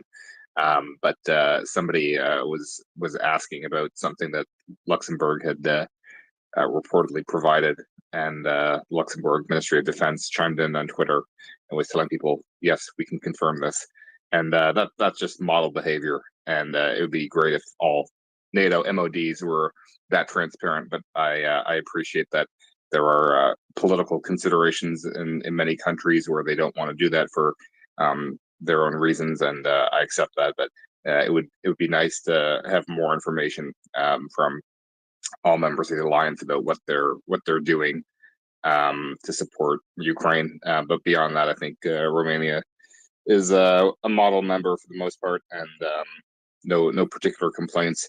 The only thing I would say, and I brought this up before, is that I think it's very important for Romania, together with Bulgaria, to have a strategy for increasing naval capabilities, because certainly there are issues sometimes with Turkish reliability, and it's important for Romania and Bulgaria to have independent capabilities in the naval sphere to maintain NATO presence in the Black Sea, because the unfortunate reality is that we may encounter future situations in which Turkey cannot really be relied upon.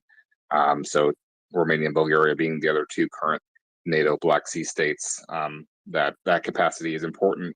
And right now, Romania and Bulgaria as well are making substantial investments in other areas of their armed forces, more pressing investments in their mind, which I don't disagree with. They needed new fighter jets. There are other needs for the armies, of course.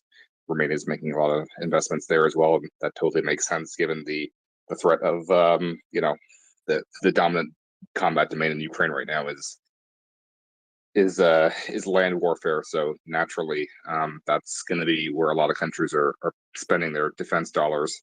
But the naval domain cannot be ignored, and this certainly is true for the United States, but all countries broadly.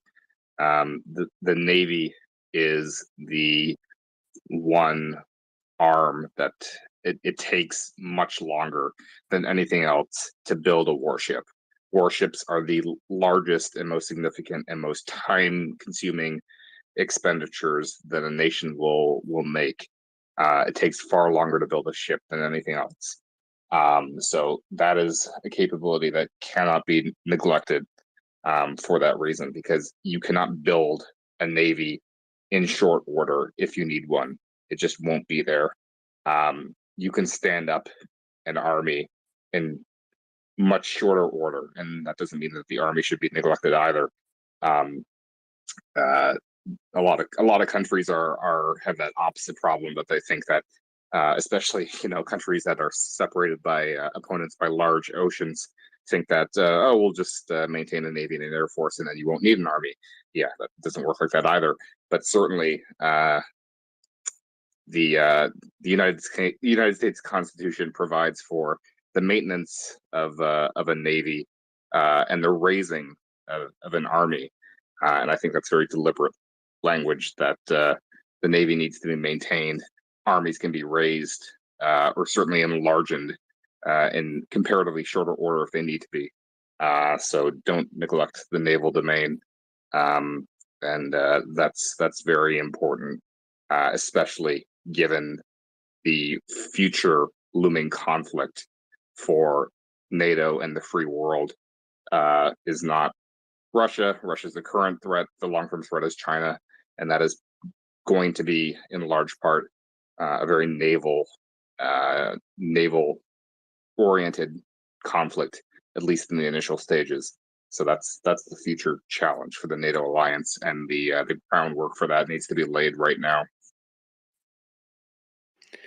I would definitely agree there, but we do have a bit of a problem in terms of building up naval strength quickly, in that many of the older warships, like for example the FFG-7, the Perry class missile frigates, that many all the available ones have been transferred or sunk as targets.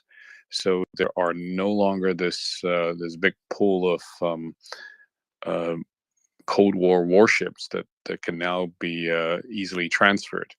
There probably are going to be some older ocean-going Coast Guard cutters that may still be available, but they would need quite a bit of work to get them to have a decent capability for operating even in well, maybe I should say, especially in the Black Sea, because of close proximity to air threats.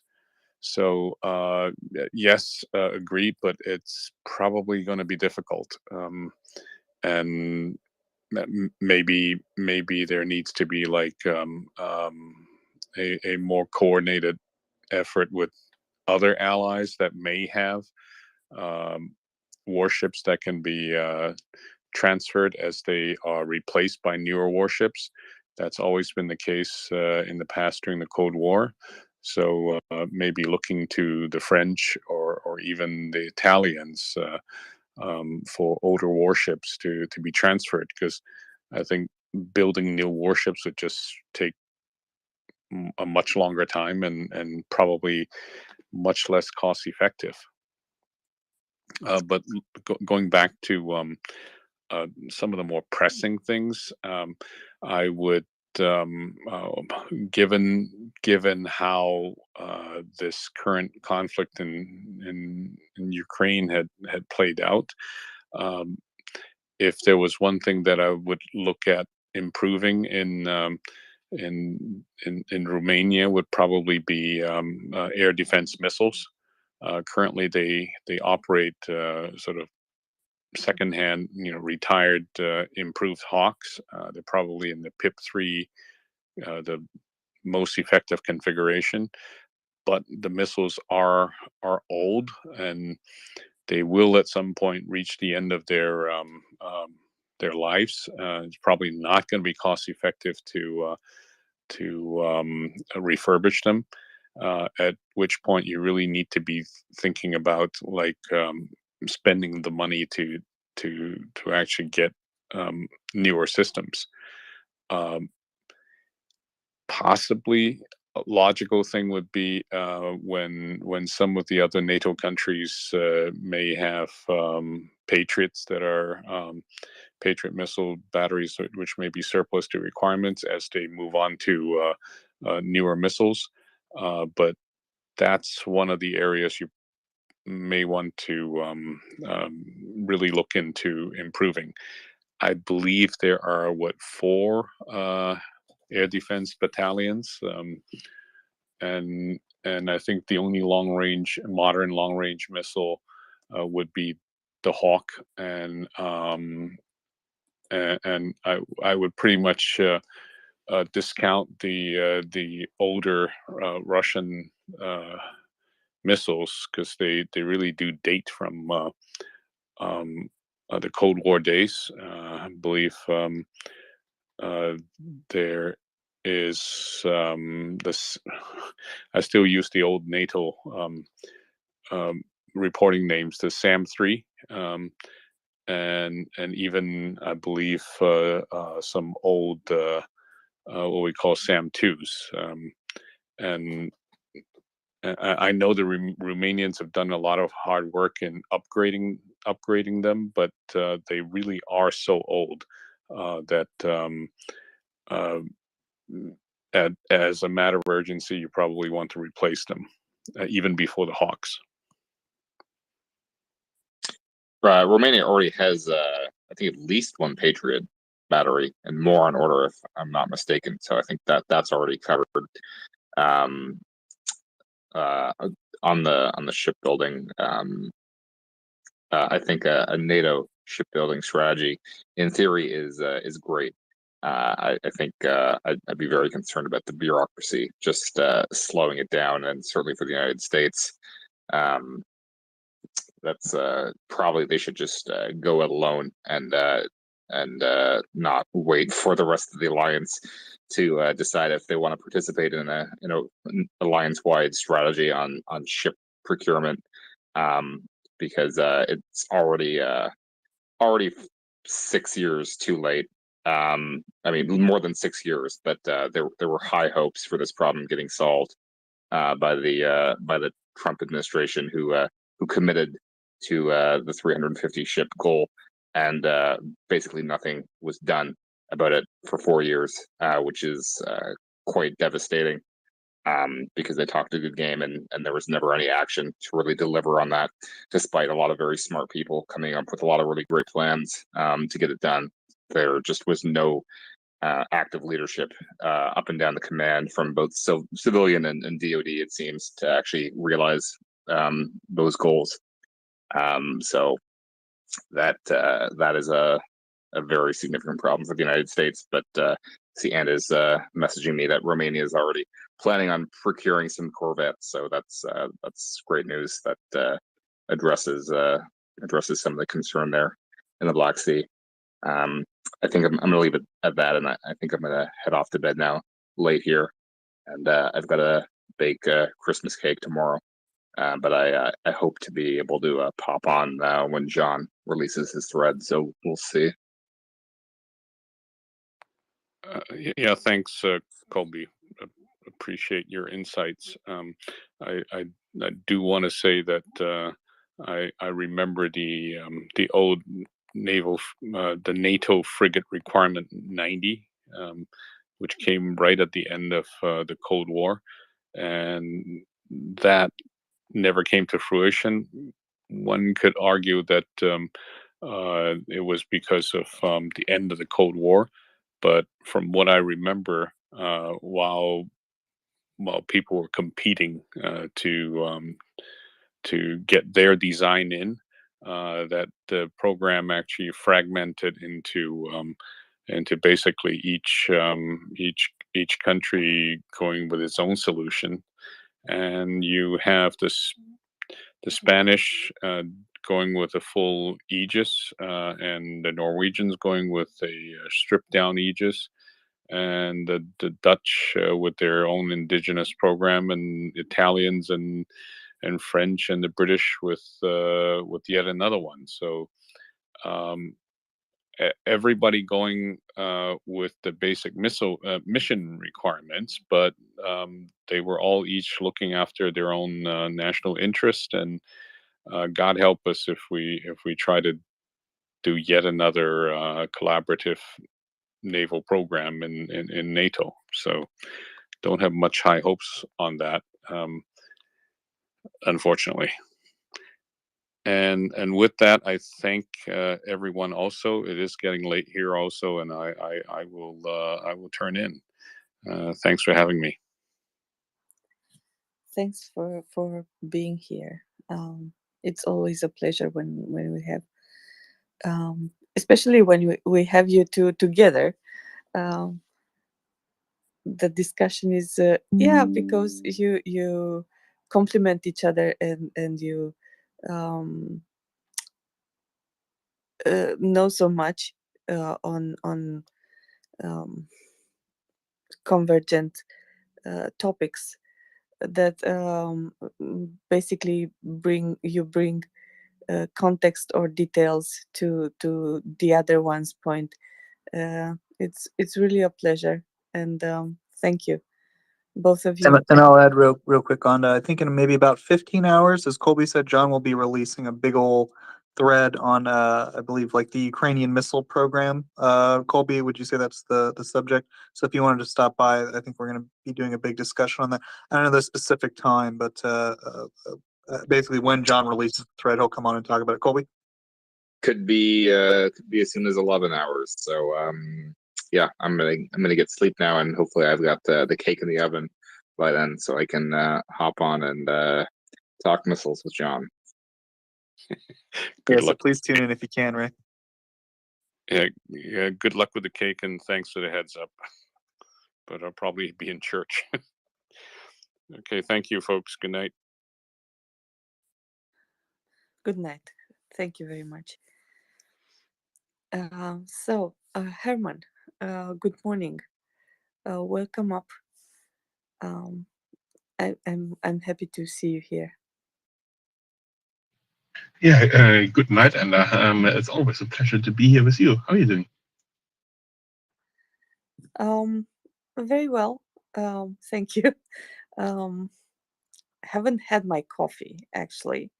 I jumped in straight to co-hosting, and the discussion was so interesting that I was hooked up, and I just realized I haven't had my coffee in this tomorrow.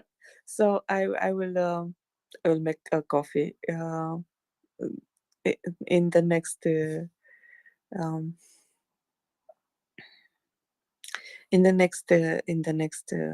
minutes or so. But in the meantime, I have a question.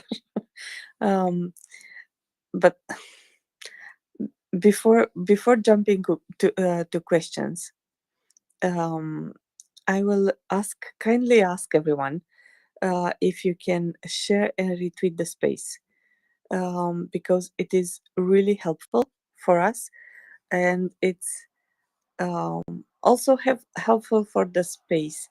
What do I mean? People find out we are here, right? You retweeting the space brings the information out. They will know you are here. They will know you like it, what you like about the space, what we are talking about, and they will hop in. And sometimes we are lucky, and some of you come up and discuss different topics with us, share your knowledge or ask questions.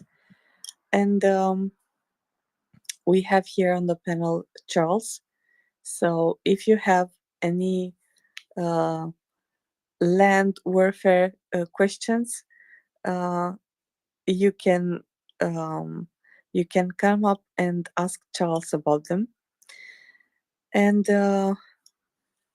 I just realized Herman has a new avatar. You joined NIFO, Herman. Welcome.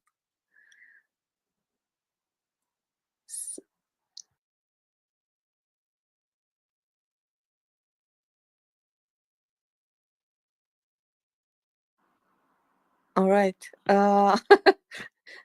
So, going forward, we are looking for that thread of John's, but I want to ask Herman something actually, if he can help me. So I read an article yesterday about hospitals in Ukraine, and about heart surgery and chemotherapy and other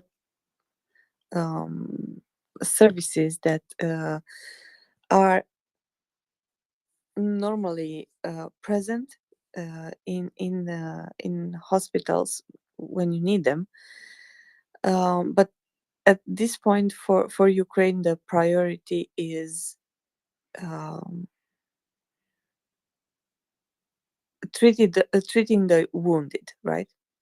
So you have strikes so many days in a row in all towns. It's not just on the front line, and you can localize some hospitals on the front line, and that is that.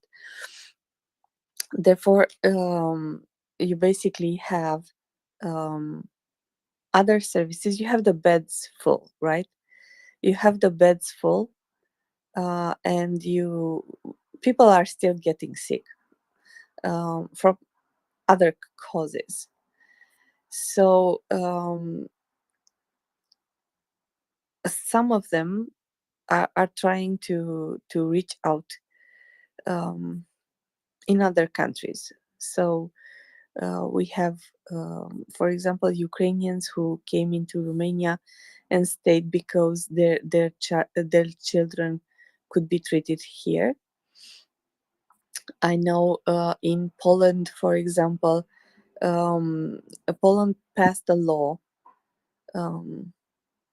Poland has been great, actually, a great friend to Ukraine. Poland passed a law which allows Ukrainian citizens who register to have access to healthcare for free, just like a Polish citizen. So it is just like they are working there and pay taxes and benefit from the free services of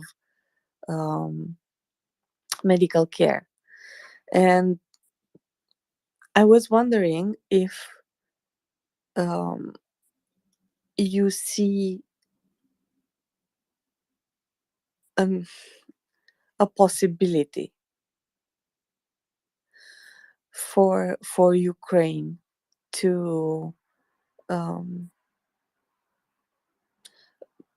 better address this back home, right? In at least in Lviv, in Kiev, and in Odessa, which are bigger cities and free cities, right? So this was kind of my question. Yeah, I'm trying to tackle that. So I'm not on the clinician side. I'm more on the research side of the medical industry. So yes, sure. Doing that closer to the location of the patient is of course desirable. If you have a chemo, you live somewhere in Lviv or in Kiev, you want to go to your local hospital, get your infusion, and go back home because you're sick, and you want to be close to your loved ones. You want to be close in the familiar environment, and yeah, for chemotherapy, that is probably more doable than for other things. As long as you can get the therapeutics on site and in the right conditions, in the right time. So there's many of those agents are time sensitive. There needs to have coolant refrigeration on it in the supply chain in order to make them effective or maintain the effectiveness of those. I don't see a big major issue there. I know there's actually a childhood cancer hospital in Ukraine, which is still fully dedicated to childhood cancer patients, mostly leukemia patients. That is still going on within all the hardship that Ukraine is facing, namely the lack of electricity, the lack of power, the lack of water supplies, and the other issues that's spilling over from the war, like lack of food, lack of personnel, that the personnel is required in trauma clinics. We heard that some of the OBGYN in Ukraine, they're becoming real experts in trauma medicine right now because they are and not doing a lot of preventive medicine in OB/GYN, they're doing, they're treating soldiers from the front lines, and also radiologists that were previously covering, let's say, the standard health screenings for the population. They're now more involved in the diagnostics and identifying internal wounds or shrapnels and bullets that are trapped in soldiers' bodies. They're coming into the hospitals. So, of course, the resources are going to be spread really thin. And whenever in medicine you need to make prioritizations, then that is a tough call. We had that just 2.5 years ago with COVID, when everybody's healthcare systems were about to collapse, and there were calls. Okay, we need to prioritize now. We need to figure out who gets the bed, who gets to see a doctor. Is it the guy with 65 and COVID, or the guy with 75 and heart attack? And what can we do? We cannot do both at the same time. So one of them has to wait 25 minutes longer. Typically, well, depends on the doctor and the situation of the patient. So that those are very tough calls to make, and those are very those are the positions, the situations those clinicians, the doctors do not want to be in, but they are trained on doing those triage situations. They are trained on allocating the resources towards the benefit of the patients who actually can be helped the most right now, or whose needs are the most urgent. And that is happening all over the place, and that is spilling over into the civilian healthcare needs in Ukraine, most certainly. And of course, the further away from the front line, the less affected that is. But you still have to do surgeries that are following the traumatic treatment. You have to do rehabilitation services. You have follow-ups that need to be done after those traumatic surgeries. They're probably going to be done, if possible, further away from the trauma centers, depending on the situation of the patient. And they're doing the best that they can. That is what we all really need to believe in, because those doctors, they have the Hippocratic oath. They cannot do harm, and they and not giving treatment to somebody is a form of harm. And when you have several patients, you need to allocate it first. And again, and those doctors are trained on that in principle, at least in Western countries. I assume in Ukraine that's true as well. And Poland is most generous with everything else related to Ukraine to help. I mean, they're the most formidable neighbors. They're taking the women and the children in the first weeks to say, come over here, you can live here. We have weapons, we give us our weapons. We are not in a war, you're in a war. They gave them all their tanks, the old modernized T-72s that the Polish army had. They gave them a lot of artillery. They gave them a lot of things. They were lobbying on the political level strongly for all things Ukraine related. And giving Ukrainian people the ability to get treatment in the hospital. Let's say you have something that's not as urgent as a heart attack. You have, or an ischemia, a stroke. If you do not have something as urgent like that, if you have, let's say, Diabetes. Okay. Well, yeah, diabetes is, okay. Well, for diabetes, you do not really need that much hospital space. You need a chronic supply of medicine for that. I mean, once you have the diagnosis and you have your prognosis, you get a plan when you need the insulin or other medication to deal with your condition. That is, it's more a resource question than a medical hospital resource question. But I was just trying to find an example what is not that urgent. Oh gosh. Yeah. Maybe okay. You have tuberculosis. Okay, you need to see a doctor. You need to come up with a plan for that, and or you have um, a tumor, and you do not know if it's cancerous or not. And you need to have somebody have a look at that and diagnose what it really is and follow up with a plan. Are Ukrainians able to do that? Probably. Some cases they might actually have people around and the time to do it. The problem is getting that patient to that town that whoever knows where that place is, where they currently have those open resources available to look at the patient. If it's a Poland says, you guys, if there's something wrong with you, you can come over here, we check it out. And if you have a tumor and you don't know if it's cancerous or not, you might want to actually drive over to Poland and have some specialists look at it. So, you know, does it make sense? Yes, totally. Yeah, and well, thanks to the Russians, the entire medical situation is much more complicated now, since they had this glorious idea just to shoot down all the civilian electrical infrastructure in the hopes to get some negotiation solutions out of their defeat. They're militarily defeated.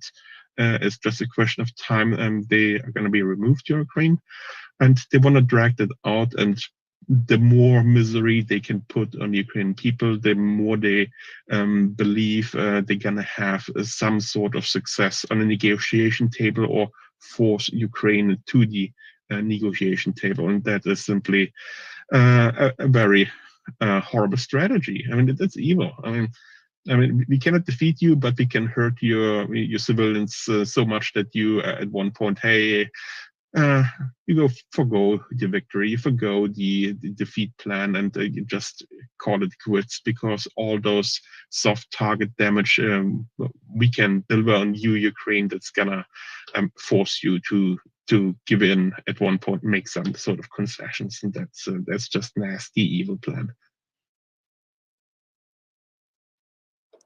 Well, they haven't managed to do anything else, and at this point, I think this is their only option, right? And when I say option, I say it like it's a stupid one, but it's a spite one, right? It's just they have been from the get go. They have been like a bully, right? Um, Trying to impose their opinion, trying to impose their puppets, right, in every neighboring country. And when they couldn't do that because the population wouldn't allow them, they try to force them. And right now they are on the same trend of spite. Like I was thinking at something. Yesterday we had in the space a trauma a trauma physician from UK who is currently in Australia. And one of the things that he mentioned that I haven't thought of, because I'm not working in a hospital or in a medical environment, so I don't immediately my mind doesn't immediately jump to that. Um, um, it was about hemostatics and blood, for example, which is stored for transfusions. What happens when the power goes out, right? What happens when you have a blackout, and basically you need to keep them at a stable temperature, right? So it's one of the problems Ukraine is facing. If they are not kept at a proper temperature, they and at some point it is decided they cannot be used in for a patient, you have all sorts of different other problems, because during surgery, especially during big interventions with big trauma, you need a lot of blood, right, for transfusion. So I was wondering, I don't have any recollection of this, but I remember Verlaine saying something. I might be wrong. Maybe Joseph or you, Herman, heard her about the blood donations. Are they? I remember she said they are going like clockwork to donate blood in order to for the hospitals to have enough blood, and I was wondering if other countries could organize such an action, right? Um, like a street event or something, like come and give blood for Ukraine. Um, it sounds kind of gruesome, but it actually helps. Um, we have had during COVID, we have had a period in which regular donors didn't went to donate, right? Being afraid of being in small spaces with lots of people there, they didn't went to donate. And at that point, I think one of the radio stations here in Bucharest, at least, one of the radio stations had an ongoing campaign. Um, it was I won't give the name of the station because it's not endorsing here, but they kind of use the name within the pitch in order to make you feel like a rock star, right? So I thought it was a really interesting idea, and I was thinking of it when asking if I don't know the regulations, if other countries can collect and donate blood for Ukraine if needed. I can chime in a little bit of here. I mean, I'm not into the blood business or the blood trade. But I had some connections to that matter from various angles in my previous life. So donating blood is a great thing. If you're medically able to do that, please do that. Most healthy adults can donate blood up to twice a year. You can make that a habit. There's a rewards program. You get a badge after 25 donations, and after 50, you can be proud of yourself. You do something good for mankind. Blood is always needed in medicine. Donor blood, especially for when you're in a rare blood group and you know about that. Donate some blood. Put the good deed forward. Somebody else is going to be donating blood for you in case you need some in an accident, in an emergency, in a surgery.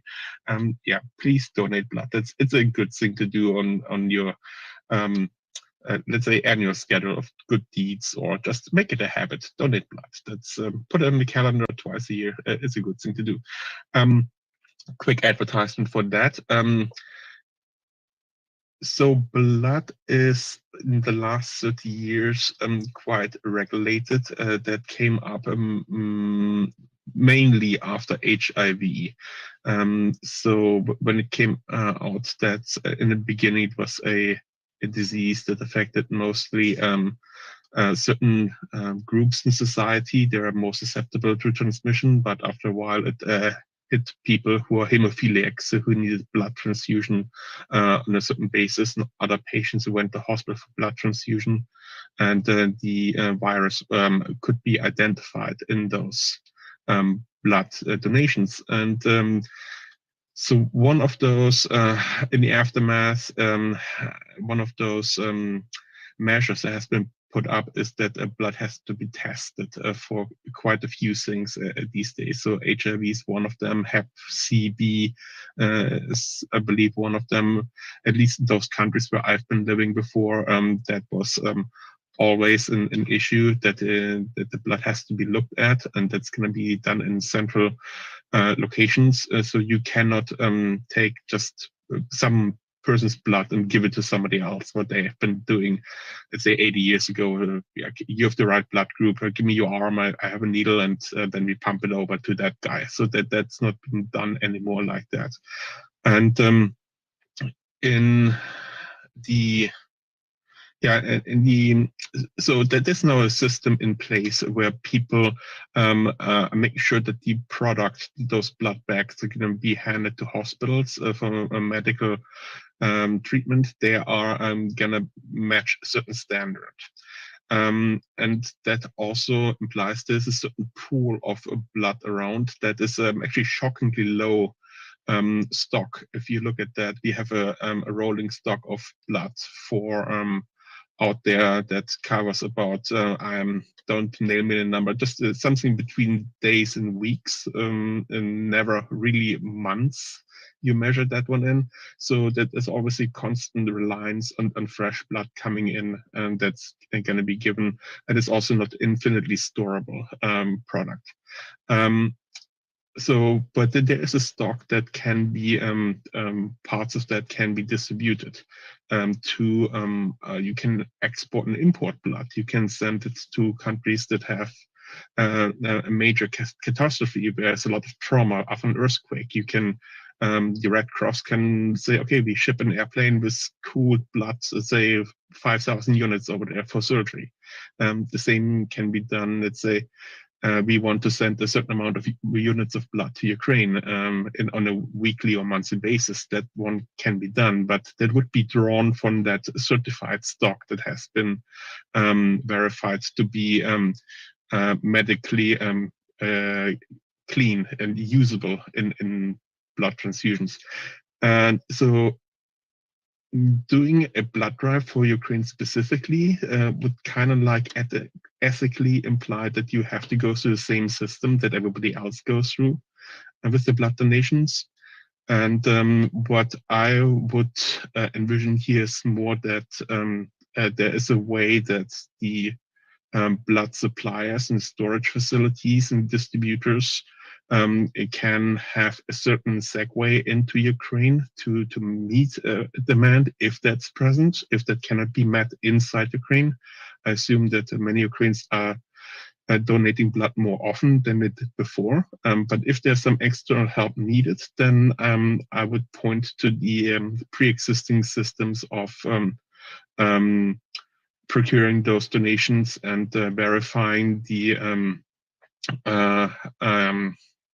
utility from them for medical use and proper storage and shipment, that they are gonna draw from that. And that rolls back to what I said in the beginning. If we all just donate more blood, then there's just more around for everybody. And if there's more around for everybody, then there's also the capability to convince people, hey, we can send some of that to Ukraine directly. Yeah, again, I'm not in the blood business, but like 20 years ago, I was a paramedic driving ambulance, so I had a little bit connection to the needs of patients when it comes to volume replacement, which is sometimes saline, sometimes blood plasma, and in the more severe cases, then actual blood. Yeah. Sorry for talking so long. And Charles. Yeah, I just wanted to add to the blood thing. I mean, yeah, so on the, we had a great discussion yesterday about all of the casualty evacuation and stuff like that. And maybe I could just kind of share how blood donation worked when I was in combat. So blood has this, blood and plasma has this it's difficult to transport and store because of the conditions you have to keep it in. So so when we were in combat, we weren't really receiving blood shipments that much. But everybody is a potential donor. As Harm said, of course, there's there's a certain amount of screening in the U.S. military, at least. I mean, we were obviously screened kind of prior, but here's how it worked for us. So at the local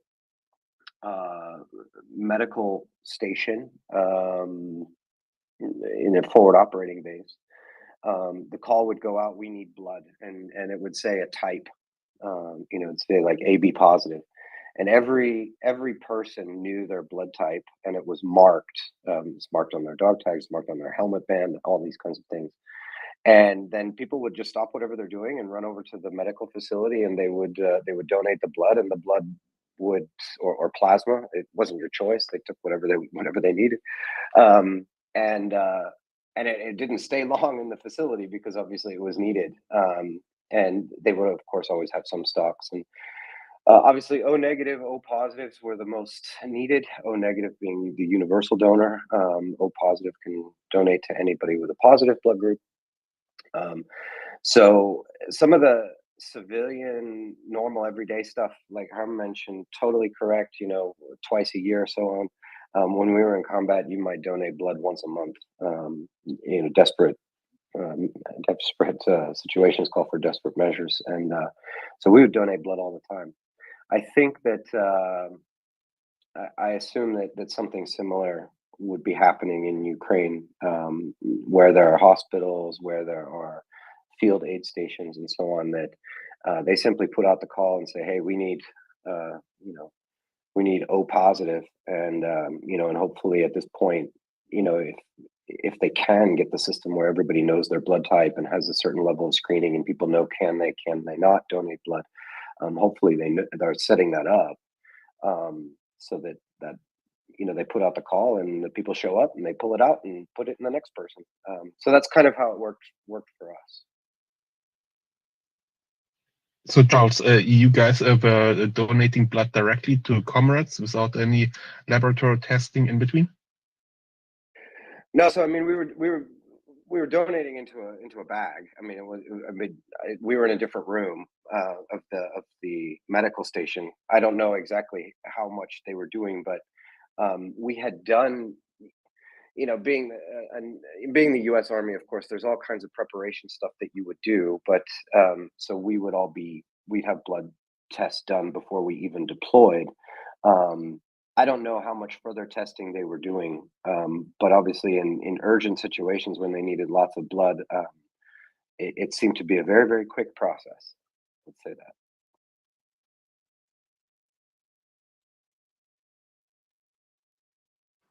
I suppose. Yeah, there's some quick test you typically do there as a cross test, where they just look at your rhesus factors and your major blood types.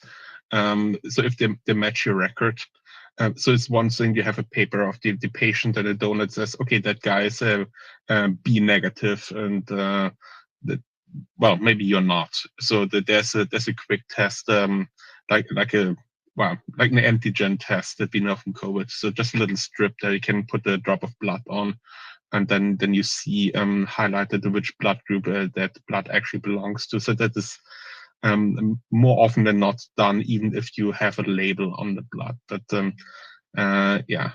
just crossing the fingers that everything goes okay in that way. When the U.S. military is doing that, they typically know what they're doing from my perspective.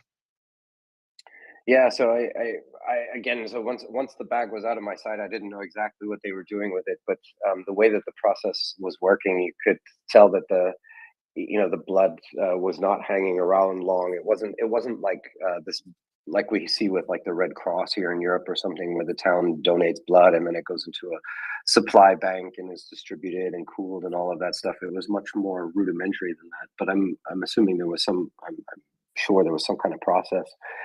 I mean, I just hope, and I know that there are a lot of professional, medical people in Ukraine. I'm sure that they have built up some kind of systems and processes. I mean, they have. I have no doubt. I don't know the details of what they're doing. It would be interesting to hear how they're doing it. But of course, I'm assuming they're applying the same professionalism, logic, and solidarity that they have to everything else in this war, to blood supplies. I would kind of assume that that blood and plasma is really being collected at the point of need, and being used right there, even if it goes against some of the once every 6 months or something, and you get your cookie and your juice box afterwards. That's probably not happening. You can donate blood more often. I think if you're O negative, you probably know more about it than I do. There's a constant request for O negative blood out there. And yeah, I think something like 6 to 8 weeks might be more realistic depending on your health status. And yeah, if you're an O negative, then please come up and tell us what your doctor had told you or other people told you, how often you should please come and donate blood. So yeah, it's twice a year is what the average citizen should strive for. And just for your standard contribution to society, that is probably a great thing to do when we all do it. Couldn't agree more. Unfortunately, after spending time in the Middle East, I wasn't allowed to donate blood for, I think, like 8 or 10 years here in Germany. But now I can again, I guess. So that's good news. But yeah, I encourage everybody to donate blood, even if it's not just for Ukraine, because it's always a challenge. Yeah. Yeah, same here. I wasn't allowed to donate blood in the United States for 10 years because I came from Europe where the BSE crisis has struck and they were worried about the prion diseases. All right, Pete, please go ahead. You have the floor.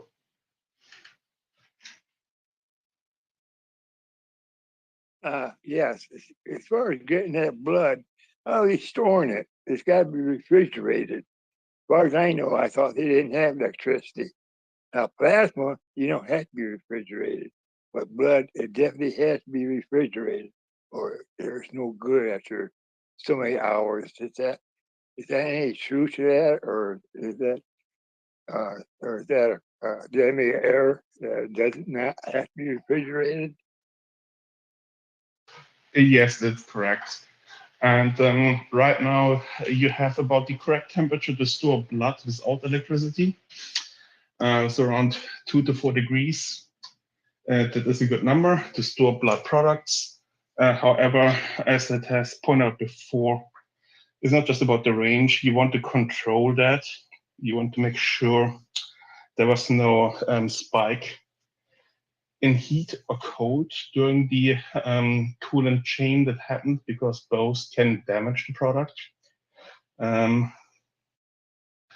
And yes, so cooling is an issue, and it will become more an issue later in the winter when it becomes freezing temperatures outside. And yeah, then later again in spring and summer if it gets warm. And as Charles pointed out, if you do a local blood donation drive, if the people in the unit are able to donate blood in the hospital, or you have people close to the hospital where the patient is, you don't need to cool it per se. If you can get it from one body into the next body, then you don't really need to cool it in between for immediately use. Because even if, so let's say if you have stored blood and you ship it, you have to cool it, but you have to warm it up before you give it to the patient, else you kill the person, right? Or you severely damage the patient. And if you have a patient right there and a donor right there, and you transfuse it via a bag, and you maintain the body temperature more or less, that's kind of like ideal from that perspective, taking out the coolant chain. But yeah, it's a great point. So, and if you really want to bring blood products into Ukraine from abroad, you would need to come up with a way to maintain the cooling chain. Thank you, Herman, for the answer. I appreciate it.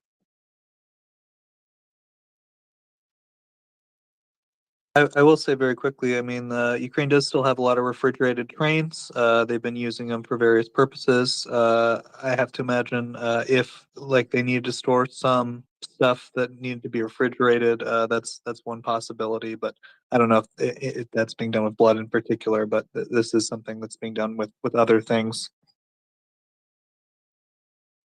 Yeah, good point. It's not just the bulk storage refrigeration chain when you import that product. It's also when you store it in the hospital before it's used. So you also have to have the on-site cooling. You essentially have to guarantee the refrigeration chain from the point of to the point of use. And I guess there might be some room where you can have some certain deviations in that one, but those are all things you don't really want. So in the essence, probably the question boils down to how much you want to reduce the standard of care that you've been accustomed from the Western point of view in order to deliver a life-saving product, right? So yeah, of course you can take blood from somebody that you just picked up from the street right there and say, hey, you need to donate for our guys, and they do that. And you don't know what you get, or you know what you get, and you don't know how it was stored and transported, right? So at one point you need to make that decision. Going back to the physician having the duty of acting in the best interest of his patient in the end. And yeah, again, the physicians are trained to do those decisions. They know what to look at. And at one point, yeah, it comes down to them. If they decide, okay, that is the product I can give that guy, or that patient probably doesn't even need the blood product. He can be fine with saline solution or with some plasma. We can fix those wounds. We can minimize the loss of blood, and then they can just get a volume treatment, and there's enough red blood cells around to keep them alive, you know? That's why it's so important with those tourniquets that you put those on right away when somebody gets wounded, because they'll cut back on a loss of blood, which will require less blood transfusions. I'm glad that MriyaReport does send tourniquets and first aid kits and stuff like that over to Ukraine, but they definitely need the tourniquets because they do save lives. You know, if used properly, you gotta know how to use one. It's only, you know. Yeah, that's a great point, Pete. So the less blood the patient loses, the soldier loses before he comes to the hospital and gets his procedure done, the better. That's the ideal case. If there's enough tourniquets around. So Ryan made a good point. The other night it was about 4 tourniquets per person, like for each extremity one, and that would be the ideal thing to have to minimize the blood loss. But yeah, people who have such a severe trauma that tourniquet needs to be applied, and more often than not, you actually do want to have blood infusions ready in case they need them. So that is simply how trauma works. It's usually more than just some flesh wound in the limb where blood is coming out. You typically also have other injuries like shrapnel wounds going along with that one at the same time. Yeah, but yeah, a great point, Pete, there. Thank you. The tourniquets that MriyaReport is shipping are tremendously helpful there. Joseph. Thanks, Norm. So first, I would just encourage our listeners, of course, you're listening to the MriyaReport. We are a 24-hour Twitter space dedicated to discussing the Russian invasion of Ukraine and the Russian genocide against the Ukrainian people. We do our best to bring you guys experts and panelists who can answer any questions you might have about what's going on. So, of course, if you can, please retweet the space, let people know we exist. But I do implore everyone, please, if you can press the microphone button in the bottom left-hand corner of your screen, that will bring you up here. You can ask a question or raise a topic for us to talk about, and we always love to have your feedback and your participation in the space. So please do consider coming up and just raising a point of discussion with us. And then last, of course, as Pete just correctly pointed out, and as Herm was discussing, we here at the Maria Report, we love MriyaAid.org. It's a great charity that gets non-lethal aid to Ukraine. Things that, as we were just discussing, are important for medical care, like hemostatic bandages. Those are bandages that stabilize the blood, bleeding. And tourniquets, which are used to make sure extremities don't bleed out and kill someone.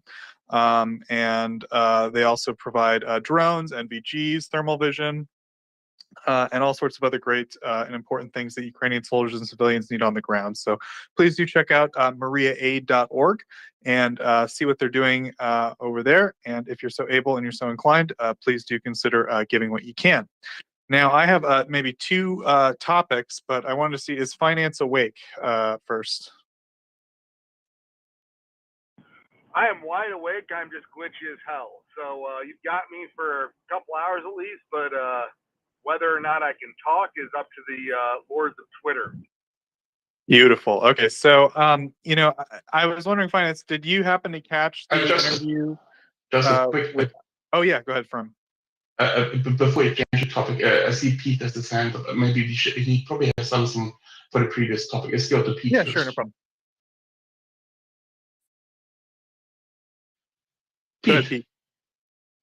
Yeah, it's getting off the blood transfusion, stuff like that. Is there any parts of Ukraine that Ukraine are having problems taking control of, like today? I haven't heard too much about any kind of, if they see got any more territory, or is the fighting slowing down somewhat due to the weather, or what's going on over there? I haven't heard language too much as far as his reports and stuff. I've been sick, but how are they doing today as far as taking over some of the territory in Ukraine? Are they having any kind of problems or anything? Also, Pete, you got to my second topic, I think. I was actually going to ask Charles about this. So I think what's going on right now is I think we're seeing two things happen. The first is, as Thomas Tyner will point out to no end on Twitter right now, if we look at videos of the Russian soldiers, it looks like a lot of them are just plain freezing to death, and they're freezing in place. And Ukraine, on the other hand, it looks like they're taking their winter survival quite seriously. But then the second issue seems to be mud. There's a lot of mud in Ukraine right now. It's going to take, maybe 2 more weeks until that mud freezes over. So maybe, Charles, do you want to speak to that? Do you think that that's, because I will say there haven't been major territorial changes, I would say, in the last 48 hours or so. Would you say, Charles, that that's what's going on? The Ukrainians are maybe waiting out the Russians to let them freeze out a bit, and they're waiting for this mud to freeze, and then we'll probably see an increase in the operational pace, or what do you think? Yeah, so I would approach the mud first, because the mud is the primary limiting factor, I think, in terms of offensive operations. I mean, the mud is absolutely horrible. Is very deep. It is very sticky. Even tracked vehicles, tanks, armored personnel carriers, infantry fighting vehicles can get stuck in that level of mud. We see the evidence of that by some photos and images of tanks, even showing that they've put the logs on the back of the tanks. They use these logs to try to get themselves unstuck, because they will sink so far down that they will actually bottom out. So it is not conducive right now to offensive operations. So I think that's the primary reason. How long will it take? We had a short discussion about this. I don't really know exactly how long it takes for the ground to freeze to a level at which mobility would be increased. The upcoming weather forecast for the Luhansk region, so the northern front, where it is coldest, it is going to get colder over the next 10 days. It will stay below the freezing point, so high temperature of 0 degrees Celsius. Over the coming 8 to 10 days, it will also, the sun will come out. It appears that there will be less precipitation. So these are changing weather conditions. These are things that would make offensive operations a bit easier. Not easy, but easier, because right now they're largely impossible with the level of mud and precipitation and the temperature, the freeze thaw cycle. It's an absolute mess. So we will see. But again, I don't know exactly how hard the ground needs to be for the tracked vehicles, the wheeled vehicles, to start moving again. But it is going to continue to get colder. So now, for me, the Russian side and the effect on the soldiers is linked to the mud, but is not exactly the same. So I think that if let's imagine that there was no mud and that conditions were ripe for maneuver warfare, I think the Ukrainians may want to keep up the initiative. So I don't think the fact that they're just letting the Russians freeze is the determining factor here. But of course, the winter is proving to, or is, and as we expected, proving to be harder on the Russian side than it is on the Ukrainian side. So if your enemy is simply freezing in their foxholes and becoming at least casualties, just let that happen. So my thoughts are not quite in order, but does that make sense, Joseph? Yeah, thanks a lot, Herb. Yes, for the map picture, it makes sense. And also, I want to inject here quick in this topic. So the last casualty report that we've seen from the Ukrainians yielded, I believe, only one tank and a few, 4, 3, 5 infantry fighting vehicle, and not much else. So a very low number of tracked or wheeled combat vehicles, but several hundred soldiers again. And typically we've seen say 5, 6, 700 that Russians that were accompanied with 20, 15 at least tanks and the same or greater number of infantry fighting vehicles. So personnel from those vehicles that had been destroyed. And right now it seems to be purely infantry that's can be casualties. So I assume that it has something to do with that condition, right, Charles? Yeah, so I think the lack of major offensive operations is you're seeing that it's not reflected in the vehicle side, but yeah, the personnel casualties make sense. I'm not quite sure how to read the personnel casualty estimates. So on one hand, I think that they may be underreported because the Ukrainians are probably not likely to pick up any of the non-combat casualties, I would say. So those that are, so this is, then they just report dead, right? So so dead is usually going to be something where they're getting that back from their units, most likely based on something that the unit has done, artillery attack or whatever, a raid, whatever it might be. But of course, I think it's going to be difficult for the Ukrainians to actually report how many have succumbed to the elements, whether that's death or casualty or sickness, which goes hand in hand with these conditions. So I actually kind of think that the casualty rate, and I'm talking about all casualties, so sick, wounded, dead, is actually higher than that 500 number. But that's kind of my speculation. Yeah, Charles, I think that has been heavily discussed in the space before. So what do the numbers the Ukrainians release actually mean? Are those confirmed vehicle kills? Are those confirmed troop kills? And how do they count them? Is there a delay in between? Do they count Wagner and DLR, DPR the same way as Russian infantry? There's all good questions. We don't have the good answers for that. But yeah, I agree. We have. So the Ukrainians probably have a hard time identifying all those hypothermia victims in dugouts that the Russians are experiencing. And they're probably not on that list because they have no way of knowing about that. Yeah, exactly. Yep.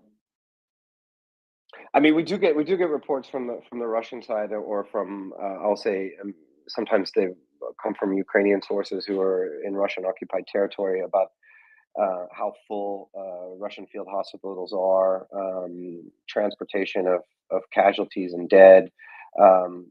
So there are some signals of that. We know that that's really, really high, but of course we also see clear evidence that casualties are simply not treated, at least within conscript units or Wagner.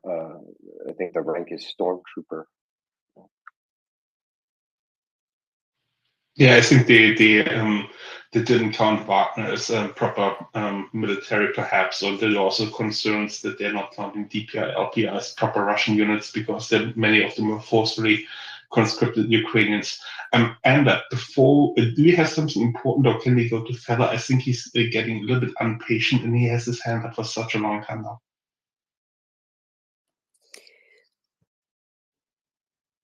Yeah, good morning. No, I'm okay, and thanks for letting me say a few words. So good morning, everybody, or good night for those in the US or in Canada or in North America. So yeah, no, I just wanted to comment on the winter issue again. And if we look at the changing weather, it's true that if you look at these reports coming from Bakhmut, that it really looks like muddy and kind of like a World War I scenario. Of course, it's very modern warfare, but if we just have to a little bit take back and maybe take a little bit kind of like a geopolitical picture, that what was the latest victory, which was really like a turning point in the war, was capture of Kherson, liberation of Kherson, and this actually was Russian withdrawal. And I understand that the withdrawal was because if they didn't withdraw, they would have had a total and utter military disaster. And they started withdrawing their heavy equipment, forcing civilians also, including the famous raccoon, which they stole, these bastards that they took the raccoon also. and if they would have withdraw, because normally, and I know this from the military sources, that Soviet Union and Russians, they actually sometimes they are very good at withdrawal warfare, which is not so, it is maybe the most complicated form of warfare if you think about attack or defense, that this kind of withdrawal in a of course it didn't go by the book, they make a lot of mistakes and they left equipment behind and had casualties, but if this withdrawal would have not been done in the highest level in Kremlin, and of course Putin is behind this withdrawal, he tried to avoid responsibility, but it was done because trying to avoid a complete losing of face in front of the nation, and it was done. Surovikin proposed this in this theatrical televised thing with to Shoigu, and now if we're going forward, I understand that the troops that were taken out of Kherson, and there was a river, and they went on the Russian side of the river in the south, and now they have Crimea, and some of these troops, the best formations, they are maybe now in this Donbas area there, where they are trying to make a push, and it remains to be seen. But maybe just to say something about the big picture, and I think the big picture really is the Crimea, and this is something that I think that even the Western powers supporting Ukraine are a little bit hesitant, that if and when Ukrainians capture back Crimea, it would be such a disaster for Russians that it will ultimately lead to Putin regime collapsing. That's number one.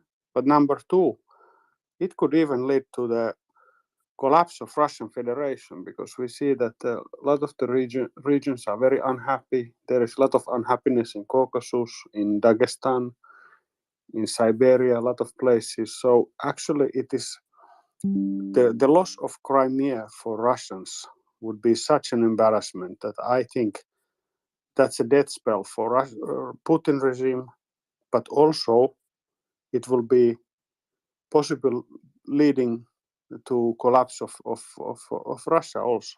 Thank you very much. Well, thank you, fella.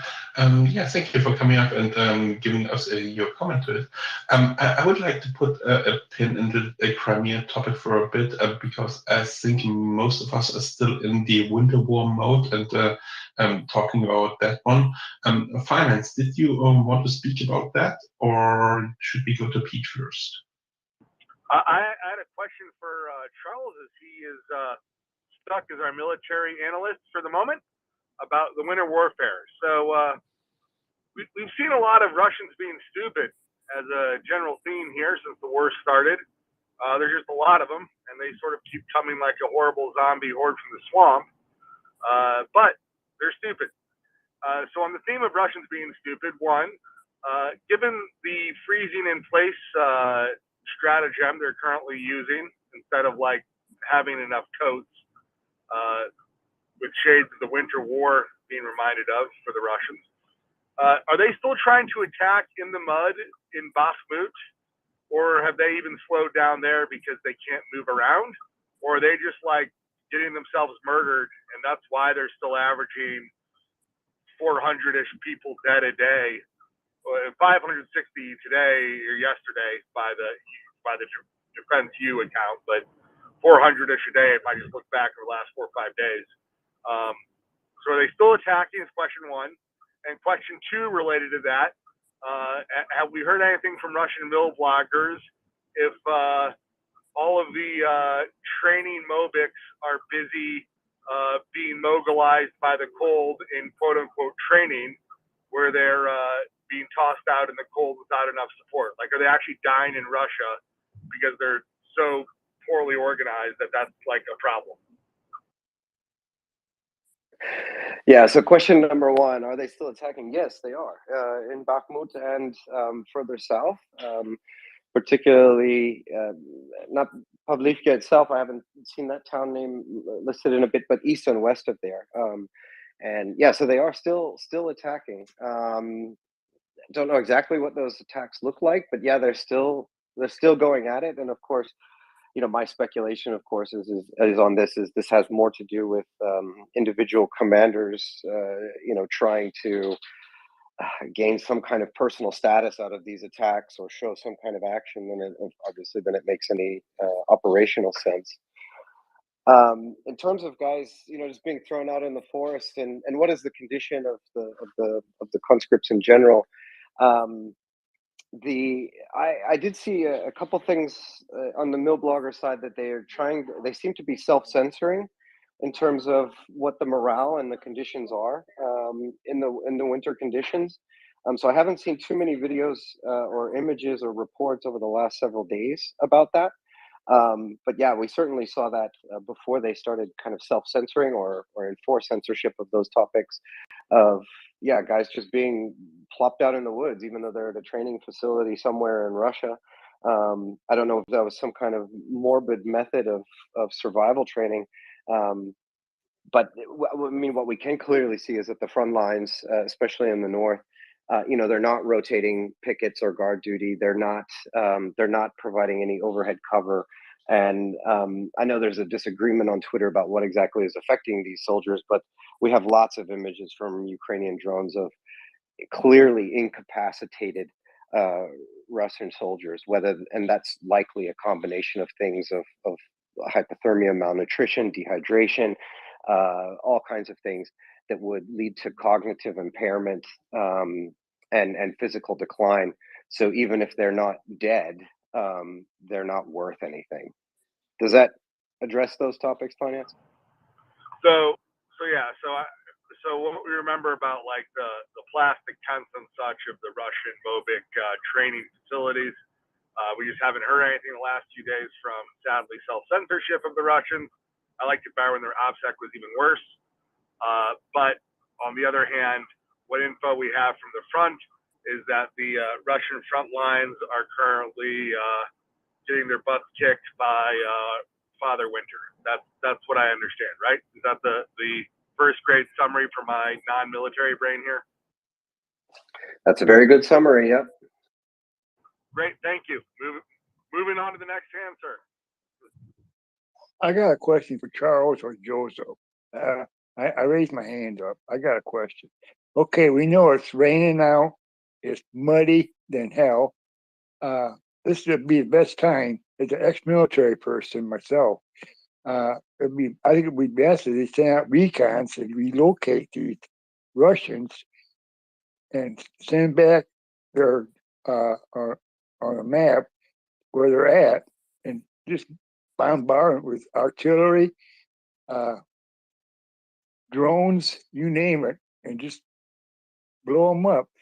Sitting around waiting for the weather to change, just give the Russians an advantage. That means they can regroup with bigger forces, bring in more equipment, stuff like that. To me, I would just find out where they're located at and just bomb the hell out of them nonstop. Force those guys to move either out of Ukraine or something, because this is the best time to do it. Sitting around, you're getting a Russian advantage where you're going to be losing ground, and you're going to start right back over again, losing more men per possibility. To me, I think that'd be the best bet. I don't know. What's your opinion, Charles? So let me see if I understood your point correctly, because maybe I misunderstood something. So you're saying that as long as the opportunity for moving, so as long as both sides are kind of stuck where they are, that the Ukrainians should just continue bombarding and attrit them and go at it that way slowly. Is that what you mean? Yeah, just keep at them. Don't give them a second wind, because that could backfire on the Ukrainians. You can locate where they're at, Russians at. Just send them everything: artillery, drones, rockets, whatever they got, and just keep bombing them. Don't give them an inch, they'll take a foot. You know what I mean? Yeah, totally. And I think that's what the Ukrainian forces are doing is, as long as, maybe back up just a bit here, because, we talked about this around the Kherson pocket as well. It seems, the Russians are trying to get into some kind of positional warfare. The Russians would like to get into a trench war. The Ukrainians would like to stay on the maneuver side. So right now, Ukraine is, because of the weather, because of the mud, the Ukrainians are sort of forced into this positional warfare thing. Russia still has an artillery advantage. Now, it's not as accurate, but they still have more than the Ukrainians. This is one reason why the Ukrainians would like to be on the maneuver side rather than the positional fixed trench side. So this is why it's unfortunate that we have the conditions that we have. And I think that the Ukrainians would like to start moving again as quickly as possible. But you're right, as they're certainly not going to miss a day to attrit the Russian forces. But we have this kind of weird paradox of time. So in my opinion is that, time plays to the Ukrainians' advantage at a certain level, and time plays to the Russian advantage at a certain level. If we're talking about in terms of, a couple of weeks, and the Russian preparation for winter warfare, I think the advantage over the next several weeks goes to the Ukrainians, as more Russian soldiers are incapacitated, become casualties, and potentially even death or die from the elements.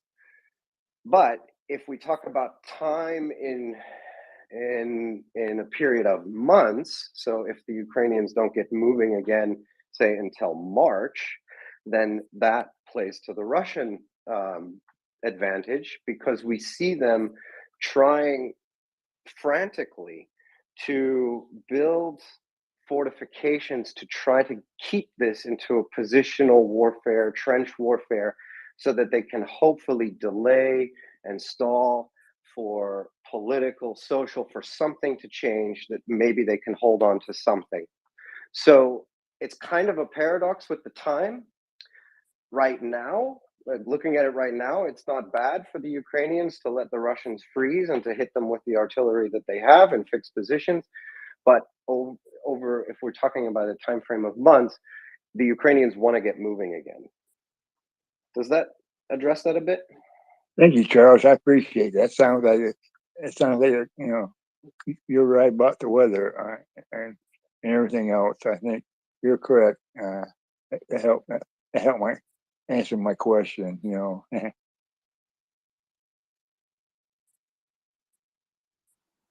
I have two quick questions, if I'm allowed.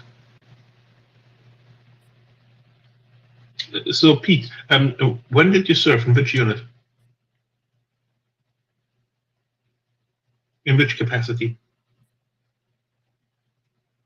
Talking to me, Herman, I was in Vietnam, and we didn't have snow. We had monsoon rains. They can last for six months, or they can last 1 hour, and about an hour later it'd be sunny out. But I never fought in snow before. Thank God. I was wet. That was it. Not cold, just wet. Yes, thank you for your service. I reckon that. I was just curious to know the background, because you said you were military, and yeah, I was assuming that. Charles, quick question before we move on to the other hands out there. You mentioned before that the units that the Russians are having, they're having hypothermia. They have the dehydrated, they have the lack of food, they are in a position where they have barrage units behind them shooting at them, the Ukrainians shooting from the front. If you could compare that to the decimate of INRO, how much better would their morale be right now? Or is it about at the same level? Boy, that's a tough one. I mean, I like CJ's description of the Russian military about 3 weeks ago, saying that it's not a military, it's a penal colony. I mean, it's as a human, I am somewhat empathetic to the situation that there is no, in their minds, there is no hope. Can't go forward, can't go back, can't stay where you are. And but my empathy is limited because I see the option of surrendering and deserting, which apparently within the culture of Russian society and within the Russian military, that is not an option which they seem to be seeing, or very few of them seem to be seeing. So, yeah, how it compares to a death row inmate, I'm not sure. I think it may be even worse because at least somebody who's in prison has shelter. Those conscripts that they're putting in those scraped out holes on the front line don't even have shelter. So I am. It is clear that they are suffering. It is clear that their situation is hopeless. Although the word hopeless in this case is by their own definition, because there is hope, and that is put your hands up, walk to the Ukrainian lines, and get yourself warm. Yes, thank you. I had the similar hunch that at least as an inmate in death row, you get food, you have it warm, you get dry, and you have a roof on top of. So that's a big difference, and you get water. Sorry, Anna, you are next, and then we have Shaggy Fella. Anna, are you in distress right now? Sorry? I bet you within a week or 10 days, if the weather don't change, I guarantee you that the Russians will surrender. If not all, but some of them. I think because I don't think they're going to be able to handle the cold, the wet, the mud, they're going to say, "Heck with this! This ain't worth it," and they're going to surrender to Ukraine. That's my opinion, and I'm going to stick with it. I'll bet anybody right now on his face that they will surrender eventually because they have nowhere to go. They can't go back to Russia or they'll go to jail. They can't, Putin said that they desert and come back, they're going to go to prison. They're going to get punished hard. So, but that's not going to stop. I think that no matter what, I think the Russians will surrender eventually. I guarantee you that within the next week or 10 days. If they live that long, that's probably seen to be constrained here. Do they manage it to live 10 days? And yeah, but whatever, whenever the Russians have a trench cleaned out by artillery or other reasons that their men are dying, they're pushing other conscripts, mobilized units up front to take the trench again. That's been seen multiple times. So they're burning human lives there in those trenches with no regard for any values, and even if it's their own. So, Emma, please, you have your hand up. Yeah, thanks again. So yeah, on the morale on the Russian side and this mobilization, and also what was unprecedented was that Wagner Group was allowed to recruit prisoners from the prison camps, and this was actually, I was following quite closely this phenomenon, and the expert said, I think it was Andrei Soldatov who said that this was proposed to Putin long time ago because they've been adventuring around the world, Russians in Syria, in Africa with Wagner and so on, and this was proposed to Putin years ago, and he kind of laughed that this was a ridiculous idea. But now we see that thousands or tens of thousands of prisoners have been recruited more or less, voluntarily, if you can talk about volunteerism if you are in a prison. But anyway, so then there was this strange phenomenon of this one guy who went to the Ukrainian side, and then he was exchanged, or the details are a little bit murky, and then there was this kind of terrible execution video by Wagner where they wanted to send a message that if you change sides, this will happen to you, that we will kill you and video your death with the sledgehammer. So this was obviously influenced by what Russians have been doing in Syria, that there was this kind of ISIS style execution video. So it seems to me that actually Wagner Group and the Russians, they are adopting this kind of ISIS style terror tactics, that the message is twofold, that number one, this if you change sides, you are a prisoner, you have been recruited, and you surrender to the Ukrainians, this is what will happen to you.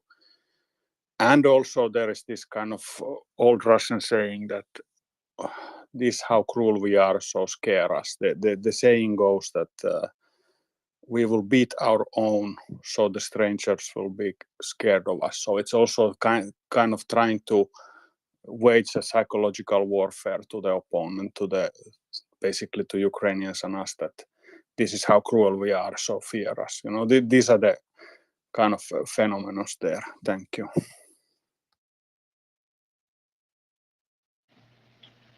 Yeah, I actually had a follow-up question to that one, but we had Shaggy waiting here. Thank you. I would just want to give Shaggy to follow up on what has been said before. You asked your question first. I needed 1 minute, so that's perfect, actually.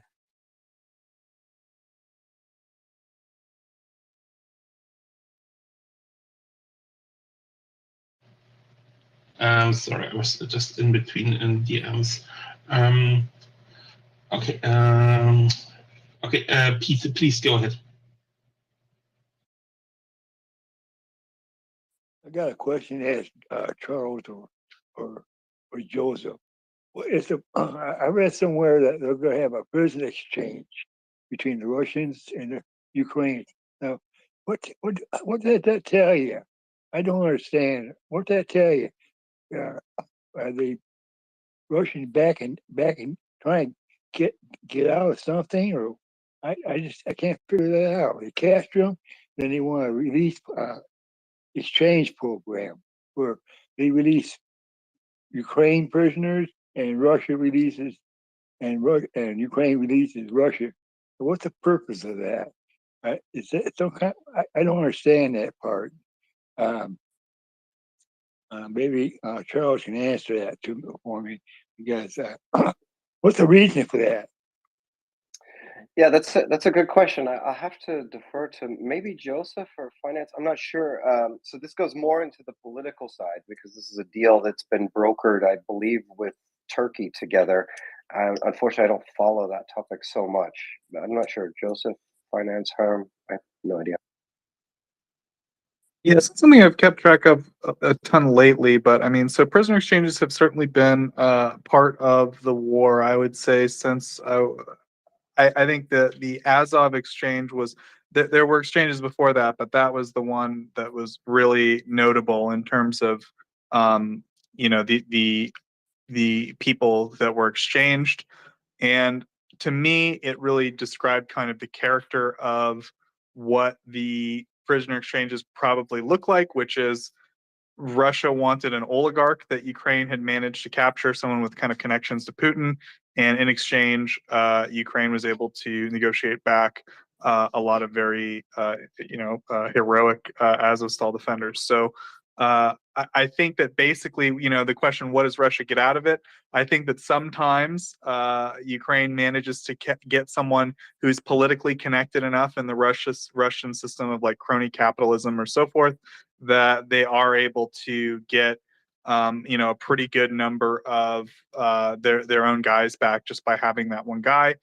In addition, there seem to have been some other just sort of basic exchanges that haven't been on higher political levels between we're not entirely sure, but probably intelligence agencies, probably military intelligence agencies have connections to each other. They communicate and they say, hey, we've got 8 guys, you've got 8 guys, or however it works. And there have been a few instances of exchanges happening that seem to be at lower levels that aren't at these high political levels. So they're happening. We don't hear much about them, I would say, probably for good reason, because nobody really wants the exact details of all this stuff getting out right now.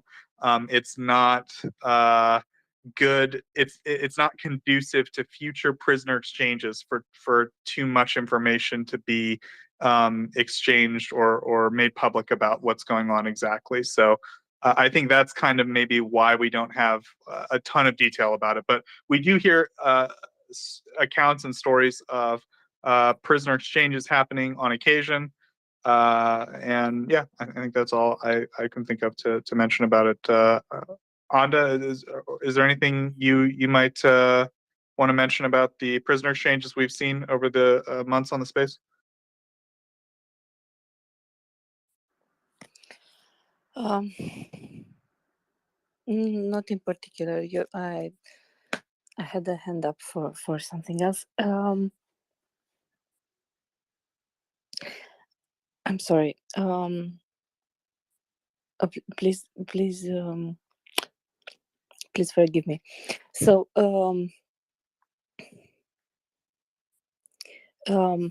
I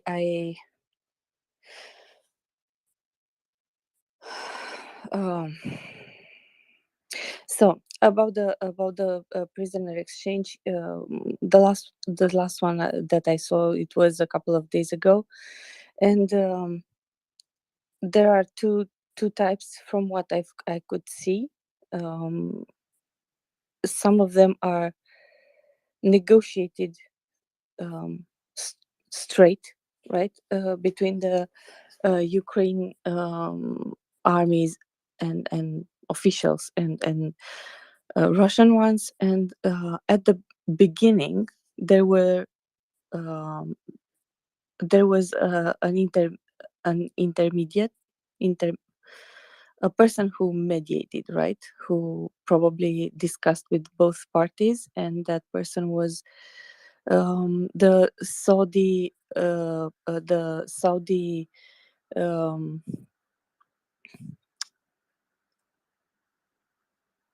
how is Prince?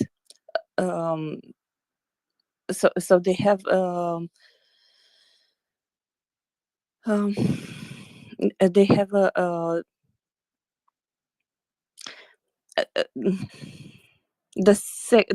first son of the current ruler. It's completely it's completely out of my mind how that person the name completely I'm completely lost. So the idea is the first one was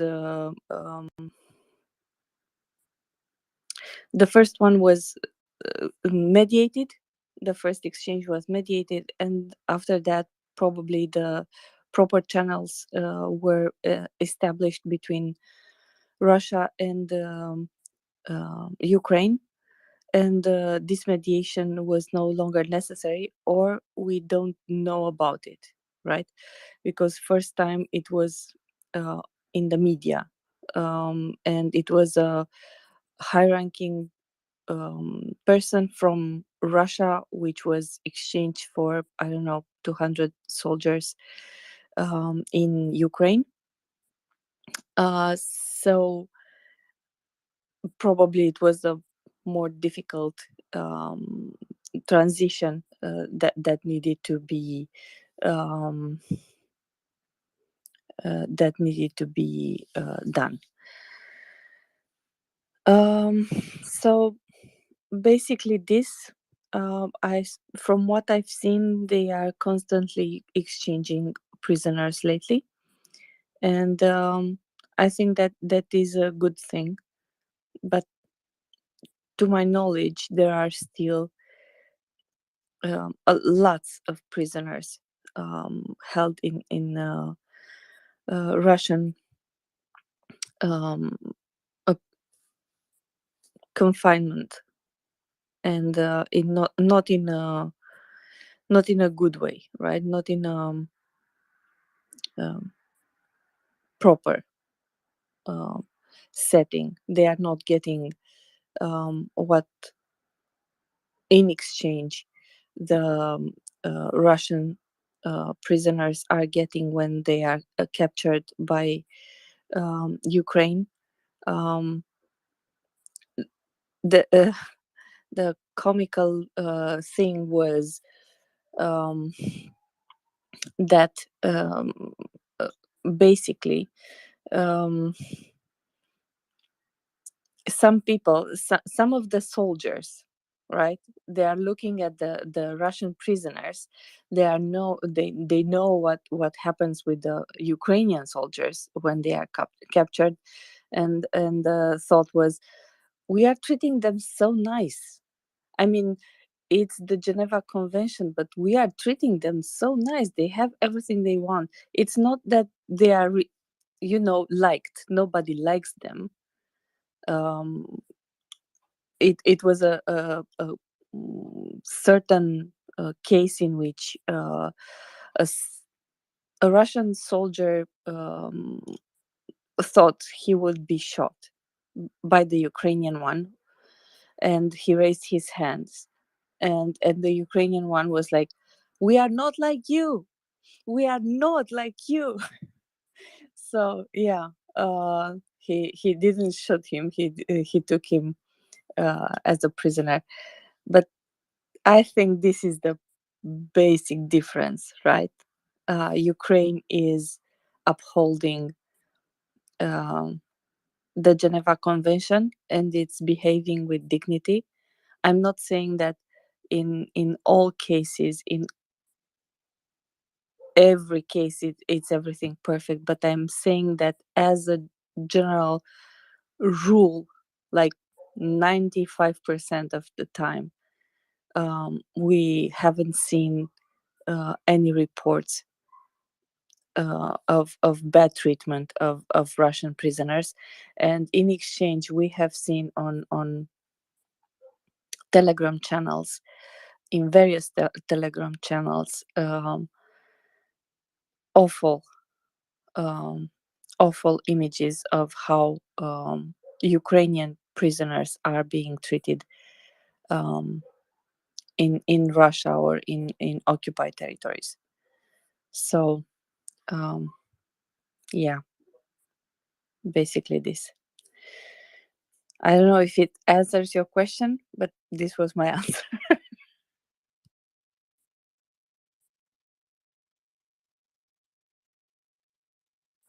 All right, Shaggy. Good morning. Good morning. Good. Yeah, I'm Good really morning. interested. Good morning. I'm really interested in this transition from mud to frozen. I mean, looking at windy.com, it looks like the real freeze and general winter is really going to start to come in from about Wednesday, and all the way through until Saturday. It's getting colder and colder for longer and longer periods.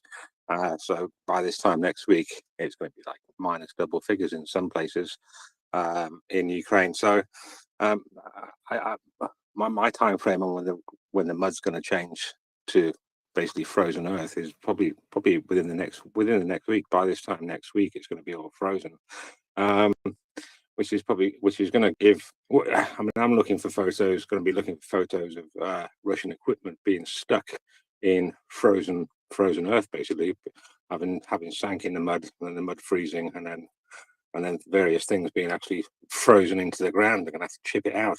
I wouldn't be surprised actually to see a mini offensive, or at least a demonstration type offensive starting in about a week to 10 days time, because the Russians will have had like a few days of being absolutely frozen stiff.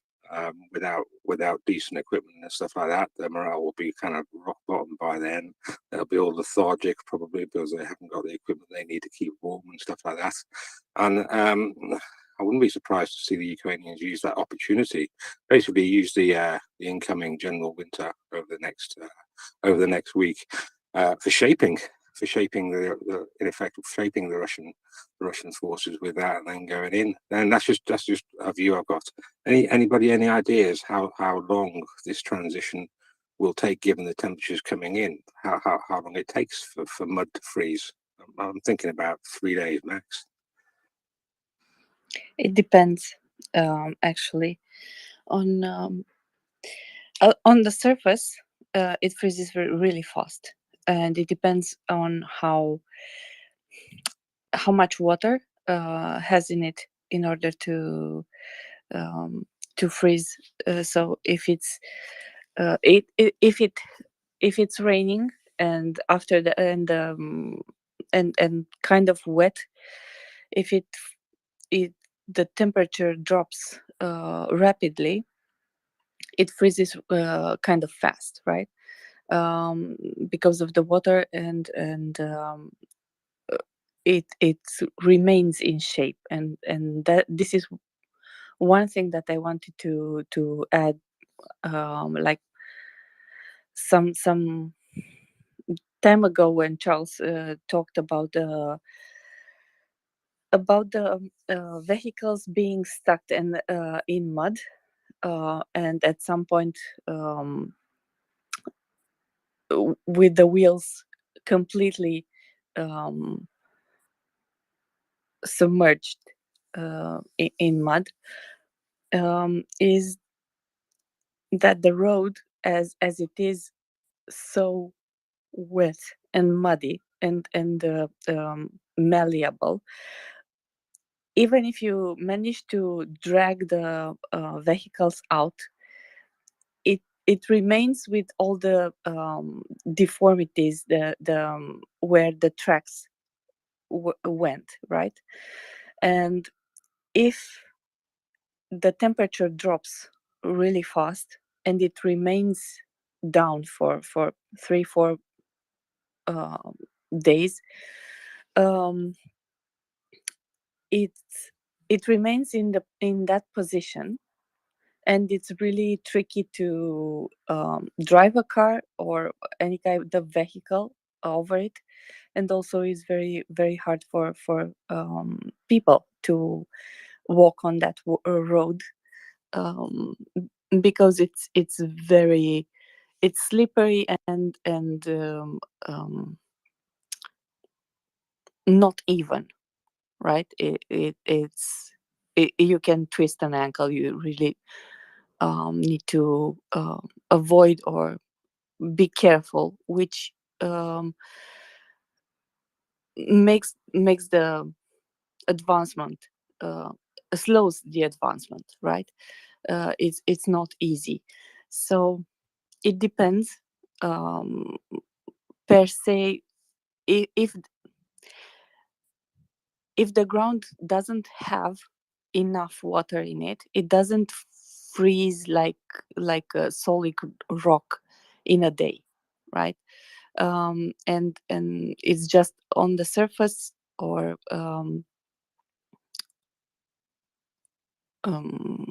first couple of centimeters. It can hold you as a person, but it cannot hold a tank, for example, or a big truck. So it needs to be colder for a longer period of time for the ground to actually cool down enough to remain in place as a block, and to basically act like a road, like a normal road. But it's more slippery. Well, and yeah. Yeah, that's what I'm thinking. So from Wednesday, the freeze really starts, and 3 or 4 days later, and the temperatures aren't going to get above freezing for those 3 or 4 days, then that would have gone solid. Yeah, I understand.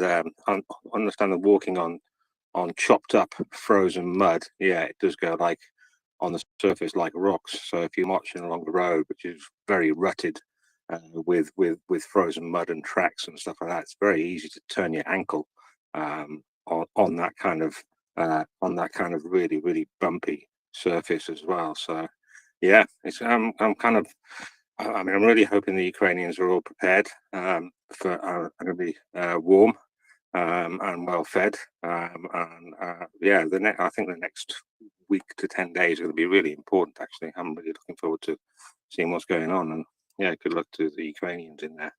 I'll drop down to listener now as well. What I hear, what I read and I heard, that the Russians' clothing is not winterized. And thanks for MriyaA.org and other organizations, the Ukraine soldiers do have the proper clothing, which will give them advantage of the cold and the wet compared to the Russians.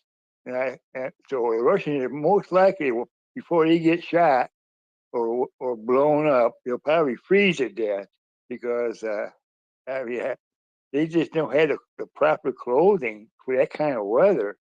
And I can't imagine surviving in that kind of weather, freezing to death. I mean, no matter if you're dug in a trench or wherever, you're going to freeze your, excuse my language, freeze your ass off. You know what I mean? That would give that would make anybody say, well, hell, this ain't worth fighting for. I'm going to surrender, because I'd rather surrender than freeze to death. That's a terrible way to die, is to freeze to death. Yeah, but thank God that majority of the Ukraine soldiers do have the winterized clothing for that proper weather, because that's the only way you can survive in the cold. I mean, I can't imagine being out there in the cold. Like if I was outside with just a regular old spring jacket and stuff like that, I probably wouldn't survive, very long. But I don't know how they do it, but I don't know. Time will tell.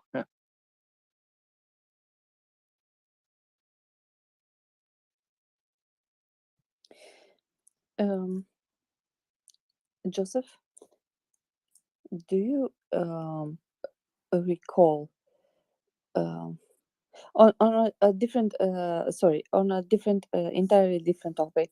Do you have something to add to what Pete said, or I can ask you something else? No, just, I mean, it's important to continue to support Ukraine with more winterized gear. whether that's through private manufacturers. For example, Constantine was able to get those modular sleeping bags to several units, which were very sophisticated and nice for guys who have to sleep out in exposed areas and not in fortified areas. So yeah, just there are charities that do try to help get Ukraine winter gear and humanitarian relief, like the Renegade Relief Runners, who our good friend Ryan works for. And yeah, it's winter obviously is tough in Ukraine, and we want to give the soldiers and the civilians there the best situation possible. So, Anna, we can move on to any subject you like. I've got maybe a couple of financial questions if we want to go that direction, or you can go somewhere else. It is kind of related, so we can maybe link them in between. So yesterday it was a summit in Kyiv, which was hosted by Zelensky, and it was with allied nations. It's for a grain export plan. The estimated value is $150 million, and it is for the countries which are more vulnerable to have problems due to famine. It's called Cereals from Ukraine, and it aims to show that global food security is not just in words, just in different. It doesn't remain on paper, right? Like a project which never comes to fruition, and this is kind of an answer to a previous Kremlin narrative, in which they stated that the cereals, which were the grains that were exported from Ukraine through the Black Sea,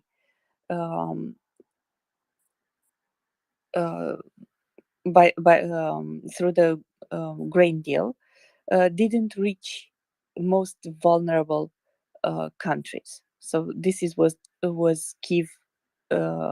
This was Kremlin's talking point and propaganda, and Kyiv responded with this program, which is directly aimed to help the most vulnerable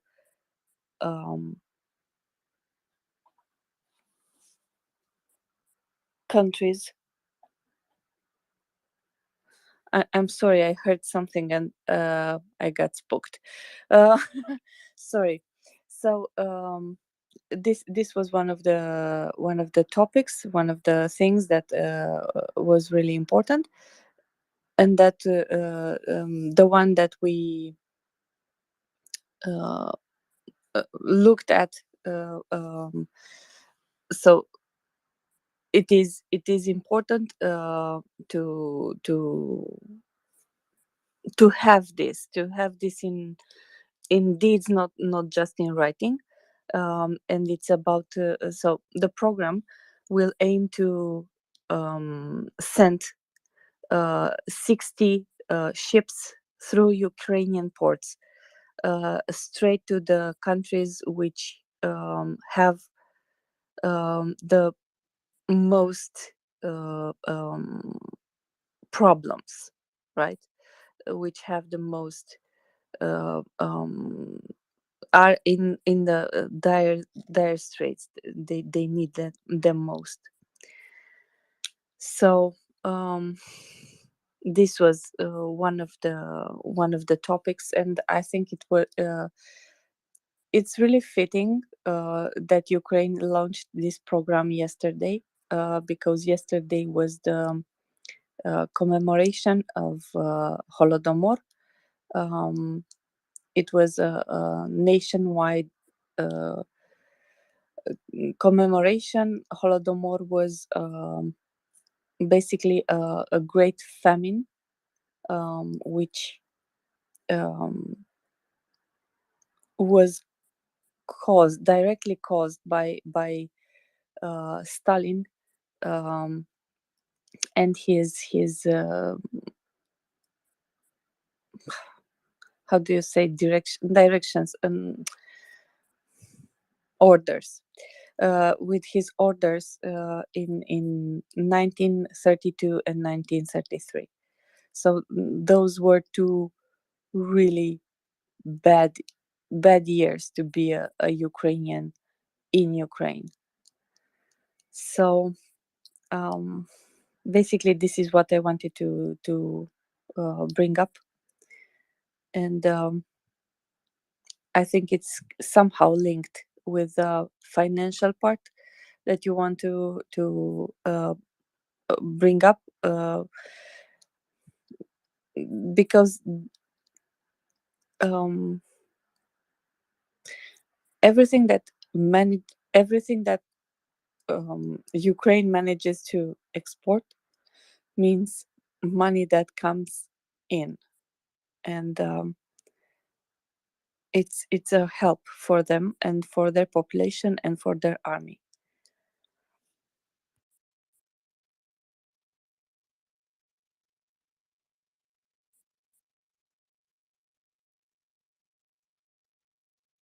Did I put everybody to sleep? I'm awake. But as usual, I was trying to research stuff. I was like, okay, I'm just talking. I'm going to research stuff. But I'm here. All right, so finance. I thought I put the entire panel to sleep, and I was like, it.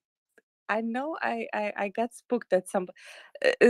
For me to be completely fair, I took away my I don't have the cat with me today, right? And I heard something in the house, and I was like, "What is what is it there? If it's not my cat, what is it there?" So I got spooked for a moment. Uh, so that's why at some point I lost my words, and I'm sorry. I lost my train of thought entirely. So yeah, sorry. So finance. So, Fela, do you have something to add on this grain stuff?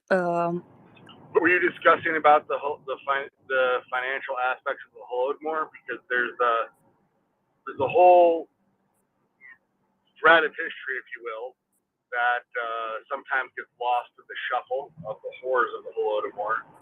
That one of the reasons Russia enacted the Holodomor, and I believe the concurrent forced famine of Kazakh and other Central Asian people,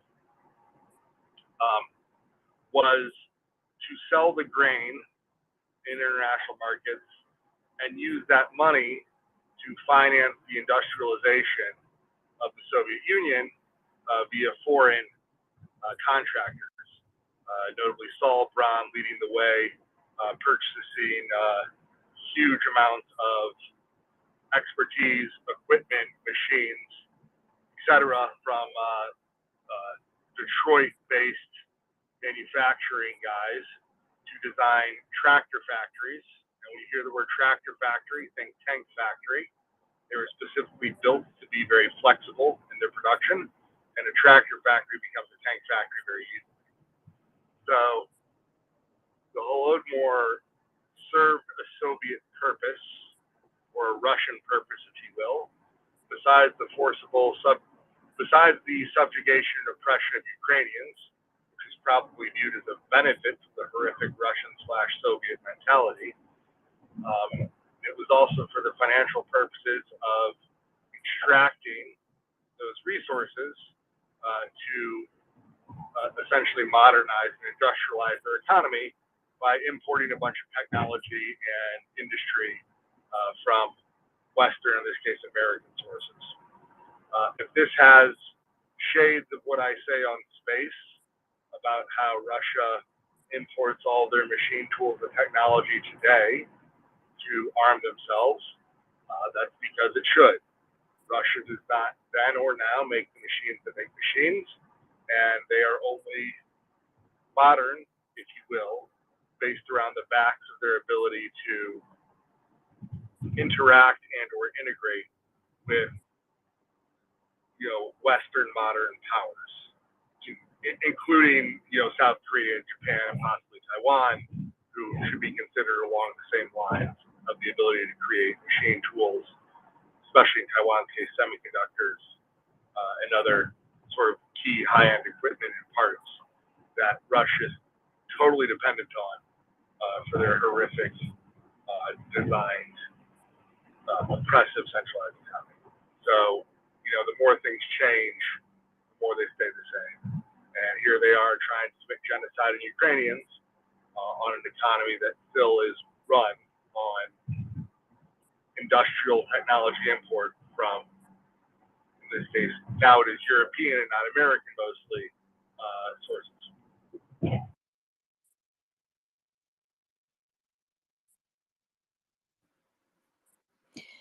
So basically, it's not self-sustained, right? Because um, if you base your economy on selling raw goods that basically don't have any added value, you simply take them out of the ground, sometimes not even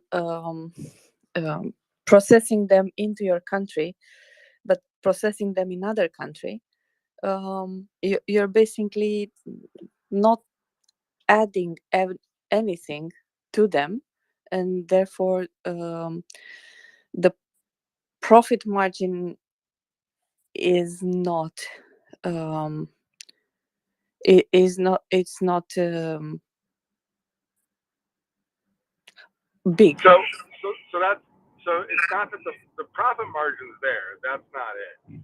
It's that there is no diversity in the Russian economy, and that in Russia, power is what makes you wealthy, not wealth making you powerful anymore. That there are definitely people who generate wealth, but if you want to keep that wealth, and frankly, if you want to generate it, you need to create and maintain a significant source of power. And the Russian economy itself is deeply and highly centralized. That the main key sources of value in the country are exporting, as you pointed out, raw goods, but they are running this as their entire economy is run as a monopolistic, centralized, right? Like by foreign of the mafia. And the result of that is a horrific regime that oppresses people, and the mafia isn't an organization that can invent or invent new things or create complex machines or complex anything. Innovation is not what the mob's about. The mob is about raw power. Russia is about pure raw power, right? So import substitution, right? Making stuff at home instead of buying it from abroad, that's out, right? Russia survives economically by letting their military industrial complex and their entire economy mostly run on complex machines from the West, and then they run this highly centralized, quite frankly, very automated based on all those machines economy, highly mechanized economy, highly mechanized military too, where they acquire, where they extract a ton of resources, sell them off to get more machines to go do all the same, right? And this is sort of by design, because to have a more diverse economy is to also have more diverse sources of power, right? More wealth is more possible centers of power, and that is not something that the regime in Russia tolerates or wants. So it has centralized everything. It is more centralized than the planned economy of the Soviet Union, as crazy as that sounds. And results are, and they're still an ethnocentric, ethno-fascist, if you will, ideological state. They're an empire. So these things go together there. So it's not just about extraction, right? There's plenty of countries that have extractive industries that are really big that also can create good machines compared to their size of their economy. Norway has a great and big extractive industry as part of their economy, but they don't run like they're Russia. The United States is a massive oil producer. So is Canada. None of those three economies have the same features of the Russian economy, where they're this state-run massacre that is deeply centralized, highly oppressive, and basically run as a mafia extraction game, where the oligarchs and government itself, extracts tribute from everybody in the country, legally or illegally, via corruption or legal means, or corruption or fees, right? And that's how they do it. You don't see that in those other countries. So it's not just that they have this big extraction center. It's how they have organized.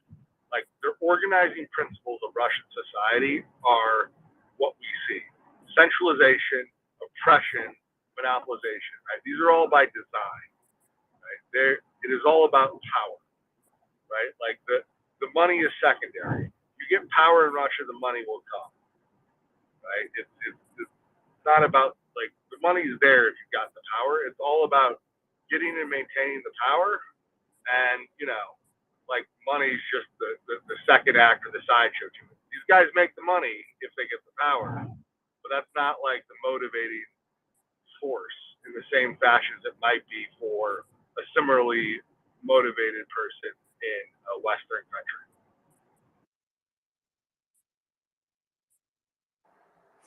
Thank you, Finance. Fella, you have your hand up. Yeah, thanks. On this grain issue, of course, it is an issue that Russia has 100% created, and now Turkey's role is also there, that Turkey is trying to get advantages, or not Turkey, but the regime in Ankara, which is Erdogan and his political party, that they try to make. They are not true friends of, I love to see them in the NATO, but world is what it is, and they are blocking quite unacceptably our ratification and Sweden's ratification. But anyway, the grain deal, the blocking, it affects the global food chain, and hunger has been increased because of that. So it's created by Russia that the grain ships cannot move. So I think now the issue is trying to find alternative routes if the Black Sea route cannot be open. So I think that's what the EU and von der Leyen were trying to say, that we should find the land routes. But of course that's not so simple. But maybe have the rail and truck network. Yeah. So I can answer this. Andy, can I hop in here and help this guy out? No, I'm just commenting. I'm not finished, so I'm just speculating. But I wanted to say something. You can come after. Yeah. So you're a little behind the times. You're not wrong, but because of the grain deal, a ton of grain, both stolen Ukrainian and Ukrainian still controlled, left Ukraine via the port of Odessa and via corrupt Russian means, and made it to the world markets. At the same time as this was going on, Ukrsaliznytsia has increased capacity, the Moldovan routes to get grain and whatever else out of country towards ports in Romania, which, if you just move a few kilometers out of Ukraine, you move out of a war zone and into a place where a ship can enter and leave and not have to worry about Russian warships. And that capacity has increased incredibly drastically since the war has started. They were increasing it by 10 or 20% a month, every month, and geometrically, I believe, for like 5 or 6 months straight. So the rail capacity out of Ukraine, specifically for grain and for goods in general, but especially around the idea of grain, getting that to a foreign port, is massively higher than it was at the start of the war. So the ability for Ukraine to get that grain out is much higher. However, what is going to be affecting next year's grain prices and crops is that obviously Ukraine still has significant portions of her land and farmland under the occupation of a bunch of swamp orcs, and that's going to make it real hard to farm that land, as well as having mines and significant cruise missile attacks on critical infrastructure. So their harvest is going to be down between 25% if they're super lucky to 50% on a realistic but possibly conservative end. That's sort of the range of expectation. It could be worse, but I have not heard many estimations much worse than that. I think down 25 to 50% is the range of possibilities for next year's grain. We should probably get an expert on here to say what the latest forecasts are. So next year's grain is going to be significantly reduced from Ukraine, and that's obviously going to result in less exports to the world market. Hopefully, we will see lots of other places where they can grow stuff, pick up some of the slack. There's not been, we're not to the heights of farming production that we saw in the last peak of agricultural prices, which occurred within the last decade and a half.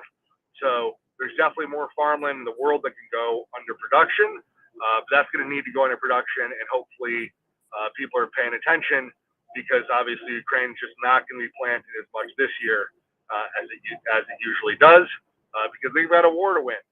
And until Russia goes home, Ukraine is going to be unable to plant their full amount. So they're going to be able to get most of the stuff out. That's the good news. I don't know about all, but with the grain deal still on, due to Turkey saying, no, we're the corrupt dictators and this is our deal. And so they're still shipping in and out of Odessa, and they have the land route open. So the grain is going to get out. My worry is now next year's grain, which can't get planted, which, to be fair, is a much better problem to have, because it lets other people in the world kick up that production, because everyone sees it and everyone knows it's happening if you're a farmer. So that's the way to think about that, and then continue on with your next one.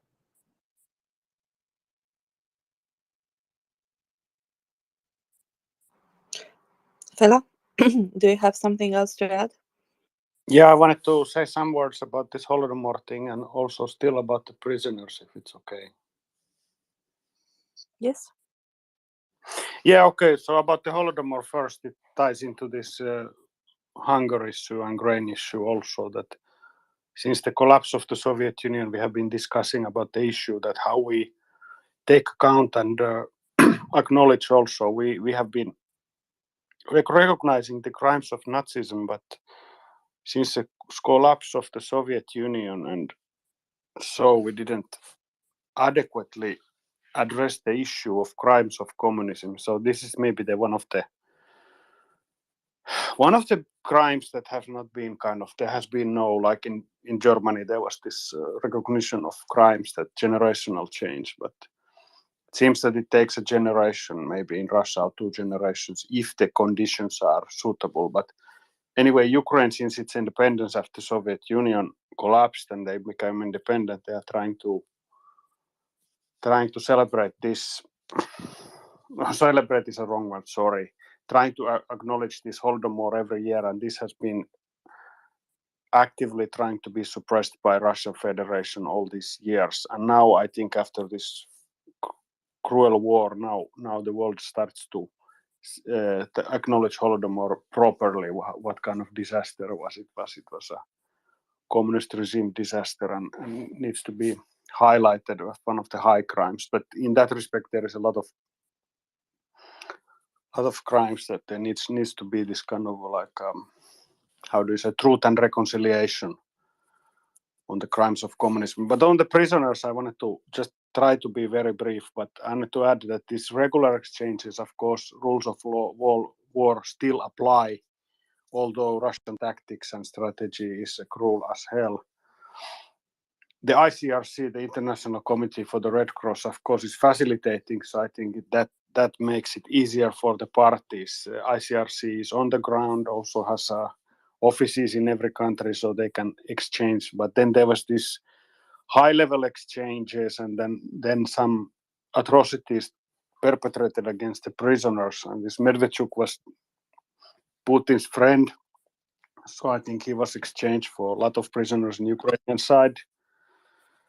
But then also one important point is the forced deportation. It's a war crime by itself that the Ukrainian population is being transported against their will. They go to the filtration camps and they end up even in the, Russian Far East or whatever.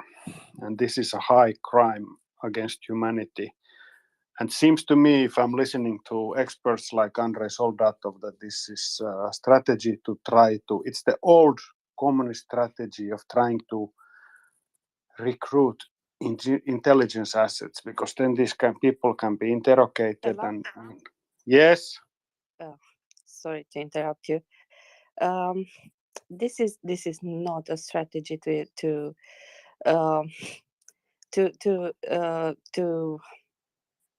interrogate and get assets to send them back to Ukraine. This is a strategy to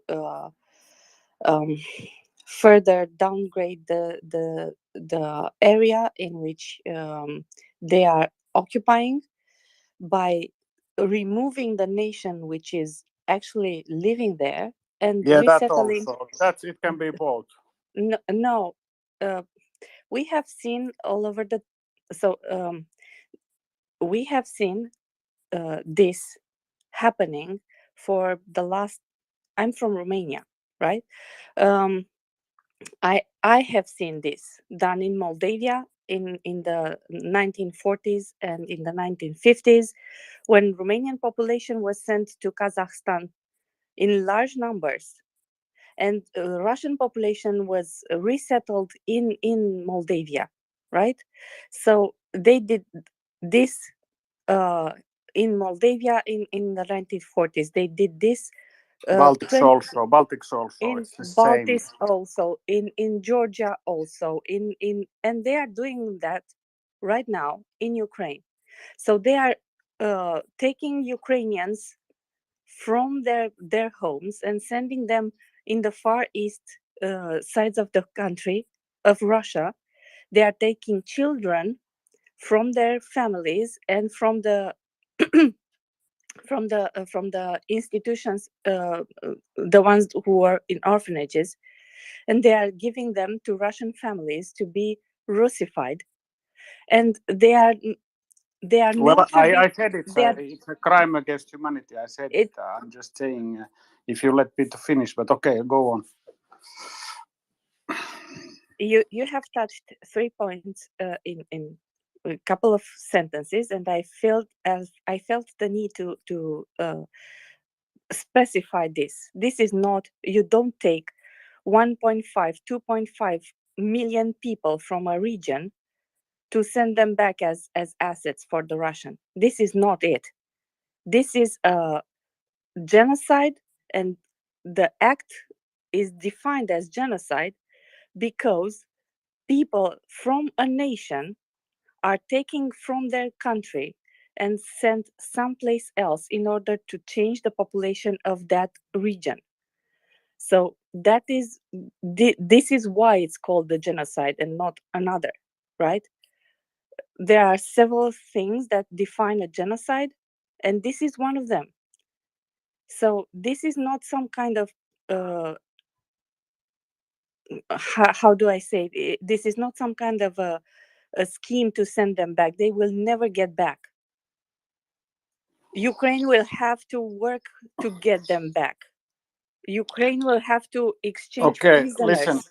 Listen. Can I just add something just very quickly? Add. Yeah.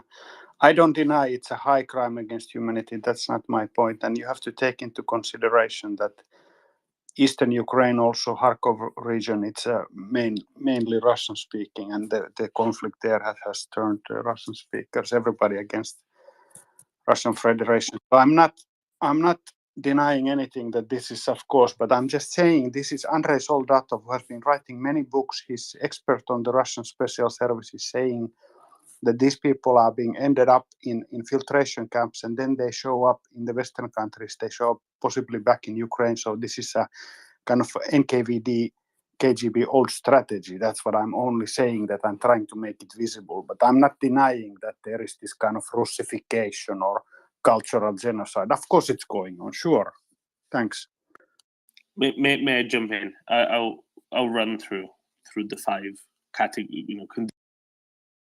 conditions for genocide means any of the following acts committed with intent to destroy, in whole and part, a national, ethnic, racial, or religious group as such. A, killing members of the group, that's easy. B, causing serious bodily or mental harm to members of the group, also, well evidenced. Deliberately inflicting on the group conditions of life calculated to bring about its physical destruction in whole or in part. Yep, definitely, we've been doing lots of that. D, imposing measures intended to prevent births within the group. I'm not going to go into the details of this because every time I even think about the evidence of this, it makes me sick. So I'm not going to go into the details, but yes, that has been going on as well. And E, forcibly transferring children of the group to another group, which they have evidenced themselves in mass numbers on IL-76 planes taking off from Krasnodar Krai, sometimes even straight from Crimea into deepest, darkest Russia. They've also evidenced themselves per their news agencies. What is it? Some 500,000 children now from Ukraine have been deported to Russia. Well, they call that they're refugee. They said that they're refugees in Russia, but we know what it actually is. So, if the question is, and I wasn't able to listen to all of it because then you had to move around for technical reasons. If the question is what Russians are doing in Ukraine genocide, the answer is yes.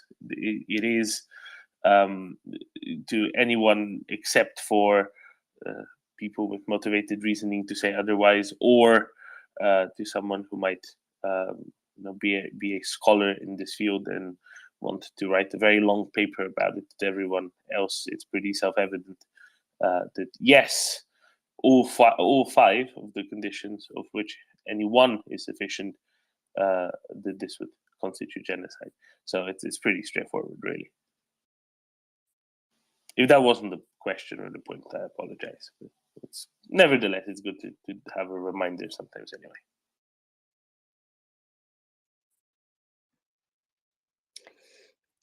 Fela had read a book from, I think Andrei Soldatov was the name, and this is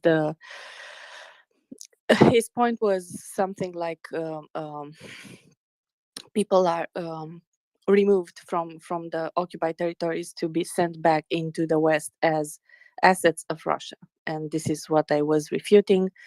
And even if some cases happen to be like some 3, 5, 10 out of 1 million, 2 million people removed from there, tortured or worse, it's not, that's not the point. That is not the reason Russia is doing this, and it's not the reason for which Russia is invading Ukraine. And frankly, yes, the population, as you said, in and around Kharkiv and in other regions of Ukraine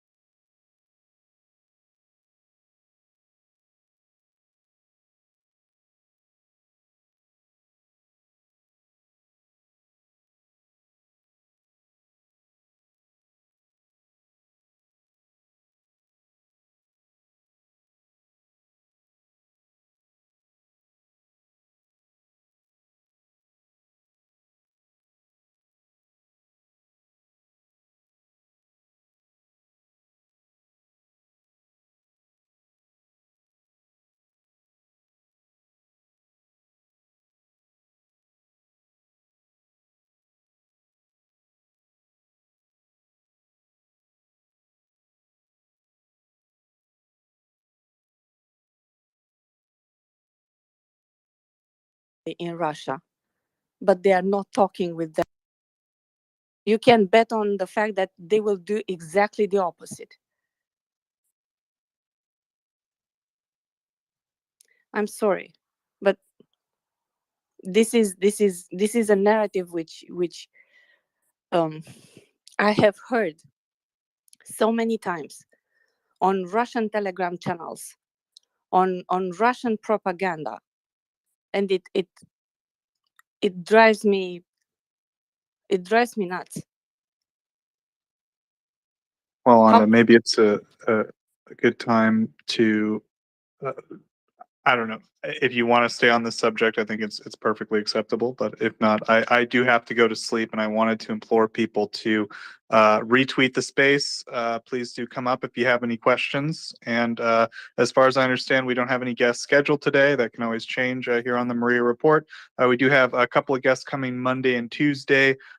They won't let me tell you who they are because they might get rescheduled, and we don't want to announce anything without absolute rock solid confirmation. But as soon as we get confirmation, we'll start letting you guys know. So with that, I will leave you guys. Slava Ukraini, sorry to interrupt you, Anna. Back to you. Thank you, Joseph, and have a good night. Thank you. Thank you. You know what for, and thank you. So, fella, I think you have something to add to this. Then we will go to Watchful and Wolfgang.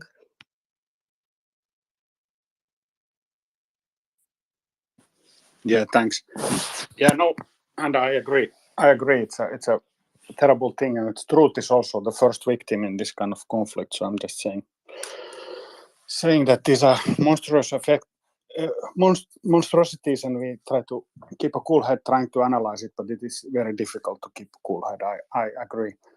I'm just saying that this Soldatov, he's a very expert. He's just saying what are the security services tactics in Russia. They are monstrosity, but I'm saying that I just tend to trust the guy, and I think I'm not alone. So I didn't invent this kind of thing. So he's analyzing what these guys are doing for years. So I kind of run with that.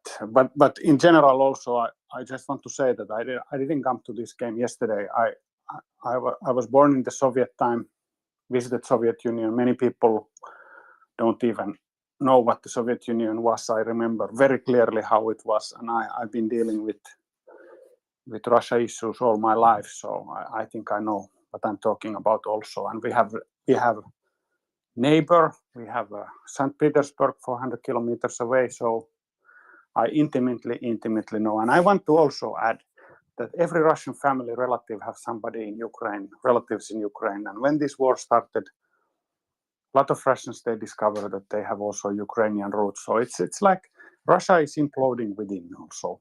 But a lot needs to be done because they are not very democratic. They have this kind of like a serf mentality, sorry to say very clearly, but this is what they are suffering from, that their authoritarian mentality drilled into them when they was a kid. So this is the problem of brainwashing. But anyway, thanks, and I'll close now.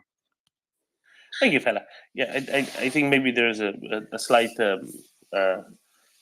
talking past each other maybe a little bit. But Soldatov's right. You know, a small number is going to be deported, kidnapped, whatever, in order to be then employed in that particular way. The vast majority, however, obviously aren't, right? Because they have no capacity to go and train 2 million people to do anything really. A few dozens, maybe even a few hundreds, absolutely. Millions, no. Right. So that's a subset, definitely working like that. All right. Thank you, fella. Watchful. Morning.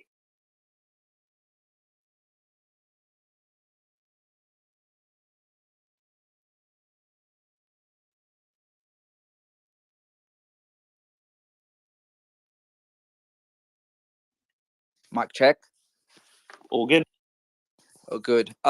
If I may just rewind the conversation and discussions a little bit to the grain situation.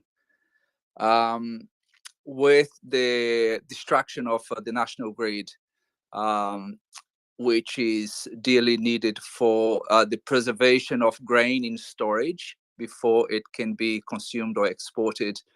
I would like to hear maybe from finance or anybody else with the specific knowledge about what can be done in the risk that the harvest is facing in storage. I was at a farm just last weekend, and my friend there who runs a couple of farms is constantly monitoring the condition of the grain in storage. And that's here in the UK, where temperatures are not as extreme as in Ukraine. So I would like to know what is the situation in Ukraine. If possibly someone could talk today, that it would be fantastic, because once you bring in the harvest into storage, it doesn't stop there. That needs to be preserved at optimum conditions so that it will have any market value. So if anyone could talk to that, that would be appreciated. Thank you so much. Finance, you want to talk to take this, or Yeah, so this is where I note that I'm from the financial part of the world, not the physical commodity part of the world. So physical commodities are their own specialty. We've had at least one physical commodity expert on here before. We should probably try to get him on again just for a nice update. That said, one of the big things that's important as far as keeping the grain goes, you're absolutely right. Grain is not gold, it's not coal, it's not even oil. When you store grain, it has this problem where it can go bad. And once grain starts going bad, you have a really big problem because it can spoil sort of all the grain stored with it. So yeah, you're absolutely right that once you harvest it, you're not done. That said, the grain storage is pretty good in Ukraine. The big worry earlier on, before the grain deal, before Ukra-Solzhenitsyn was able to really increase rail capacity, was Ukraine wouldn't be able to get out, wouldn't be able to clear out their storage for old grain, so that even when the reduced harvest of 2023 came in, they wouldn't have anywhere to put it, which was a real risk. The good news, thank God, is that has been somewhat ameliorated between both the grain deal pushing forward. While I'm not the world's biggest grain deal fan, it is good that it has gotten a lot of grain out of Odessa, and it is good that a lot of grain hit the world market to places that need to eat it, even if it came from, even though I'm not happy that some of that meant funding towards the horrific genocidal empire that's to Ukraine's north and east. So that happened. But between the grain leaving Odessa and the grain that's now able to get out from Moldova, where capacity was being increased by 10 to 20% a month, so well over 50% capacity increase by rail transit out of Ukraine since the war started. So while this war has been going on, that's been increasing greatly. There's also been increased capacity through Poland if need be. So huge capacity increases by rail out of Ukraine. So it's less of a worry now that there will be nowhere to put the grain. Yes, it's still a worry about any grain that has gotten stuck this long, about possible spoilage. Absolutely a concern. I'm sure the Ukrainians share that concern. They're quite good with industrial agriculture. So, if there's anyone around who can try to save it, they've got the guys on the ground with the talent to work with what they've got and put that Ukrainian engineering skill to work. So that's the good news. The bad news is obviously it's a whole lot easier to do when there isn't a genocidal power busy trying to shoot cruise missiles at every power station and other piece of critical and water supply facility and every other critical infrastructure you've got in Ukraine. So that's sort of the broad overview of what we're looking at. It's obviously a concern.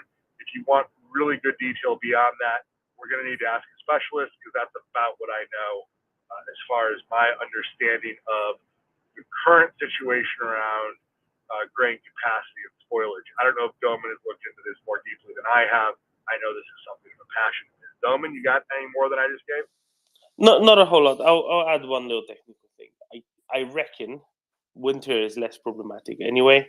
It's a question of ventilation and cooling more than anything else. That's less of a problem in the winter because there's less moisture around in absolute terms. So I reckon it's less of a problem anyway. I might be wrong. This is a very first principles guess. But also it depends on how your storage is constructed. No, a lot of these storage facilities were built quite a while ago, so they weren't built in the most technologically advanced way. That generally also means they require less energy, electricity. There's also a question of how much of constant electricity they need. How, if is a few hours a day enough? I'm gonna guess that probably it is. So I wouldn't worry primarily about that too much. Now, the reason why I'm especially not worried is I do read a number of commodities folks with strong ties to Ukraine, including a number of whom are Ukrainian. And nobody's brought this up as a problem. Everyone is still talking about things like transport and the general fact of missiles raining on their heads. No one has problematized that I've seen lack of electricity causing spoilage or might be causing spoilage. Because of that, I'm not particularly worried. But next time I talk to any of them, I will ask someone whether this is at all an issue, because that's an interesting question. So thank you, Watchful. May I ask a follow-up Sure. question? Do we have any idea, I mean, the panel or anyone, any of the listeners, of the backlog? I know that a lot of grain has been exported, but nowhere near the usual and historical volumes. Any idea of what backlog we've got of grain in Ukraine awaiting processing and shipment outside? So that we can maybe have any idea of the problems and what's to come. Thank you. So, to my knowledge, and taking into consideration what Ioana, one of our co-hosts, dug up and shared with us yesterday, overall, with the grain deal and with what was sent through Romania and Poland, more than half of last year's production was sent. So there must be left somewhere between 10 to 15 million tons of grains to be shipped from 2021, and of course the most of the production from current year, because the aim is to send the production, the older production, right, the one from 2021, first, in order not to spoil. And I think Domen said very well, the first and foremost problem of grains is